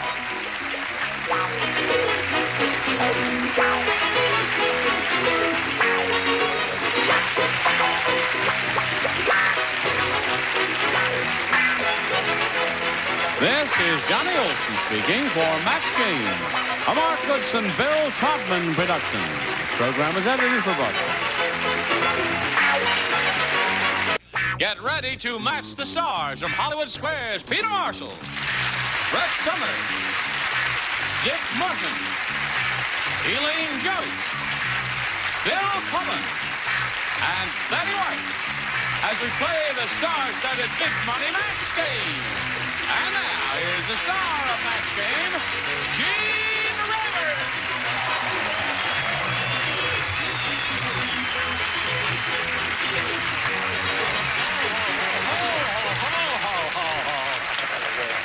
Oh, it's going to be a wonderful day. Thank you for joining us. Now, there's one thing I want to clarify here. I want a two-shot here next to Peter Marshall to prove that we are two different people. That's true. You are not now, nor have you ever been Eugene Rebessa, are you? I have been Pierre Lecoq. Oh, that's right. You're Pierre Lecoq. That's right. All right, here we are. And I've been to Encino with both of them. I don't believe a word of it. Everyone all set to have a go at it? Oh, Yes, Peter, we're ready. Oh, I'm sorry. No, I'm Gene. Oh. That's Peter up there. Would you join me in greeting Jan Appleby Dolder and Marcia Oreskovich? Hello. All right. Welcome to both of you. Thank you. We have to get acquainted. So, Marcia, we'll begin with you. What would you like to tell us about yourself? I'm from Florida. Yes? I was born and raised there. Presently, we're living in Fort Myers. I've just had a baby boy. I went to gunnery school in Fort Myers. You just had a baby boy? That has nothing to do with my going to gunnery school there. Although it was a pretty good shot, I must say that. What is your boy's name? Ryan Joseph. Oreskovich. That's a Right. Slavic name, isn't it? Sure is. Did I you know married it. I'm a Slav? Oh, are you? So is my husband. Really? What kind of Slav is he? He's a wonderful Slav. A wonderful Slav? I'm a Yugoslav. Yeah, so is he. Is he? No kidding. Yeah. Okay, anything else you want to say? I have an 8-year-old daughter named Alicia, and I'm just happy to be here. We're delighted to have you, and good luck to you, ma'am. Now, Jan, tell us about you, please. Okay, I don't have any babies. Well, now, wait a minute. All right. Everybody in the swimming pool. Oh, dear. I'm from Ontario, and I'm a newlywed. And other than that, I'm just nervous and excited. And... Well, now, there's nothing to be nervous about. We're just plain folks here. Oh, okay. You're real? Listen, yeah, we're very easy here. Okay. All right. Marcia, you'll have the first shot at it, A or B? I'll take A. A it is. We are off and running. Well, I don't know if we're running, but we're off there. My car wouldn't start, and I just had to jog all the way over here. Oh, That's you're why out I of was a little- breath. just a little bit. Yes. A little bit, and I don't think you're a slob. Thank you for straightening that out for us. Fat Fred is so fat. Today, the government declared him to be a national blank. That's how fat he is. Fat Fred is so fat, Marcia. Today, the government declared him to be a national blank. National disaster? A national disaster. I don't think you got the idea here.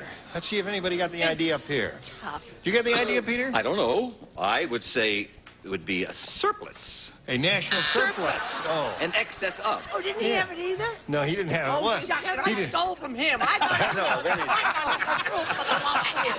You got to learn to steal from the right people if you're going to steal. I was steal from him. Boy, Charles, I mean, people come on back. Come on back, Charles. Charles and I say national monument. There you go. National monument. Fat Fred's so fat, the government declared him to be a national monument.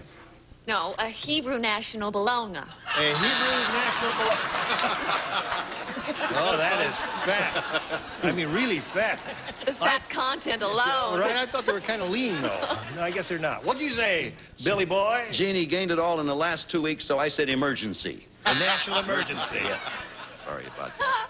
Listen, while we're on Bill, just for a second here. When Bill lived in New York, I never once in my life saw him on any TV show without a tie. Here he is out here in California now. He went Hollywood. That's right. Look at how grand he looks there. Thank you, Gene. And He's drinking a lot, too. yes, he is.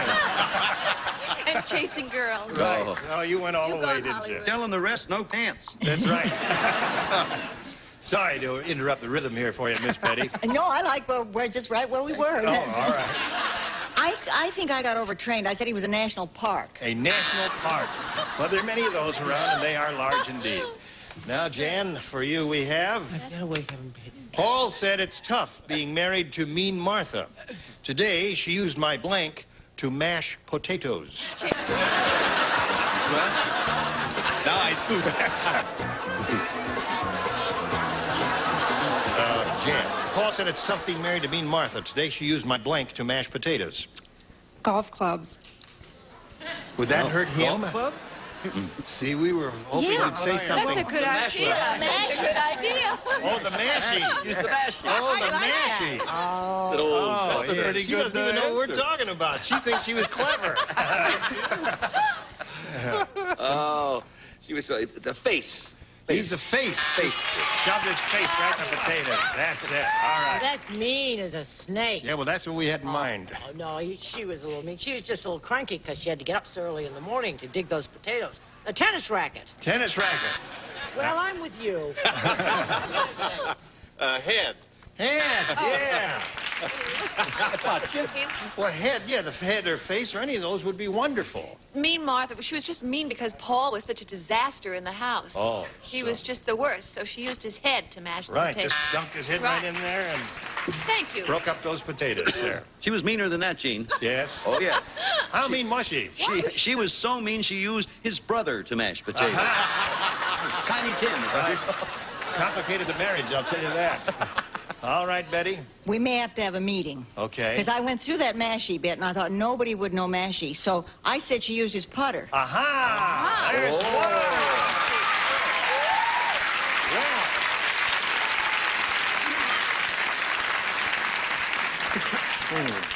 And you thought you laid an egg. Well, I thought you laid an egg. All right, you're ahead, Jan. You'll go first. Oh, I'm sorry. My You're name's Jan, remember? Yes. That's Marcia. A, please. A. All right. Bernie is the world's greatest salesman. He could sell the headless horseman a blank.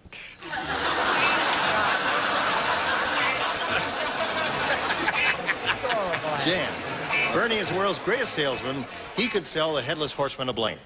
Oh, comb and brush. Comb and brush. Now,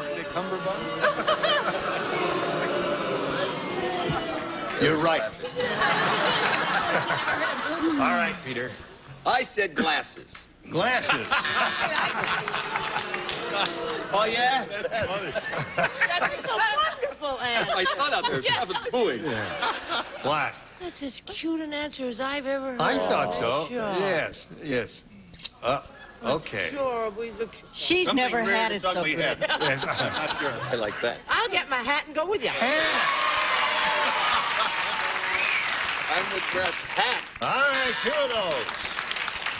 Hat would seem to be the answer, my dear. All right, Elaine. Bernie, the world's greatest salesman, could sell a headless horseman a... Toupee. Another cutie. Good one. They're all good, I think. Yes. I'd rather be a horseman than headless, but be that as it may. Hat. Hat it is. All right. You matched Betty in the previous round, so she doesn't play. Now, there we are in the middle of round two. It's 1-0 in Jan's favor. We'll come back and give you one more shot at it right after this. Now, Marcia, you need one to tie, two to win. Dick Martin. Do you know why he's headless? What? Because he won't get off the horse long enough. Never mind. That's not gonna go. We're on, you know. Oh, we are. We're on camera. Are we? It's all right. Dick and I were talking old times. You were? What were you talking about? Arthur Godfrey seems like, oh, never. I'm sorry. All right. Now, here we go. Harry said there's a place down the street with a sign that says, hot buttered buns. Now, what's strange is the place is a blank.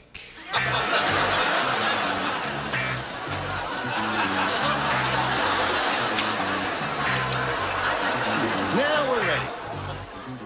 Marcia, Harry said there's a place down the street with a sign that says hot buttered buns. What's strange is the place is a blank. A strip show where they have the strip tease and the What was that? nudie shows. Say it again. I didn't hear you. Oh, that. Yes, of course. Get out there. The show's not going. Cut. Place down the street sign says hot buttered buns. What's strange is the place is a strip joint. There it is. Hey. 1-1 tied score. Well, you know, this is a funny, peculiar, eccentric town we live in. It's a massage parlor. Yeah. All right. Well, you're never going to get hot buttered in an ice house. That's true. You can't get them in an ice house. An ice house? Ice house is what he said. It'll be a cold... Unlikely We don't even as have it ice seems. houses anymore. What have you got there? I said a convent. A convent? Hot cross buns. Hot cross buns. Hot cross buns. Oh. All right, Bill, you're on. YWCA. YWCA. Unlikely. What do you say? A suntan shop. You know, they're springing up all over town. Oh, yes, they are. All right, so this game ends in a tie, and that means we have to go to a tiebreaker. Turn the lights off, if you please. Thank you. One question for each. The one who's matched the most will be the winner. And, Marcia, you may have the first go at it. I'll take A, please. A it is. Harvey said, my parents never liked me. Oh. When I was a kid, they gave me a bicycle that didn't have a blank. I thought Martin was bad. You're worse. Harvey said, my parents never liked me. When I was a kid, they gave me a bicycle that didn't have a blank. Wheels. Wheels. Yeah. All right. Don't do that. It's very Brought your whole fan club with you, didn't you, Marcia? All right. Never had a break. I never had a break. Yeah, I could have been a contender. Never had a break. No breaks. Could have been a contender, Marty. I never had a break. No break there. Something a little more painful, a seat. Yeah. Seat, yeah.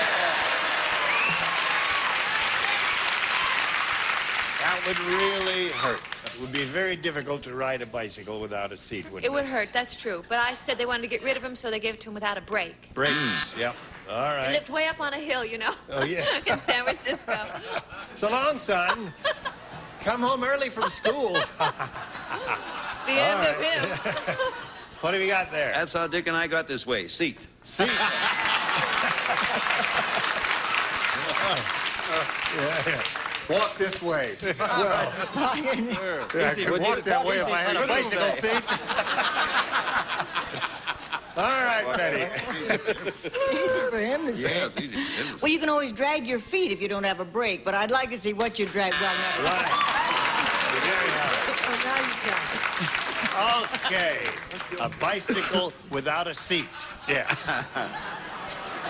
All right. Built for two. Now, time for a little commercial break here. We'll go on and see if we break the tie right after this. So long. Now, Marcia's had her tie-breaking question.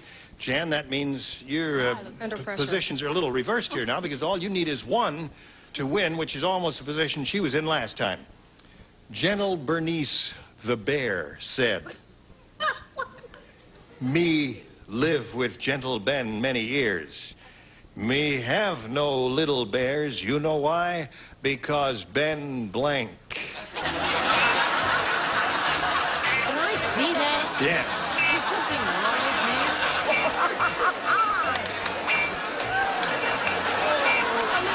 1, 2, 3, 4, 5. Ready, Peter? Here we go. Jan. Gentle Bernice the bear said, me live with gentle Ben many years. Me have no little bears. You know why? Because Ben blank. Snores.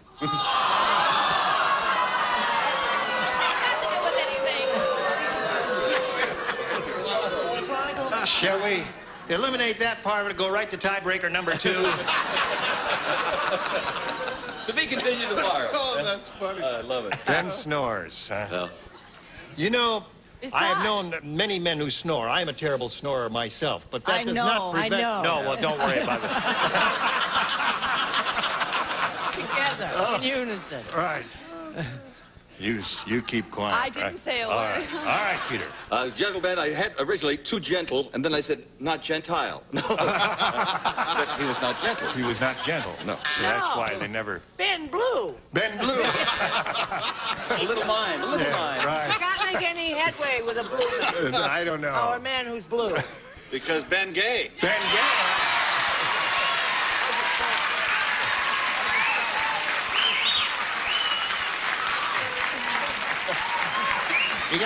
Now, you understand, do you? Yeah. Good. Hello, Elaine. Hello. How are you? Okay. Good. Ben Gay Part 2. Ben Gay. What do you got there, Bill? Ben too gentle. Ben too gentle. Yes, gentle Ben, yes. Ben 3 gentle. Ben 3 gentle. So we go to tiebreaker number 2. It's a fierce battle that's been taking place up here. Certainly is. You went first last time, so Jan, you'll go first this time. A, please. Hey, it is.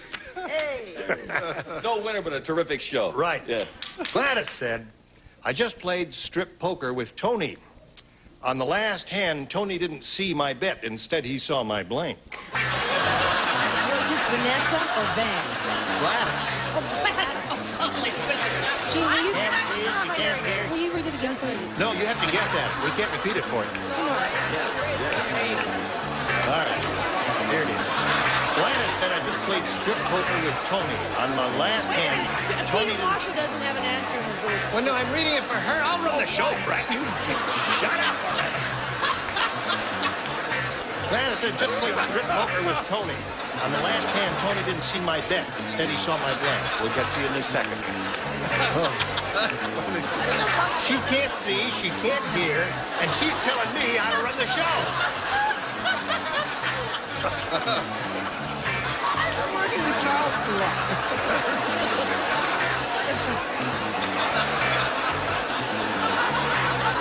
I forgot my answer. Oh.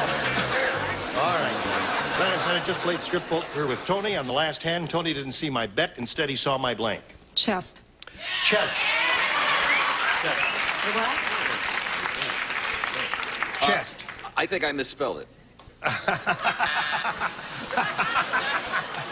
All right. No, sweetheart. Bust. Bust. All right. I have a feeling this is not a match. Stack. So My stack. However... All right. So long, Brett. All right. What's going on? Oh, that's right. She's Brett's just... gone down to get some... On the last hand, Tony didn't see my bet. Instead, he saw my blank. Boob. All right. Two. You get so excited, you Yeah. never said that. Pot. Yes. Oh. All right. Right. And I Miss like Betty? that. He didn't see my bet, he saw my husband. Uh-huh. Who came home at the most inopportune time. So, Marcia, she has 2. That means you'll need 2 to tie, 3 to win. At Leo's Diner, the soup has so much hair in it, before Leo serves it, he blanks it.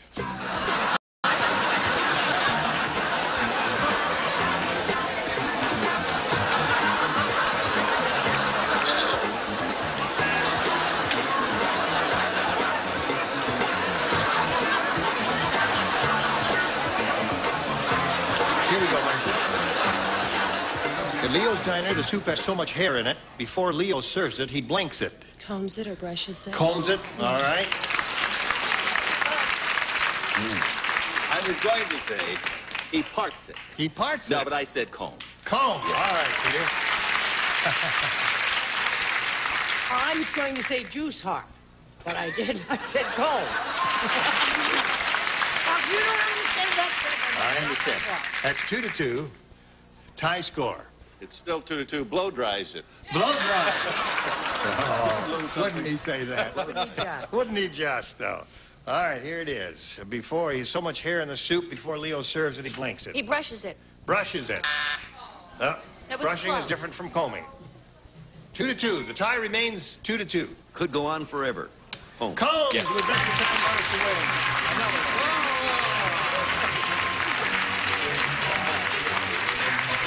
Jan, you'll be back a little bit later to play game number 2. So we're going to wheel this thing right around and see you a little bit later. We'll be placed there on the blue dot.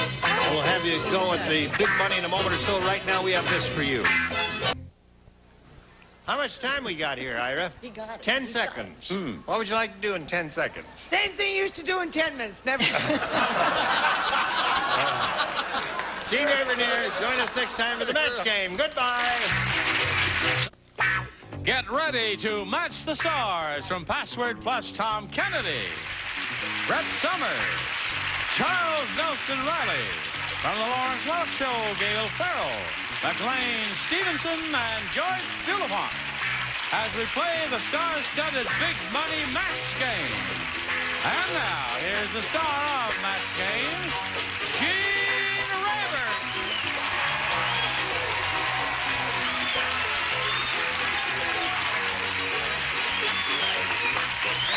Thank you. Okay, John, you all ready out there?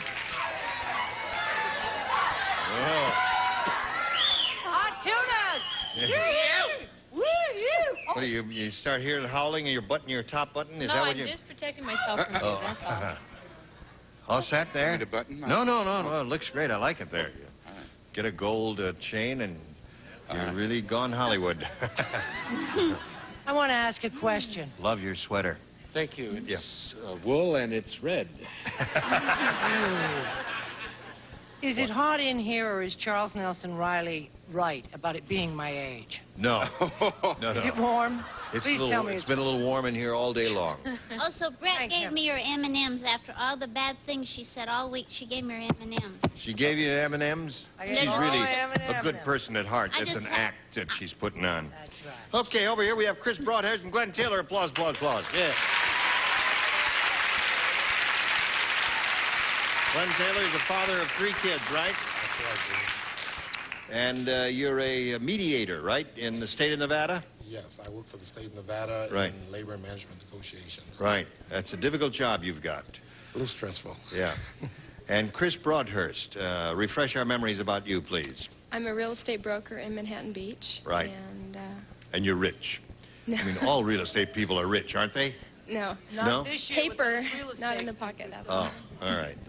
Let's have a go at the last question here, see if you can catch up. Chris, you need 4 to tie and 5 to win. That is the situation in this first game between the two of you. The doctor's mother said, "When Sidney was a boy, I knew he was going to be a doctor.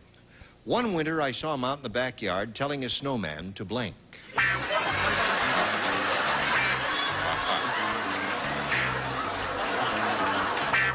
You ready? Okay, you ready? All right, Chris. The doctor's mother said, "When Sidney was a boy, I knew he was going to be a doctor. One winter, I saw him out in the backyard telling a snowman to blank." Stick out his tongue and say, Ah.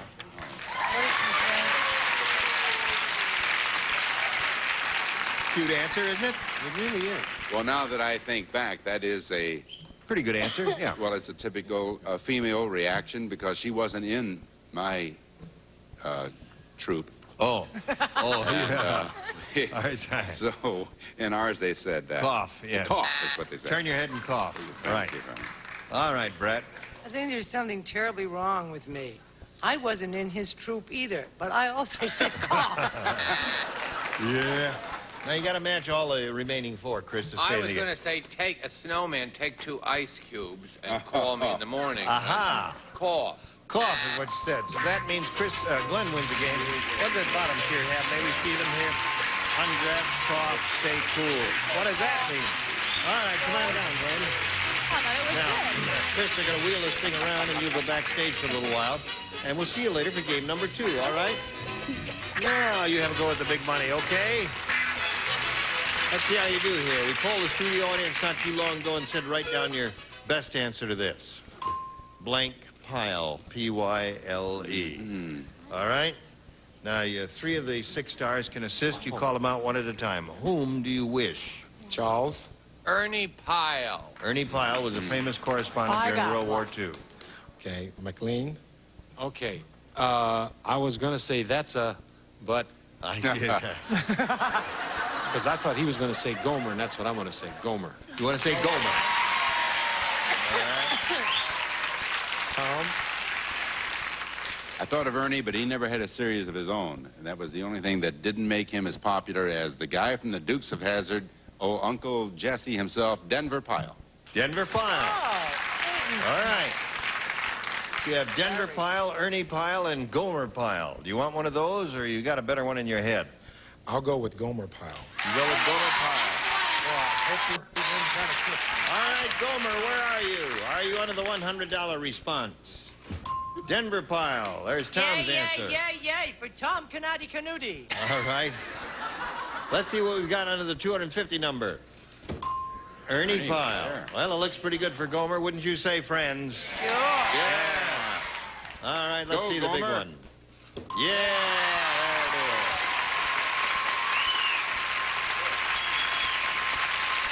Okay.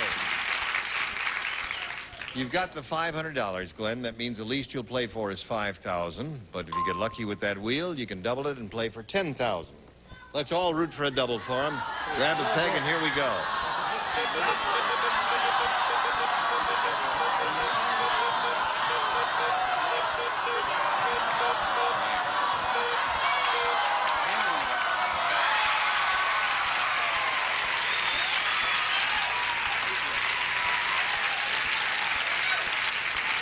That's what it says. 10,000 is what it says, McLean. Big one's gone. All right. Good luck to you, Glenn. Think carefully now. Here it is. Don't be a blank. Don't be a blank.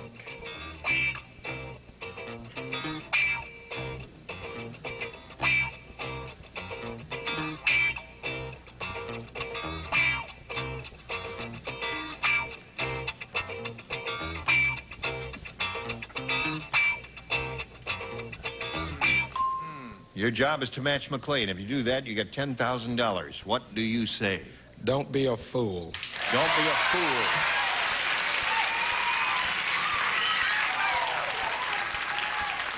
That didn't occur to me. The first thing that came to my mind was don't be a party pooper. But your job is to match McLean, and let's see if it happens. Oh, I mean, you know, it's the last thing in the week, and I wanted to really show off because I am wearing an all-wool red sweater. I know. Just thought I'd fool.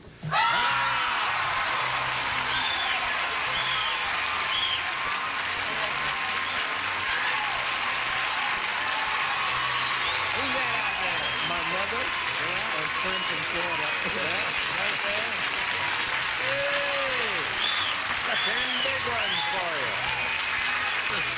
All right. $10,500 for Glenn Taylor. Now this message for you. Glenn is very excited and happy about it. We'll give him a chance to rest here while we begin with Chris and ask her if she wants A or B. I'll choose B again, please. All right. The police desk sergeant said, that new prisoner is weird. How weird is it? We gave him his one phone call, and he called blank.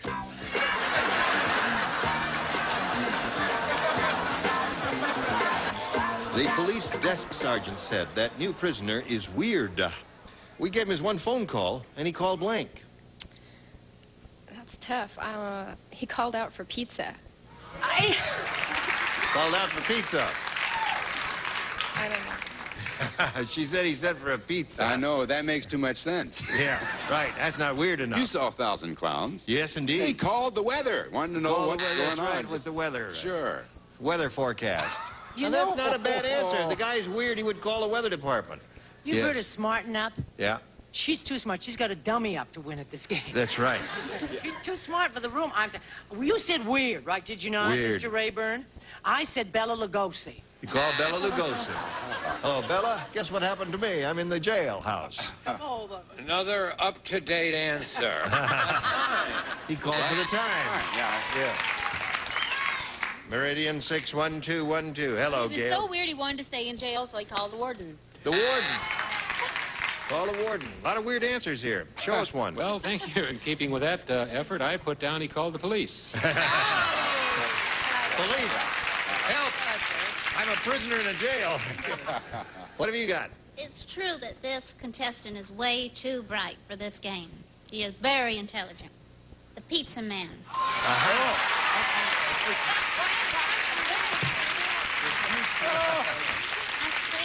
All right, that's one for Chris. I can't believe it either. Yeah.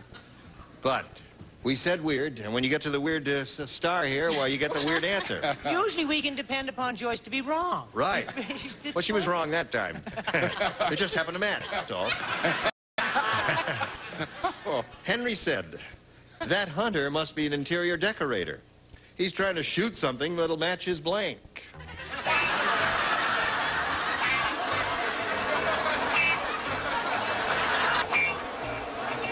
Here we go, Glenn. Henry said that Hunter must be an interior decorator. He's trying to shoot something that'll match his blank. His drapes? His drapes, that's okay. Oh. That's good. Glenn. Anything like that, drapes. Yeah, Glenn really has. He's a nice guy. He has a little warped mind. Right. Anybody come up with that has got to be cuckoo. Drapes. Cuckoo time. That's one for Glenn. You know me, darling. I'm always ready to lie down. Couch. Couch. Trying to match his couch, the fabric on the couch. I said drapes, too. You did say it. Do it again. Okay, Chuck. All right. A decorator, that Hunter must be a decorator. He's trying to shoot something that'll match what, Gail? Well, the fabric on his body, his clothes. His clothes. Clothes. My turn? Your turn, McLean. Okay, I said hog print wallpaper. Hog print wallpaper. All righty. Jerse? You're not going to believe this. I don't believe it. 2 in a row, Drake. Aha. All right, 3 for him. Now, Glenn, the score is 3-1. You're ahead. You have to go first. Those are the rules. Gina, I think I'll have B. B. Time. Yes. You're sure about that? Yes. All right, you got it. Sammy the Soda Jerk makes the world's worst tasting sundaes because Sammy doesn't use ice cream. He uses blank cream.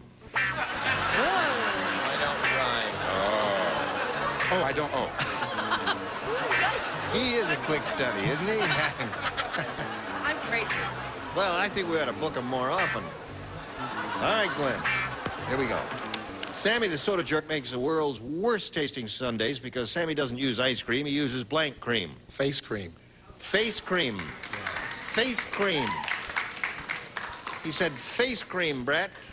Now, he had a wonderful... He said shaving cream, Shaving cream would be good, yeah. Fabulous. I didn't say... And I thought, gee, I should have taken that. My wife uses that on her face. She does? Yeah. Sour cream? Sour cream is a good one. It's a euphemism for face. Right. Gail, what'd you say? Okay, now this is all one and the same, and I wasn't trying to cheat by writing 3 answers. I was just trying to cover myself. Cleansing cream, face cream, cold cream, it's all the same kind All of right, cream. that's one. There's face there. Face cream. Face cream. Face. I know. Yeah. Don't say hog cream. He said face cream. But I said cold cream, which you put on your face. All right. That's cool. That's it. Cold cream is face cream. Well, wait a minute. I'd like to know where the producer puts it that.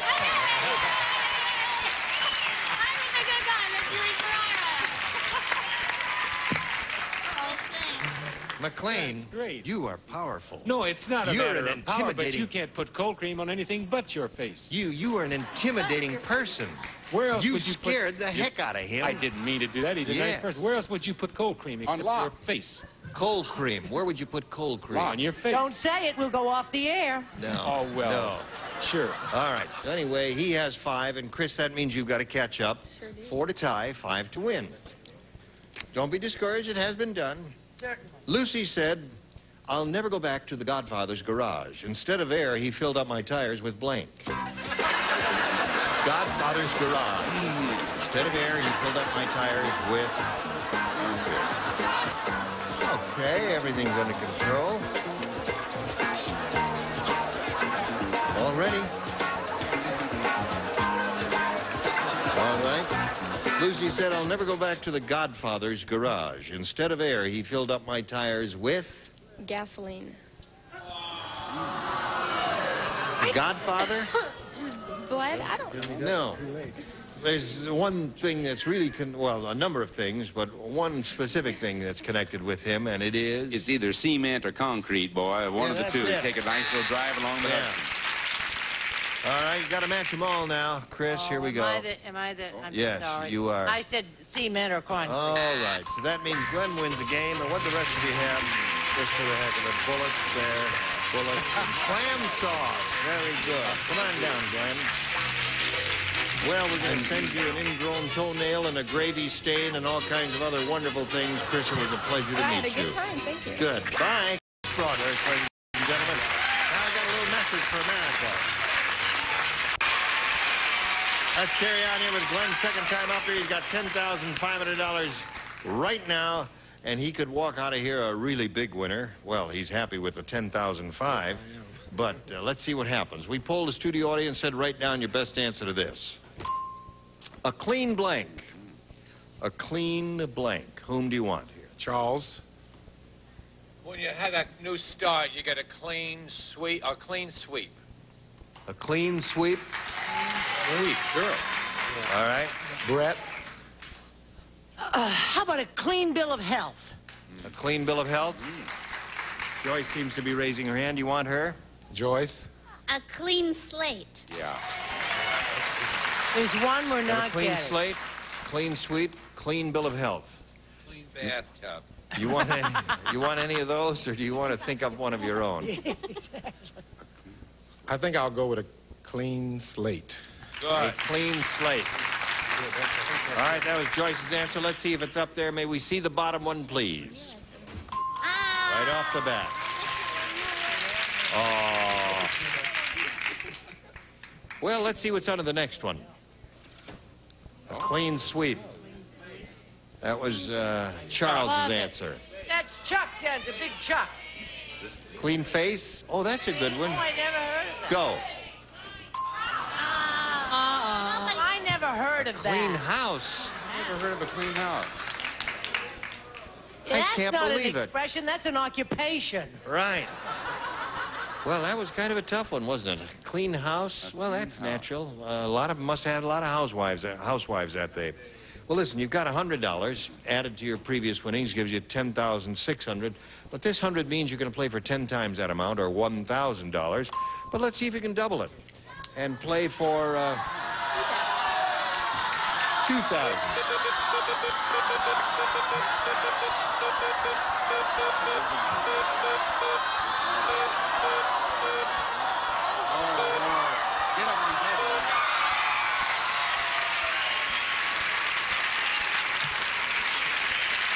Guy rolls 2 doubles in a row. Wow.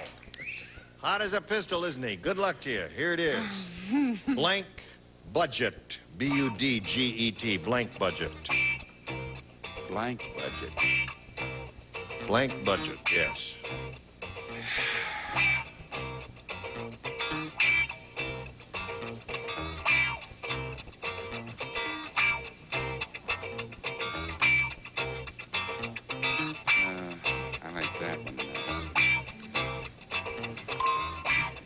Okay.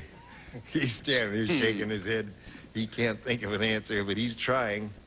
There it is. Food budget. Food budget. What did he say? Food budget. Yeah. That's what he said. Food budget. All right, your job is to match Tom. Very good answer. I went for the national buzzword in this year. Yeah. Balanced budget. That's a good one, Tom. Sorry. Yeah. Household budget would have been another good one. Household, yeah. Well, listen, you've got a total of $10,600. What are you going to do with that money, Glenn? I really don't know. I'll find something to do. Now, you just got back from Hawaii? Good idea. I think I'll pay off my fly now and pay later. Is that how you went? Fly now, paying later, then you came to us? Right. How about that?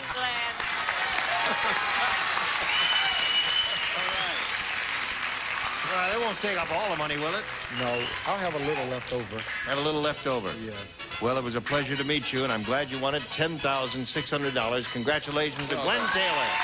Now, this message for you. Who wants to talk about anything? Charles, What? you're going to wake up? I'm awake. Oh, all right. But only for a moment. Bob Barker, why don't you leave me alone? I'm on the phone. Yeah, don't forget to watch Tom Kennedy on Password Plus. It's a wonderful show.